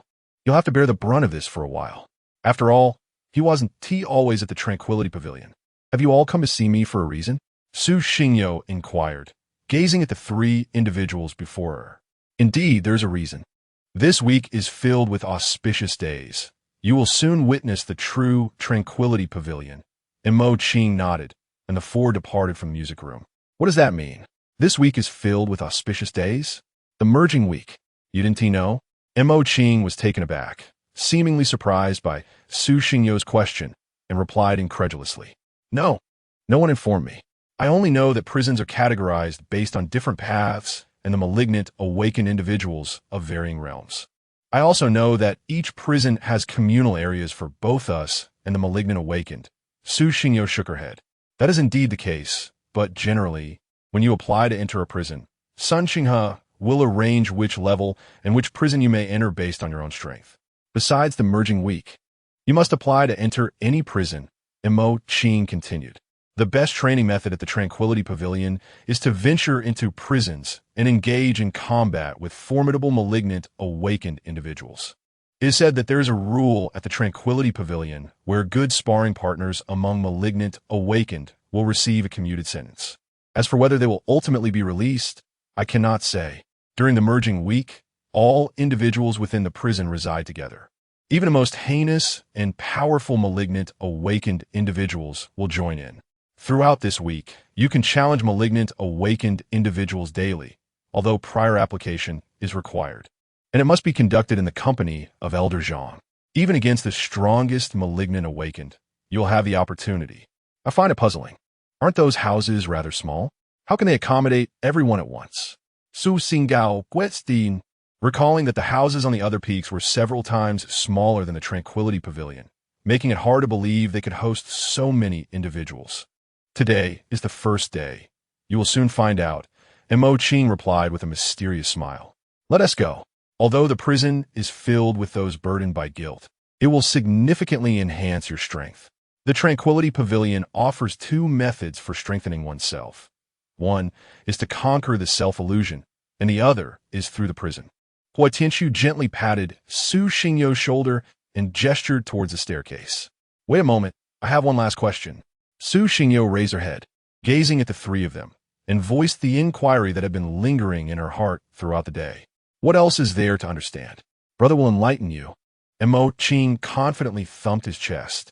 Yesterday, Elder Zhang informed me that the arts of music, chess, calligraphy, and painting serve two purposes. One is to cultivate one's character, and the other is to ensure that we maintain composure when faced with various obstacles and unforeseen circumstances. What exactly does this second point entail? This is quite simple. It involves sealing your sequence patterns and spiritual energy, placing you in 4 extreme environments for rigorous training. Essentially, it allows you to confront various extreme situations while assuming the identity of an ordinary person. The arts correspond to the forest, desert, ocean, and snow-capped mountains. At this juncture, Mo Qing suddenly fell silent for a moment and whispered into Su Xingyo's ear. These 4 scenarios are even more extreme than their real-world counterparts. Take the snow-capped mountains. For instance, you must trek 50 kilometers at an altitude of 10,000 meters. This revelation left Su Xingyo stunned as she began to reassess her understanding of the arts. Was the so-called unforeseen circumstance referring to these challenges? It is worth noting that the highest mountain in the world reaches just over 8,000 meters. The temperature there hovers between -30 to -60 degrees Celsius. If it were 10,000 meters, would it not be around -50 to -80 degrees? And to traverse 50 kilometers on foot, is this truly a feat achievable by humans? Just considering the snow-capped mountains, Su Xingyo comprehended the magnitude of the challenges posed by the other 3 scenarios. It seems her understanding of the Tranquil Heart Pavilion had been rather superficial. Chapter 57. The divine beings, the scorching sun pierced through the clouds, relentlessly baking the mountain peaks with an extreme heat, while a gentle breeze occasionally swept through, bringing a waft of refreshing fragrance. All the students of the Tranquil Heart Pavilion stood in the open space outside, engaged in animated conversations, buzzing with excitement, as if a significant event was about to unfold. Is it still this hot in September? Mo Qing shielded his eyes from the glaring sunlight, squinting at the blazing orb above while fanning himself and grumbling. What is going on? Su Xingdao Inquit Sopti. Being a newcomer and witnessing such a scene for the first time, his curiosity piqued. Haven't you seen this before, Junior? A young man dressed in a white tank top approached leisurely, his bare arms displaying explosive muscles that radiated strength. Li Fatsai, what brings you here? Mo Qing cast a sidelong glance at the youth, a hint of suspicion in his voice. Don't be like that. After all, we entered on the same day. Li Fatsai chuckled, throwing an arm around Mo Qing's shoulder, making Mo Qing appear like a petite lady in his embrace. Goodness, how repulsive. Mo Qing grimaced and immediately pushed Li Fatsai away. Watching the playful banter between the two, Su Xingyo couldn't help but wonder if someone really bore the name Fatsai. Old Wu has arrived. Hua Tianchu's cold voice echoed in the ears of the crowd, and for some unknown reason, everyone fell silent instantly. The previously lively atmosphere succumbing to an abrupt stillness. A gust of wind swept across the mountain, and 2 figures suddenly materialized several dozen meters ahead of the crowd. Today marks the 3rd commencement of the merging week. If you wish to spar with the criminals, please do so under the watchful eyes of the 1,000 patterns. From today onwards, the main peak will be shrouded in divine punishment. Aside from the arena, the use of sequence patterns is prohibited in all other areas. Old Wu turned to face the fervent students of the Tranquil Heart Pavilion, the eager anticipation palpable among them. The merging week, occurring only once per quarter, was the day they most eagerly awaited. Provided both parties agree, they can select any path and any level of criminal. Most importantly, Old Wu possessed a method to forcibly suppress the criminals' levels. And then, all the malevolent awaken ones from the Tranquil Heart Pavilion gathered together. What is the situation now? Su Xingyo gazed into the distance, noticing several pale green figures on each peak, cradling firearms, swaying outside a large building. His eyes narrowed slightly. He hadn't seen these individuals on the first day, yet they were present now. Had they just arrived? Judging by their appearance, they likely belonged to the military. You'll find out soon enough. Mo Qing patted his shoulder, gesturing forward. Divine punishment has begun. Hua Tianchu lowered his head, his profound gaze fixated on his hands, feeling the severance of his connection with the sequence patterns. Even his soul power felt as if ensnared by countless iron chains coiled around him, leaving him with only the sensation of existence, but rendering him incapable of utilizing it. Su Xingyo was taken aback, turning to the others to ask, "Do you all feel the severance from the sequence patterns?" Indeed, the connection with the sequence patterns has been cut off. Mo Qing nodded, and apart from Su Xingyo, everyone else appeared utterly ordinary, as if accustomed to the sight. Upon hearing these words, Su Xingyo's expression grew increasingly skeptical. Although his sequence markings had been suppressed, he still retained control over flowing water. Most importantly, his soul power seemed not to have been entirely subdued. Whenever he wished, he could exert it slightly, and even heavenly sound appeared to be accessible, albeit with significantly diminished efficacy. Could it be that the master sequence markings could resist the effects of divine punishment? If so, in a scenario where everyone else was subdued, would that not render him invincible? Could he act with impunity, striking at will? A playful smile curled at the corners of Su Xingyo's lips as his gaze turned towards Elder Wu, who stood ahead. Yet, something felt amiss. Why did it seem as though Elder Wu was not suppressed? Su Xingyo observed Elder Wu's form, seemingly divine, gently suspended in the low air. As an invisible wind from afar tousled his pale beard and robe. It was not merely a feeling, it was a certainty. Mo Qing gazed at Elder Wu with reverence before adding, "If you possessed Elder Wu's strength, even divine punishment could not bind you." "How powerful is Elder Wu?" Su Xingyo inquired with curiosity. "A deity among mortals," came the succinct reply, delivering an immense shock to Su Xingyo. As a novice in the realm of dust return, he had little concept of higher realms. Yet these 4 words sufficed to convey the true magnitude of Elder Wu's power. Suddenly, a thunderous roar erupted from the mountains, akin to the furious bellow of a ferocious beast in its death throes, deafeningly loud. The abrupt cacophony shattered Su Xingyo's train of thought, and he turned his gaze toward the distance, astonished to see the distant peaks trembling violently. Elder Wu stood in the air, his hands gesturing towards the horizon, seemingly manipulating something. The mountains quaked intensely, gradually shifting towards the main peak in Su Xingyo's astonished gaze. All the peaks resembled electric cars on iron tracks, moving incrementally in a predetermined direction. To Su Xingyo, it appeared that the mountains were not merely shifting. Rather, an invisible giant hand seemed to be slicing through the very fabric of space, relocating the mountains themselves. It was not the mountains that moved, but the space around them. Except for the main peak, all other mountains slowly converged towards it, their movement accompanied by a series of thunderous roars, reminiscent of a stormy day, with the sound of thunder reverberating through the clouds, deafeningly loud. 10 minutes later, Su Xingyo stood in stunned silence, gazing at the scene before him.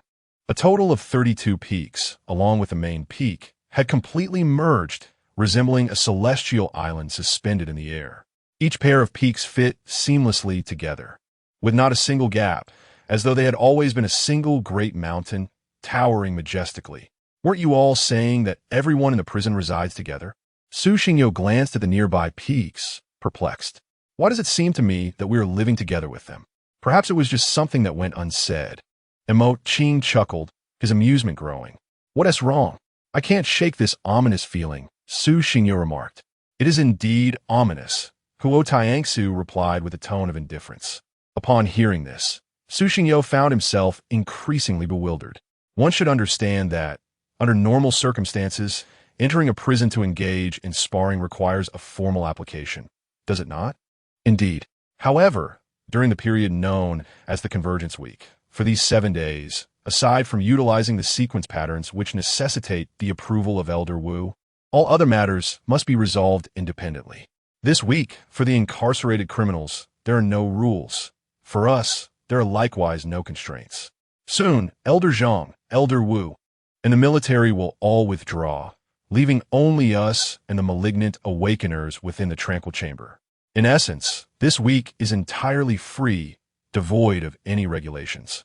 It is a genuine melee where, as long as one does not perish, no one will intervene. In other words, as long as no one is killed, there will be no repercussions. Once Mo Qing elucidated the true rules of the Convergence Week, Su Xingyo's pupils dilated in shock. Those malevolent abilities that have been long confined, if driven by anger, would undoubtedly seek confrontation. All are under the suppression of divine punishment. Should a real brawl ensue, the consequences are too dire to contemplate. Su Xingyo inhaled sharply, realizing that a true tempest of bloodshed is imminent. Chapter 58. Anomalous harmony. As the peaks began to tremble and shift slowly, a few figures emerged from the houses atop each mountain, standing on the open ground and observing one another. Some familiar faces waved greetings across the distance, and most of the malevolent power users wore smiles, seemingly anticipating the forthcoming merger week. The mountains interconnected seamlessly, resembling a grand puzzle reassembled after being shattered. When the summits met, there were scarcely any visible fissures. Were it not for the soldiers from the military, armed and patrolling in circles nearby, it is likely that chaos would have erupted. Originally constructed in accordance with the layout of the Bagua city, the prison now formed a large disk, tightly compacting together. Those were the military? Su Xingyo caught sight of soldiers clad in light green uniforms, standing tall and proud, their backs as formidable as mountains. They were the steadfast guardians of Huaxia, the nation's greatest reliance. Indeed, Mo Qing nodded in affirmation. Old Wu finally ceased his hand movements, slowly turning around. After his gaze swept over Su Xingyo, he gently cleared his throat, and his aged voice resonated across each mountain peak.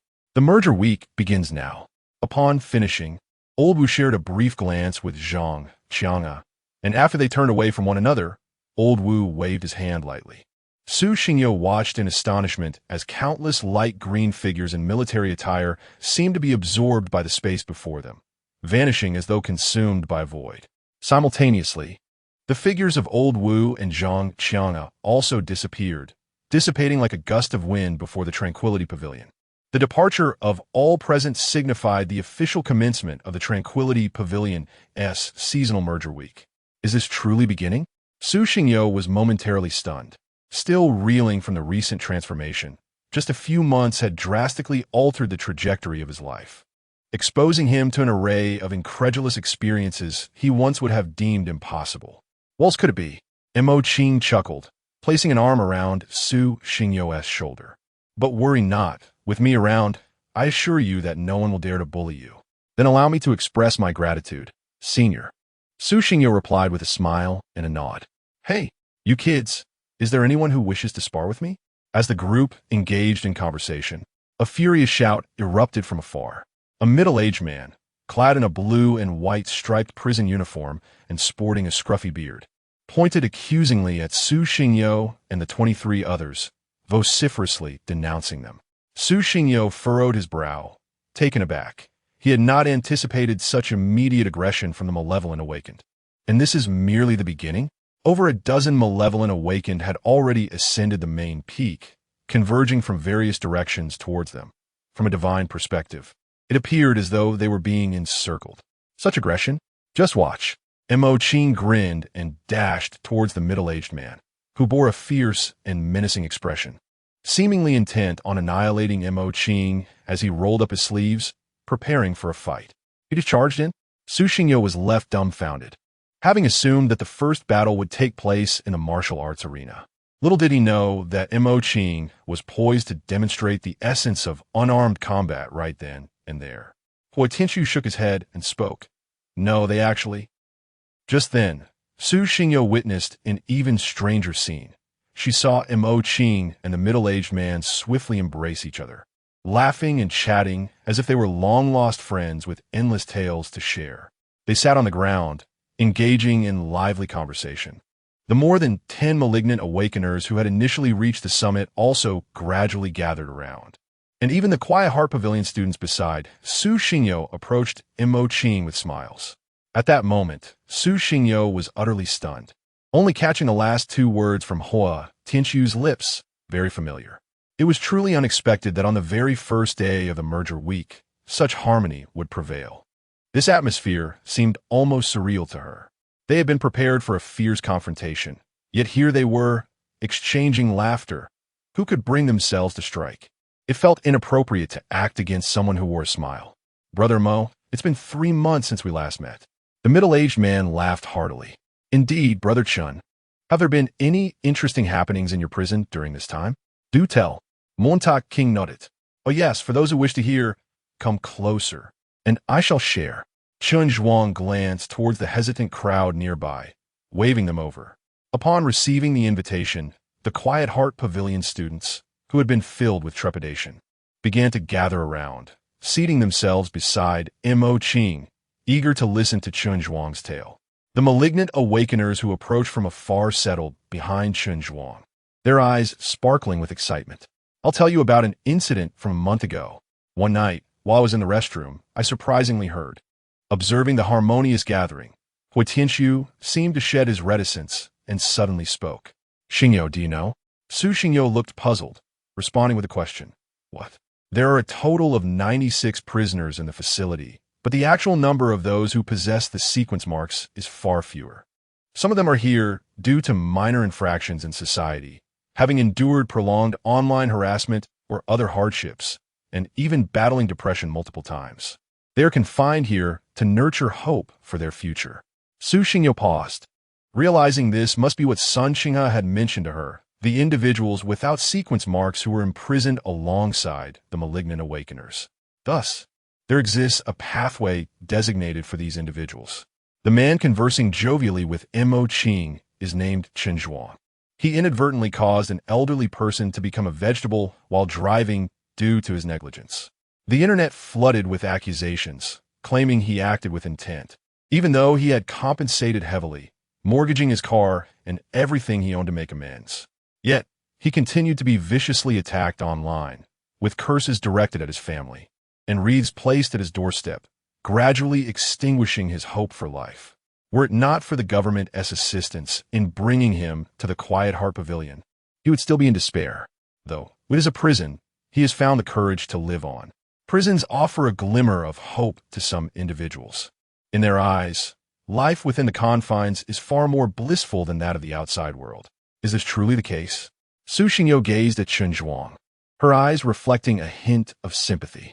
In this era of advanced information networks, it takes but a mere flick of a finger to obliterate a person's existence. No one can foresee which statement might become the final straw that shatters him. Yet at this moment, Chun Zhuang's smile radiated like the sun. This prison is not solely inhabited by the irredeemably wicked. However, the presence of such individuals is not insignificant. Thus, it is prudent to exercise caution in dealings with others. Fear not. What are your plans moving forward? As this is my first experience, I shall wander alone for a while. Very well, should anything arise. Do not hesitate to seek me out. Understood. Su Xingyo nodded, her heart heavy with complex emotions, as she ventured towards the other peaks, taken aback by the hidden truths that lay within this prison. Chapter 59. I cannot hear clearly. Su Xingyo stood to the side of the Tranquility Pavilion, gazing intently at the nearby peaks, seemingly contemplating which mountain to ascend. From what Hui Tianxiu had just mentioned, it appeared that the only individuals within the prison who had formed alliances with the students of the Tranquility Pavilion were those akin to Chun Zhuang, while the others who had not yet emerged were likely true malevolent awakeners, the genuine adversaries in this convergence period. For reasons unknown, apart from Chun Zhuang and a few others, the rest had not even stepped out of their rooms, leaving Su Xingyo with no opportunity to observe. What was he to do? Rely on luck? After a moment of silence, Su Xingyo arbitrarily chose a path and set forth. After all, he had an entire day ahead of him. Traversing one path per day would suffice, and there was no need for him to follow Chun Zhuang's route. He had come to the Tranquility Pavilion to enhance his own strength, not to indulge in the sentiments of others. Observing the imposing structure before him, adorned in red and white, Su Xingyo circled around before pushing open the door to enter. Inside, there was an eerie silence, as if no one had ever resided there. The vast basketball court and the surrounding fitness equipment stood unused. Is anyone here? Su Xingyo called out, his voice echoing through the empty space, yet no response came, which struck him as peculiar. He turned his gaze towards the basketball rolling across the court. Outside, there was a basket filled with basketballs. Clearly, someone had played recently. Yet the absence of people was baffling. Not wishing to delve deeper, he continued along the path towards the innermost area. The structure comprised 4 levels. Could it be that the inhabitants had ventured elsewhere? Upon opening the second and third doors, he found them equally devoid of life, yet remnants of habitation lingered, intensifying his suspicion. At the onset of the convergence period, this path had been untraversed. Where, then, were these individuals? As Su Xingyo stood outside the 4th building, he heard a cacophony of laughter and revelry from within. Were there people inside? Quite a number, it seemed. Driven by curiosity, he pushed the door open. The previously raucous space fell into an unsettling silence. Countless eyes filled with malice piercing through the air, fixating on Su Xingyo as though wishing to rend him limb from limb. Before him lay a basketball court, with fitness equipment to the right, surrounded by scattered benches. Currently, over 10 individuals were either resting or practicing on the parallel bars. The players who had been engaged in the game came to an abrupt halt. Akin to a film suddenly paused, their expressions hostile as they scrutinized Su Xingyo. The atmosphere had become so stifling that it sent shivers down his spine. Su Xingyo surveyed the individuals before him, a flicker of doubt rising within him. Something was amiss. With 32 prisons and 96 inmates, even distributed evenly, each prison would house merely 3 individuals. Yet within this activity area, there were nearly 20 people. Could it be that they too anticipated the convergence period? Had they gathered here the moment it commenced? Su Xingyo's gaze swept across everyone present, finally resting upon a man clad in blue and white striped prison garb, his bald head gleaming under the lights, seated with a nonchalant demeanor, his back turned to Su Xingyo. The remaining figures seated nearby were primarily gathered around the man, and of all present, only he seemed to regard the newcomer with a hint of disdain. It was evident that this man was the leader of the group. Foam, the boss, had encountered an unfamiliar face. A subordinate whispered into the ear of the bald man, "Merge weak, if you're coming, then come." The man's expression was laced with impatience as he waved his hand dismissively, his deep voice resonating. "Do whatever you wish. Who can dictate your actions during Merge Week?" It was understood that it had been years since anyone had graced this place. To have someone show up, and a mere boy at that, was a rarity. A long-haired subordinate smirked with a hint of mischief, his gaze on Su Xingyo growing increasingly intrigued. "This trivial matter doesn't require my input. The time is near. Focus on your tasks and refrain from causing me any trouble." Feng Dehai's eyes glinted with malice as he surveyed his subordinates, sending chills down their spines and raising goosebumps. Understood. The long-haired man signaled to several figures on the basketball court and led a throng towards Su Xingyo, reminiscent of a cinematic gang rivalry. "Kid, this is no place for you, Scram." The long-haired man stepped forward, his face contorted with disdain. "Do you all possess the sequence markings?" Su Xingyo's sudden inquiry caught everyone off guard. Another subordinate, his expression grotesque, licked his lips with excitement. "Yes, what's it to you?" "You truly are." Su Xingyo lifted his gaze, unfazed by the predatory glances directed at him. Instead, he appeared somewhat contemptuous as his chilling voice echoed within the confines. "Degenerates. To have 20 individuals bearing sequence markings, and yet they presented themselves in such a manner, was disheartening. If these individuals were to join Dawn and maintain moral integrity, perhaps the nation would no longer suffer from the scarcity of awakened ones and the consequent escalation of fatalities. These individuals, driven by self-interest, had abused their sequence markings, pillaging and slaughtering indiscriminately, bearing countless lives on their conscience. They were akin to malevolent entities, deserving of death. At least, malevolent beings do not smile and converse one moment, only to stab you the next. In this world, the most terrifying creatures have always been humanity. What did you say? The long-haired man was ignited by his Su Xingyo's words. In this prison, no one had ever dared to confront them so boldly. Even other disciples of the Tranquility Pavilion would avoid conflict. Yet, here was a mere boy, newly entered and still unrefined, daring to challenge them. His fists clenched tightly. He gasped for breath, his eyes seemingly ablaze, veins protruding like worms, as he unleashed a fierce punch towards Su Xingyo. Su Xingyo Sumai Fai Li, stepping back to evade the blow, then leisurely remarked, "Hold on, don't rush. Amidst the astonished gazes of the criminals, Su Xingyo slowly shut the door, then turned to reveal an innocuous smile. Now, that's better. I fear others might see. It seems you are acutely aware of your impending demise.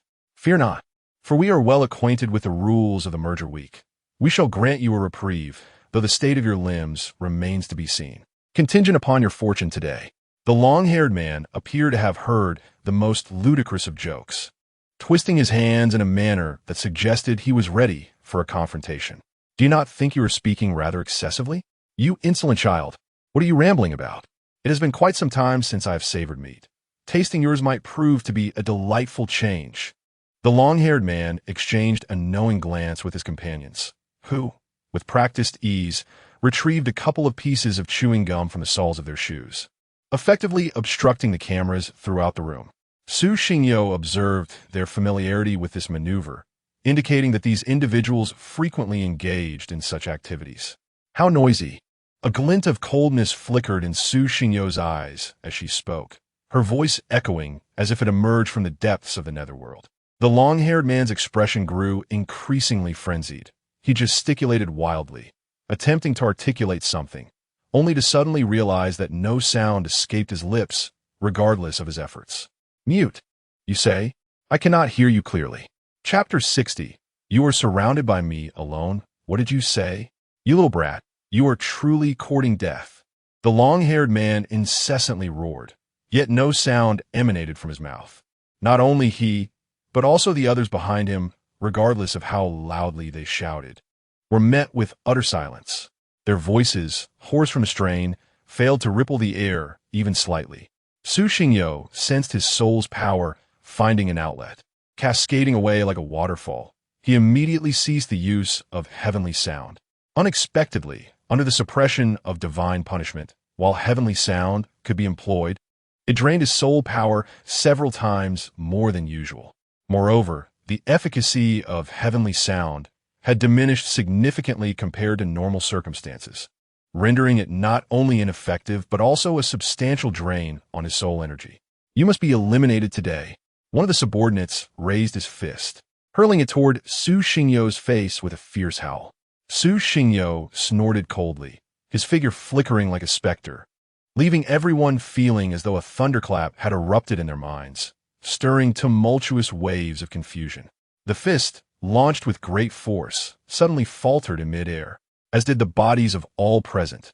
They experienced a momentary suspension. Grimaces of pain adorned their faces as they clutched their heads, enduring a tearing agony that rendered them incapable of coherent thought or action. However, Su Xingyo was not one to squander such an opportunity. Even though heavenly sound required a considerable expenditure of soul energy, 2 months of rigorous training had elevated his physical prowess to a terrifying level. To put it simply, should he face the unadorned Mu Shui, he would not be merely outclassed. Perhaps he might falter in weaponry, but he was confident that in other aspects, he would not fall short. Su Xingyo swiftly extended his hand, yanking back the opponent's outstretched fist, causing the latter to lose balance and tumble forward. In that instant, he raised his left leg, driving his knee upward, resulting in a violent collision between his hard patella and the assailant's skull. The intense pain assaulted the prisoner's face, blood gushing from his nostrils, 2 crimson streaks cascading from his chin onto the dust-laden floor. With a roll of his eyes, he succumbed to unconsciousness. Continue. Su Xingyo gestured provocatively to the crowd, igniting a raging fury within the hearts of the prisoners, who yearned to tear him apart. The long-haired man bellowed in rage and charged forward, leaping to deliver a sweeping kick aimed at Su Xingyo's abdomen, a terrifying force tearing through the air, imbued with formidable kinetic energy. Simultaneously, a dozen other figures surged forward, their thunderous roars nearly lifting the roof off the prison. You all are far too noisy. Su Xingyo lightly snapped his fingers, and the cacophony transformed into silence, as if a raging fire had been doused by a deluge. The entire room enveloped in an eerie quietude. Furthermore, the vanished humming resonated in everyone's minds like a television paused mid-scene, their movements arrested in that instant. With one hand bracing against the ground, Su Xingyo unleashed a lightning-fast kick aimed at the long-haired man's temple. Meanwhile, the influence of Tianyin ceased. The long-haired man did not emit a single cry of anguish. His vision faded to darkness as he felt his skull nearly shatter under excruciating pain, plunging him into unconsciousness. Su Xingyo stood motionless, a smile gracing his lips as he observed the crowd retreating gradually. With each step he took forward, they stepped back in trepidation. What were they afraid of, one might wonder? A furious roar erupted from behind the crowd, halting their slow retreat. What is this? Wasn't it supposed to be a bare-handed brawl? Why was there a buzzing sound accompanying every strike? Moreover, the long-haired man, the strongest among them, was dispatched with a single move? Who could possibly continue fighting in such circumstances? Logically, this should have devolved into a brawl, a physical confrontation where numbers would overwhelm. Yet, throughout the chaos, the buzzing noise consistently interrupted their rhythm at critical moments, rendering them unable to retaliate. Kid, you have some skills. How about a one-on-one? Let's head to the training arena. Feng Dehai pushed through the crowd, arriving at the forefront, gazing down at Su Xingyo with a condescending air. Indeed, in the training arena, I would not fear you. You must possess some means, something we lack. Come, let us duel. I will accompany you to the training arena. Feng Dehai seemed to instill an inexplicable confidence in the others, their voices gaining conviction. Su Xingyo found himself both amused and perplexed. Who exactly was this Feng Dehai, endowed with such remarkable prowess to embolden these individuals? However, Su Xingyo was not naive. Should they reach the training arena, as a newcomer in the returning dust realm, how could he possibly contend with them? After all, these individuals had awakened their sequence patterns for many years. They were at the very least in the broken realm. Yet, there existed a regulation within the combined Zhou. Duels in the training arena could only be initiated by students of the Tranquility Pavilion. Thus, regardless of the strength these individuals possessed, within the divine punishment zone, they would be mere unarmed, ordinary people. Meanwhile, he could wield sequence patterns. Was it conceivable that he could not best them? Suppose I decline? Su Xingyo stretched leisurely, addressing them. I have single-handedly encircled you all. Do you truly believe you have the standing to make demands? In front of the Tranquility Pavilion, on the open ground, the majority of the students sat quietly, attentively listening to Chun Zhuang recount amusing anecdotes from the past 3 months, with Mo Qing leading the charge, thoroughly engrossed. To be precise, it was a mutual exchange of stories. As Chun Zhuang narrated, over 30 inmates sat behind him, equally captivated by the tales shared by Mo Qing and others. Suddenly recalling something, Mo Qing looked around, realizing he could not find the figure he remembered. Only spotting Hua Tianxiu standing at the entrance, basking in the sun. Is something amiss, Brother Mo? Chun Zhuang inquired, puzzled by Mo Qing's strange behavior. Nothing to worry about. Continue your tale. As for what transpired, you may ask them. I need to find someone, Mo Qing replied, shaking his head. Pay him no mind. Let us proceed. Li Fatsai chuckled heartily, resting his hands on his head, thoroughly intrigued. Mo Qing emerged from the crowd and approached Hua Tianxiu, inquiring, where is Su Xingyo? How could he have seen someone? He mentioned wanting to wander alone on the first day. Alone, you say? Where could he have gone? Did you inform him about the restricted areas? None of those individuals are to be trifled with. What if he encounters danger and ends up severely injured? Let's not forget that during a regular merger week, we avoid that place altogether. It has always been a matter of maintaining our own boundaries. It seemed that Mo Qing had suddenly recalled something grave, prompting him to speak up. Hearing this, Hua Tianxiu slapped his forehead, his expression turning serious as he tentatively replied. Surely he wouldn't, would he? Let's go together. Hua Tianxiu shook his head. We should all go together. What if he truly ventured there? Very well, Mo Qing agreed. Chapter 61. How did you arrive? It seems there is nothing left to discuss. The expression on Feng Dehai's face darkened instantly, his tone laced with a hint of menace. The dozen or so individuals who had previously been forced back by Su Xingyo now grew increasingly arrogant. In their eyes, Feng Dehai was invincible. They stood tall, brazenly pointing at Su Xingyo. Yet, to Su Xingyo, they resembled nothing more than a troop of clowns, a faint smile curling at the corners of her mouth. She took a deliberate step forward, gazing unwaveringly into Feng Dehai's eyes, unafraid. Deal with him. Feng Dehai snorted coldly, and his followers surged forward, fists and legs aimed squarely at Su Xingyo. Her smile widened in delight, and just as they were about to make contact, a brilliant golden light erupted from her chest. The onlookers were momentarily blinded by the dazzling glow. Unable to perceive anything, their movements halted. As the golden light receded within the confines of the room, they were astonished to discover a golden guzheng floating before Su Xingyo, the radiant glow dancing along its strings, shimmering with brilliance. What is this? A resounding hum erupted in their ears like thunder, sending a shiver down their spines as invisible ripples expanded with the sound waves, affecting the nearest 5 prisoners.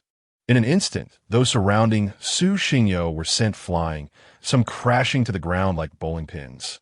The few prisoners caught in the blast bore faint golden streaks across their abdomens, blood splattering onto the stone floor. Within mere seconds, 5 prisoners lay in a pool of their own blood. Yet Su Xingyo's strikes were precise, inflicting no fatal wounds, merely leaving them writhing in pain upon the ground. The once boisterous venue fell into an icy silence, the downed prisoners bewildered, unaware of what had transpired. This latest resonance was unlike the previous ones, not nearly as jarring. They could not fathom how they had been propelled through the air.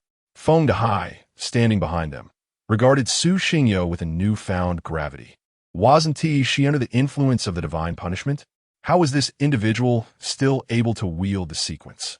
After all, aside from the sequence, he simply could not comprehend what this golden guzheng truly was. Su Xingyo exhaled deeply, astonished by the might of the flowing water technique. Her excitement grew as she surveyed the crowd. Perhaps this was an opportune moment to test the waters. A glint of provocation danced in her eyes as she lightly brushed her fingertips against the guzheng strings, as if to taunt. Come on, why the hesitation? Come at me. Feng Dehai's furious roar echoed like thunder behind them, compelling the reluctant remaining prisoners to obey his command. The deafening shout reverberated in their ears as over 10 prisoners charged towards Su Xingyo. Can this truly succeed? As 10 prisoners rushed towards her, Su Xingyo's body suddenly began to spin, the flowing water technique spiraling alongside her. One person, one zither, spinning wildly like a meteor in a cinematic spectacle, conjured fierce gales that howled through the confines of the room, causing Su Xingyo's garments to flutter and snap. The sudden shift sent the bodies of those rushing forward careening ahead, unable to halt their momentum. Bang! Bang! Bang! Over a dozen heads collided with a whirling golden guzheng in mid-air, akin to eggs striking a stone, shattering instantly, crimson droplets of blood bursting forth, cascading down the cheeks of the prisoners. Their bodies were thrown to the ground, tumbling through the air several times before crashing down, some slipping into unconsciousness while others cried out in agony.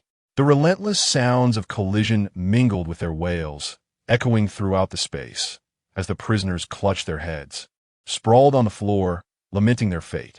Su Xingyo's expression transformed, astonished that the flowing water proved so resilient.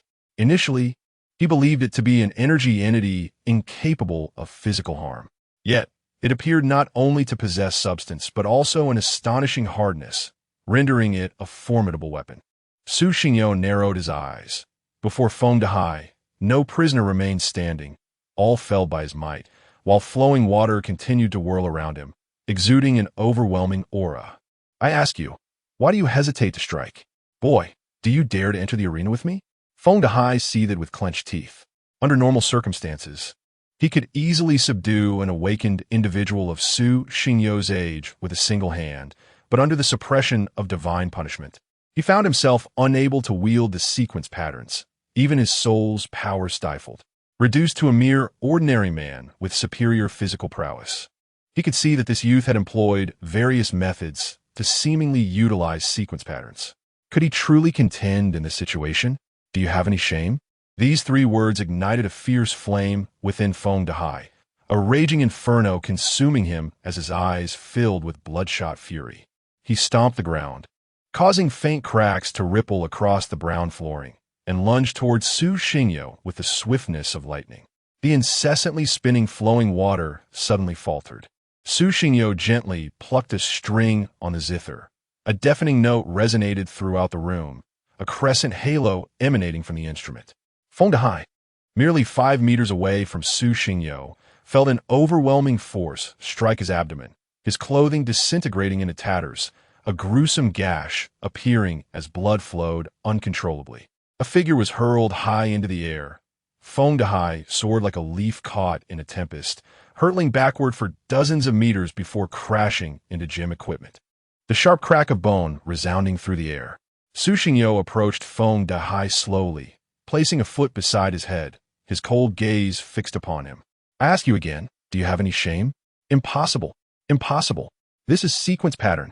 How can you wield it under the suppression of divine punishment? Feng Dehai's eyes burned with rage, excruciating pain contorting his features as he glared at Su Xingyo, wishing nothing more than to rend him limb from limb. Su Xingyo cast a dispassionate glance at Feng Dehai before turning to exit the building, having taken merely 2 steps when, creak, the prison gates swung open, and over 20 figures rushed frantically into the facility. The foremost among them bore expressions of grave urgency, yet as they burst through the door, they all found themselves momentarily frozen in place. Mo Qing, did you not say that the junior was in conflict with this group? Li Fatsai began, only to be interrupted by the sight of approximately 20 individuals sprawled on the ground, clutching their heads or stomachs, emitting pitiful groans. A portion of them had already succumbed to unconsciousness. In their eyes, Su Xingyo traversed the blood-soaked floor, a gentle breeze swirling in from outside, tousling the boy's pale locks, resembling a spectral harbinger of death as he stood atop a lifeless body. Upon recognizing the newcomers, Su Xingyo paused, a hint of confusion evident in his voice. Seniors? What brings you here? Chapter 62. Creation. Mo Qing, did you not mention that the junior needed assistance? Yet, it appears that such aid is unnecessary. Are you being truthful? Is the junior truly a novice? It is hardly discernible. Initially, I was eager to roll up my sleeves and engage, but now it seems that such efforts are unwarranted. As the crowd exchanged their thoughts, Mo Qing absorbed their words, feeling a wave of disbelief wash over him. Su Xingyo possesses such formidable strength. Yet she failed to inform me in advance. What a needless worry. What is the meaning of this? Mo Qing and the others stood frozen, gazing at the scene before them, where rivers of blood flowed. With a sense of resignation, he inquired, how did this happen? I was wandering alone, and somehow ended up here. Then they attempted to attack me, and I inadvertently struck too hard. Su Xingyo replied, scratching her head innocently, her demeanor seemingly harmless, yet stirring tumultuous waves within the hearts of those present in the Tranquility Pavilion. What does this imply? For years, they had refrained from engaging with those individuals during the merger week, yet you claim to have dispatched them single-handedly? This must be a jest. Each merger week, they sought to spar with a portion of the inmates, but had never dared approach this group, known for their unparalleled malevolence. Did you truly strike too hard? Montauk King's lips twitched uncontrollably. Was it merely a bit too forceful? A slight miscalculation would not result in a veritable river of blood. We're all left gasping for breath.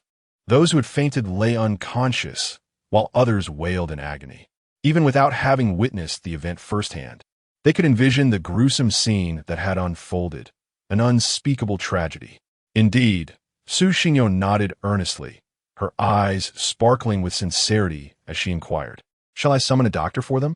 I fear the bleeding may not cease, and if they perish, would I not be violating the rules of Merger Week? Let us depart, came the response. Everything that transpired during the Merger Week was under the vigilant gaze of Old Wu, who would soon dispatch medical assistance. Hua Tianxiu inhaled deeply, his perception of Su Xingyo's prowess undergoing a profound transformation. The white-haired youth's talent appeared to surpass his previous estimations. The group that had eluded resolution throughout numerous merger weeks had now been single-handedly vanquished by Su Xingyo.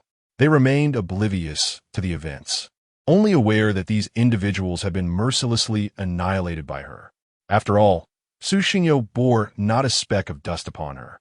Let us move on and explore elsewhere, Su Xingyo suggested, nodding to indicate that the group should leave. As the throngs of people departed, The somewhat dazed Feng Dehai fixed his gaze intently on the direction Su Xingyo had taken, a chilling intent radiating from him as he coldly declared, "You boy, wait. I shall avenge this grievance." With that, his vision darkened, and his consciousness gradually faded as he succumbed to unconsciousness. Moments later, several figures appeared within the house, carrying white medical kits, commencing their efforts to rescue the heavily injured inmates. Zhang Xianga stood within, a glimmer of admiration flashing in his eyes. After taking a hearty swig of liquor, he remarked, "Who would have thought? Even more sanguinary than I. Tianxiu, I observe your countenance. It seems as though those in that room are dreadfully fearsome." Su Xingyo whispered softly to Hua Tianxiu, trailing behind the bustling crowd. "Do you know who those individuals are?" Hua Tianxiu cast a meaningful glance at Su Xingyo. "Who?" "Tianxia." Just 2 words left Su Xingyo utterly perplexed, as he could not comprehend what Hua Tianxiu was referring to, his mind awash with questions. "What is that? You don't know Tianxia?" This time, it was Hua Tianxiu's turn to be astonished. In his understanding, Tianxia should be common knowledge. The expression on Su Xingyo's face suggested he was genuinely unaware. "I don't know. No one has mentioned it to me. Haven't you joined the Dawn?" "How could you not know?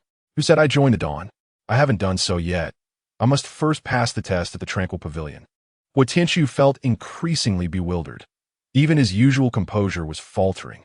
This was the first time he had heard of someone who had not joined the Dawn attending the Tranquil Pavilion. "When did you awaken your sequence pattern?" In the Tranquil Pavilion, it was rare for individuals to inquire about each other's patterns or realms. Everyone operated as companions, progressing together in their cultivation. 2.5 months ago, Su Xingyo replied after a moment of contemplation. "So, you came to the Tranquil Pavilion merely half a month after awakening your sequence pattern?" Hua Tianxiu's eyes widened in disbelief, his astonishment deepening. It was indeed absurd to arrive at the Tranquil Pavilion so soon after awakening. Such a case had never occurred in the history of the Tranquil Pavilion. He had been sent to the pavilion only a year after his own awakening. "Yes. And your sequence pattern?" "Tianin." Hua Tianxiu had been surprised many times before, yet within mere seconds, he had been astonished 3 times, were it not for maintaining his composure. He might have exclaimed in shock. To think that a genius was in his midst, a master of sequence patterns. It was no wonder they placed such significance on him, even having Elder Zhang personally lead his training. "What is Tianxia?" Su Xingyo inquired as Hua Tianxiu fell into silence. Taking a deep breath, Hua Tianxiu began, "In this world, there are many awakeners, most of whom are promptly discovered and absorbed by the Dawn. A portion of the rest, having committed crimes due to their sequence patterns, are imprisoned in the Tranquil Pavilion. These are but a small fraction of the malignant awakeners within our prison, akin to the rogue cultivators found in novels. Do you understand?" "I understand perfectly. The remaining malignant awakeners in the prison all belong to an organization known as Tianxia.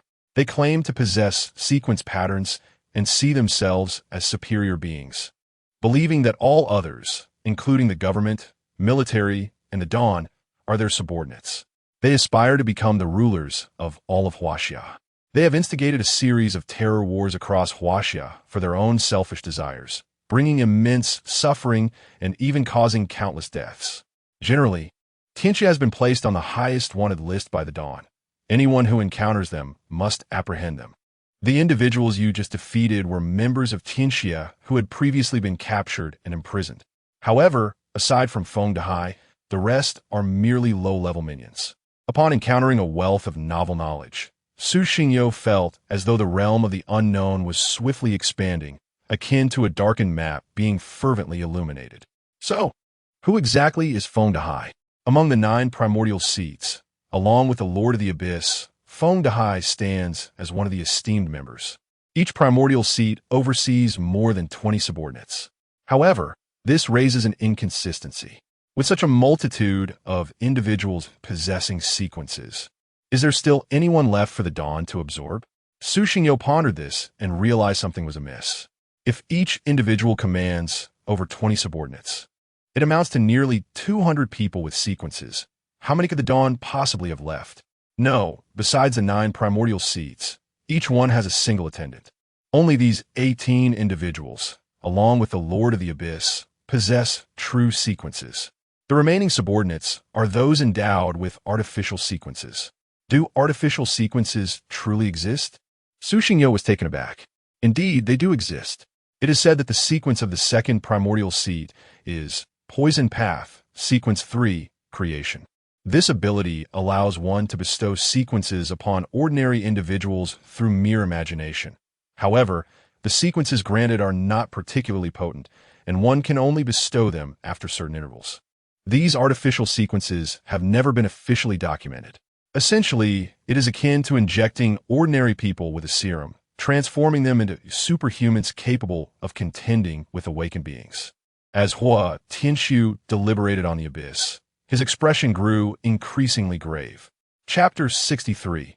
Rakshasa. Upon hearing the introduction to Tianxia, Su Xingyo gasped in astonishment. It seemed that the longer time passed, the more Tianxia members would proliferate. With the inevitable ebb and flow, would there still be a chance of victory? How formidable were those who served the Archmaster? Su Xingyo pondered for a moment before inquiring. After all, there were only 19 individuals within Tianxia who truly possessed sequence patterns, while the disciples of the Jingxin Pavilion numbered a solid 23, not to mention their instructors, bringing the total close to 30. They are indeed strong. Only those with high-ranking sequences can ascend to the position of Archmaster. This implies that the sequences of the 9 Archmasters must rank within the top 20 of each pathway. Hua Tianxiu nodded, his mind flashing through several instances of Tianxia executing disasters. Are they that powerful? Su Xingyo's worldview expanded once more. Initially, he believed that the enemies of Dawn were solely the malevolent spirits, but now, Tianxia had emerged as a new threat, and more critically, the 9 Archmasters were exceedingly powerful. Then why don't we mobilize forces to eradicate Tianxia? With so many of us in Dawn, can we not prevail? Alas, Tianxia does not have a fixed stronghold. They are omnipresent throughout Huaxia and meddle in nearly every affair under the guise of offering support. We have made several attempts to dismantle Tianxia, but each time we returned empty-handed. As time wore on, we resorted to issuing wanted notices, apprehending any Tianxia members encountered. Hua Tianxiu shook his head, his expression growing increasingly grave as he continued. However, Tianxia is not the only adversary of Dawn. We face 3 formidable foes, the malevolent spirits, Tianxia, and Rakshasa. Upon hearing this new term, a wave of confusion washed over Su Xingyo, prompting him to ask bluntly, "What is Rakshasa?" Rakshasa is a notorious organization that has been issued a global wanted notice. They are not purely human. Not purely human? Su Xingyo was taken aback, then pressed further. What do you mean? Among them are ordinary individuals as well as awakened beings, some hailing from Huaxia and others from the West. To put it succinctly, they are a group of lunatics who attempt to merge with malevolent spirits, striving for their consciousness to dominate. Even ordinary people, after merging with malevolent spirits, can attain extraordinary combat prowess, rivaling that of typical awakened beings. Those who have awakened and merged with malevolent spirits are significantly stronger than ordinary awakened individuals. They believe that malevolent spirits are a divine blessing, an opportunity for humanity to achieve evolution. Beginning with awakened beings from various nations, they showcase even greater power through fusion with malevolent spirits. Initially, ordinary people were unable to merge with malevolent spirits, and all members of Rakshasa were awakened beings, numbering only a handful. However, they later conceived a mad idea, abducting ordinary individuals from different countries to conduct fusion experiments, resulting in untold loss of life to enable ordinary people to bear malevolent spirits. The success of this experiment has led to the rapid expansion of Rakshasa. They are not malevolent spirits, nor are they under the sway of malevolent spirits. To be precise, in their eyes, the malevolent entities are akin to pets, serving as potent elixirs that empower them. They traverse the ruins of fallen nations in pursuit of formidable malevolent beings to merge with. It is said that the founder of the Resetsu has already fused with 10 such entities. They roam the globe solely to facilitate the union of malevolence with humanity, heralding the arrival of a new world where all of mankind merges with these entities. Upon hearing Hua Tianqiu's narrative, Su Xingyou's expression oscillated between tumultuous emotions, his thoughts drifting back to the day his mother passed away. That humanoid yet articulate malevolent entity. Was it truly a malevolent being or a Resetsu? With a sudden surge of urgency, Su Xingyou inquired whether malevolent entities could indeed articulate human speech. Hua Tianqiu shook his head and replied, only high-tier malevolent entities or particularly unique shape-shifting ones possess such capabilities. Generally speaking, malevolent beings lack intelligence. Even when they inhabit a form, they remain mere silhouettes, incapable of speech. That night, was that figure a Resetsu? Given the heinous acts perpetrated by the Resetsu, abducting ordinary individuals across various nations for their experiments, why has there been no united front to eliminate them? Su Xingyou felt a pang of confusion. Unlike Tianxia, the Resetsu are humanity's common adversary.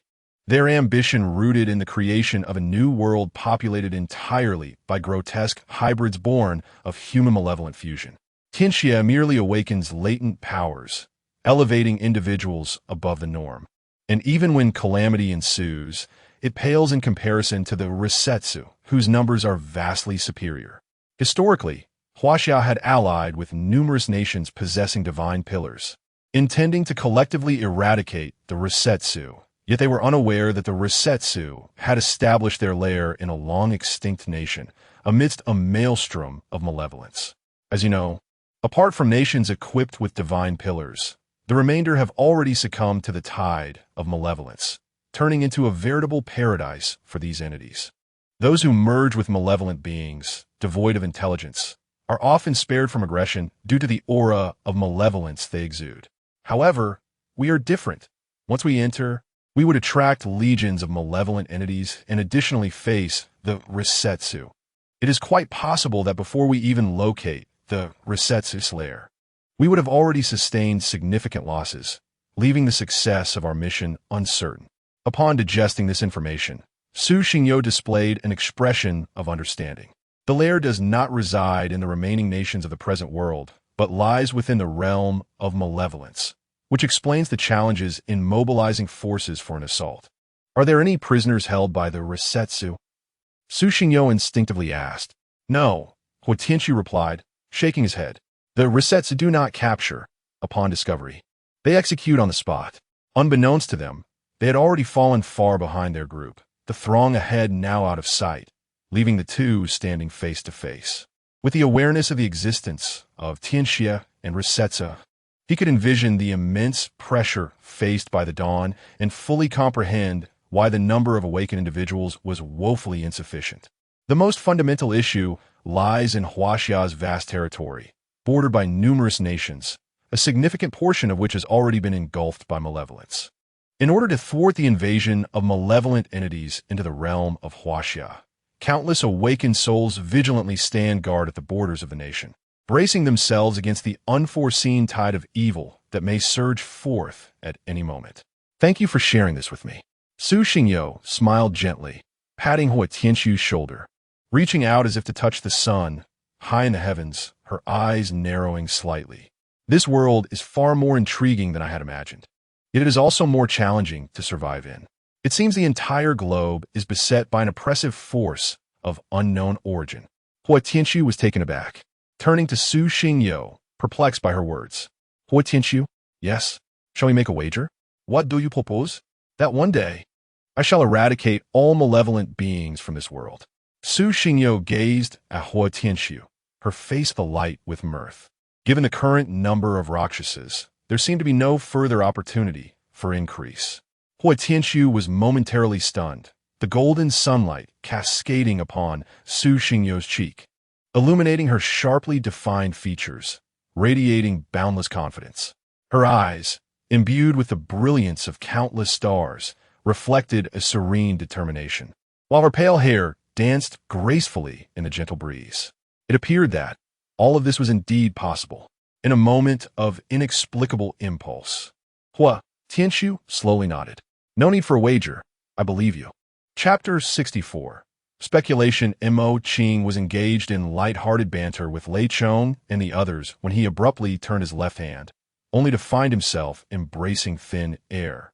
His previously cheerful expression stiffened as he scanned the surroundings. "Where is Xingyu?" Lei Cheng helplessly pointed to the back of the group, where 100 meters away, Su Xingyu and Hua Tianxiu stood basking in the sunlight. "You all go ahead. I'll go call them." Mo Qing gestured for everyone to proceed. But just as they were about to leave, he suddenly bowed deeply and spoke.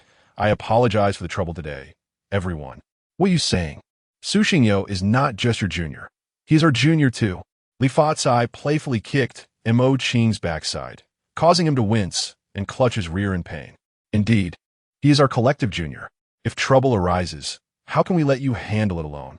Even if a real fight breaks out, we need not fear those individuals." "Exactly. Besides, our junior single-handedly took down Feng Dahai and his gang, so we wouldn't even need to intervene." As the group exchanged banter, Mo Qing wore a faint smile. After a hurried farewell, he dashed towards Su Xingyu and Hua Tianxiu. "Let us go. We're having a feast today, and starting tomorrow, we'll find someone to spar with." Li Fatsai shouted exuberantly, clasping his hands behind his head as he swaggered ahead. "Speaking of which, I am indeed quite hungry," one of the group remarked. A collective of laughter and chatter filled the air as they strolled towards the Tranquil Heart Pavilion, bathed in the soft golden sunlight. Su Xingyu stood in a daze, unable to believe that someone actually believed such bravado. He forced a smile, his expression growing resolute. "That day will come. Let us go. It's getting late. We should head back," Hua Tianxiu said with a gentle nod. "Are you two over there engaging in a romantic rendezvous? Surely, you're not involved in a same-sex relationship?" Unbeknownst to them, Mo Qing had stealthily approached from behind Hua Tianxiu, peering curiously. His sudden interjection startled both of them. Su Xingyu shot Mo Qing a disapproving glance and retorted, "Senior Mo, your antics are genuinely frightening." "What do you mean by that? Am I more terrifying than Feng Dahai? How could I possibly be scary?" "Not to that extent. Let's go back." However, after Mo Qing and Hua Tianxiu had walked a few steps, they noticed that Su Xingyu remained rooted in place, casting them a puzzled look. "It's still early. You two go ahead. I'll return a bit later." Su Xingyu pointed in another direction, seemingly recalling something, and added somewhat bashfully, "Don't worry. I'm merely observing this time, and won't cause any trouble." "All right." Hua Tianxiu did not insist that Su Xingyu return. He understood his intentions. Under Mo Qing's persistent urging, he guided him back. Once the two departed, Su Xingyu's complexion suddenly paled, and he half knelt on the ground, gasping for breath. Under the suppression of divine punishment, the consumption of his soul power surged exponentially when employing heaven sound and flowing water. Under normal circumstances, using heaven sound and flowing water would consume at most 20% of his soul power, yet now it had escalated to a staggering 80%. Like a damp towel twisted countless times, extracting even a few drops of water demands considerable effort. A low and feeble voice echoed in Su Xingyu's mind, causing her complexion to gradually flush with a hint of joy as she promptly inquired, "Fan Sheng?" "Indeed, it is I. How have you been?" Over the past 2 months, Su Xingyu had attempted to communicate with Fan Sheng numerous times, yet received no response. In her heart, she believed Fan Sheng had.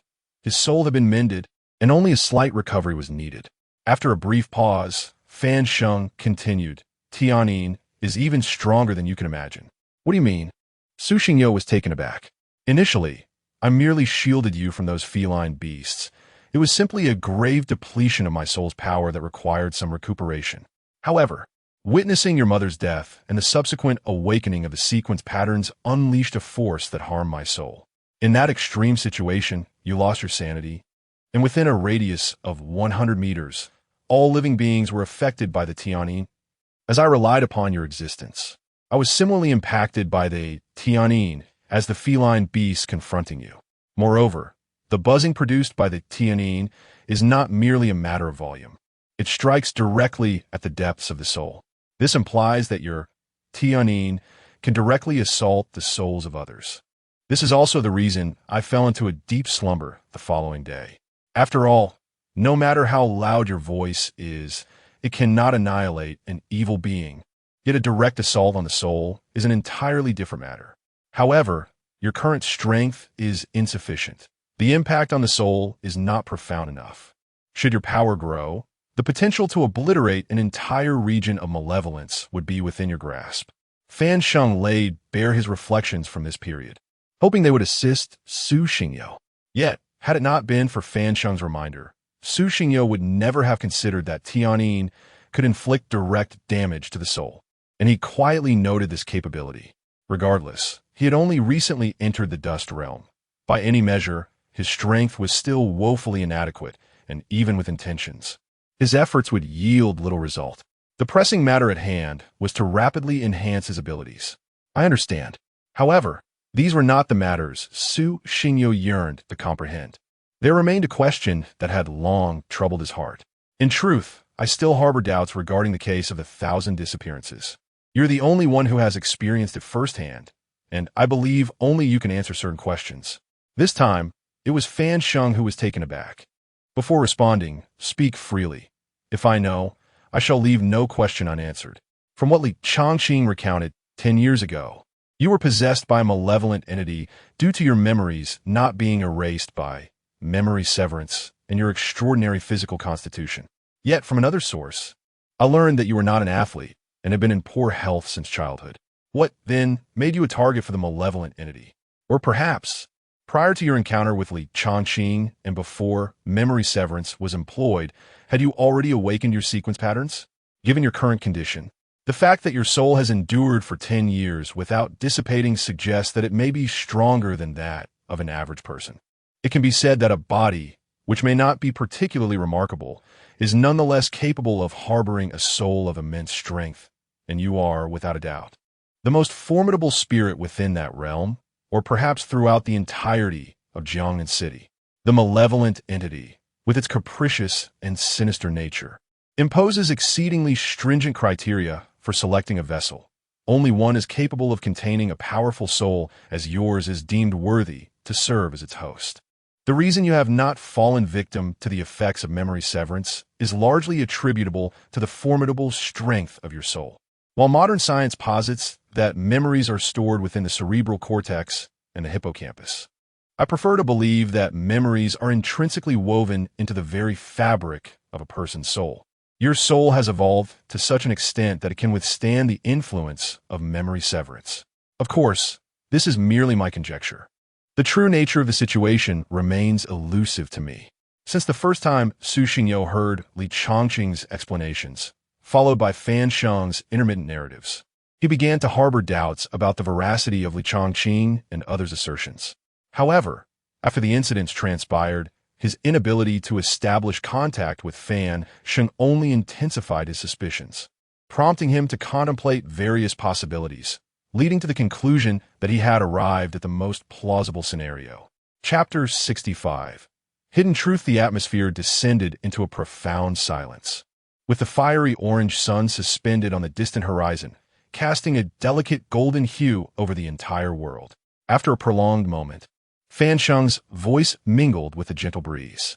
Indeed, I have possessed the awakened sequence patterns since my childhood, enabling my soul to separate from my body under specific circumstances. A decade ago, after that sinister entity sought to invade my being, my soul engaged in a prolonged struggle with it for control over my corporeal form. However, despite my early awakening, my progress and cultivation remained stagnant. Even now, I have only reached the pinnacle of the dust realm. After some time, my soul was forcefully expelled from my body by the malevolent entity. Due to the peculiar nature of my sequence patterns, one would expect my soul to gradually dissipate after such expulsion. Yet, I persisted, continuing to exist in the form of an energy field. This energy field, however, eludes detection by the human eye, and I am unable to connect with those in the physical realm, influencing reality solely through this energy form. Su Xingyo contemplated for a moment, her eyes shimmering with insight, and spoke in a hushed tone. So, does this mean that even after your soul was expelled, you could still perceive the world? Like a one-way valve, where you see the world, yet the world cannot see you? Precisely. Fan Sheng's voice echoed her mind. You must have witnessed what transpired a decade ago, correct? Su Xingyo continued. What truly happened 10 years ago? According to your account, in a state of the soul. One should be able to observe the physical world. Indeed, I witnessed everything, yet I lacked a means to communicate these revelations externally, resulting in a long confinement of these truths within me. So, what exactly transpired a decade ago? After my body was usurped, my soul in its ethereal state followed the sinister entity wherever it went.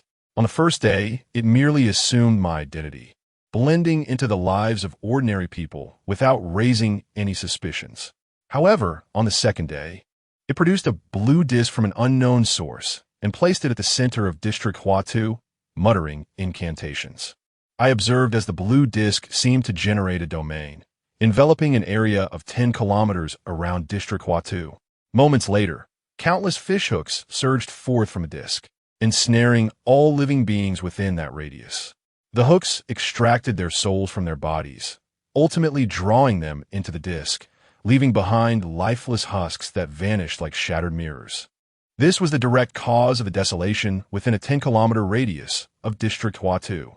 As for the fate of the souls collected within the disk, I remain ignorant of its intentions. After all, I was present on the day it incinerated my body, and in my heart, I had long deemed it dead. Fan Sheng's account plunged Su Xingyo into deep reflection. Could it be that the sinister entity truly perished? After gathering the souls of countless individuals, did it simply cease to exist? Even if the entity lacked intelligence, surely it would not engage in futile endeavors. What purpose indeed do these souls serve? This is a grave question. Su Xingyo, what are you contemplating? Fan Sheng, noticing Su Xingyo's silence and prolonged lack of response, tentatively inquired. There is an undeniable peculiarity surrounding this matter. Su Xingyo stroked his chin, feeling as though he was enveloped in a thick fog, obscuring any glimpse of the future. He gazed into the void ahead and spoke again. During my investigation of the unsolved case, I stumbled upon something quite strange. What is it? From the information available online, you are portrayed as possessing physical qualities far surpassing those of an ordinary person, a sentiment echoed by Li Chongqing. Yet, I have learned from another source that you were frail and ailing since childhood, which starkly contradicts the online portrayal. Most intriguingly, all others connected to you, apart from this individual, seem to have memories that are meticulously fabricated, believing your physical prowess to be extraordinary. It is as if someone has deliberately constructed these false narratives. Su Xingyo pondered for a moment. The Mediterranean lad appeared to be the sole individual in Jiangnan City privy to the true circumstances. Aside from him, others either forgot or had their memories of Fan Sheng altered. Li Chongqing's conclusion about Fan Sheng being targeted by a malevolent entity was merely conjecture on his part. Frankly, had there not been a means for him to communicate with Fan Sheng, he might not have questioned the veracity of Li Chongqing's words. Are you suggesting that someone is manipulating the memories of many and the information online to conceal certain truths? Fan Sheng was both astonished and incredulous. These are merely my speculations. If, and I emphasize if, that malevolent entity can indeed alter reality, could it not be inferred that it meticulously orchestrated its own demise and fabricated the world's information regarding you? If this is the case, it might provide some clarity. However, I remain uncertain about the ultimate purpose of so many souls. If my hypotheses hold any validity, it seems the malevolent force is poised to unleash a considerable calamity. You also mentioned that it once recited incantations over the disk. Could this be interpreted as it attempting to complete a certain ritual or something else? As Su Xingyo reached this point, a flicker of memory crossed his eyes. He suddenly recalled that during his first encounter with the malevolent force, an alien tongue had incessantly echoed in his mind, resembling both conversation and incantation. These voices seemed to resonate solely within him. Was there a direct connection between the two? Su Xingyo felt a torrent of fragmented information swirling in his mind, momentarily unable to piece it all together, as though a critical piece of information was conspicuously absent. After a moment of silence, his furrowed brow gradually relaxed, and Su Xingyo let out a deep sigh. Currently, there is still too little information. These are merely my conjectures, and they might be entirely erroneous. Slowly rising to his feet, he brushed off the dust from his clothes. Bathed in the golden glow of the setting sun, He turned his back and began walking step by step towards the Tranquility Pavilion. He could not shake the feeling that Mu Shui harbored some knowledge. For why else would she preserve his memories? Why would she guide him to the Tranquility Pavilion? The mysteries were multiplying, yet the clues remained painfully scarce. By the way, after this awakening, will I still fall into a deep slumber? Su Xingyo inquired, addressing the empty air beside her. No, Kin replied. Your soul persists, indicating that your sequence remains in operation. Yet, why has your sequence not been suppressed by divine punishment? I am uncertain. Fan Sheng shook his head. The soul is an enigmatic energy entity. It seems that once the power of the soul is depleted, I merely lapse into a brief sleep, only to awaken shortly thereafter.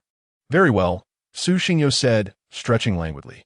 I shall ponder these matters upon my return to Jiangnan City. For now, at least, I can clear my mind and indulge in a well-deserved rest. Chapter 66. The Peculiar Youth. As Su Xingyo traversed the mountain path, engaging in casual conversation with Fan Sheng, he abruptly halted just before reaching the Jingxin Pavilion, casting his gaze towards the distant peaks. The hour was twilight, with the sun descending towards the horizon, the dusky yellow sky pressing down oppressively. Only a sparse few wandered the other summits. And Su had learned from Huo Tianxiu that the prisoners could only step out of their cells on the day of amalgamation. Most had been cooped up for far too long, reluctant to return indoors even as night fell. Su Xingyo, too, shared this sense of confinement.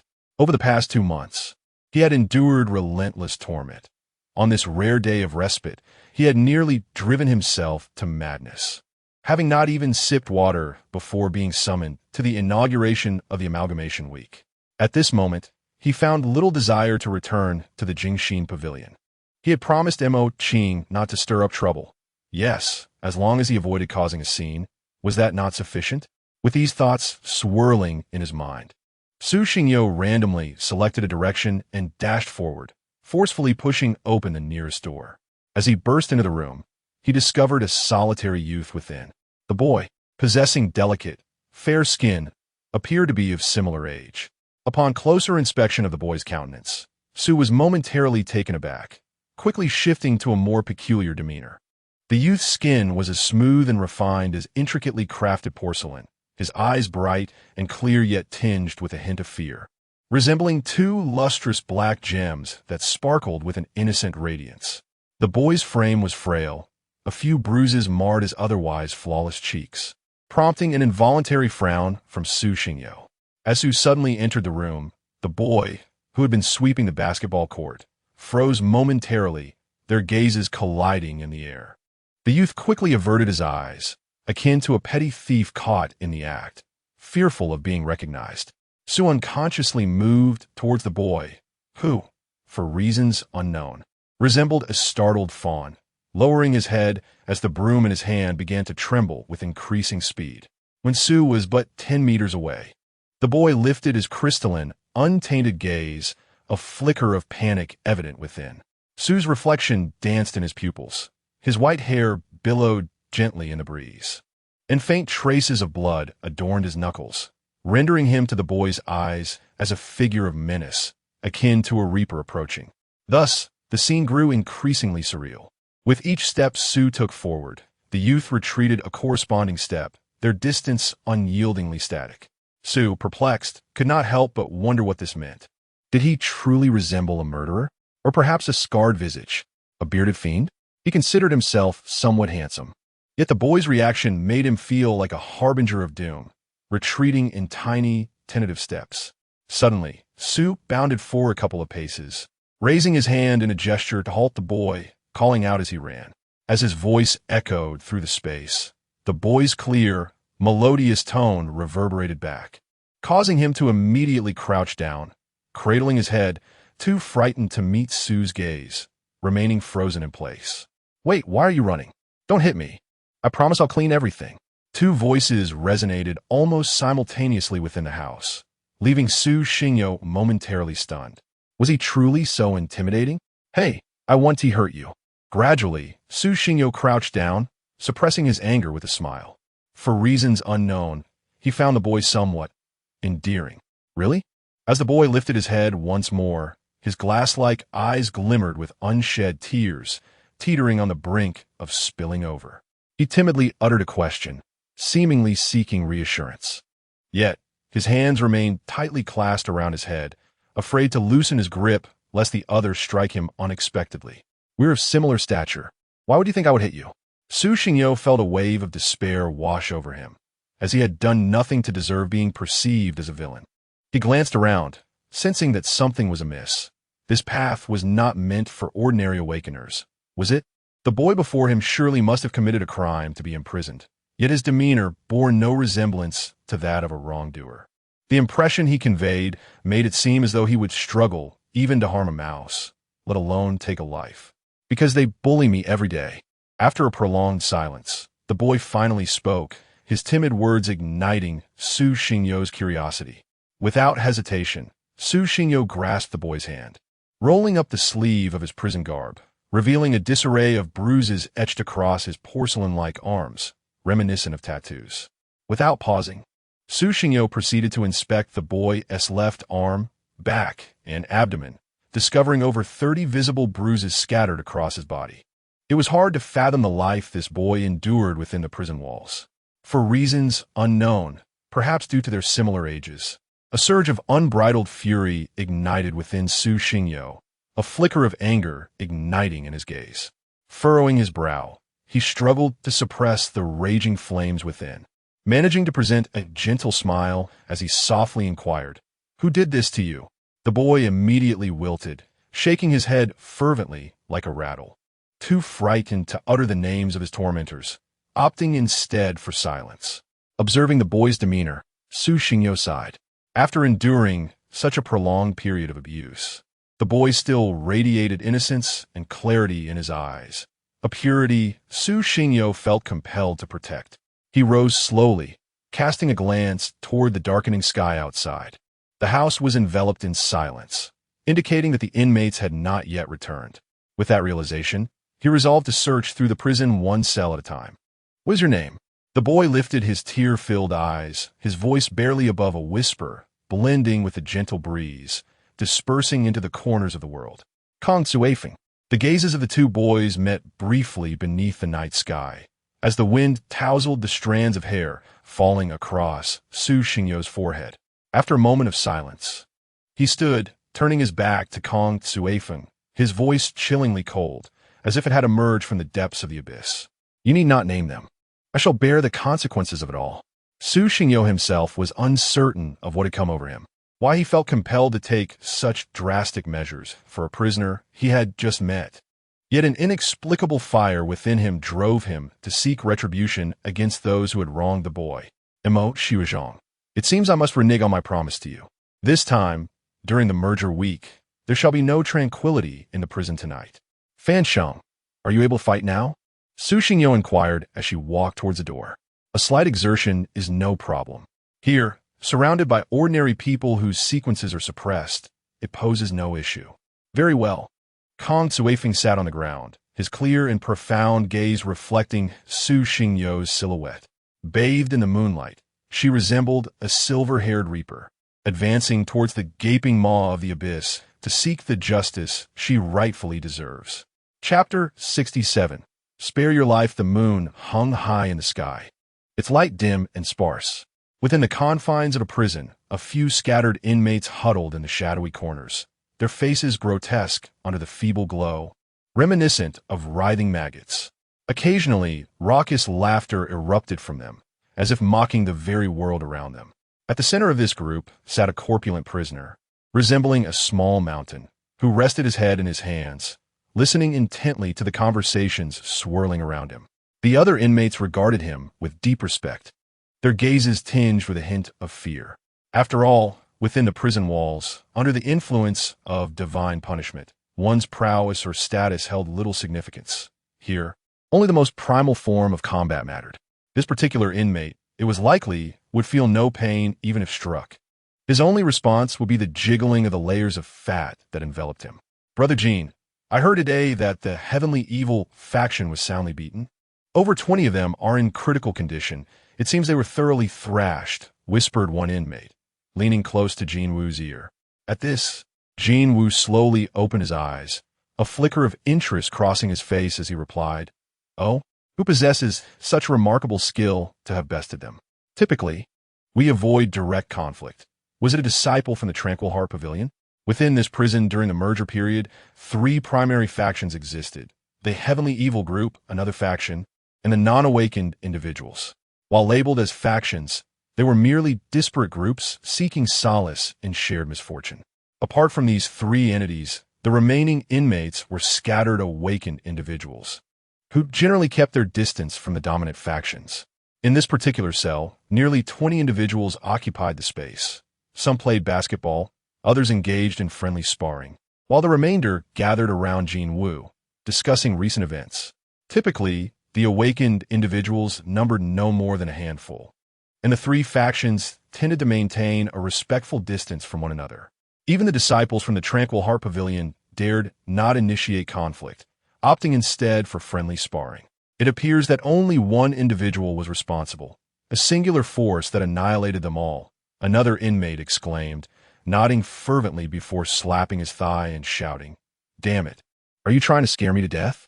Jin Woo growled in response, delivering a swift kick to the inmate's chair, sending him sprawling across the floor. Rolling several meters away, Jin Woo then furrowed his brow, stroking his chin in contemplation, murmuring to himself, "One person, you say?" Just as he sank into thought, a deafening crash echoed from outside. Boom!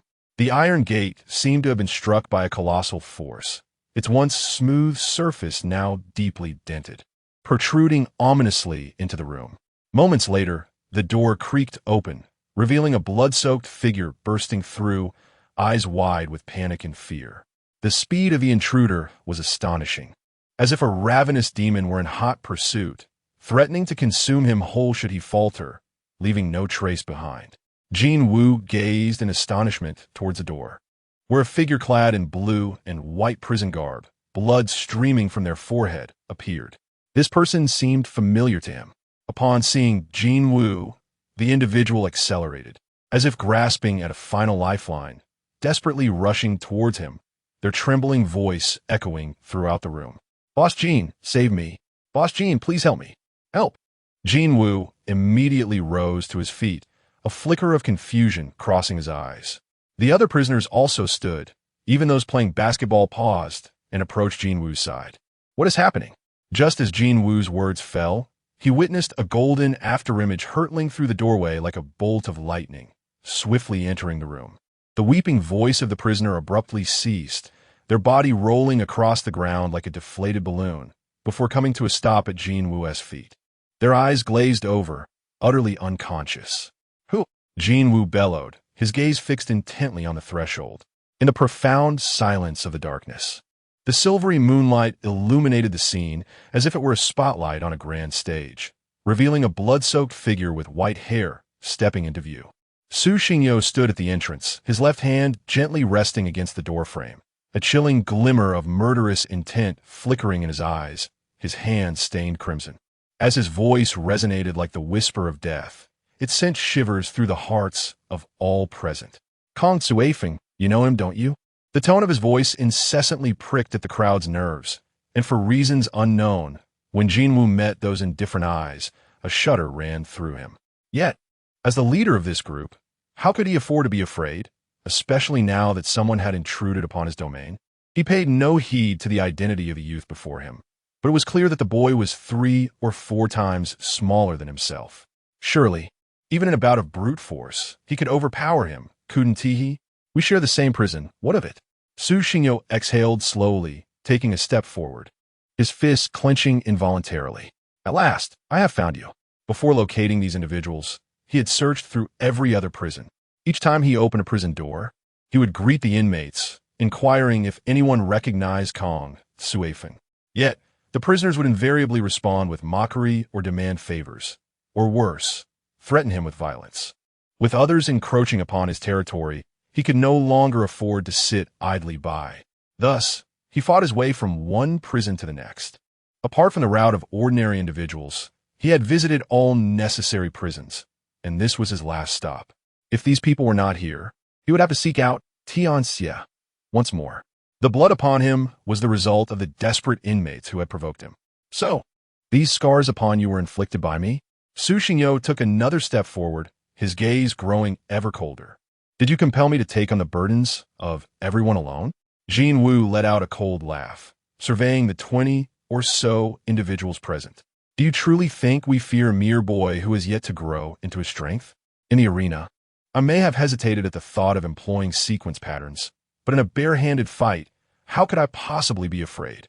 Even facing the formidable Feng Dehai, known for his devilish demeanor, he exhibited not an ounce of trepidation during their hand-to-hand combat, as his imposing physique granted him an undeniable advantage in every aspect.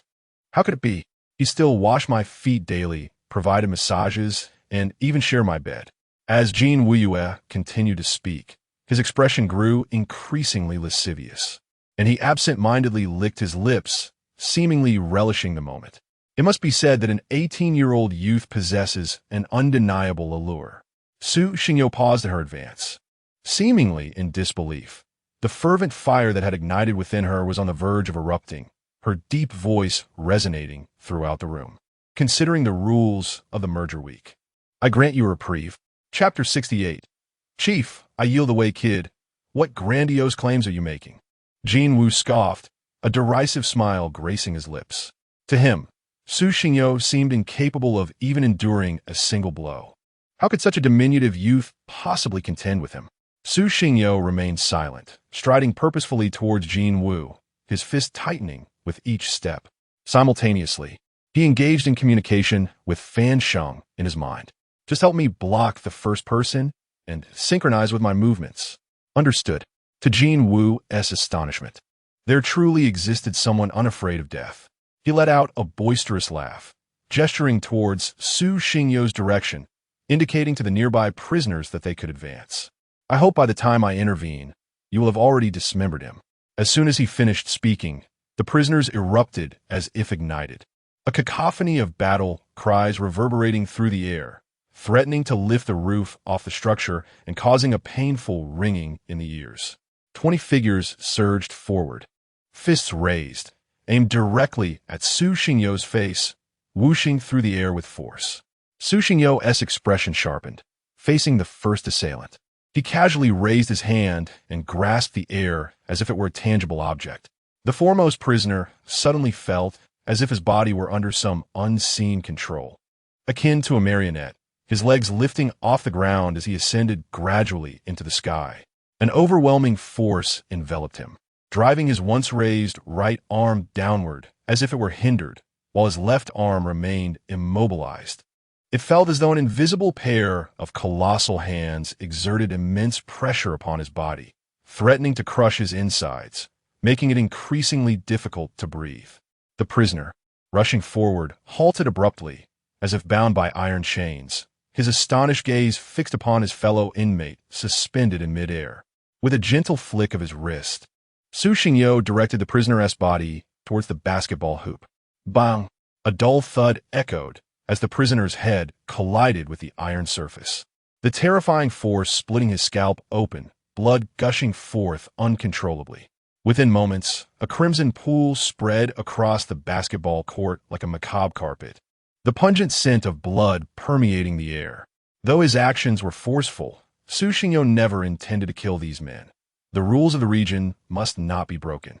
He sought merely to impart a lesson, one sufficiently heavy.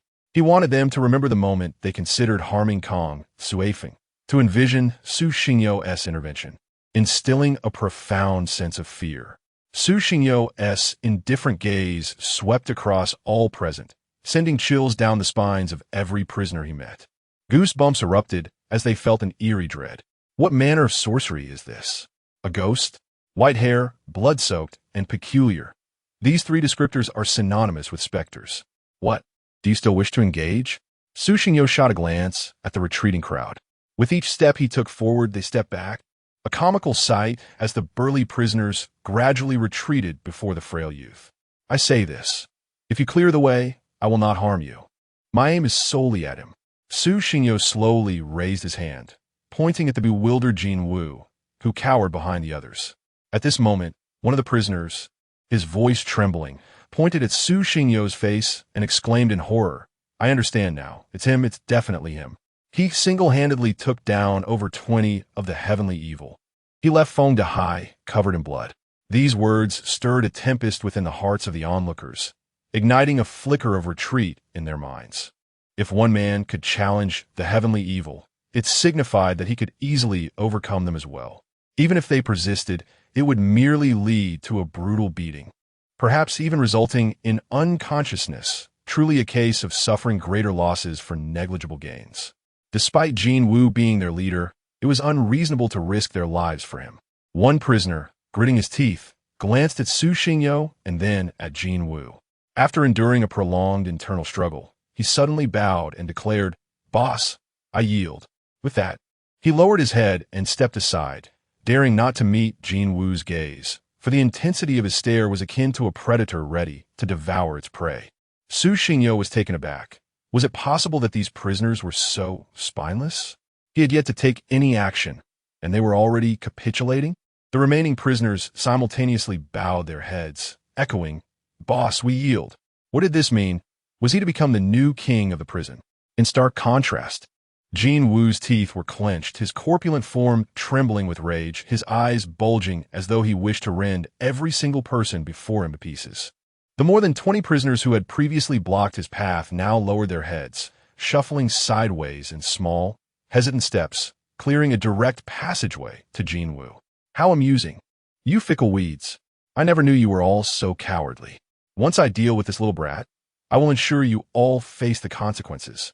With that, Jin Wu lumbered forward, his flesh jiggling grotesquely, causing the ground to tremble beneath him. Su Xingyo could hardly bear to look at his repugnant visage. Yet, he had no intention of engaging Jin Wu in a contest. In an instant, a golden radiance erupted from his chest, soaring forth like a meteor tracing a parabolic arc. Imbued with terrifying kinetic energy, hurtling towards Jin Wu with a deafening roar. Boom! Jin Wu barely had time to react as the flowing water struck him instantaneously, crashing into his chest with the force of a 1,000-pound boulder, causing his flesh to ripple like waves. It was as though a giant meatball was rolling across the ground, eventually crashing against the wall. Su Xingyo's indifferent gaze remained fixed on Jin Wu as he advanced step by step. Just as Jin Wu lifted his head, a glimmer of fear flickered in his eyes. A tearing pain erupted from his chest as he finally recognized that the object that had struck him was a golden guzheng. It felt as if his skin would be pierced, and his internal organs were in turmoil, sending waves of excruciating pain throughout his body. The expressions of the other prisoners grew increasingly vivid, some even relieved, as they sighed in contentment, pleased with their prudent decision. The earlier anxiety they had felt dissipated upon witnessing Su Xingyo's initial display of power. With such strength, not even 20 or 100 others could possibly stand in his way. "I told you, I spare your life." Su Xingyo lowered her voice, her right hand raised high with the flowing water, descending swiftly like a streak of light. Jin Wu, attempting to rise, found himself hindered by his excessive flesh, his movements sluggish under the gaze of terror. Helplessly, he could only witness the flowing water strike his legs. Amidst the heart-wrenching screams, a sharp sound of bones fracturing echoed. He felt as though his leg bones were being tossed into a pulverizer, crushed bit by bit. Under the relentless assault of the flowing water, his bones had turned to dust, the once robust thighs now caved in, blood seeping from his pores. Su Xingyo stood before Jin Wu, resembling an emotionless machine, her voice coldly declaring, "I shall spare your life." Chapter 69. 100 days of injury and recovery, a series of thunderous roars echoed within the confines of the house, piercing the eardrums and resonating with the sound of shattered bones, accompanied by Jin Wu's anguished cries. Blood splattered across the sky, staining the brown earth of vivid crimson. Jin Wu lay pale as a sheet, sprawled on the ground, utterly lifeless, resembling a grotesque mass of flesh, akin to a pile of writhing maggots, evoking a sense of revulsion. Suspended in the air, a golden kite bore traces of blood, its luminous form gliding through the atmosphere, the blood appearing to be devoured. Vaporizing into nothingness, Su Xingyo's indifferent gaze swept over Jin Wu before she turned away, transforming into a streak of light as she advanced step by step toward the prison's exit. Jin Woo had long succumbed to unconsciousness. His limbs lay in ruin, bones reduced to dust, flesh crushed, with blood surging forth as if it were being mercilessly squeezed from his pores. The remaining prisoners, rendered speechless, cast fearful glances at Su Xingyo, most of them too afraid to even breathe, terrified that a shift in her mood might lead to their demise. "There is no need for such fear. I am a woman of my word," Su Xingyo remarked, observing the crowd that had bowed their heads in unison. "Boss, I wish to follow you." One prisoner, emboldened by an unknown courage, suddenly dashed to Su Xingyo's side, bowing deeply and shouting, "Aside from a merger week, I typically do not enter the prison.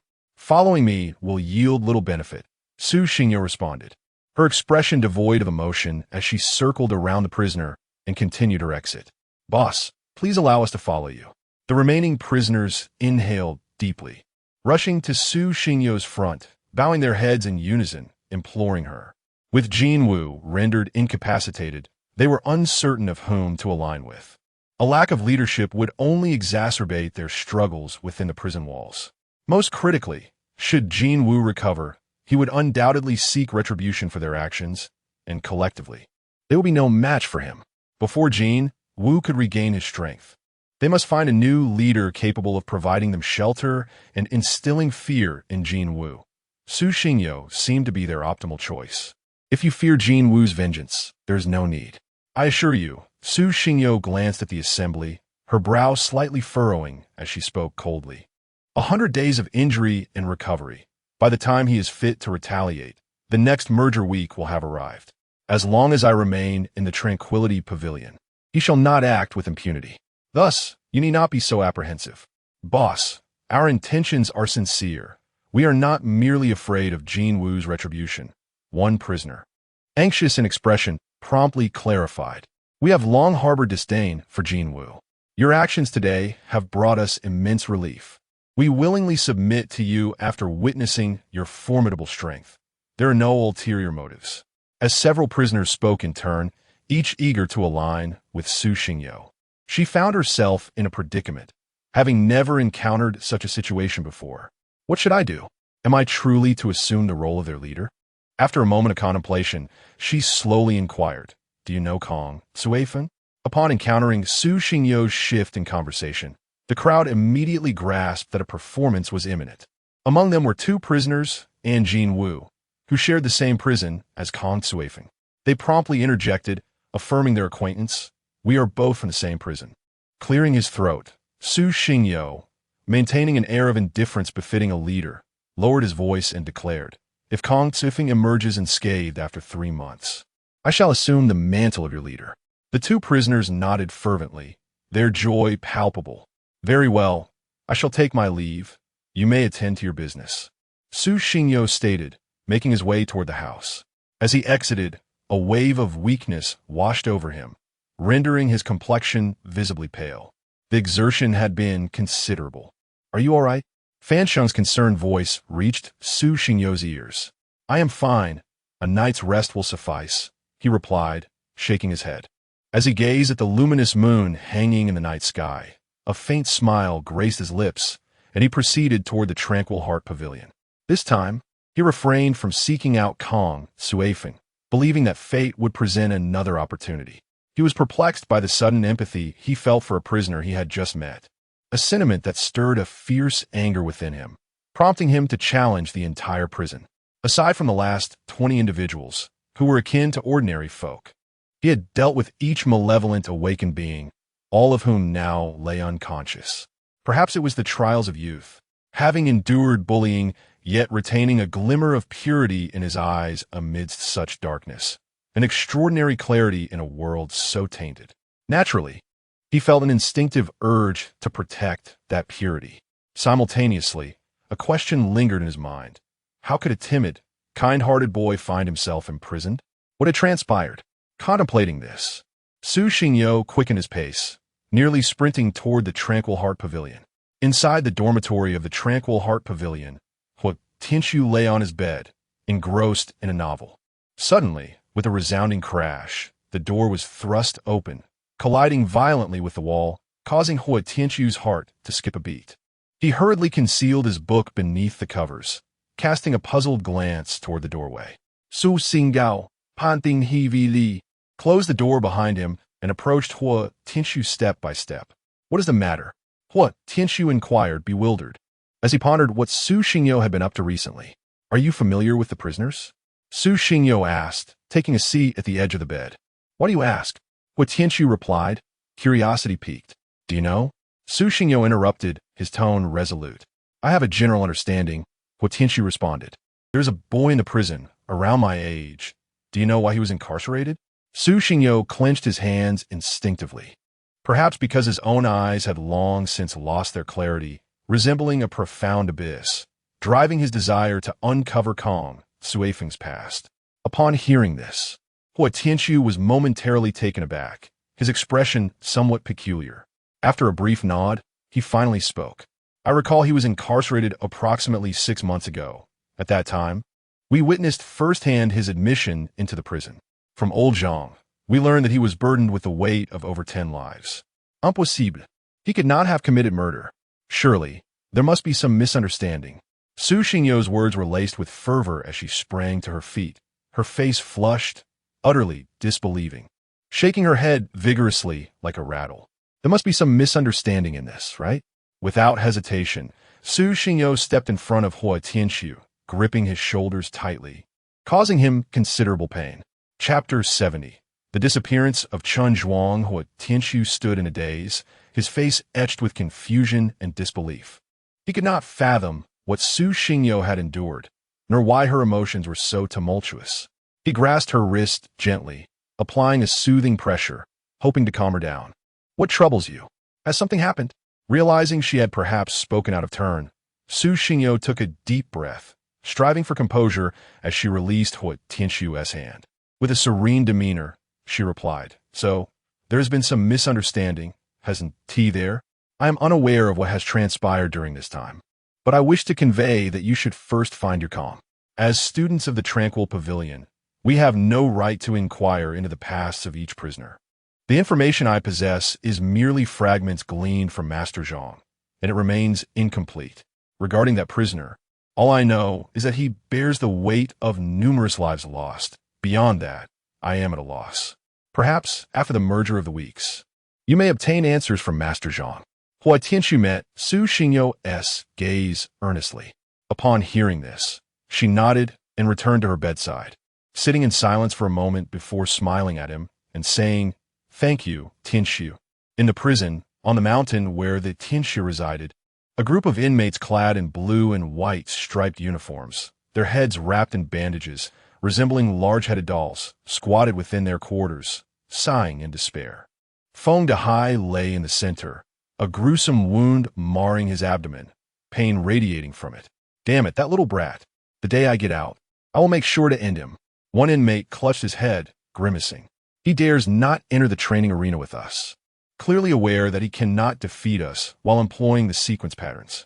Moreover, he possesses some means of resisting divine punishment. Otherwise, how could he challenge us? Another inmate pressed a hand to his abdomen, his lips turning a deep shade of purple from the pain. I shall remember this grudge. The day I am free, I will spare his life only to torment him thoroughly. Were it not for the inability to use sequence patterns, I could easily dispatch him with a single hand. The group exchanged jibes, their disdain for Su Xingyo palpable. In their eyes, had it not been for her ability to wield sequence patterns, they would not have suffered such a defeat, one so utterly comprehensive. The formidable reputation Tianxia had built over decades in prison lay shattered by a mere 17-year-old boy who had single-handedly challenged the entirety of Tianxia. For the other inmates, this was undoubtedly a grand farce. Enough of this useless chatter. Feng Dehai interjected, his irritation evident. After all, he was one of the 9 foremost leaders of Tianxia. Even without the sequence patterns, his recovery speed was astonishing. In just a day, he had recovered from his injuries. While not entirely agile, he could manage normal activities. It's time. Our appointed hour is fast approaching. As soon as the words fell, the atmosphere shifted dramatically among the once jovial crowd. With practiced precision, they concealed the surveillance cameras and made their way to a dimly lit corner of the house. The long-haired man immediately approached this secluded area, his hands incessantly scraping at the brown floorboards, producing a creaking sound. Like a seasoned criminal, after prying open a narrow gap in the floor, he gripped the lifted boards tightly and forcefully wrenched them apart. Beneath the flooring lay a deep tunnel, housing 6 shovels and 2 small knives. After extracting all the shovels, the long-haired man placed them before Fong Dahai and spoke in a deep voice, "The tools are all here." Fong Dahai cast a brief glance before seizing the long-haired man's neck, pressing his head down towards himself, and whispered softly in his ear, his low voice imbued with an inexorable killing intent and a chilling indifference to life. "Proceed. Remember, if you are discovered, do not hesitate. Act immediately. No matter who it is. Just act. Understood?" The long-haired man, gritting his teeth against the sharp pain, gestured to the others and began to move outside, followed closely by several figures who picked up the shovels from the ground, trailing behind him. In the Tranquility Pavilion, Chun Zhuang and Mo Qing emerged together. Chun Zhuang let out a hearty belch, patting his belly, and exclaimed with a smile, "Brother Mo, thank you for the hospitality," previously disregarding the quality of the food. It was only after today's meal at the Tranquility Pavilion that Chun Zhuang truly grasped the stark contrast between its fare and that of the prison. "I'll be back tomorrow." Mo Qing patted Chun Zhuang on the back. "Absolutely." Chun Zhuang nodded, exchanged farewells with Mo Qing, and made his way towards the mountain peak where his prison was located. By now, evening had descended, and most of the prisons had already extinguished their lights. Of the 32 peaks, a considerable number were plunged into darkness. The massive structures silent under the night sky. As Chun Zhuang's peak lay to the left rear of the Tranquility Pavilion, he needed to take a longer route. However, just a few steps out, he noticed several white beams of light emanating from the second peak directly behind him, adjacent to his path, standing still against the encroaching darkness. It appeared as though someone wielded a flashlight, searching for something in the vast obscurity, the beams flickering sporadically. What could it be? A sense of confusion washed over him. Such phenomena should not occur within the prison. Driven by curiosity, he chose not to return immediately to his own prison, but instead ventured toward the source of the light. Taking cautious steps forward, upon stealthily reaching the base of the peak, he observed from a distance that several figures were gathered around a 10-meter-deep pit, their flashlights illuminating the chasm. What were they digging for? He occasionally caught sight of someone extracting a handful of dirt from the pit, uncertain of its destination. "Is it beautiful?" A sudden whisper echoed beside him, sending chills down his spine and raising goosebumps all over. Like a robot, Chun Zhuang turned his head stiffly, unable to discern the source of the voice. Before he could fully comprehend, a sharp pain surged through his head, his vision darkened, and he collapsed into unconsciousness. Fong Dahai, with an air of indifference, seized Chun Zhuang by the collar and dragged him across the ground, ultimately discarding his body beside a massive pit. "What is this?" The long-haired man, startled by Fong Dahai's abrupt arrival, quickly rose to his feet and bowed respectfully. "Send 2 men over there to keep watch. The rest of you, hasten your pace," he instructed. Fong Dahai indicated the direction from which he had come, his voice cold and commanding. Typically, they chose the dead of night for their excavations, commencing only after the majority of Zhou's people had succumbed to slumber. Yet, for reasons unknown, Chun Zhuang had returned at such a late hour. Had it not been for Fong Dahai's fortuitous arrival, their clandestine activities, concealed for years, might have been uncovered. "I wish for him to vanish without a trace," he declared before turning to depart. A glimmer of malice flickered in the long-haired man's eyes as he kicked Chun Zhuang's lifeless form into the pit. Standing at the edge, he gazed into the depths, where layers of earthen steps descended, revealing figures diligently digging deeper. Drawing a small knife from his waist, he followed suit, leaping into the abyss. Chapter 71. No trace to be found. A cacophony of knocks reverberated through the corridor, rousing Su Xingyo from a state of half-slumber. Rubbing his eyes, he stumbled like a sleepwalker to the door and opened it. "Who is it?" "Xingyo, have you seen Chun Zhuang?" Mo Qing inquired, his expression fraught with urgency. "No, I just got up," Su Xingyo replied, shaking his head. He had only met Chun Zhuang briefly during the merger, apart from that initial encounter. He He had not seen him since. Is something wrong? Su Xingyo asked, noticing Mo Qing's evident distress. Nothing serious. Perhaps he is just preoccupied. I will go look for him, Mo Qing replied, shaking his head before hastily departing. After closing the door, Su Xingyo made his way back to his bed, but barely took 2 steps before another insistent knocking echoed through the air. What is going on? Are we so popular? Su Xingyo frowned slightly and approached the door once more, pulling it open gently. As soon as he opened it, a throng of individuals surged into the room. The force of their entry pushing Su Xingyo aside, leaving him in stunned silence as he observed the influx of people. Rubbing his eyes in disbelief, he recognized that they were all his seniors. Seniors, what is the matter? He asked, confusion etched on his face. Junior, do you have any idea that you have committed a grave error? Li Fatsai was the first to step forward, pointing an accusatory finger. At that moment, Hua Tianxiu, now awake, approached Su Xingyo's side, bewildered by the scene unfolding before him. I haven't done anything. Su Xinggao et Gelim, completely at a loss, as it seemed their conversation existed in an entirely different realm. Initially, we intended to visit the prison to recruit individuals for the martial arts arena. But to our surprise, only a handful of inmates were in good condition. The rest were either with broken limbs or had suffered grievous injuries. Moreover, the remaining individuals lacked strength, leaving us without a single viable opponent for practice. It turns out you went door to door last night, another explained. Actually, Li Fatsai chuckled heartily, wrapping an arm around Su Xingyo's shoulder and patting his chest. However, there were some inmates we have long harbored grievances against, especially that group from Tianxia. The fact that you managed to teach them a lesson is truly commendable. Even if this merger week concludes in haste, I have no complaints whatsoever. Indeed, you are truly exceptional, a paragon among men, unrivaled and magnificent. The other disciples from the Jingxin pavilion chimed in, showering Su Xingyo with praises, exhausting every commendation they could muster. Well, it's not that remarkable. Su Xingyo, feeling somewhat bashful under the barrage of compliments, awkwardly scratched his head and responded with an air of humility, clearly a bit flustered. It does sound impressive, though. Hua Tianxiu nodded, his fingers stroking his chin as if deep in contemplation. Amidst the laughter and chatter of the crowd, he suddenly interjected with a startling exclamation. Crush bones and scatter ashes.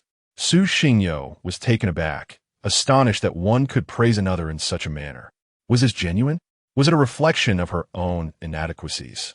Or was Hua Tianxiu truly a paragon of intellect? Could it be that her years of language studies had been in vain? Surely not, after all. She had invested so much in her education. It could not have been a waste. Isn't the term Tianxiu somewhat misplaced? Even Lei Chong could not contain his skepticism, tentatively querying. Surely not. No sooner had Hua Tianxiu spoken than he squinted slightly, catching a glimpse of a figure darting through the corridor with lightning speed.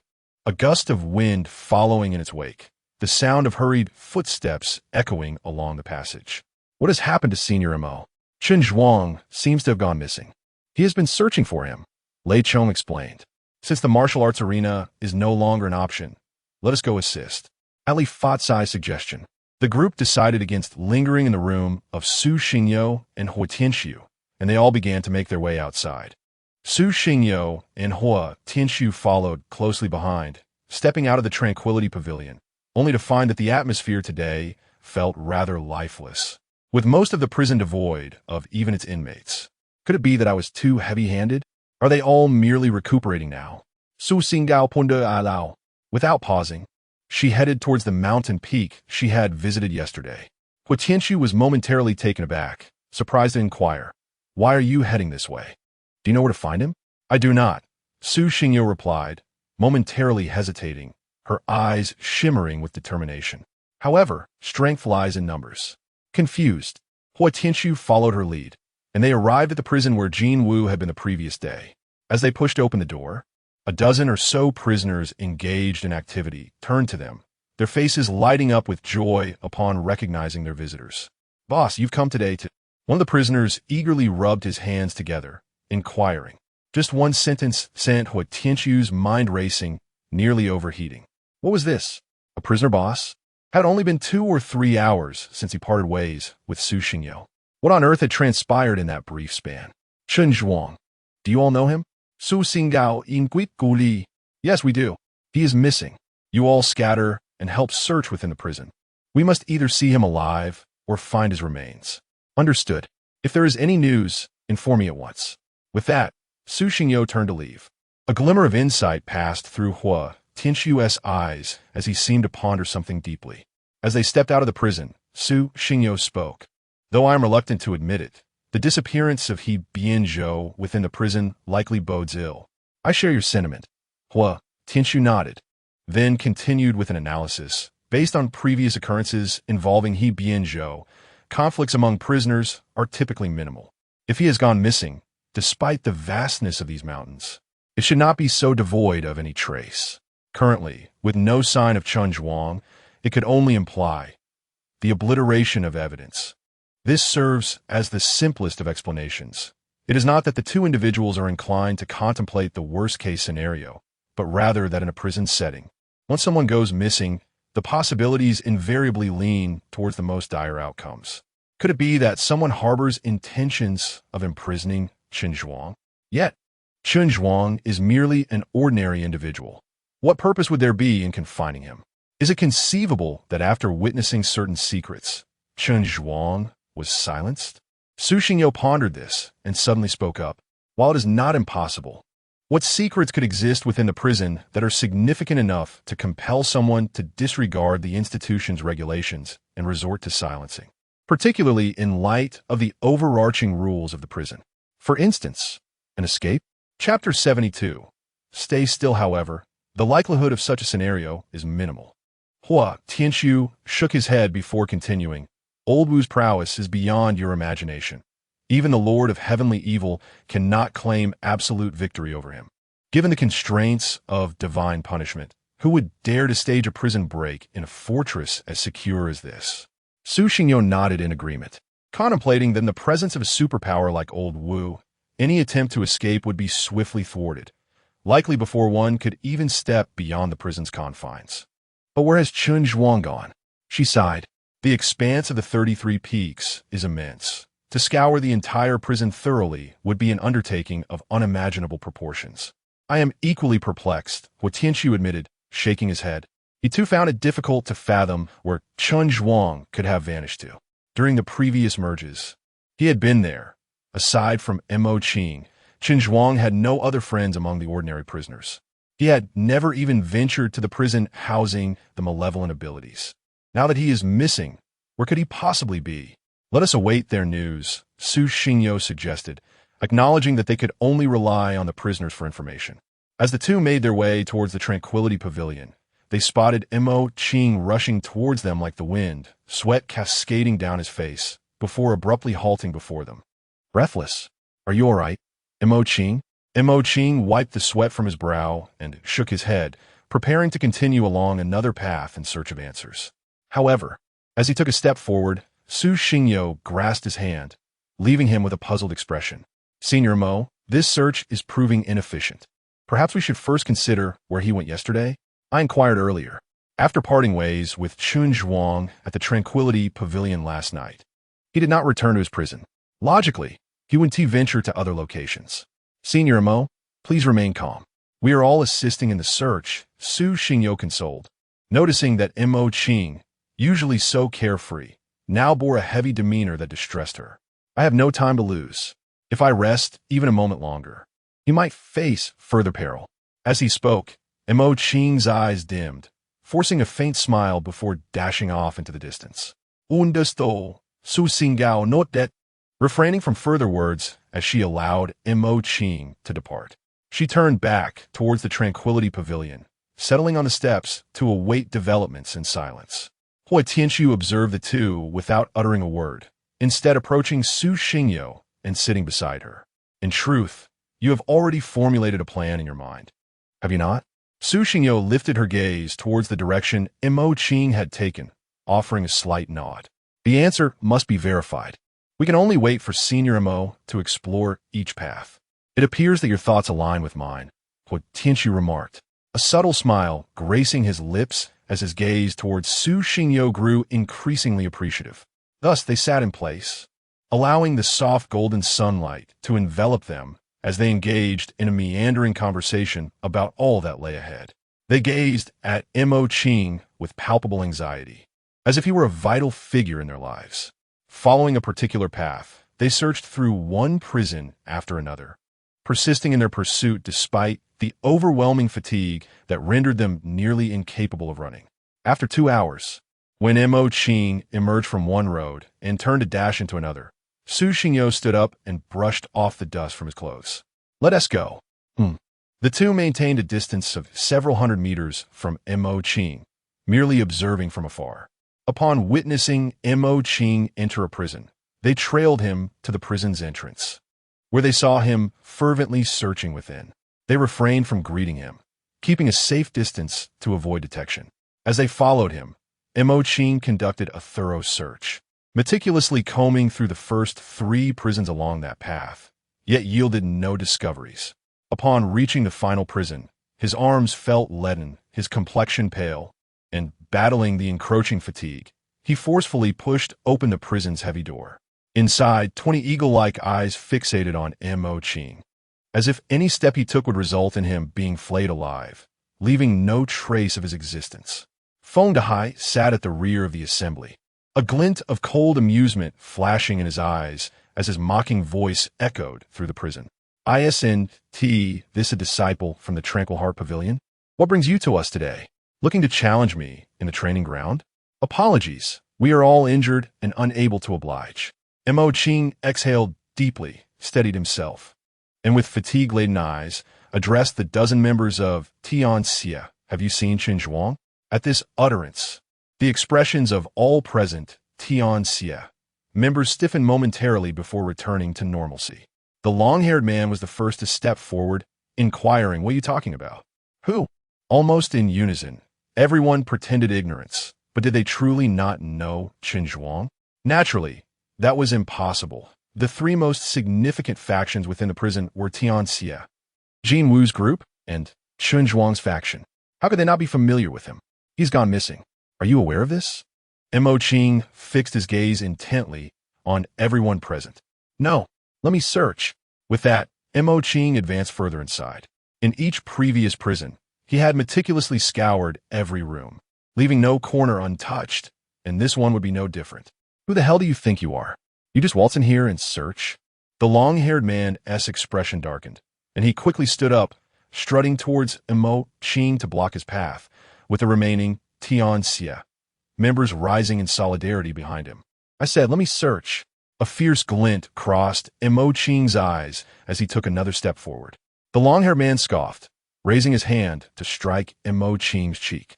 Before it could land, a golden flash surged in from outside, crashing heavily into his chest like a streak of light.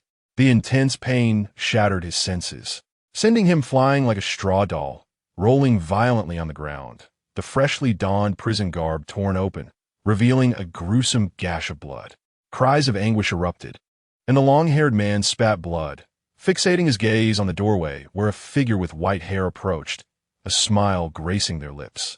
As Su Xingyo made her entrance, everyone present instinctively took a couple of steps back, as if haunted by the shadows of the previous day's encounter with her.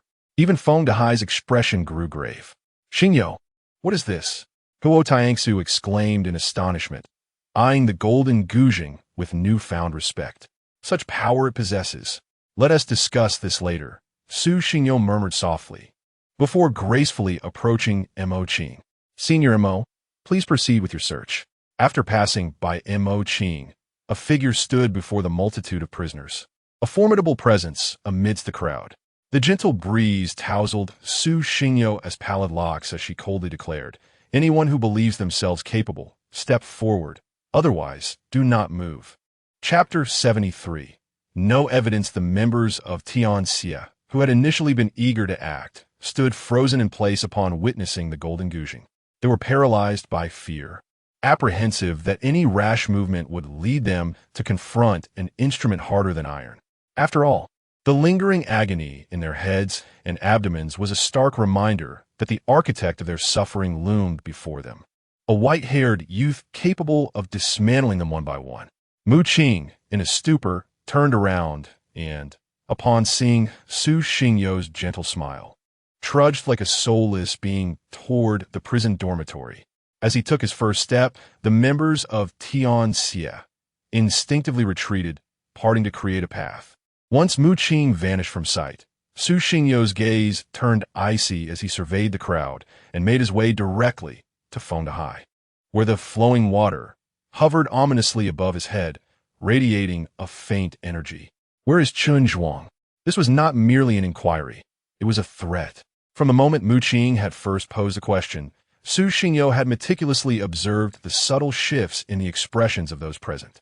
Though fleeting, these changes were captured with precision. He was uncertain of the details surrounding Chun Zhuang's disappearance, but he was acutely aware that this group was entangled in the matter. "What are you talking about? I don't understand." Feng Dahai snorted dismissively, turning away without a care for Su Xingyo's actions. Seated casually against the wall in a state of utter disregard. "If you remain silent, others will speak." Su Xingyo had no intention of wasting words on Feng Dahai. He pivoted, his eyes igniting with a ferocious intent that swept over the gathered crowd, sending shivers down their spines. In their perception, his gaze was akin to that of a predator, capable of devouring them whole, and an involuntary chill crept along their spines.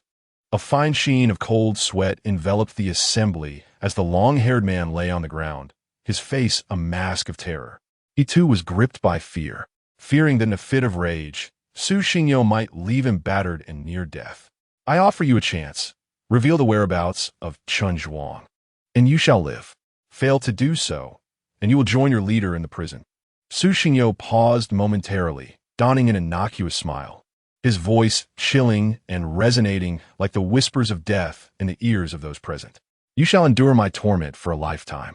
This statement may have seemed ludicrous to others, but not to Su Xingyo.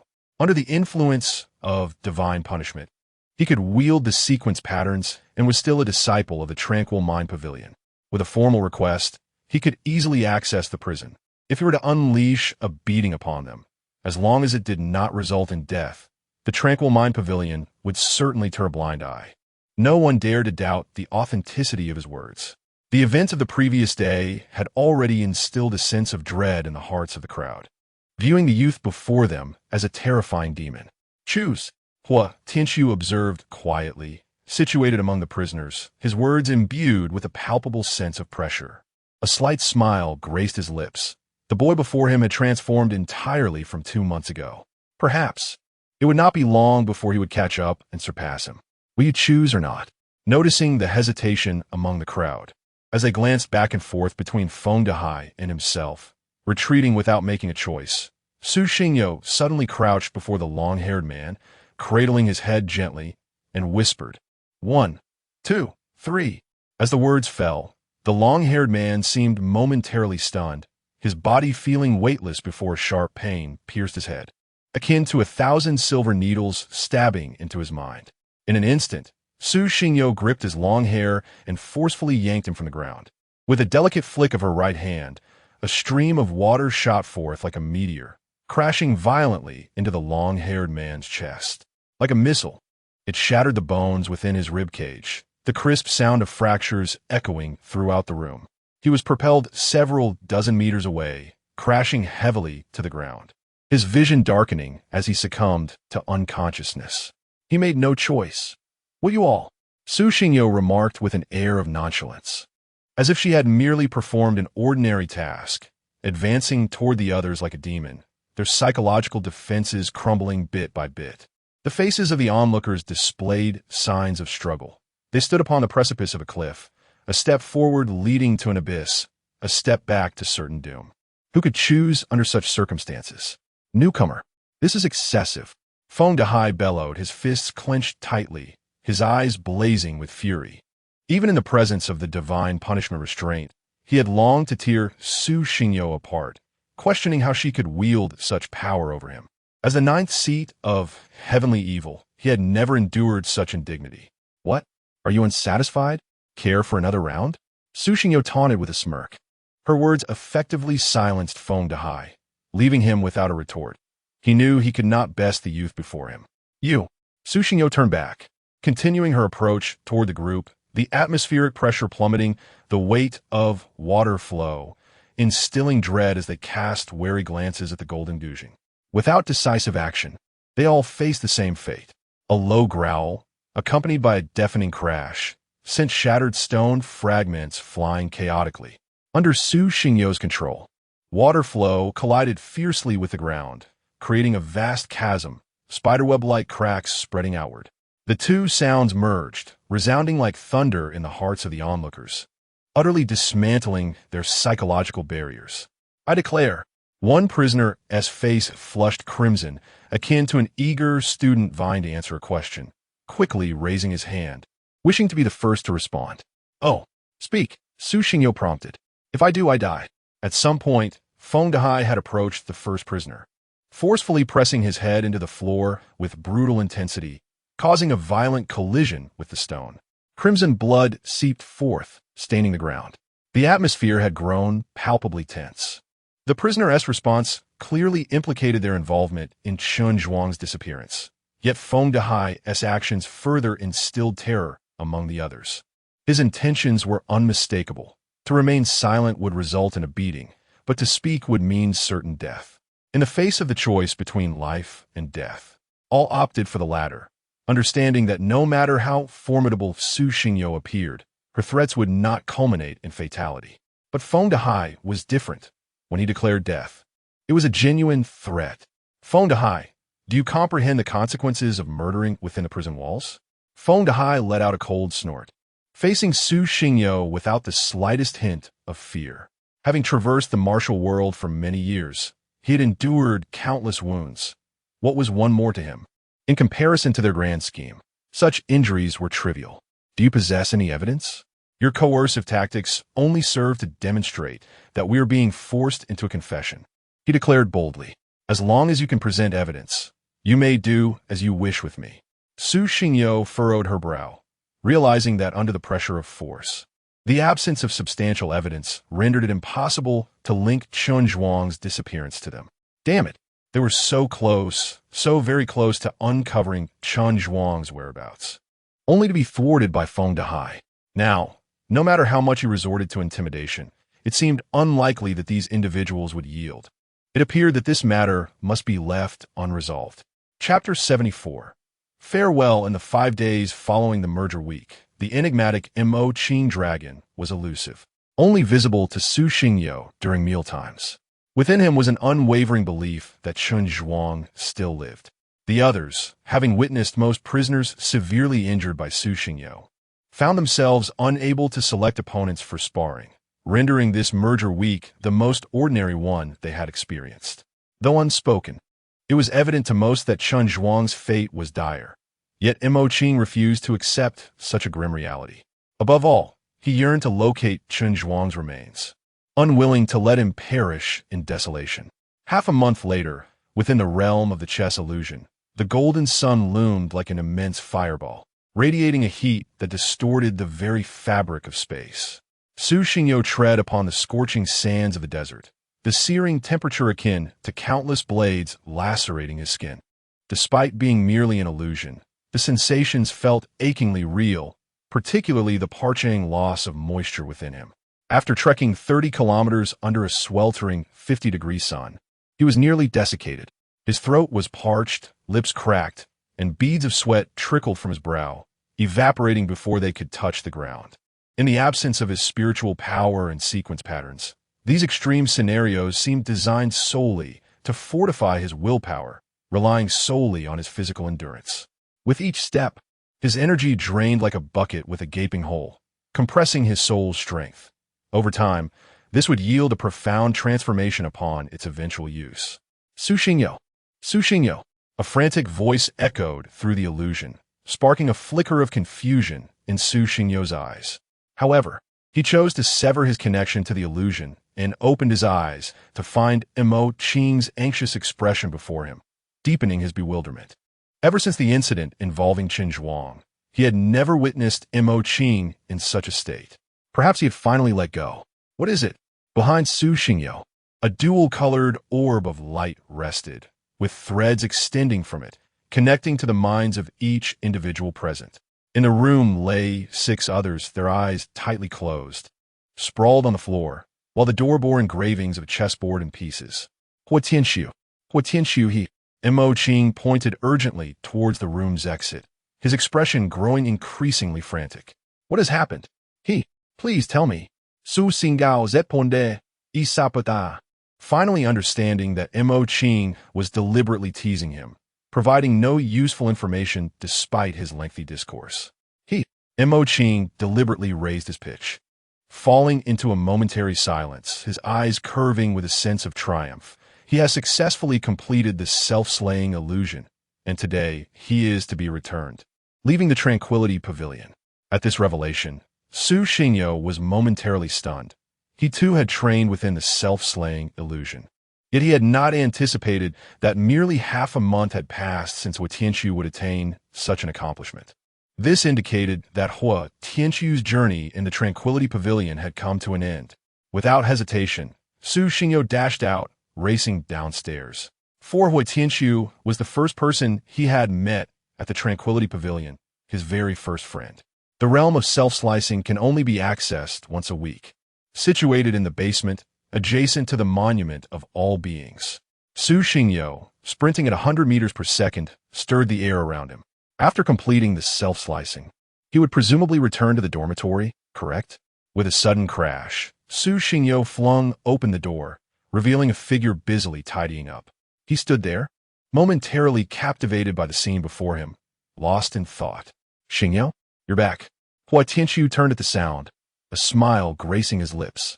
After closing the door behind him, Su Xingyo slowly approached Hua Tianxiu and softly spoke, "Congratulations on your success in the self-slicing realm. What's this? You wish to leave, and you feel reluctant?" Hua Tianxiu chuckled, not missing the opportunity to jest. "What are you thinking? It's not a matter of life and death, is it?" Su Xingyo, taken aback, had merely intended to bid farewell to Hua Tianxiu, not expecting such sentiments from him. Time indeed flies. He couldn't help but exclaim that it had already been 3 months since he arrived at the Tranquility Pavilion. At this, Hua Tianxiu paused in his packing, joining Su Xingyo on the edge of the bed. The 2 youngest boys of the Tranquility Pavilion sat side by side.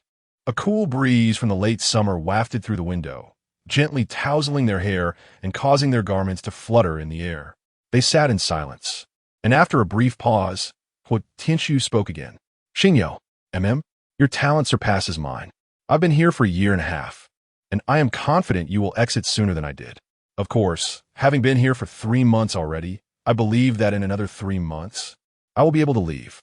Su Xingyo's eyes sparkled with youthful vigor, unabashedly revealing his confidence and ambition as he nodded.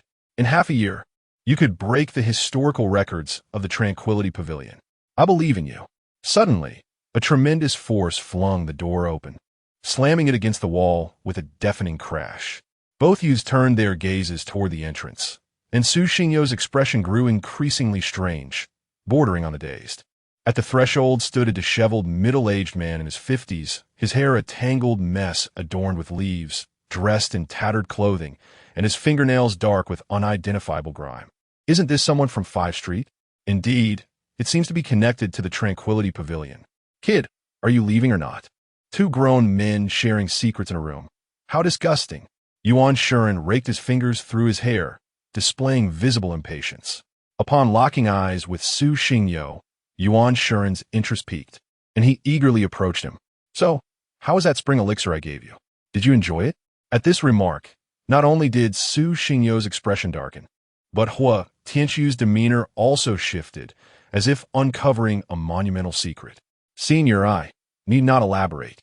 After consuming the aphrodisiac, your demeanor was quite revealing." At that moment, Su Xingyo's peripheral vision caught sight of Mo Qing eavesdropping at the door, his expression becoming increasingly vivid. Without hesitation, he turned and fled, fully aware that it would not be long before this matter became common knowledge. In truth, there is no need for an explanation. Yuan Shuren interrupted him, turning to face Hua Tianxiu, and continued, "Are we going or not? If not, I shall take my leave." "Yes, let us go at once." Hua Tianxiu promptly nodded. After gathering his belongings, he followed Yuan Shuren. However, just before departing, he suddenly halted, turning to Su Xingyo and saying, "Xingyo, once we are outside, you may come to High West City to find me." With that, he turned away, following Yuan Shuren without a glance back. Su Xingyo stood alone, dazed in the empty room, lost in thought. After a moment, he finally uttered a single word. "All right." Chapter 75. The Arrival of the Assessment Beneath the Dimly Lit Heavens. Su Xingyo sat alone at the entrance of the tranquil mine pavilion. The radiance cast a dappled shadow upon her, creating an unusual silhouette, while her clear, bright eyes gazed into the dark expanse ahead. "Xingyo, do you realize that the assessment is tomorrow?"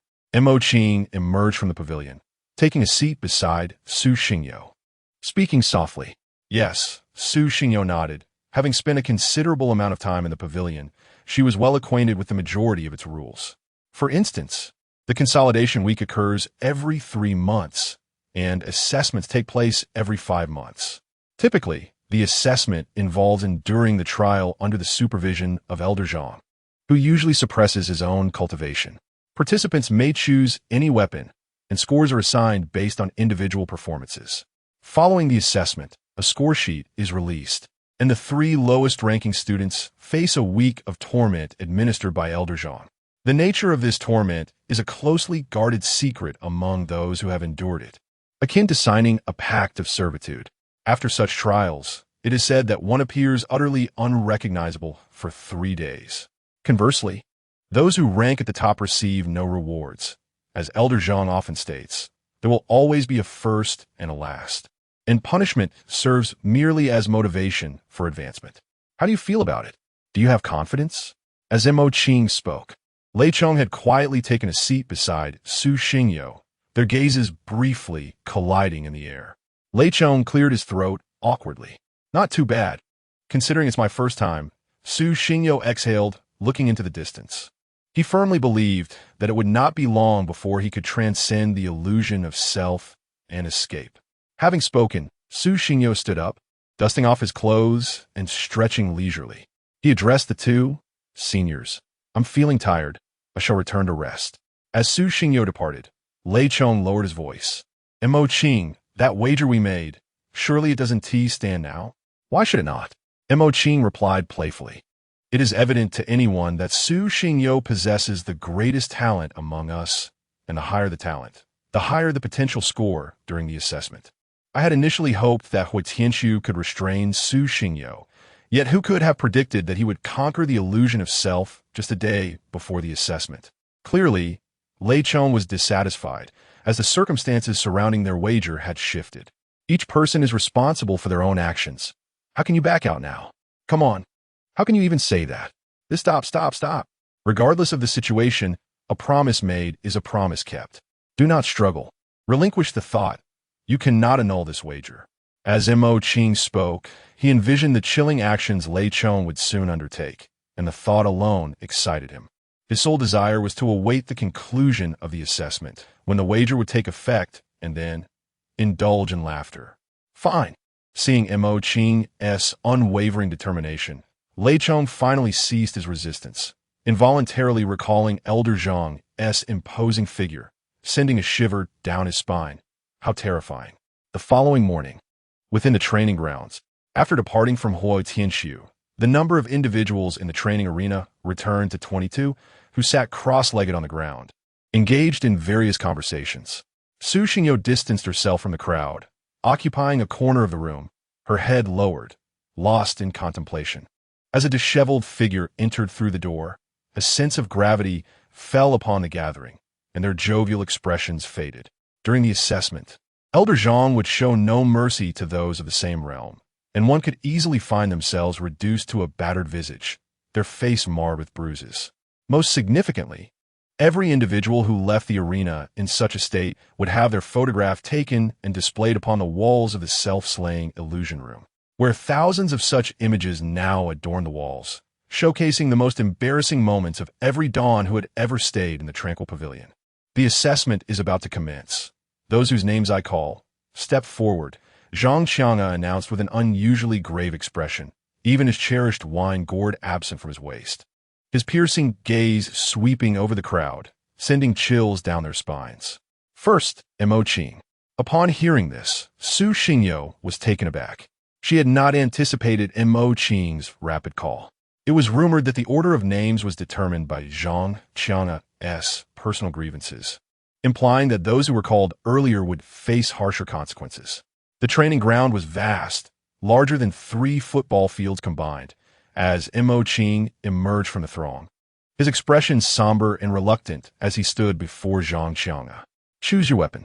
Zhang Qianga approached the wooden weapon rack, gesturing for Mo Qing to select his first weapon.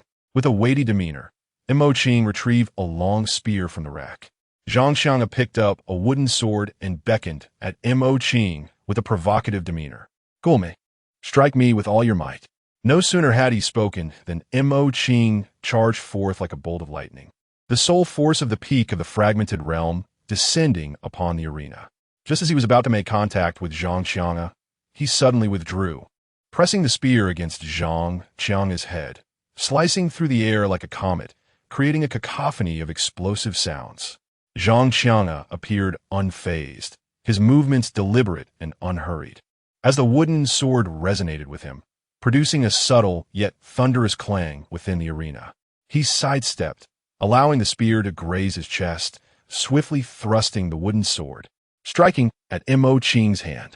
The sword, which should have made direct contact with Mo Qing, seemed to be deflected by an unseen force. Montauk King pivoted, gripping the tail of the spear, and delivered a powerful horizontal sweep, the tumultuous energy swirling with terrifying momentum, crashing forth. Su Xingyo observed intently, her eyes narrowing. In that fleeting moment, she discerned that Mo Qing's skin was vibrating at an imperceptible speed, the force generated repelling the wooden sword. A low hum echoed as Zhang Qianga raised his left hand, conjuring a pale blue light screen that shimmered like the aurora. The violently thrust spear meeting a soft barrier that halted its advance completely. In the same breath, Zhang Qianga stepped forward, exerting tremendous force upon the spear, which trembled incessantly, its tips swaying side to side. The light screen rippled with waves, yet remained impenetrable. Moments later, the wooden sword suddenly descended, accompanied by a series of explosive sounds, forcefully striking Mo Qing's arm. The latter winced in pain, causing the long spear in his grasp to slip from his fingers and fall to the ground. The assessment concluded, brief yet swift, yet it imparted to Su Xingyo a profound understanding of the challenge's intensity. In less than a minute, Mo Qing had been defeated. He could see Mo Qing clutching his shoulder, his expression contorted in evident agony. Next, Su Xingyo. Su Xingyo was taken aback, seemingly unable to comprehend why he was so despised in Zhang Qianga's eyes. Surely, he had not provoked him in any way. With a face full of confusion, Su Xingyo made his way from the rear of the crowd to stand before Zhang Qianga, inhaling deeply to elevate his spirit to its zenith. Chapter 76. Seizing the moment after a moment of contemplation, Su Xingyo tentatively spoke. "Master Zhang, I believe you must step outside." "What do you mean?" Not only Zhang Qianga, but all the attendees were momentarily taken aback, seemingly unable to comprehend why Su Xingyo would utter such a statement. "I fear this place may not withstand the pressure," Su Xingyo said, a hint of embarrassment coloring her cheeks as she instinctively scratched her head. "Very well." To her surprise, the previously unyielding Zhang Qianga agreed, leaving her astonished, given that prior assessments had always been conducted indoors. Moreover, Zhang Qianga was perceived as a rather rigid individual, resistant to change. "Everyone, we shall conduct all subsequent assessments outdoors today." With a flourish of his sleeve, Zhang Qianga strode toward the training ground, leaving a directive in his wake. "You two, move all the weapons outside." With that, he departed, leaving the crowd in a state of bewilderment. "When did Master Zhang become so accommodating?" one student exclaimed, as if witnessing a miraculous phenomenon. "Xingyo, let us proceed. The rest can be entrusted to them." Mo Qing wrapped an arm around Su Xingyo, forcibly leading her toward the exit, followed by a throng of students. Before long, in the open space before the Tranquil Heart Pavilion, the students gathered on the steps at the entrance. While Su Xingyo and Zhang Qianga stood at opposite sides of the clearing, poised for confrontation. "Select a suitable weapon," Zhang Qianga instructed, gesturing toward the array of arms nearby. Master Zhang, I do not favor weapons. I require none. Su Xingyo gently shook her head. During this time, she had come to realize, as Blood had remarked, that she was indeed a martial enthusiast. After much contemplation, it dawned on her that her hands were not meant to wield weapons, but rather to play instruments, through which she could compose a symphony that would resonate throughout the world. Thus, she had not trained with any weapon during this period, choosing instead to forge a path uniquely her own, untrammeled by the footsteps of predecessors. My goodness, did you hear? The junior does not need a weapon and intends to face Master Zhang barehanded. The crowd buzzed with chatter, resembling a flock of chicks, debating the audacity of Su Xingyo's approach. Given the circumstances, it seems fitting, but is the junior being overconfident? I don't think so. The junior appears well prepared. Li Fatsai countered, pointing to Su Xingyo's confident expression. Look at that face. Can it be overconfidence? Perhaps the junior might emerge victorious, Mo Qing mused, a subtle smile gracing her lips. Then I shan't need one either. Just as Zhang Qianga was about to discard the wooden sword in his hand, Su Xingyo interrupted him. Master Zhang, you need not forsake your weapon. It is merely that I find it unsuitable. Her words ignited a flicker of indignation within Zhang Qianga, who regarded her with a mixture of surprise and anger. Very well, let the assessment commence. As his words echoed, Su Xingyo's form darted backward like a flash of lightning, her fingers crossing in the air as she made a subtle motion. Thud! At the moment the snap echoed, a soul-stirring resonance erupted within Zhang Qianga's essence, akin to a thunderous roar reverberating through his being.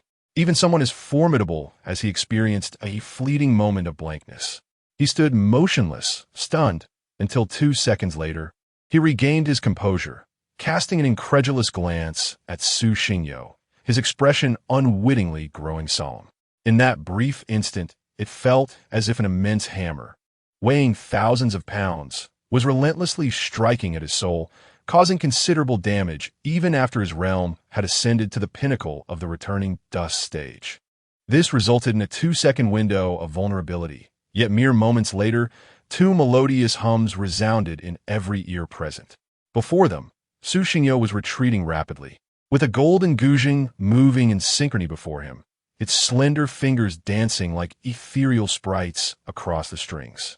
The golden strings shimmered with brilliance, unleashing a cascade of golden crescent shapes that whirled forth, accompanied by a howling wind. However, this was still insufficient to meet my expectations. Zhang Qianga snorted disdainfully, his form flickering like a specter as a pale blue light curtain materialized before him, reminiscent of a waterfall-esque veil. As the golden crescents collided with it, they created ripples akin to stones sinking into water, yet the curtain remained unyielding, akin to an impenetrable, invisible wall. No matter how fiercely the light waves battered against it, it would not shatter. A flicker of gravity crossed Su Xingyo's eyes. Logically, the attack produced by the performance of flowing water should possess enough power to shatter a wall. Yet what was this enigmatic light curtain before him? As a newcomer yet to join the dawn, his understanding of the sequence patterns was limited to Li Changxing's cursory explanations, leaving him at a loss regarding Zhang Qianga's sequence. Suddenly, a shadow became increasingly radiant under the sunlight as Zhang Qianga appeared, his previously murky eyes now strikingly clear, as if a layer of delicate blue iris enveloped his pupils. As he swiftly brought his right hand down with the wooden sword, the pale blue curtain enveloped the blade like a sheath. Su Xingyo could distinctly sense the air around him flowing like liquid, a gentle chill coalescing around his heart. Without a moment's hesitation, Su Xingyo gently pushed with both hands, and the golden flowing water shot forth, colliding fiercely with the wooden sword mid-air. The turbulent air surged like a tempest, causing their garments to flutter wildly in the wind.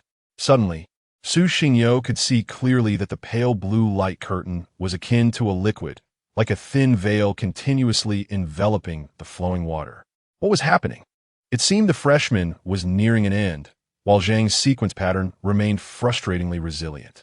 Lei Chong fixed his gaze on the 2 combatants, unable to suppress a sigh.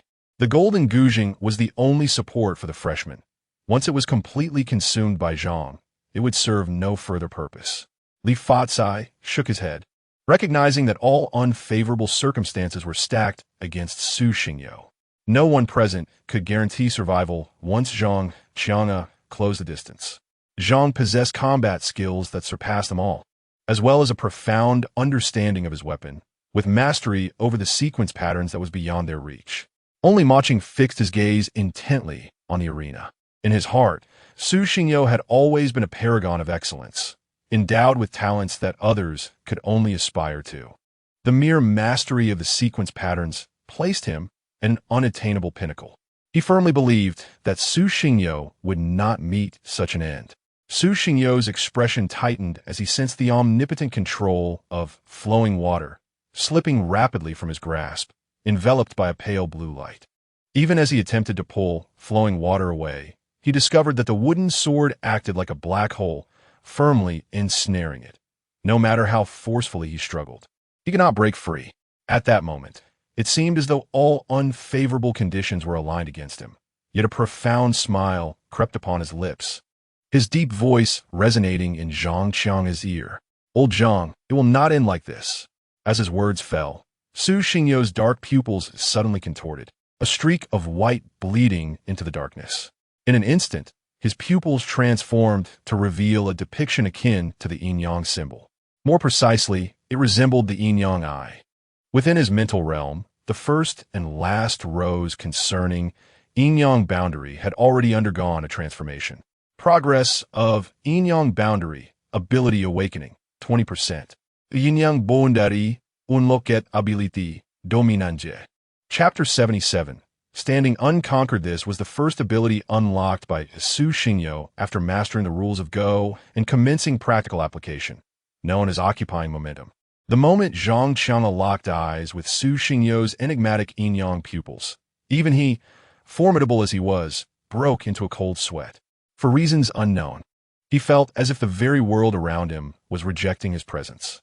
The pale blue light curtain that was about to envelop flowing water receded like the tide, and the fragment of control over flowing water that had already slipped away was gradually returning to Su Xingyo's body.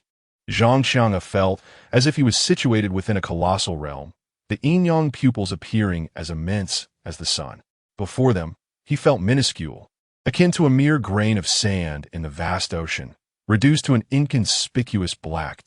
The entirety of the world seemed to exclude him. More accurately, there was no sanctuary for him, no corner where he could find solace.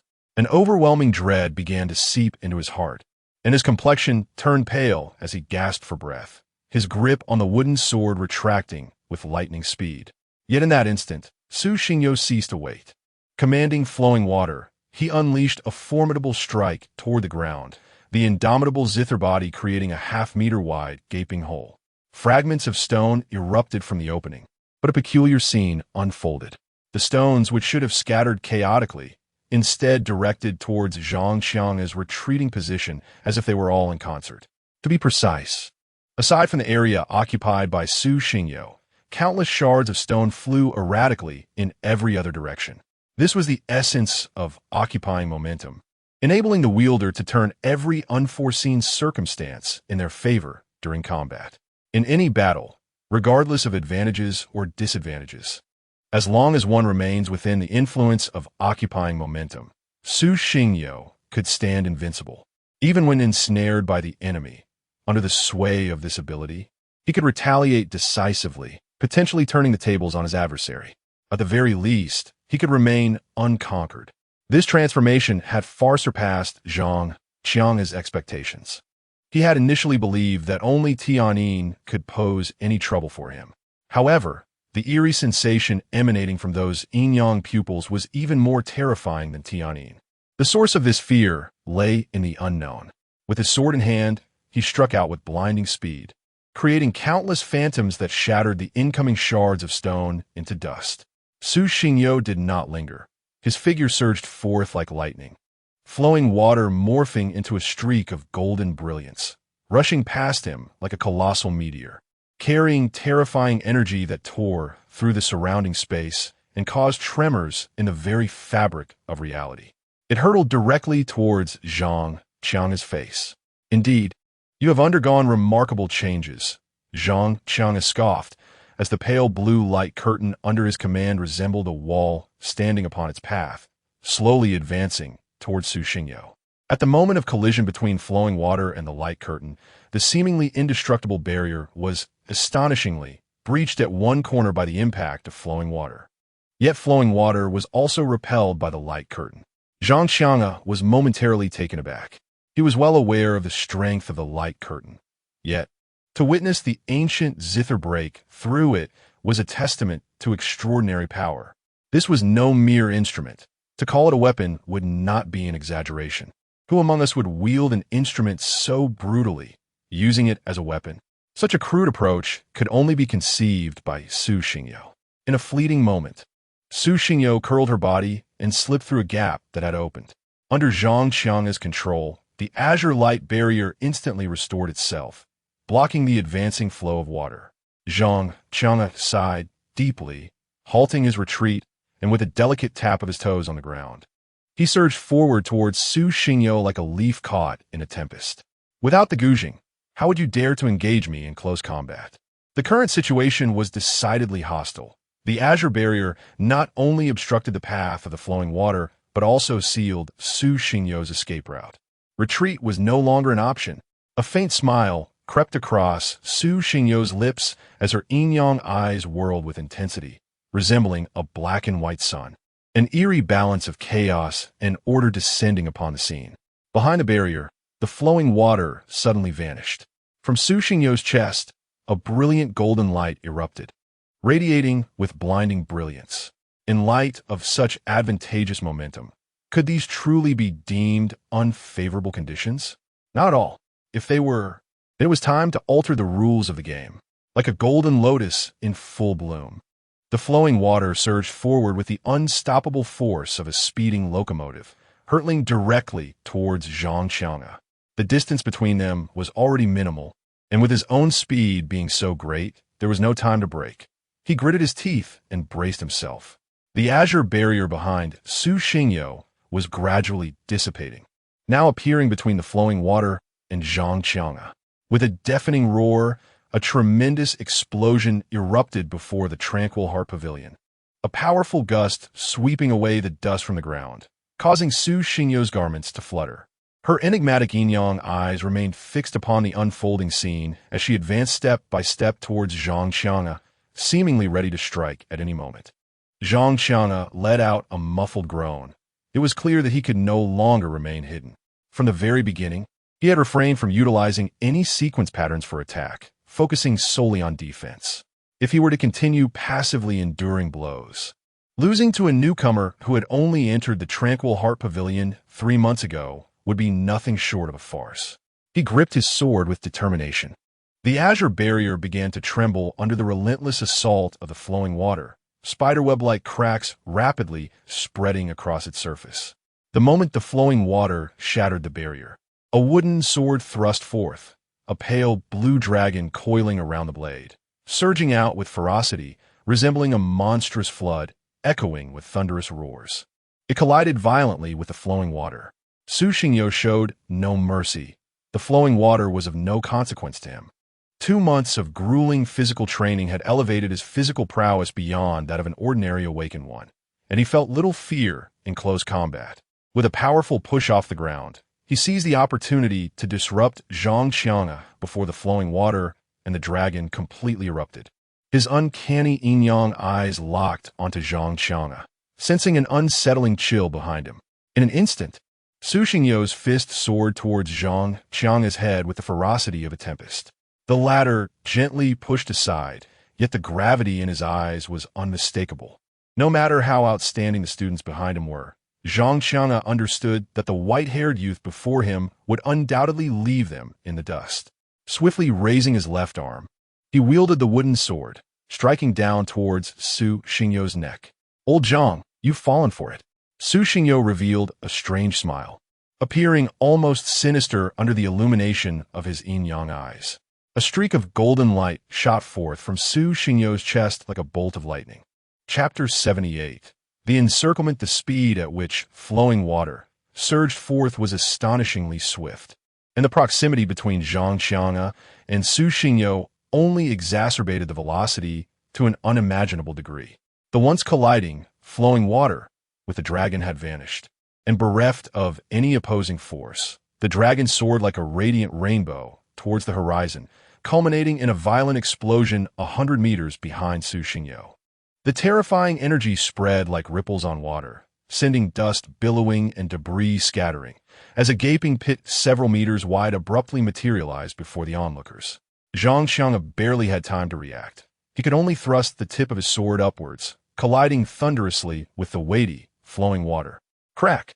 A crisp, shattering sound resonated in the ears of the spectators, as the wooden sword succumbed to the immense force of the flowing water, disintegrating into a flurry of wooden splinters that danced through the air. Zhang Qianga's expression shifted. He had not anticipated that since the onset of the battle. He seemed to have been meticulously calculated within Su Xingyo's strategy. Was this the manifestation of innate combat talent? No, that couldn't be right. Just yesterday, Yuan Shiren had spoken to him about Su Xingyo, described by Mu Shui as a true martial enthusiast, a veritable fool for the art. Yet the intricately linked combat techniques displayed today were anything but foolish. With no time to ponder further, Zhang Qianga crossed his arms before him, a dense azure light coalescing into an impenetrable shield, steadfastly guarding against the impending assault. Boom! A thunderous roar echoed in the ears of the onlookers. A howling gale swept across the ground as flowing water, shimmering with ethereal light, kicked up clouds of dust, violently crashing against the light barrier. Golden radiance continuously eroding its surface, creating rippling disturbances. This time, Zhang Qianga was forcefully pushed back, his figure swirling in the air as he retreated at an alarming speed, pursued relentlessly by the advancing, flowing water. To the onlookers, it appeared as though Zhang Qianga was unable to contend with Su Xingyo, being repelled by the force of the strike. Goodness, this junior is remarkably formidable. One of the students gaped in astonishment at the unfolding battle, instinctively swallowing hard, feeling a sense of disbelief. Throughout numerous assessments, it was the first time they had witnessed Zhang Qianga faltering in combat. The greatest pressure he had faced previously had merely come from Hou Tianxiu. Yet, he had never truly faltered. Wasn't this junior's sequence pattern, Tianyin? What then was that duality in his eyes? Li Fatsai gazed at Su Xingyo in confusion. Could it be a dual sequence pattern? A remark from Lei Chong resonated like thunder in the minds of the spectators. Dual sequence patterns?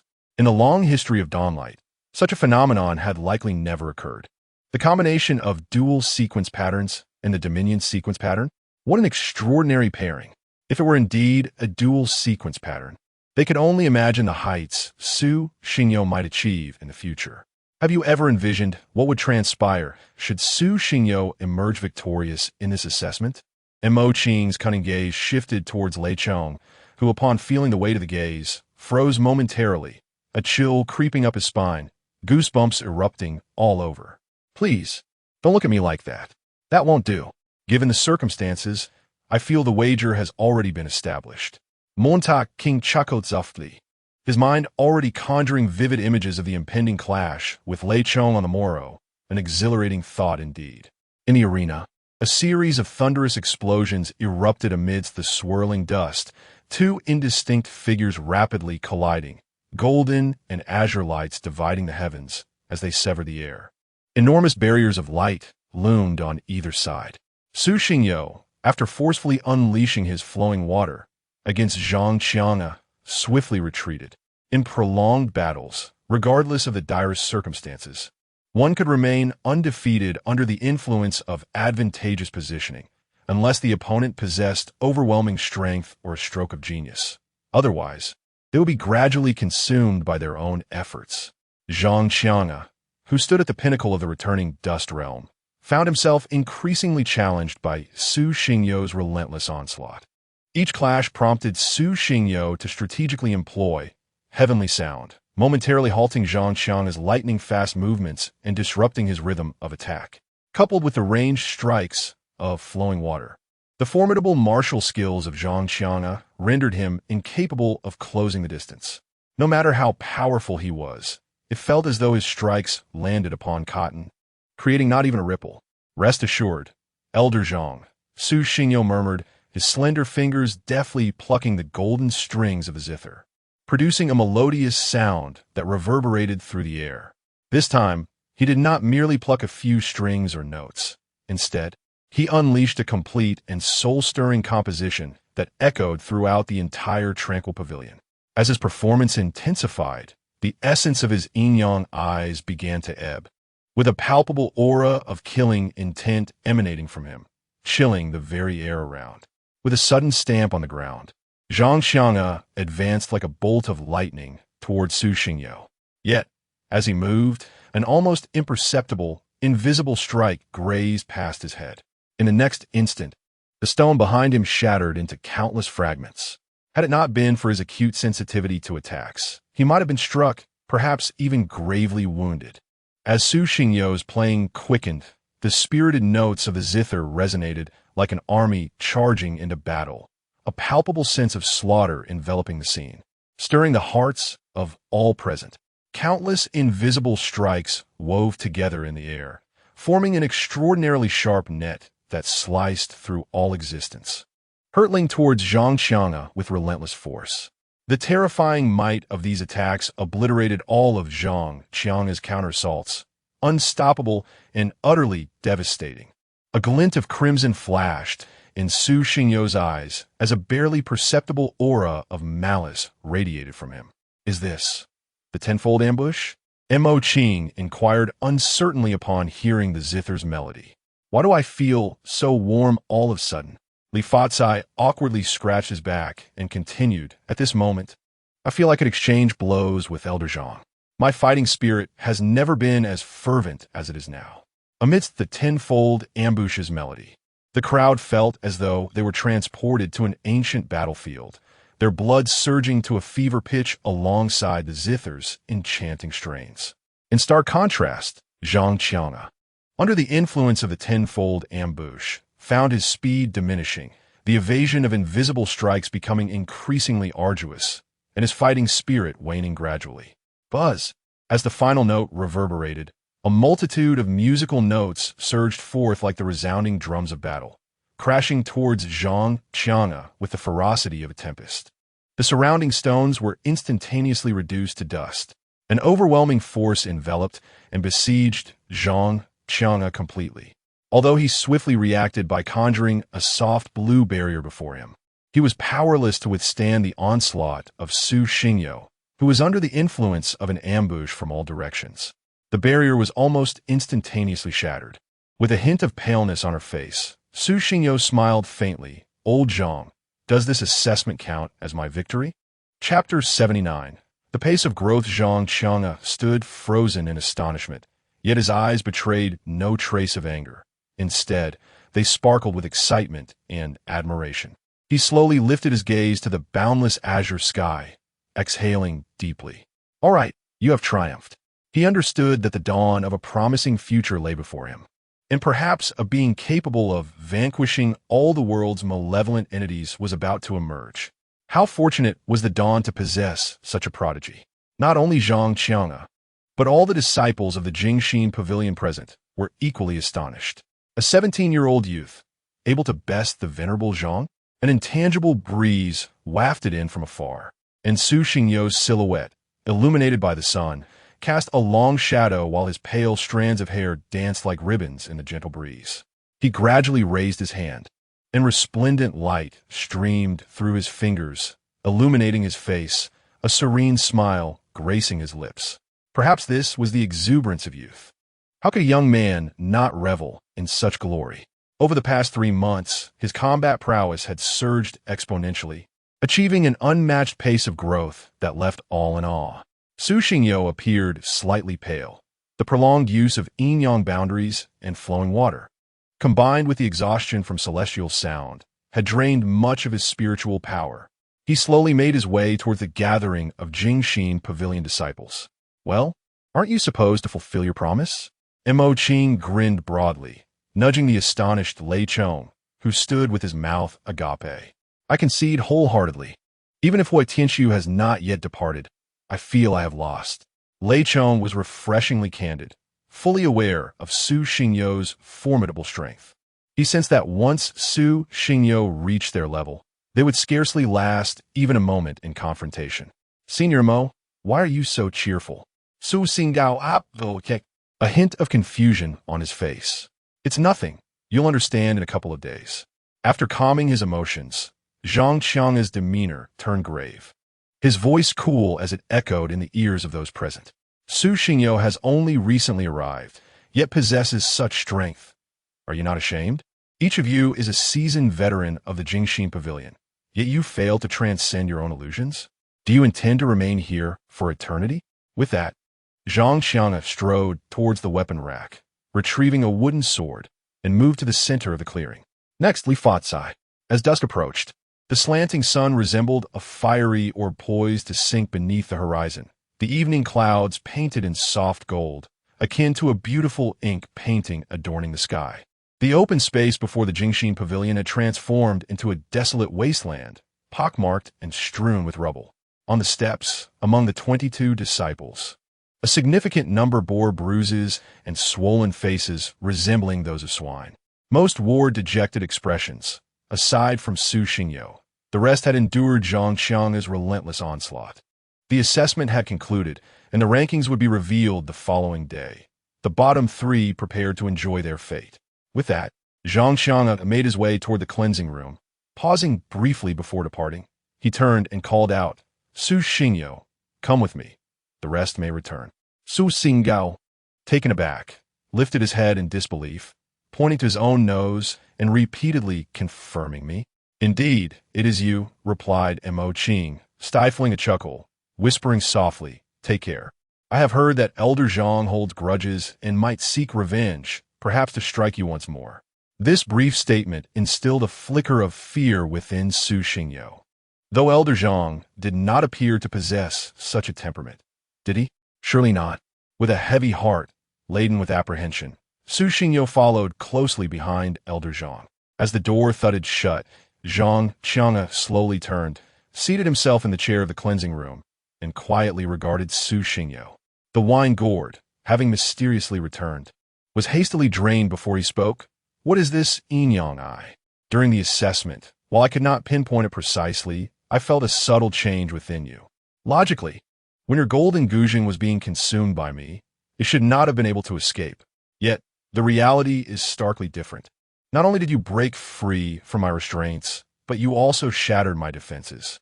Such feats should not fall within the realm of Tianyin. Although Su Xingyo had anticipated this inquiry, his mind raced, seeking an appropriate explanation. After all, he could not disclose to Zhang Qiang that an elderly figure in his mind was imparting lessons daily. Could he? To claim that after each lesson, a sequence was unlocked. And the more he learned, the stronger the abilities of the unlocked sequences became. Wouldn't that sound utterly insane? After a moment of contemplation, Su Xingyo finally spoke. It is the second sequence. About a month ago, after completing physical training, I suddenly realized that an additional sequence seemed to have manifested within me. Each time I employ it, I perceive that the environment shifts according to my state, always shifting in a direction favorable to me. As long as there isn't an absolute disparity in reality, I find myself invulnerable in battle. I have no idea why I awaken the second sequence.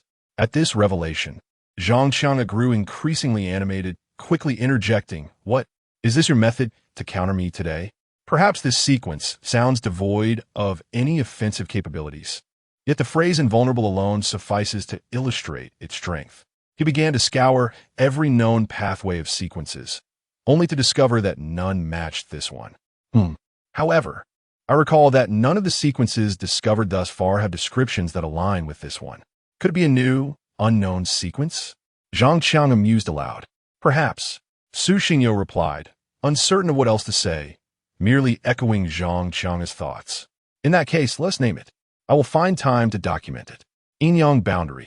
Though this ability is termed seizing the advantage, it belongs to the yin-yang boundary. The appearance of the yin-yang eye during the use of this ability serves as an apt explanation. Hence the name he proposed was also yin-yang boundary. Very well, you may return now. With that, Zhang Qiang dismissed Su Xingyo his form flickering before vanishing from sight. Upon returning to the tranquil pavilion, Su Xingyo discovered a gathering in the dining hall. Some were applying ointment, others were partaking in their meals. Yet the atmosphere was predominantly somber. "What troubles you all? Su Xinggao Inguit Biwi. What do you think?" Mo Qing hurriedly approached, draping an arm around Su Xingyo's shoulder. Whispering in her ear, "Tomorrow, the rankings will be announced. Do you comprehend the fate that awaits the bottom three? It is akin to a living hell." "Ah, I thought it was something serious." "You will undoubtedly secure the top position, so there is nothing to worry about," Su Xingyo replied, attempting to reassure. Mo Qing shot him a disapproving glance. "Well, I shall take my leave now." With that, Su Xingyo departed, returning to her chamber. Once the door was closed, she delved into the depths of her mind, commencing her training for the day. Chapter 80. Another mysterious case, a series of urgent knocks jolted Su Xingyo from his slumber. He slowly opened his eyes and instinctively glanced towards the corner, where another bed lay vacant, revealing only the hard wooden slats. It dawned on him that Hui Tianxiu had long since departed. Who could it be? Su Xingyo yawned, peering out the window to discover that midday had already arrived. Realizing he had overslept, after attending a class with the elder the night before, he had succumbed to a deep slumber, his body weary from a prolonged lack of rest. Awakening to the blazing sun overhead, he felt the heat radiating around him. Upon opening the door, he was met by Mo Qing, who swiftly exclaimed, "Hurry, we must go. Today they will announce the rankings, and everyone's presence is required." Without waiting for Su Xingyo to respond, Mo Qing seized his hand and pulled him towards the entrance of the Jingxin pavilion. As the glaring sunlight flooded in, a line of figures stood before the pavilion, standing tall and proud like mountains beneath the scorching sun. Zhang Qiang paced before the assembly, while Su Xingyo and Mo Qing quietly joined the end of the line. Su Xingyo lifted his gaze and briefly locked eyes with Zhang Qiang, an involuntary chill running down his spine. "Everyone is here. Today, we will announce the assessment results. The last three will remain, while the rest may leave." Zhang Qiang's voice resonated in their ears, sharp and piercing, causing many to hold their breath in anticipation of the rankings. First place, Su Xingyo. Zhang Qiang glanced at the list in his hand and continued. Second place, Li Fatsai. Third place, 17th place, Mo Qing. Upon hearing this, Mo Qing exhaled in relief. Although his rank was low, at least he was not among the last three, a fate too arduous for him to endure. Lei Chong, however, was not as fortunate. Clenching his fists tightly, he whispered a plea for his rank to be anything but low. 20th place, Lei Chong. As the words left Zhang Qiang's lips, Lei Chong felt a weight lift, only to realize that after months of effort, he still found himself at the bottom of the list. Nonetheless, he took solace in being one of the seasoned veterans among the last three, having gained some understanding of Zhang Qiang's tormenting methods.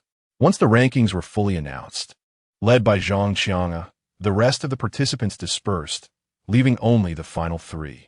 This day heralded a respite, devoid of any training or restrictions. A welcome break after months of toil. "Why aren't you leaving?" Zhang Qiang inquired, noticing Su Xingyo standing alone, not following the others. "Zhang Lao, I have a question I would like to ask you," Su Xingyo replied after careful consideration.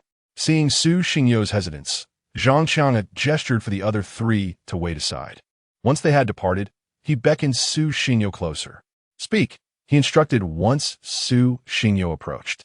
"During the last merge week, I encountered a youth named Kong Suifeng in the prison. From his appearance, he does not seem like someone capable of murder. Initially, I inquired about Hui Tianxiu, who mentioned that Kong Suifeng bore the weight of more than 10 lives. The clarity in his gaze was unmistakable, revealing a genuine fear that was palpable. It was indeed difficult for me to believe that he could carry such a burden. I sought to understand the true origins of his imprisonment. For some time now, he had been unable to locate Zhang Lao or Wu Lao, leaving him to ponder alone, devoid of any leads or rationale. This was a rare opportunity, and he felt compelled to ask. Zhang Qiang appeared momentarily taken aback, seemingly unprepared for Su Xingyo's inquiry. After a brief contemplation, he sighed deeply and began to speak. That child, indeed, carries the weight of more than 10 lives. It is, after all, a tragic incident. Even we are unaware of the full details. What does this mean? Su Xingyo was momentarily stunned. He had come seeking an answer, only to find that Zhang Qianga was equally in the dark. Well, the boy hails from a remote village in Yinshan City. When the local authorities detected disturbances in the sequence patterns, they rushed to the village, only to discover that not a single soul remained alive. Blood flowed like rivers. It was a small village, perhaps home to only a few households. The scene was one of utter carnage, with body parts strewn everywhere and no complete corpses to be found. The boy lay amidst a pool of blood, surrounded by the remnants of shattered lives. Zhang Qianga sighed again, relaying the information that the local authorities had conveyed to him. Reluctantly, he acknowledged the grim reality. Most of the corpses bore his fingerprints on their necks, arms, and thighs. Furthermore, there were no traces of any other presence at the scene, making it implausible for external forces such as Rakshasa or heavenly evil to be involved. Thus, the boy was promptly sent to the Jingxin Pavilion prison. Su Xingyo pondered for a moment. According to Zhang Qianga, had this young boy single-handedly annihilated an entire village? Had he fallen into a deep slumber after the massacre? How fortuitous was that? It meant that no one in this world knew what had transpired at that moment, only that the entire village lay dead, with all evidence pointing toward an innocent youth, untouched by the world. Was it a case of human malice or the boy himself? Could it have been a malevolent spirit? Unlikely, as they could not deceive Heavenly Net. Did he retain any memory of the events that transpired? No, he could not recall. The only thing he remembered was being tormented by a figure in black before slipping into unconsciousness. A figure in black? Su Xingyo confirmed. Indeed, we dispatched military personnel to investigate the surrounding areas of the village, yet we found no trace of any other individuals. Although he had stated this, to this day, we had not uncovered any leads regarding the black-clad figure. Was it mere fabrication? Su Xingyo shook his head, swiftly dismissing that notion. The boy's clear, innocent eyes convinced him that this was likely not a falsehood. Yet, the absence of evidence certainly raised questions, with so few clues. Su Xingyo felt as if his mind were ablaze. There's another significant point of doubt. Zhang Qianga seemed to recall something and continued. After extensive examination, we discovered that he had not awakened any sequence patterns. This implies that a 17-year-old boy could have slaughtered an entire village with mere mortal strength. This increasingly defies comprehension. In the majority of villages across Huaxia, agriculture is a primary occupation, and the prolonged labor in the fields has resulted in villagers possessing remarkable physical health. How could such a delicate youth single-handedly annihilate an entire village? If this were to be spoken of, it would be met with disbelief. Indeed, this incident has remained unresolved for nearly a year. The investigation by the Shuguang in Yinshan City continues, yet no trace or clue has been uncovered thus far. Thank you, Elder Zhang, Su Xingyo said with a slight bow of gratitude. Indeed, your talents are exceedingly high. Strive to emerge from the Jingxin Pavilion soon, for the world beyond awaits you. Zhang Qianga waved his hand dismissively. With a mind full of questions, Su Xingyo returned to her dormitory. It seems yet another mystery awaits resolution. Chapter 81. The last merging week of this year and the days that followed. Su Xingyo found himself either immersed in the ethereal realms of music, chess, calligraphy, and painting, or engaged in rigorous physical training. He had contemplated the events surrounding Kong, Suifeng, but due to a lack of leads, he had to set them aside for the time being. Within the illusion, he confronted 4 extreme environments, continually pushing the limits of his physical capabilities while his soul's power remained restrained. Unbeknownst to him, his strength was experiencing a remarkable transformation. His soul power had reached the brink of the returning dust realm, merely a thin veil separating it from the fragmented realm. Once breached, his power would undergo another metamorphosis. During this period, the most amusing incident was the bet between Mo Qing and Lei Chong regarding whether Su Xingyo would secure the top position in the assessment. The loser was to release 10 mice in their room, which resulted in Lei Chong, after enduring a torturous ordeal, being subjected to another half-month of torment. When Su Xingyo saw Lei Chong again, he appeared markedly gaunt, devoid of vitality, his eyes reflecting despair as if he had lost all hope in this vibrant world. 2 months later, in the open space before the Tranquility Pavilion, only 16 of the original 22 students remained. 6 had intermittently completed the self-slicing illusion and departed. Observing the dwindling number of companions around him, Su Xingyo resolved to conquer the self-slicing illusion once this merging week concluded. In the distance, a thunderous rumble resounded, as 32 peaks, under the control of Elder Wu, swiftly converged towards the main peak, akin to a puzzle being reassembled. This marked the final merging week of the year. Elder Wu had vanished, leaving only a lingering echo of his voice in the air. Su Xingyo tightened his coat, exhaling a mist of frosty vapor. It was now the end of the year, and the temperature on the mountain had plummeted below zero. A biting north wind swept through, prompting Su Xingyo to hunch his shoulders, as if to preserve the warmth within his body. The once lush peaks now appeared desolate. What are you planning this time? Do you intend to break through the entire prison again? And Mo Qing, clad in a military coat and fur hat, had his cheeks reddened by the howling wind. This time, I shall refrain from involvement, Su Xingyo replied, shaking his head, as he had no intention of breaching any prison or engaging in conflict with anyone. Under the suppression of divine punishment, he could still exert a slight influence over both heaven sound and yin-yang boundaries. However, without a duel in the training arena, a one-sided overpowering would hold little appeal. Then I shall accompany you, and Mo Qing chuckled, settling beside Su Xingyo. As the weather grew increasingly frigid, this merging week saw an unusual absence of individuals at the mountain peaks.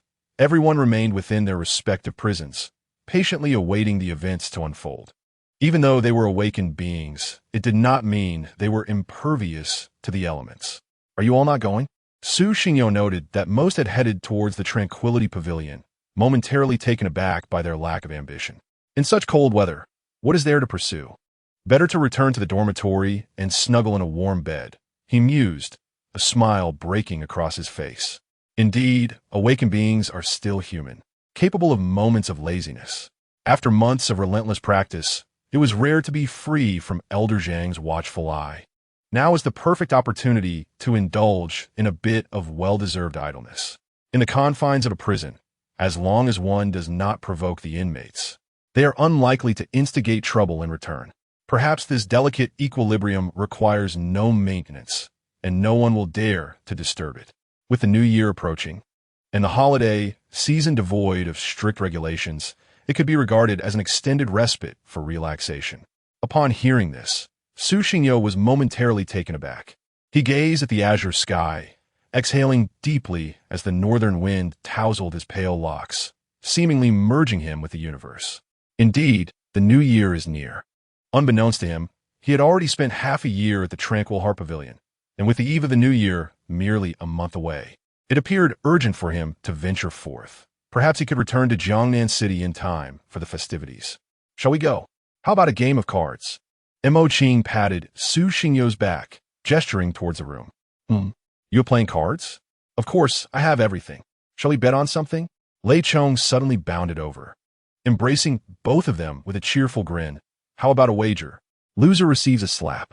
Meanwhile, in Jiangnan City, at the time-waste recycling station, a Chu, Mu Shui, seated before the hearth with hands outstretched to the warmth, couldn't help but sneeze, rubbing his nose. In the hall, Su Zhixia, who was diligently chopping vegetables, glanced up momentarily, stifling a giggle before returning to her tasks. Only Yu Tianshu, perceiving the scene, let out a boisterous laugh and remarked, "Boss, did Xingyo scold you?" Mu Shui's gaze lifted slightly, the firelight casting a cold sheen on his face, his serpent-like eyes fixated on Yu Tianshu as if he were a predator eyeing its prey. Ready to strike. No, I was merely speaking casually. Do not take it to heart, boss. Observing the atmosphere, Yu Tianshu swallowed hard and hastily waved his hands in explanation. However, it has been half a year since Xingyo left. How has he fared the Tranquil Heart Pavilion? At that moment, Li Chongqing, clad in a black coat and wrapped in a scarf, pushed open the door and approached Yu Tianshu, rubbing his hands together. With each word he spoke, a cloud of mist escaped his lips. Outside, snowflakes fell like feathers, blanketing the earth in a pristine white, swirling gracefully from the heavens. Beneath the unblemished, icy expanse, it seemed capable of purging the world of all malevolence, cleansing the human spirit. I feel as though I might perish. Mu Shue's cold voice echoed in their ears. Yet none took it seriously, for they all understood that no one in Jiangnan City was more concerned about Su Xingyo than he. They could never forget the night when Mu Shue covertly called the head of the Tranquil Heart Pavilion to inquire about Su Xingyo's well-being. Boss, others may not know, but we do. What you imply is that Xingyo has made significant progress. Am I correct? Yu Tianshu, in a state of ennui, rested his head on the table, gently tapping it with his fingers, his stomach growling in hunger. Mind your own business, Mu Shue scoffed. However, it seems that recently malevolent entities have increased. Li Chongqing unsheathed the sword from his back and placed it on a nearby weapon rack, his expression growing somber. Indeed, the neighboring cities are similarly affected. In summary, it is advisable for you to remain vigilant. Although the malevolent entities do not possess great power, their threat to ordinary individuals remains significant. Mu Shue nodded, gesturing towards the table adorned with a dozen coins and numerous delicate pink spheres. The domain gate and memory severance are prepared for you. Understood. Li Chongqing sighed, approached the table, and quietly gathered the items. The seemingly glamorous awakeners outside are, behind the scenes, merely struggling laborers. Sister Ji Xia, dinner is ready. I am famished. Yu Tianshu exclaimed, clutching his stomach and letting out a boisterous cry, startling Li Chongqing. It will be ready soon. Do not rush. The group reveled in a joyous atmosphere, seemingly oblivious to the fact that this pristine world is gradually being consumed by an encroaching darkness. Chapter 82. Snowball as midnight approached. Pristine snowflakes gracefully descended, shimmering under the scattered lights, gradually blanketing the Serenity Pavilion in a layer of pure white, resembling a breathtaking canvas that captivated the heart. Within the confines of the prison, Feng Dehai reclined on his bed, allowing the light to cascade upon his face, his eyes tightly shut, as if awaiting something significant. Leader, it's snowing. It's snowing. A voice filled with excitement mingled with a flurry of hurried footsteps as a prisoner rushed into the room. His breath condensing into mist in the frigid air, his cheeks flushed from the cold. Feng Dehai slowly opened his eyes, a glimmer of brilliance flashing within them. He gently tilted his head, as if to confirm the truth of the proclamation, a hint of anticipation lingering in the air. You know the consequences of deceiving me. Leader, it truly is snowing. Another prisoner entered from the corridor, his previously solemn expression replaced by a joyful grin, brimming with hope. Let's go out and see. With determined strides, Feng Dehai made his way toward the prison's exit, followed closely by a throng of fellow inmates, a grand procession that came to a halt outside. This assembly stood as still as scarecrows amidst the falling snow, their eyes aglow, reaching out to touch the immaculate snowflakes, only to have the warmth of their palms melt the delicate crystals into water upon contact. After so many years, we have finally awaited this moment. At some point, the long-haired man felt his eyes welling with emotion. He was among the first captured by the dawn's light, one who had endured the most suffering. As though the snow could cleanse his transgressions and lead him to freedom. It appears that tonight is the night. Tomorrow we shall take action. Feng Dehai exhaled deeply. Memories of 3 months prior, when Su Xingyo had struck down many, flashing through his mind as he clenched his fists. A chilling intent to kill radiated from him, sweeping across the land like a tempest. This group resembled scarecrows beneath the snowfall, akin to the most devout followers of the faith, gazing skyward, allowing the snowflakes to swirl and settle upon their shoulders without faltering in their resolve. Shortly thereafter, over 20 snowmen appeared abruptly in the open space outside the prison, motionless, fixated on the heavens. Suddenly, from the sky, a snowball, the size of a fist, descended at a speed nearly imperceptible to the naked eye, resembling a meteor plummeting from the cosmos. Make way, it's coming. Feng Dehai's eyes narrowed in focus as he let out a low growl, shaking off the accumulated snowflakes from his body, pushing aside those around him, creating a wide berth around the group. Boom! The ground, already blanketed in a thick layer of snow, was struck by the snowball, creating a massive crater. Contrary to expectations, the snowball did not shatter. It retained its spherical form, seemingly unyielding. No matter how one looked at it, this was not something that could occur on a typical snowy day. Feng Dehai's gaze toward the snowball was filled with fervor, and he immediately crouched down, cradling the snowball as if it were a precious gem, hastening back toward the prison. The others quickly followed suit, their expressions brimming with delight, as though liberation were imminent, most of them releasing sighs of relief. Once the prison gates closed, the members of Tianxia skillfully obscured the surveillance cameras positioned in every corner. Feng Dehai raised his hands high above his head and forcefully hurled the snowball to the ground. Crack! The fissures rapidly spread from the base of the snowball, soon covering its entire surface. With a gentle yet forceful push of his fingertip, it shattered into countless fragments, revealing a thumb-sized glass vial nestled among the debris. Inside the vial, a pale blue liquid shimmered under the light, sparkling like diamonds, emanating a subtle yet palpable energy that gently radiated outward. Is this the key item? The long-haired man swallowed hard, unable to fathom that the crux of their grand scheme was merely a bottle of water. Merely a thumb's worth, containing just a few milliliters? What else would you expect? This is the essence that our master has painstakingly distilled after hunting down hundreds of similar malevolent beings in the ruins of other nations, many of which were formidable entities of the sky realm and the realm of all things. Do you have any idea how many years of effort it took to gather even this tiny vial? Feng Dehai's gaze pierced through the long-haired man like 1,000 daggers, sending chills down his spine. The others present felt a wave of relief for having withheld the truth under Su Xingyo's coercion. Otherwise, they would have met the same fate as that unfortunate individual, long since vanished from existence. A single terse phrase left everyone in astonishment. Pursuing malevolent beings in the ruins of other countries? Wasn't that akin to entering a den of evil to slay the very essence of malevolence? How could such a perilous endeavor be spoken of so casually? Just how powerful was their master? With this vial in their possession, they could finally rest easy. Tomorrow would herald the commencement of the true spectacle.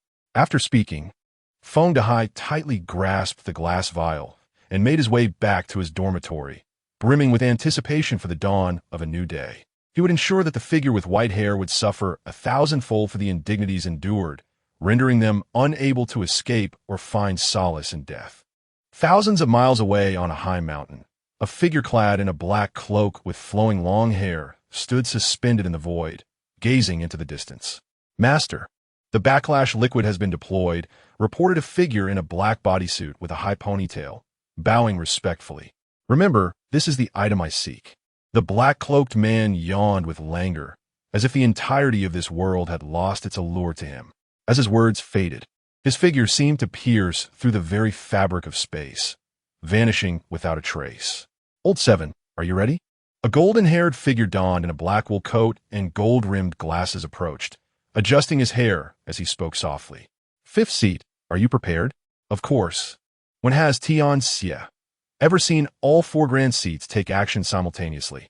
The 5th seat chuckled lightly, stretching his arms and inhaling deeply, as if savoring the beauty of the world around him. Behind the two, a figure in a black suit, carrying a briefcase, sat slumped against a tree, appearing quite fatigued. Ah, the 8th seat of the 10 evil. Glancing once more at the distant horizon, tomorrow, all of this shall turn to mere ashes. The 5th seat suddenly erupted in a sinister laugh, his expression grotesquely twisted, accentuated by his golden-rimmed spectacles, embodying the archetype of a refined scoundrel. Old 8, why do you appear as if half your body is already in the grave? Observing the nearly breathless 8th seat, the 5th seat furrowed his brow and spoke sharply. A worker's spirit, a laborer's soul, I have just finished my shift. Your colleague, who would have imagined that the one burdened with overtime would be the infamous 8th seat of the 10 evil? The 5th seat paused slightly, a flicker of confusion crossing his face. Old 7, did you not bring any attendants? She had other matters to attend to. Shifting his gaze, he finally noticed a figure crouching beneath his right foot, enduring the weight without a single complaint. Chapter 83, Divine Punishment, ineffective at the break of dawn the following day. Su Xingyo stood at the entrance of the tranquil pavilion, gazing at the enchanting landscape before him. The ground was blanketed in thick, feather-like snow, transforming the terrain into a picturesque canvas. "It is indeed quite frigid today," he exhaled, drawing in his neck. The heavy snowfall the previous night had extinguished any thoughts of visiting the prison. Wasn't it supposed to be a sunny day? Mo Qing crept from behind the door, his hands feeling as though they had been frozen stiff. "The weather forecast has never been reliable," he remarked while rubbing his hands together. Su Xingyo shot him a glance of disdain before turning to retreat into his room. Although he had traversed 50 kilometers in a sub-zero environment within the illusion, it did not imply that he was impervious to the cold. More importantly, with his soul's power diminished multiple times, he felt an overwhelming chill enveloping his body. Indeed, Mo Qing nodded, suddenly struck by a thought. He called out, "Xingyo, what do you think? Shall we have another round?" Su Xingyo's footsteps faltered momentarily, but then quickened as he hurried back to his room, slamming the door behind him. The scene of the previous day's playful banter among the three lingered vividly in his mind, and the imprint of a slap on his face had yet to fade entirely. Who could conceive of playing do diju with slaps as stakes? This only reaffirmed his conviction. As long as he remained outside the dawn, it would signify a gathering of talents. Shivering as he nestled beneath the covers, Su Xingyo opened a book from his bedside and began to read in silence. Strangely, the text that had once failed to capture his interest now seemed irresistibly alluring, a curious phenomenon indeed. On a certain peak, amidst a world cloaked in silver, the snowfall had left a carpet of white, with footprints of varying depths marking the only blemishes in the pristine landscape. Feng Dehai and his companions marched resolutely through the snow, tightening their prison garments against the biting northern wind, steadily making their way toward the heart of the mountain. Guided by memory, after a brief pause, Feng Dehai halted and gestured downward. "Let us begin digging." The snowfall from the previous night had been so heavy that their originally excavated area was now indistinguishable, forcing them to rely on their recollections of the distance from the prison. A long-haired man, along with a few others, grasped shovels and plunged them into the snow, clearing it away with vigorous effort. Heads bowed, they embarked on their arduous task of shoveling snow. 10 minutes later, a vast open space emerged before them. The damp grass had been collectively unearthed, revealing a dark, profound staircase that beckoned them. Feng Dehai produced a flashlight he had prepared in advance, leading the way as he stepped into the depths, descending the soil staircase, which twisted and turned like a spiral. This was equivalent to Feng Dehai delving deep into the mountain's interior, and the magnitude of manpower and time required to excavate such a substantial undertaking with mere shovels was beyond imagination. Only Feng Dehai and the long-haired man ventured deep within the mountain, while the others remained by the entrance, anxiously watching the surrounding peaks. After traversing 60 meters into the mountain's interior, Feng Dehai finally completed the stairway, arriving at a level expanse illuminated by a blinding radiance. At the center of this space floated a black diamond-shaped gemstone, exuding a subtle energy that utterly suppressed the sequences of both men. Its obsidian surface seemed to consume all light from the world, while a chilling aura gradually emanated from it. The closer they approached the gemstone, the more they felt their sequences shackled, completely devoid of sensation. Is this the divine punishment? The long-haired man stared intently at the gemstone, instinctively reaching out to touch it. "Do not touch." Feng Dehai swiftly intervened, striking the long-haired man's hand and casting him a warning glance. He then produced a glass vial from his pocket. After unscrewing the cap, he raised his right hand above the divine punishment and began to pour. A light blue liquid flowed from the vial's mouth like water. The moment the first drop touched the surface of the divine punishment, a deafening hum reverberated through the space, and the gemstone radiated a brilliant light blue hue, dazzling to behold. What had originally been a small vial of light blue liquid seemed to react to the stimulus, rapidly expanding and completely enveloping the surface of the divine punishment. Simultaneously, all other divine punishments within the surrounding peaks were also covered by the light blue liquid, emitting a faint glow reminiscent of a pale blue crystal. Within the main peak, Layers of light blue liquid seeped from the colossal divine punishment monument, as though someone were manipulating it through the fabric of space. At the moment when all divine punishments were entirely cloaked, a crisp shattering sound echoed within the confined space. Intricate fissures spreading across the surface of the divine punishment. Almost instantaneously, the light blue liquid began to fade, and the once vibrant gemstone, which had exuded energy, appeared wilted, indistinguishable from an ordinary stone. The shackles that suppressed Feng Dahai's sequence suddenly shattered, and the long-lost sensation of his sequence returned, a torrent of spiritual power surging forth. Rejuvenating his spirit, the long-haired man, filled with astonishment, gazed at his hands. His sequence had re-established its connection, and spiritual energy poured into his body like a tidal wave, granting him the feeling that he could obliterate the world with a mere gesture. "Let's go. That impudent boy must pay the price," Feng Dahai bellowed, ascending the earthy steps with the swiftness of lightning. On the surface, one inmate shouted excitedly. The first one succeeded. "My sequence has returned." A cluster of fiery red flames danced like spirits in his palm, the surrounding temperature gradually rising, warming him considerably. "Indeed, I feel it too. Our days of darkness are finally coming to an end." A piercing crackle of electricity enveloped another individual, wrapping him like a worm. "When the first one arrives, we shall prepare to unleash our might." Within the tranquil heart pavilion, in the vast ocean of the spirit realm, Su Xingyo suddenly opened her eyes, letting out a soft gasp as she felt the previously sealed portion of her soul power and sequence patterns unfold entirely, now free of any hindrance. What is happening? Is divine punishment ineffective? Knock, knock, knock. A rapid series of knocks echoed through the air. As the door swung open, Mo Qing rushed into the room, his expression grave as he cast a concerned glance at Su Xingyo, their gazes colliding in the air. "Xingyo, you can sense the sequence patterns too, right?" "Yes." "Oh no. Divine punishment is in trouble." This was the immediate thought that crossed their minds. Only if divine punishment were compromised could she wield the sequence patterns flawlessly.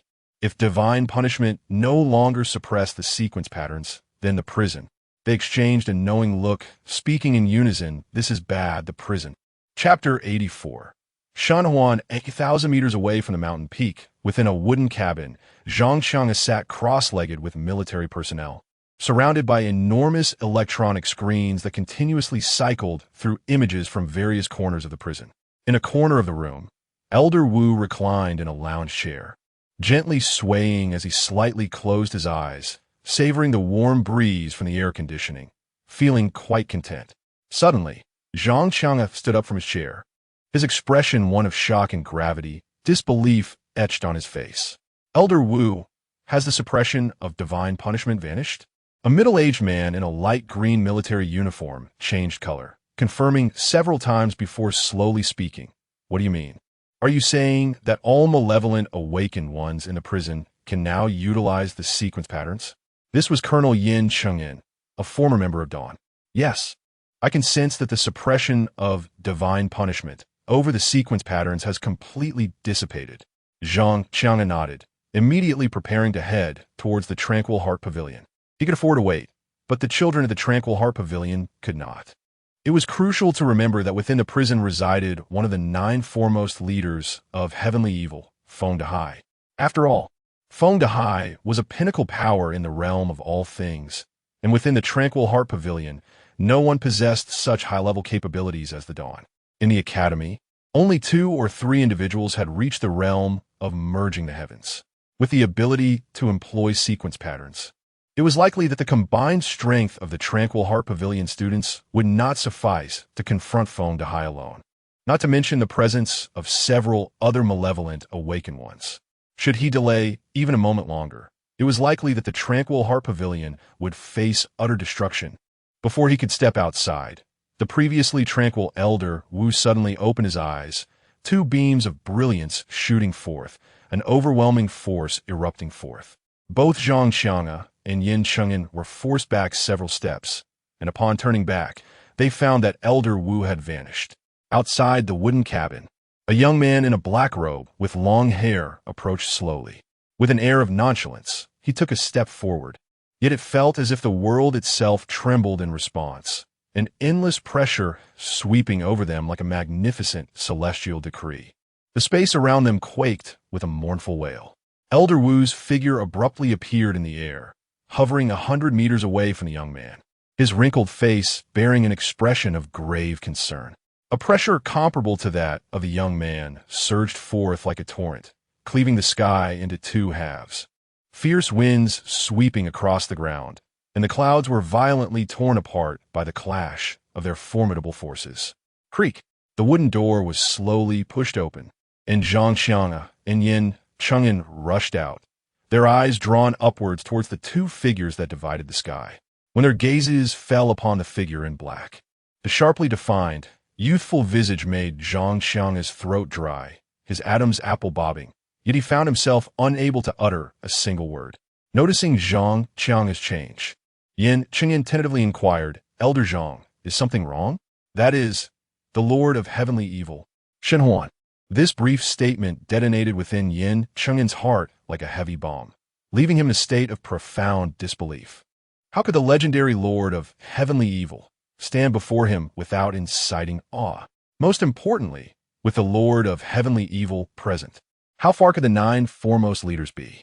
In the heights of 100 meters above, the old monster exclaimed, "What brings you here?" Old Wu fixed his gaze upon Shan Huan, striving to discern even the slightest crack in his expression, only to find his efforts utterly futile. "Do not speak in such a manner, Xiao Wenjian. After all, we have known each other for several decades, have we not?" Shan Huan chuckled lightly, his demeanor far removed from that of a nefarious organization leader. "What are your intentions?" Suddenly, a thought flashed through Old Wu's mind, and his countenance darkened further as he glanced at Zhang Qinggu and his companion on the ground.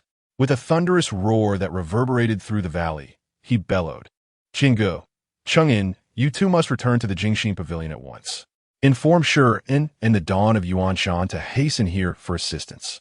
Fang Qianyi, being an elder of the Dawn, reacted promptly, transforming into a streak of blue light that soared into the sky, racing towards the Jingxin Pavilion. Yin Cheng'an followed closely, and as they sped along, they began dialing Yuan Shi's number. "There is no need for such alarm. I have merely come to share a cup of tea and reminisce, nothing more." Shen Huan strolled leisurely to the wooden cabin, showing no inclination to impede Zhang Qinggu and his companion. Instead, he traversed the snowy ground, entering the cabin to fetch a tea table, a desk, and 2 stools, which he placed in the snow. With a light chuckle, he gestured toward the opposite seat. "Please take a seat, Xiao Wenjian. What is your purpose in coming here?" "Tianxia?" Old Wu's eyes glinted with a cold light, the surrounding space trembling violently, as if on the verge of shattering.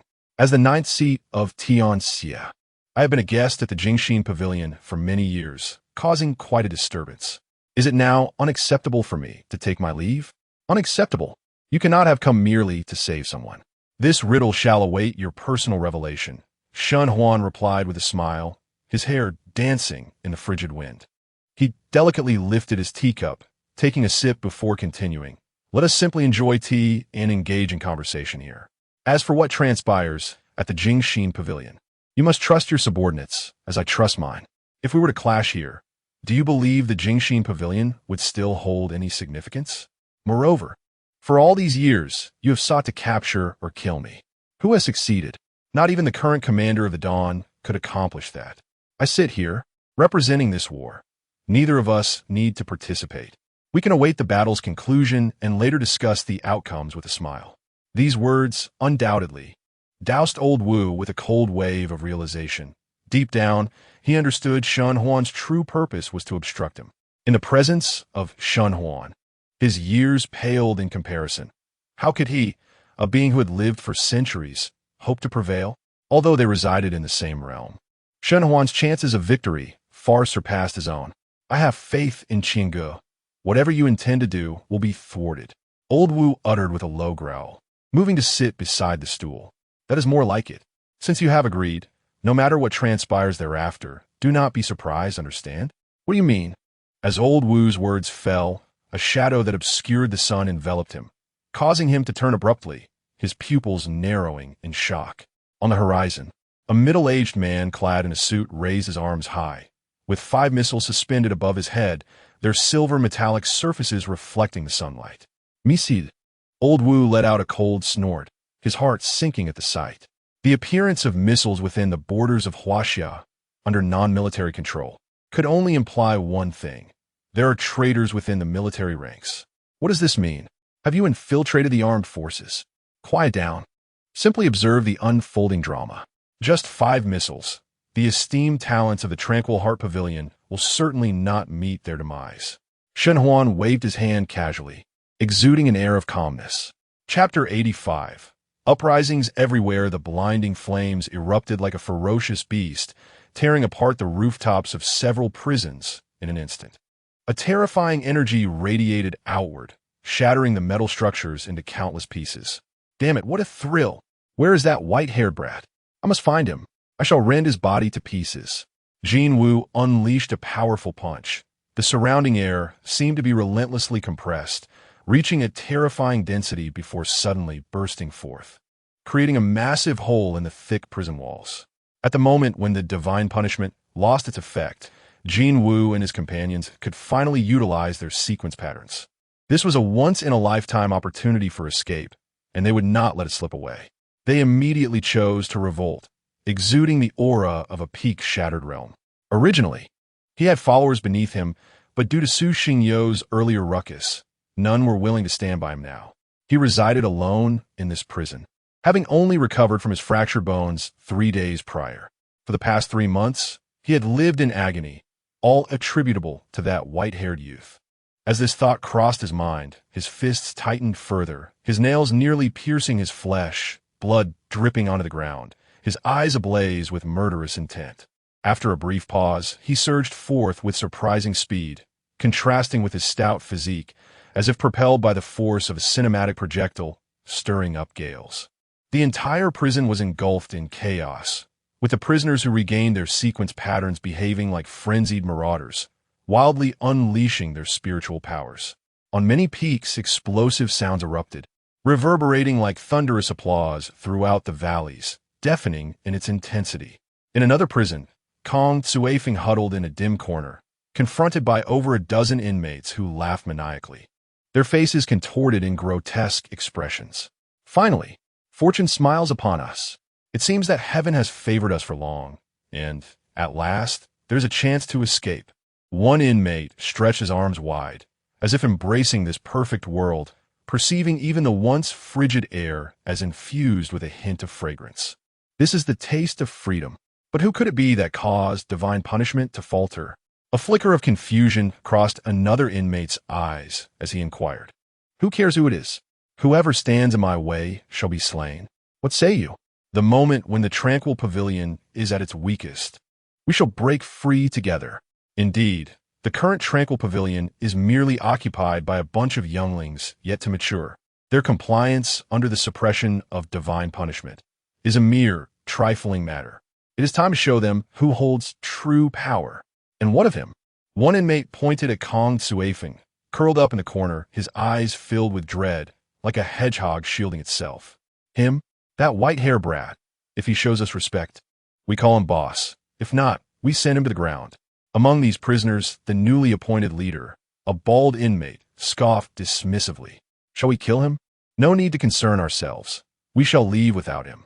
The bald man shook his head, viewing Kong Tsuefeng as nothing more than an ant that could be crushed with a mere flick of his hand. Even if he were to be slain, it would hardly pique his interest, and it would only soil his hands. A group of individuals, driven by aspiration for the future, surged forth from the prison, where the mountains had converged, placing their confinement perilously close to the tranquil pavilion. Thus, they realized that their escape hinged upon 2 potential paths, either discovering a route down from the tranquil pavilion or leaping from the precipice. A drop of approximately 100 meters. After a fleeting moment of equilibrium, the bald-headed leader pointed towards the direction of the tranquil pavilion and bellowed, "Let us go." There must be a way down from the tranquil pavilion. A formidable aura emanated from him, as his soul power had reached the realm of transcending the heavens. The 10 or so followers behind him had also attained the shattered realm. Within the confines of the prison, This would undoubtedly constitute a significant force. Before the tranquil pavilion, Su Xingyo and Mo Qing stood at the entrance, their gazes fixed upon the prison, engulfed in flames several hundred meters away. The snow that blanketed the peaks had long since melted, leaving the ground marred and pockmarked, reminiscent of the lunar surface.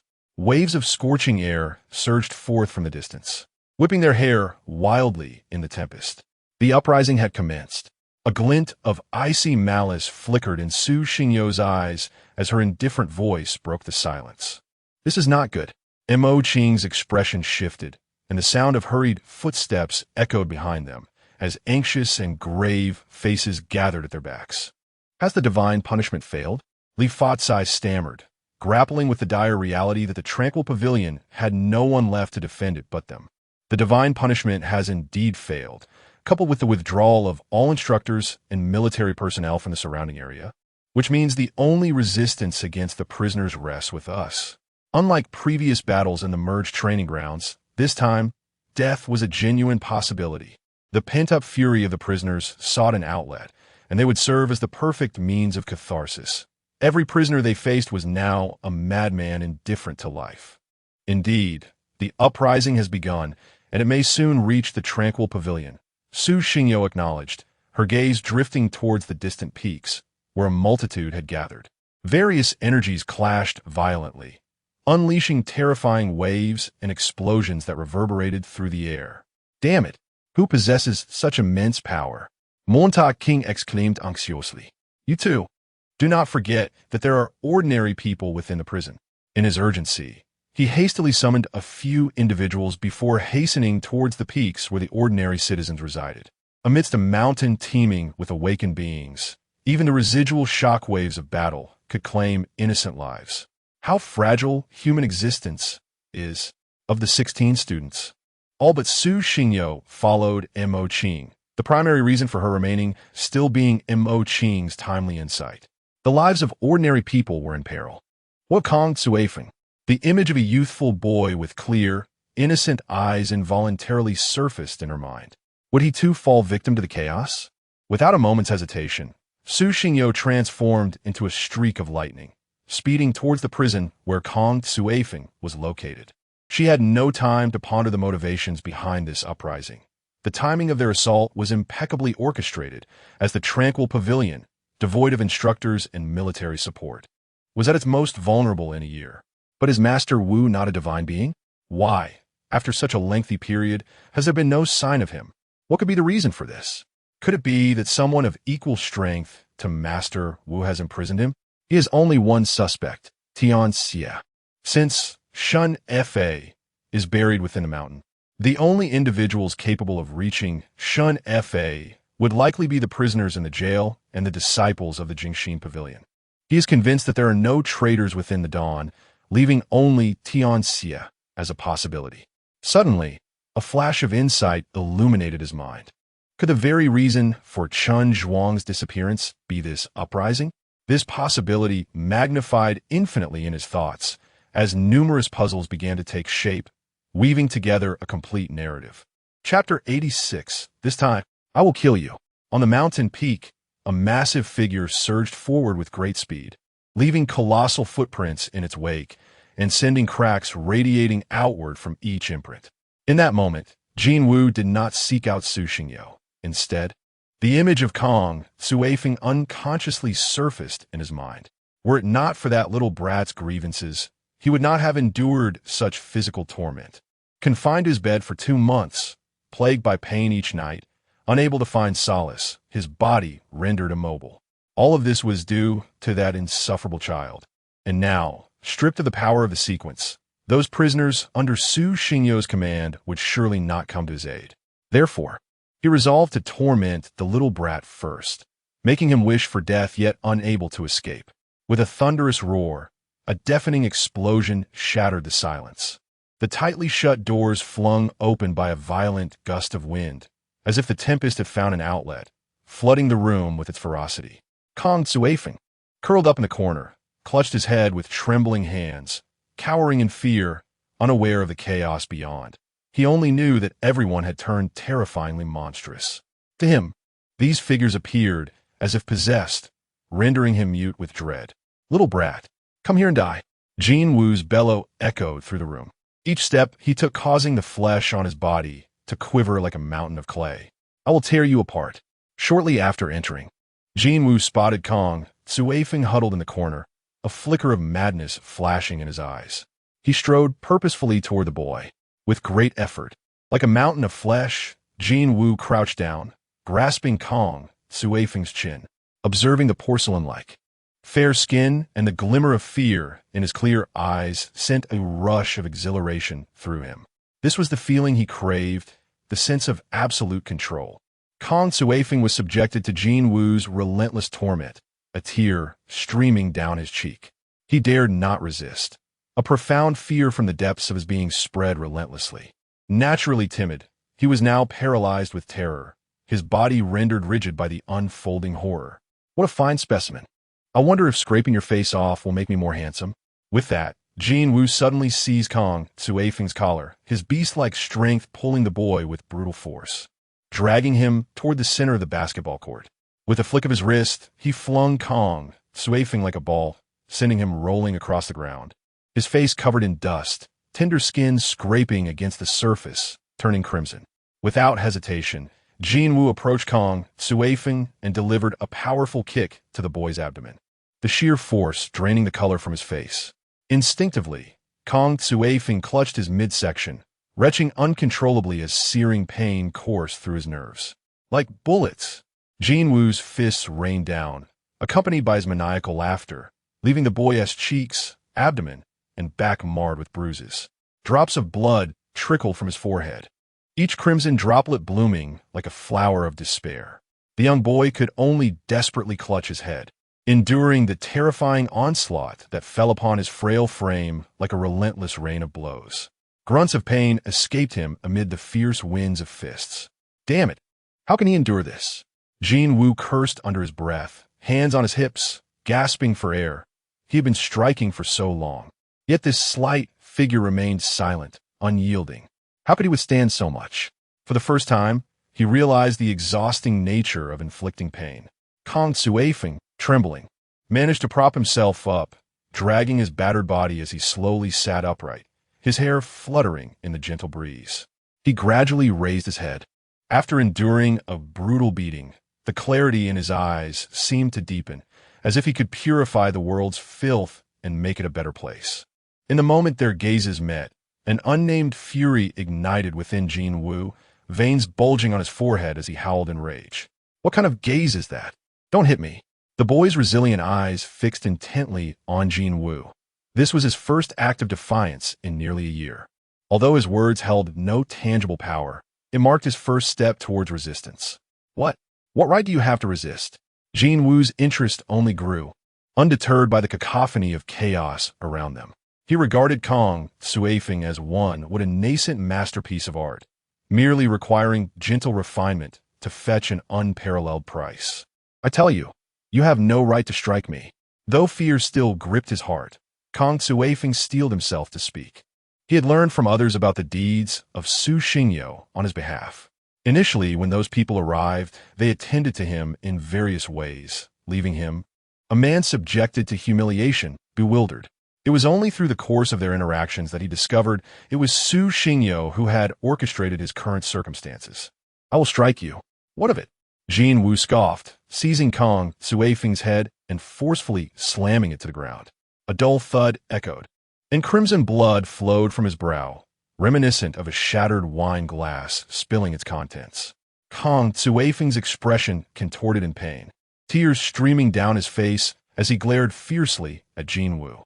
Yet, in the latter's eyes, this only served as a stimulant, intensifying his desire to torment the boy further. With a gentle grip, he lifted the boy's head, preparing to slam him down once more. Whoosh! A piercing sound sliced through the air beside Jin Woo's ear. His expression shifted dramatically as he released his hold, his hefty frame rolling backward like a ball.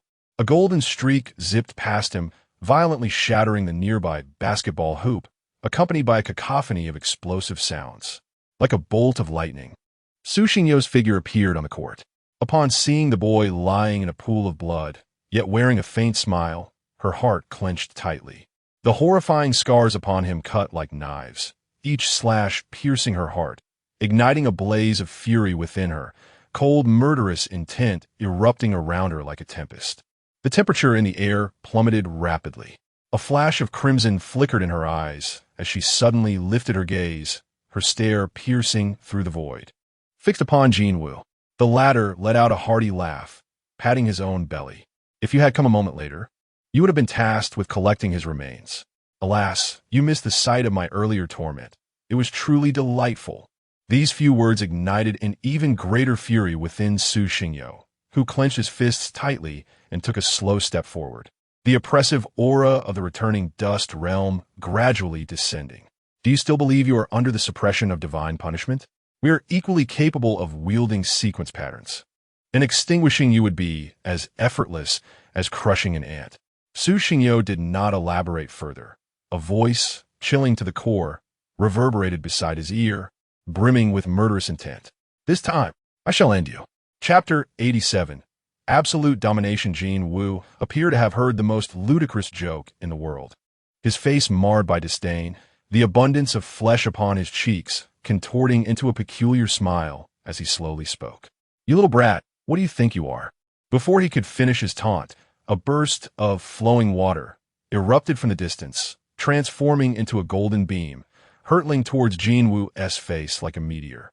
Su Xingyo harbored a profound disdain for idle chatter, particularly the tiresome cliché of pre-fight intimidation and bravado. He found such displays utterly distasteful.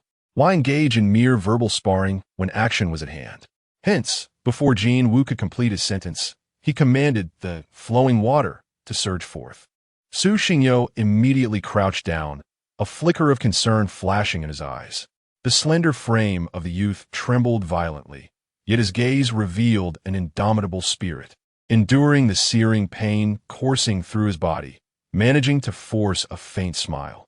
Yet this smile was etched into Su Xingyo's heart like a dagger.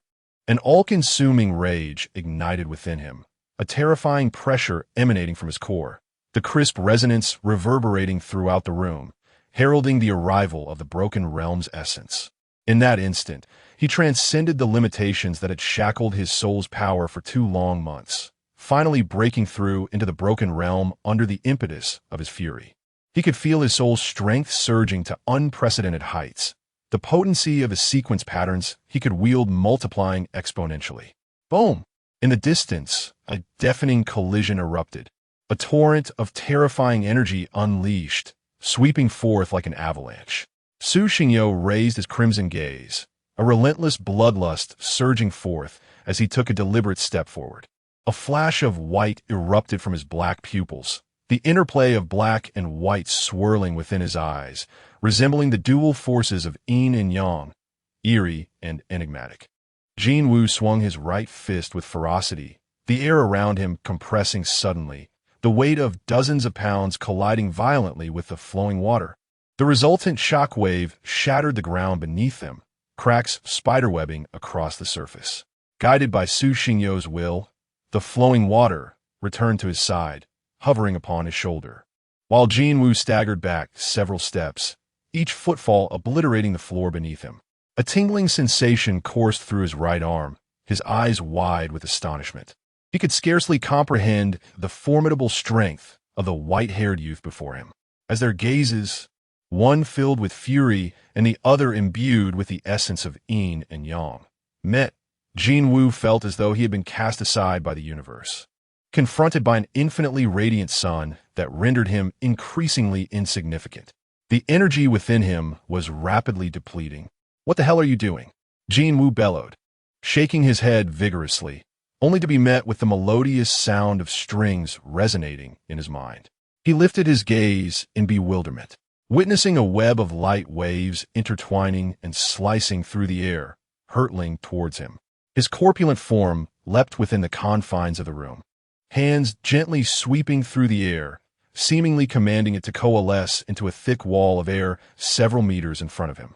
Yet, the moment the light waves collided with this barrier, it shattered into countless fragments, leaving Jinwoo frozen in disbelief.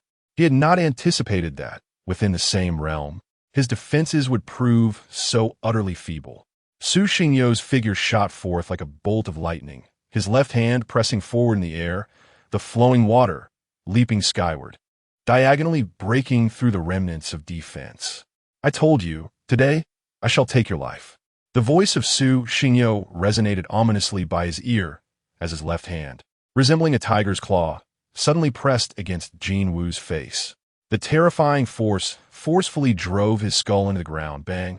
The immense power smashed Jin Wu's head against the earth, sending fragments of stone flying and crimson fluid spreading relentlessly. A sharp pain surged through Jin Wu's head, and his hands instinctively struck towards Su Xingyo's head. The air, which had been compressing, seemed to be unraveled by some strange rule. It was dissipating gradually, his pupils constricting in bewilderment. What was happening? Where was his sequence pattern? Why could he not unleash those two punches? Why did they have no effect whatsoever? He could hardly fathom that under the influence of the yin-yang boundary, any situation that could place Su Xingyo at a disadvantage would not materialize. However, the simultaneous use of multiple sequence patterns also drained an immense amount of soul energy.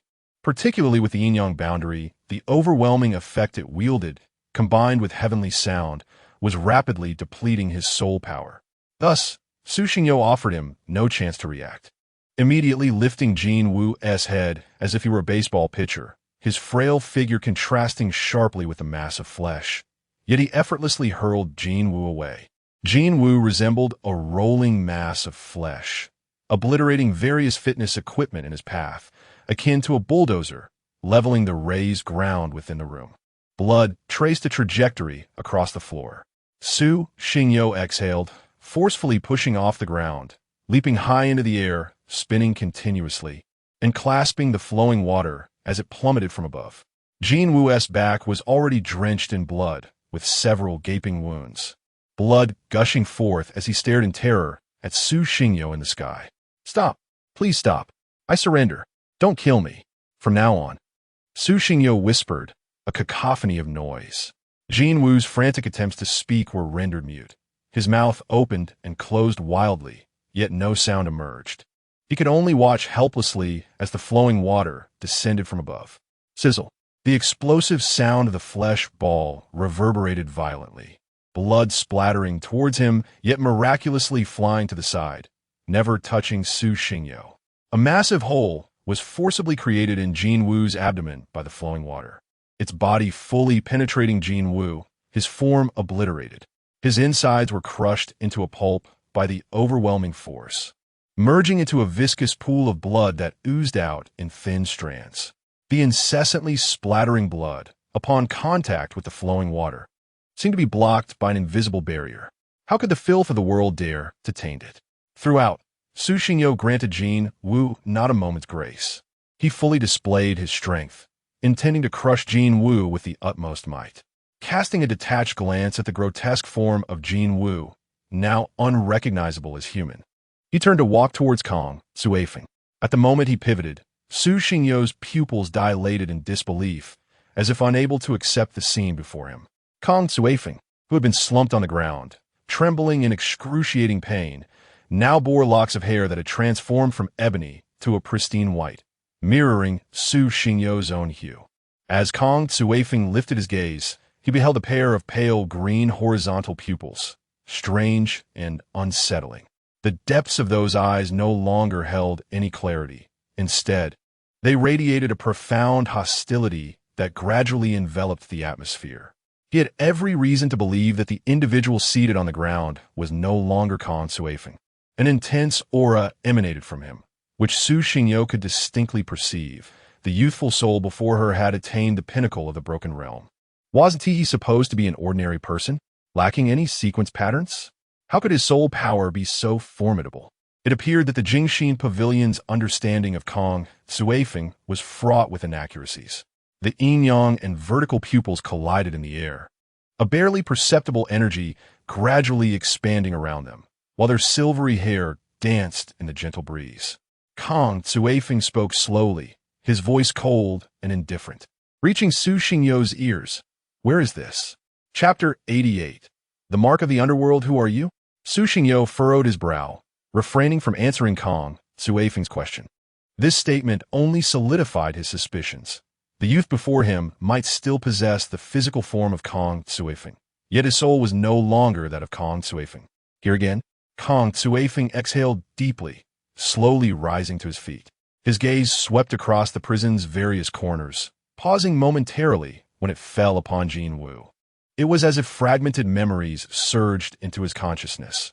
Pieces of Kong Suifeng's recollections began to assemble, scenes flashing before him like a rapid montage in a film. "Answer me. Who are you?" Su Xingyo commanded, his yin-yang eyes shimmering with a dangerous light, the oppressive aura of the broken realm gradually descending upon them.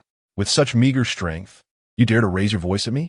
Kong Suifeng scoffed, completely dismissing Su Xingyo, as he slowly lifted his hand. The space before him suddenly tore open like a zipper on a garment, and a dark green long knife erupted from the void, its surface adorned with patterns reminiscent of human veins. Buzz! The moment Kong Suifeng grasped the long knife, a terrifying aura erupted, and Su Xingyo felt as if he had been thrust into the eye of a storm, the winds so fierce that they obscured his vision. The pressure of the peak of the broken realm continuously surged forth. "Is this truly the extent of your power?" Kong Suifeng regarded his own hand with a perplexed expression, curling his lip in disdain. "So who exactly are you? What gives you the right to inhabit his body?" Su Xingyo endeavored to steady his tumultuous emotions. The absurdity of the situation relentlessly provoked him. Perhaps a genuine dialogue between them was possible. Inhabit his body? Kong Suifeng snorted derisively, his expression one of utter disdain, almost bordering on disgust. "This frail form cannot withstand my might. A mere exertion, and it feels as though it might shatter. If it were not for necessity, why would I desire to occupy his body?" Taken aback by this revelation, Su Xingyo had initially believed that Kong Suifeng's body was being forcibly controlled. However, it now seemed there was more to the story. "What do you mean?" Su Xingyo immediately pressed for clarification. "So, it seems you are a friend of the owner of this body." Kong Suifeng regarded him with a cold stare and spoke in a deep tone. "Indeed. Since I am unfamiliar with this world, and you claim to be a friend of the body's owner, I shall share this information with you. At least the next time you visit, you will have someone familiar to turn to." With a sigh, Kong Suifeng's otherworldly horizontal pupils drifted toward the ceiling as he began to speak. "I'm not of this world." This single statement caused Su Xingyo's eyes to widen in disbelief. "Not of this world? Then for which world do you hail?" He had prepared himself psychologically, expecting a scenario of merely dual personalities, yet the reality was far more explosive, an existence not belonging to this realm. What does that mean? Su Xingyo had already dispelled the yin-yang boundary, his deep, dark eyes fixed upon Kong Suifeng. "The first time it happened was a year ago, during a battle in my world with my friends, when I suddenly felt an immense pull. Extract my soul from this corporeal vessel, traversing through a dark and profound tunnel, ultimately to descend back into this body. I do not belong to this world, nor does this weapon originate from it. Perhaps it follows me, as it is my life's instrument, accompanying my spirit to this realm. This occurrence marks my second experience. I am perplexed by the nature of this situation. Even in my original world, such phenomena are utterly incomprehensible. Yet, these thoughts stir a tempest within Su Xingyo's heart. Based on the prowess displayed by Kong Suifeng, it is evident that he has awakened the sequence patterns. What does this imply? Upon awakening the sequence patterns, does one summon the souls from another world to descend upon oneself? This notion seems preposterous, even for television. Moreover, does the universe truly harbor such an abundance of worlds? Wait a moment. Su Xingyo's eyes brightened slightly. He had mentioned that the first crossing occurred a year ago, coinciding with the occurrence of that unsolved case. Is there a connection? When you first descended, was the surrounding area a sea of corpses? Did you witness over a dozen bodies? Indeed, during my initial arrival, this body was far too frail, capable of only accommodating a mere 1% of my power. At that time, a dark mist annihilated the villagers, and I could only desperately protect the life of this body's original owner. Once my energy was entirely expended, my soul returned to my original world. With this revelation, Su Xingyo grasped the situation, Only when the soul's energy is nearly depleted can it return to its original realm. But what is this dark mist? Is it the malevolent essence that emerges when evil is vanquished? Or something else entirely? What is this dark mist? Do you know? Su Xingao in Guit Ugenti. I am uncertain. At that time, I had just arrived in this world, and everything was shrouded in mystery. The power at my disposal stemmed solely from my own essence. Yet, this body seems to act as a shackle, confining my strength, preventing me from revealing my true potential. Otherwise, I would have effortlessly obliterated that dark mist. Ultimately, I could only witness the mist slaughtering those people, powerless to intervene. In your name? Su Xingyo sighed deeply, realizing that the village harbored certain secrets that he might one day have the opportunity to uncover. Minghen. Minghen spoke slowly, his horizontal pupils radiating a unique brilliance. This body is exceedingly frail, and my power is suppressed, allowing me to wield only 2% of my strength. Su Xingyo was taken aback. 2% of his strength? Has he already reached the pinnacle of the broken realm? How formidable must his original strength be? Would it surpass that of Old Wu? He lacked a higher level of power and could not fathom the magnitude of the chasm between each realm. From these remarks, it appears that Ming Hen's strength is indeed constrained by Kong Suifeng's soul energy, which resembles a candle. When the soul energy is completely expended, Ming Hen's essence shall also depart. Greetings, I am Su Xingyo. The hands of the two silver-haired youths clasped tightly in the air. Hearing the thunderous roars and the cacophony of battle erupting from the outside world, Ming Hen furrowed his brow and inquired, "What is transpiring out there?" "It is a prison. The inmates are attempting to escape." Sensing the energy fluctuations emanating from the outside, Ming Hen rubbed his shoulders and gradually rose to his feet, a surge of murderous intent radiating from him. He realized that he could not return in the immediate future. Given this circumstance, safeguarding this body became of utmost importance, for he was uncertain whether the demise of this vessel would pose a threat to his soul. Yet, he was unwilling to take that gamble. "Do we consider ourselves friends?" Ming Hen suddenly posed this question. "Indeed. Very well. I shall assist you in suppressing this group." A chilling smile graced Minghen's lips as his voice resonated with icy calm. "Zhan Yuan, let's proceed." Chapter 89. The two white-haired reapers Su Xingyo gazed at the spirited and exuberant Kong Suifeng before him, momentarily lost in thought. Then, "They shall all be subdued." After a brief silence, Su Xingyo slowly lifted his head, his yin-yang eyes once again revealing themselves, a formidable aura gradually emanating as he stepped beside Ming Hen. The two white-haired youths stood side by side, their silvery locks dancing like ribbons in the gentle breeze. A guzheng on the left and a long sword on the right, a chilling murderous intent flashing from their eyes. With a swift motion, Ming Hen transformed into a streak of emerald lightning, vanishing from sight. Su Xingyo was momentarily taken aback. The speed was so swift that even he could hardly react. Without further hesitation, he followed Ming Hen, dashing out of the prison towards the epicenter of the raging conflict. In your world, it seems the concept of a nether source does not exist. As they walked side by side, Ming Hen suddenly spoke. "What is the nether source? Your world is quite peculiar. It appears that everyone possesses distinct special abilities. Although none are particularly formidable in combat, they are indeed remarkable. I have never witnessed such extraordinary powers." Ming Hen did not address Su Xingyo's inquiry, but continued speaking to himself. "Must we slay all those clad in prison garb? All must perish." The two had surged several thousand meters when the tranquil pavilion, situated in the heart of the prison, came into view. In the clearing before the tranquil pavilion, Mo Qing and others were actively obstructing the prisoners led by the bald man. Various energies surged in the sky, flames, icewood, the heavens, illuminated by the cacophony of their assaults, had transformed into a vibrant spectacle, akin to the aurora beneath the twilight, resembling an ink painting unfurling across the sky.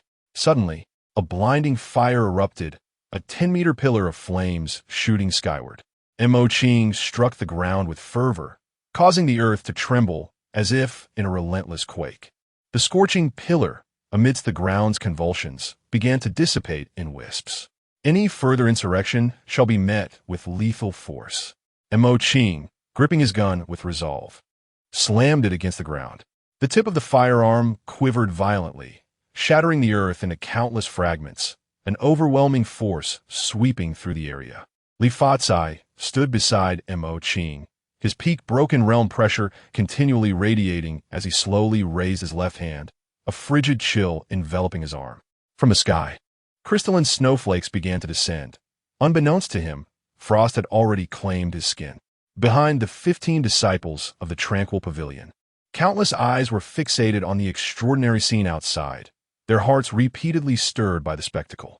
Within the tranquil pavilion were ordinary people whom Mo Qing and the others had rescued in advance. All present unleashed their unique sequences, proclaiming that even in the absence of any teachers in the tranquil pavilion, as long as they remained, none could escape. Hey, must you be so obstinate? All of you are broken realm, yet you believe you can hinder us? We are 4 awakened beings of the merging heaven realm. You cannot stop us. The bald man, sensing the spiritual power of the few, regarded them with disdain. After all, he too was of the merging heaven realm. Could he truly be thwarted by a mere veil of the broken realm? What a farce! Even in the most unfavorable circumstances, such a situation should never arise. We simply need a method to escape. To speak of it is to live. To remain silent is to perish. As the two factions faced each other, 2 beams of light shot across the distant horizon, piercing through the crowd like a radiant rainbow. With a thunderous roar, an ear-splitting explosion erupted, accompanied by billowing smoke. As a terrifying shockwave hurled the nearest prisoners aside, the sky was painted in hues of gold and deep green. 2 of the prisoners struck by the blast met their demise instantly. One had his skull shattered by the force, crimson blood mingling with brain matter, oozing thickly and releasing a pungent odor into the air. The other was impaled through the body, his form enveloped in emerald veins, his skin appearing petrified, gradually fracturing. Who? The bald man bellowed, scanning his surroundings. In an instant, they had sustained severe injuries, with 2 already dead. The numerical advantage they had was obliterated. From the swirling dust behind them emerged 2 silver-haired youths, who simultaneously raised their right hands, beckoning gently. The long sword and guzheng, embedded in the ground, seemed to respond to their call, soaring through the crowd to their side, an indifferent aura of murderous intent gradually unfurling. Damn it, is it you little brats? Upon recognizing the face of Ming Hen, the bald man's pupils constricted in shock, unable to believe that the once easily killable youth had, in a heartbeat, extinguished the lives of 2 prisoners. What now? Are we killing them all? Mingen's eerie vertical gaze swept across every prisoner present, seemingly issuing a final command. Mr. Montauk, can you eliminate them all? Su Xingyo, uncertain if the prisoners should be slain, prudently sought confirmation from Mo Qing. Those who surrender shall not be harmed. That could be arranged. The 2 plunged into the throng of bodies. The moment Su Xingyo entered, 3 prisoners immediately surrounded her, flames erupting as they launched a fierce assault. Under the watchful gaze of the yin-yang eyes, these individuals felt as though they had been abandoned by the world, compounded by the momentary hesitation induced by the Tianyin. Su Xingyo swiftly swung the flowing water, unleashing a cacophony of sound that shattered the skulls of several nearby prisoners, crimson splattering through the air. Meanwhile, Ming Hen darted through the crowd like a bolt of emerald lightning, each strike precise as he severed the limbs of his foes, allowing torrents of blood to gush forth. In mere moments, the once 20-strong group of prisoners rapidly dwindled, most beginning to retreat in disbelief. How could they not comprehend that though they all stood on equal ground, he could dispatch them in an instant? Particularly, Su Xingyo's brutal approach. Who among the virtuous would wield a guzheng as a weapon? Junior, is it truly this savage? Lei Chong inhaled deeply, realizing that Su Xingyo had transformed from a novice into a formidable force, now on par with them. In a direct confrontation, their chances of victory had plummeted drastically. Su Xingyo's ability to defeat anyone in an instant revealed that, despite being at the fragmentation realm, his true prowess had transcended that level. It seems we can afford to be more relaxed. Mo Qing nodded in agreement. Beneath the merciless slaughter of the 2 individuals, 20 rebellious prisoners were reduced to merely 10. Apart from the 4 inmates of the realm of fusion, The rest fell to their knees, their expressions etched with terror. I surrender. I surrender. At such a moment, failing to capitulate would surely invite death. The ruthless manner in which they dispatched anyone in their path raises the question, who is truly the villain here? Delaying my surrender, even slightly, could spell the end of his life. He certainly wished to retain at least a complete corpse. Is this youth with white hair truly a harbinger of death? Indeed, he is the white-haired reaper. Chapter 90, Night Hunt. What about you? Su Xingyo let out a sigh. Would it not be wiser to surrender early? Instead, he had to take action, expending such immense soul power. With flowing water hoisted upon his shoulder, he cast a glance at the four bald men. They were the most formidable warriors among this group, the only ones possessing the fusion realm. It is noteworthy that not a single student from the Tranquil Heart Pavilion had reached the fusion realm. Most were merely on the cusp of the broken realm, a mere step away from the fusion realm. What do you consider yourselves? Mere trash. Two individuals from the broken realm, and you dare to challenge us? The bald man grunted with disdain, his expression grotesquely fierce, as he traversed the blood-soaked ground, charging at Su Xingyo with the swiftness of lightning, his right fist enveloped in a fierce blaze. The temperature of the air surged dramatically, distorting under the intense heat.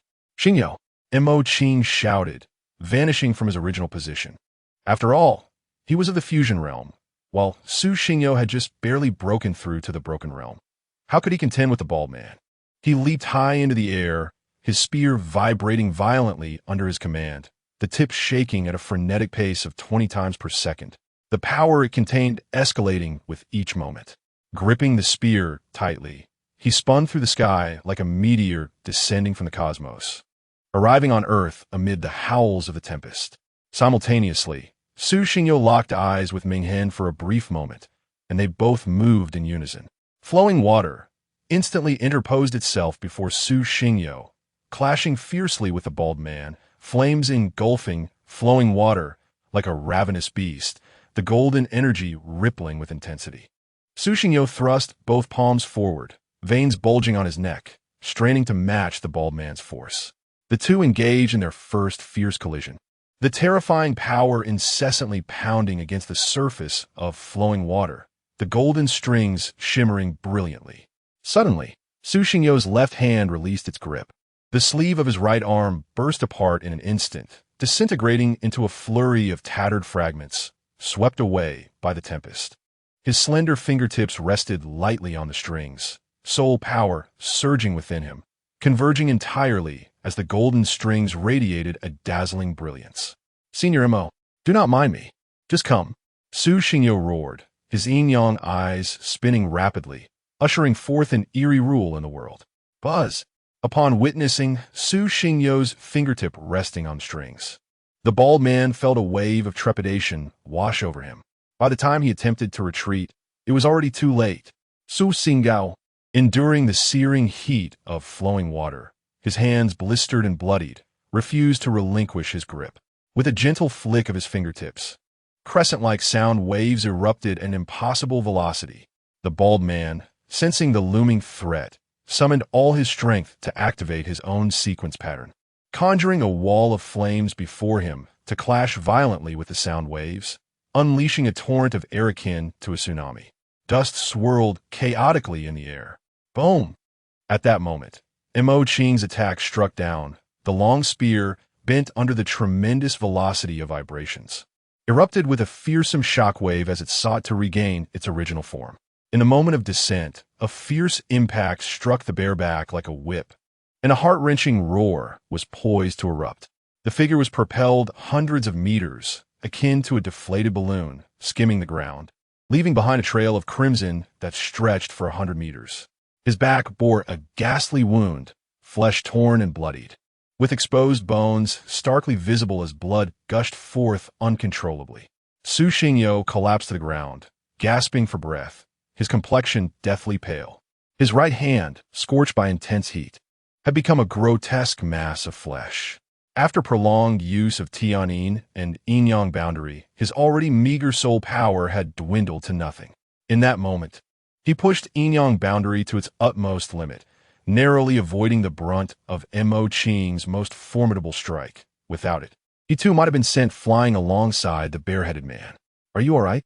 Mo Qing hurried to Su Xingyo's side, supporting his frail form.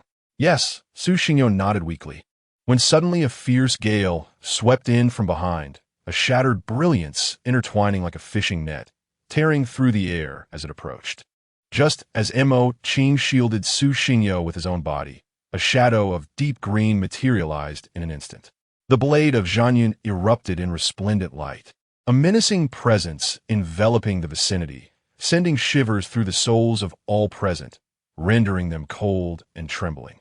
The eerie, horizontal pupils of Minghen fixated indifferently on the assailant who had targeted Su Xingyo, lips parting slightly as a voice, heavy with the weight of death, echoed within the minds of the onlookers. Nightfall hunt. Behind Minghen, a towering apparition loomed, rising 100 meters high, reminiscent of a mountain emerging from an abyss. A terrifying pressure descended like a tidal wave upon the hearts of those present, overwhelming most to the point of kneeling in worship. 6 enormous arms, as if they could obscure the heavens, manifested. As Zhang Yuan vanished, the 6-armed figure seized the magnified form of Zhang Yuan, directing the immense green blade towards the prisoners ahead. In the void, the apparition opened 4 horizontal pupils of the same menacing hue as Minghen's, exuding an aura of strangeness and death that swept through the crowd. Under the weight of this pressure, the air seemed to solidify, leaving everyone feeling as if a mountain had settled upon their chests, rendering them breathless. Uncontested, this was the singular thought shared among the multitude. Whether in the fusion heaven realm or the broken realm, all felt minuscule before this blade. Like a mere grain of sand amidst an infinite ocean, they found themselves too feeble to raise a hand in defense, resigned to await death and the inevitable judgment. Boom! As Minghen raised a finger, the 100-meter blade shot forth like an arrow released from a bow. The intricate web of shattered light disintegrated upon contact. A tremendous force unleashed itself, cleaving the ground into a chasm several meters wide and extending for hundreds of meters. The distant prison was likewise split asunder, reduced to ruins. The prisoner was severed in 2, blood flowing forth like a tidal wave, while his innards were obliterated into a mist of crimson, leaving behind only a grotesque carcass in this world. Following this strike, the remaining 2 prisoners of the fusion heaven realm were utterly terrified. Was this truly the broken realm? Who would believe it? Certainly they did not. One strike to annihilate. What further purpose was there in fighting? In the mere span of a minute, 2 lives had already been extinguished. Was there still a need to continue the onslaught? At the very least, the Avatar could still survive. Gazing at the terrifying, destructive power of the blade, Su Xingyo stood dazed, pondering whether he could withstand such a strike if faced directly. The answer was a resounding no. He lacked the confidence to endure it. As the phantasmal figure dissipated, the kneeling crowd, drenched in sweat, breathed a sigh of relief, their hearts still racing as they cast fearful glances at the white-haired figure, standing immovable before Su Xingyo like an indomitable mountain. In that moment, the prisoners harbored no thoughts of resistance. When confronted with the choice between life and imprisonment, they chose the former without hesitation. There remained a slim possibility of liberation from the prison, but death offered no chance for revival. Inhen slowly turned, his white hair dancing wildly in the tempest. A flicker of weariness crossing his eyes as he softly spoke, "Xingyo, the time has come. I must take my leave." Chapter 91. A moment between life and death, the countenance of Minghen was as pallid as a freshly painted wall. A gentle breeze swept by, and his body, resembling that of a mere paper figure, toppled forward. His eyes faded into darkness, plunging him into a deep slumber. Su Xingyo swiftly caught the falling body of Kong, Suifeng.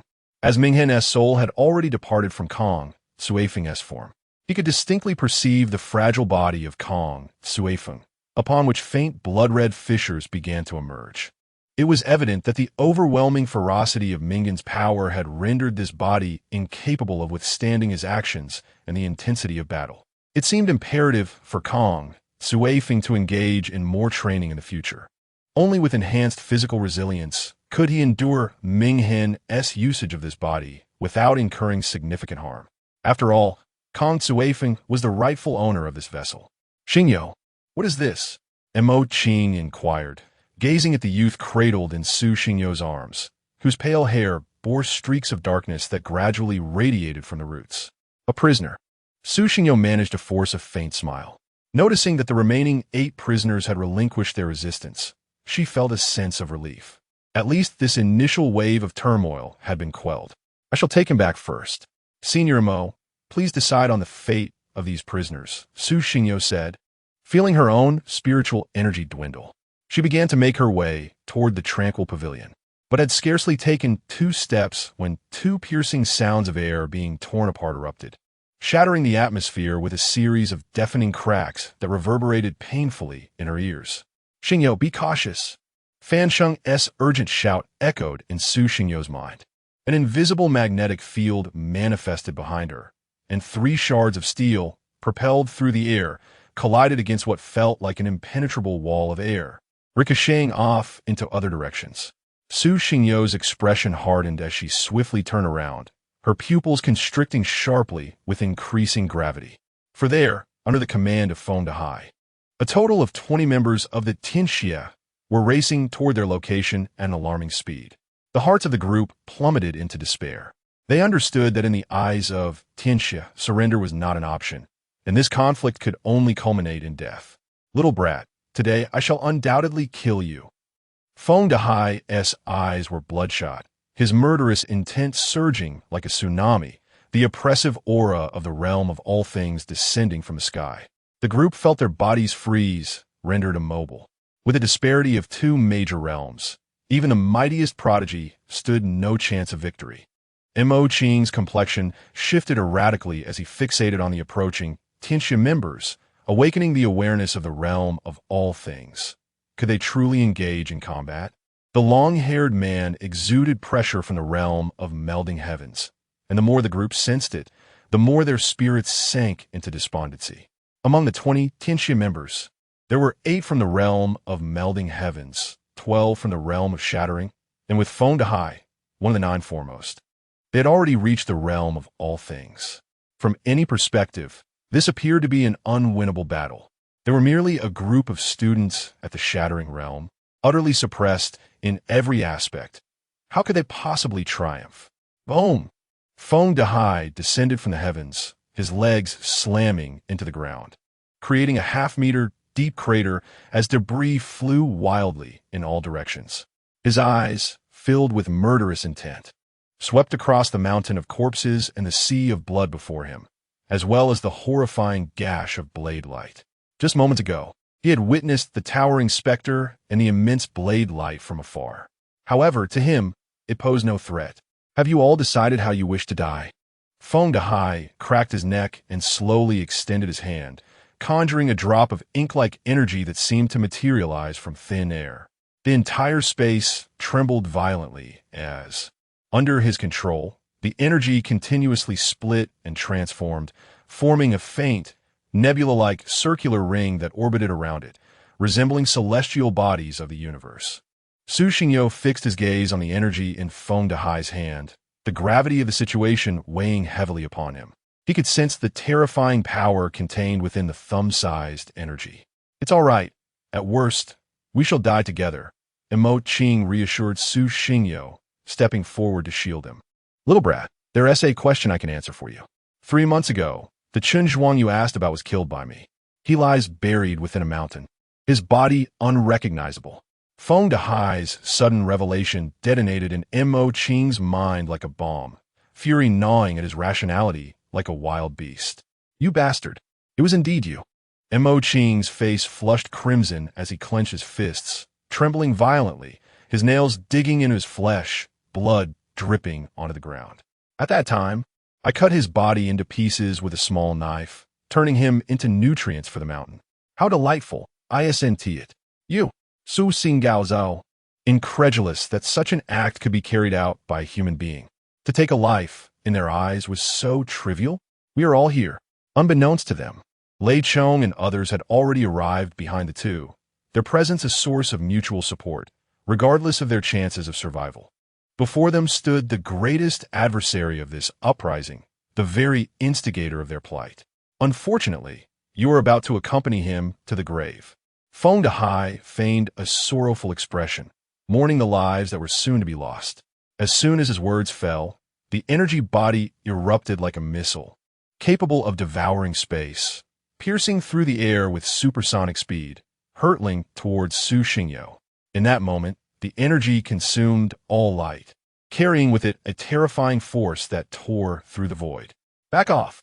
Su Xingyo shouted, knowing that none among them could withstand this blow. The only chance lay in thrusting Kong, Su Weifeng into Mo Qing's embrace. The yin-yang eyes intertwined and operated continuously, and with the outpouring of spiritual power, the flowing water surged forth from his chest, directly confronting the energy body. He was taking a gamble, wagering whether flowing water could emerge unscathed from this clash, whether it could withstand the onslaught, whether it could transcend the chasm of their disparity in realms. Ding! The piercing metallic explosion echoed in the air as the advancing, flowing water was instantly shattered. Su Xingyo felt as if his brain had been struck by a warhammer, blood seeping from his orifices, staining everything crimson, his mind seemingly torn asunder. The yin-yang eye shattered in an instant. The flowing water could not possibly hinder the advance of the energy entity, which was propelled hundreds of meters away, rendering the shadow of the water invisible. As the energy entity shattered everything like a long rainbow and approached Su Xingyo, the figures of Mo Qing and the others abruptly appeared before him. In that fleeting moment, he was no longer at the forefront, but rather at the very rear. All of them simultaneously summoned their soul powers, unfurling the sequence patterns, facing death with valor. A chorus of comforting voices echoed in Su Xingyo's mind. Mo Qing, Li Fatsai, Lei Chong, and the others displayed expressions of unwavering resolve. None of them retreated. They all understood that Su Xingyo's talent was beyond their imagination. If their lives could be exchanged for his survival, it would be well worth it. What kind of senior would they be if they continually placed the junior at the forefront? This time, we stand guard over you.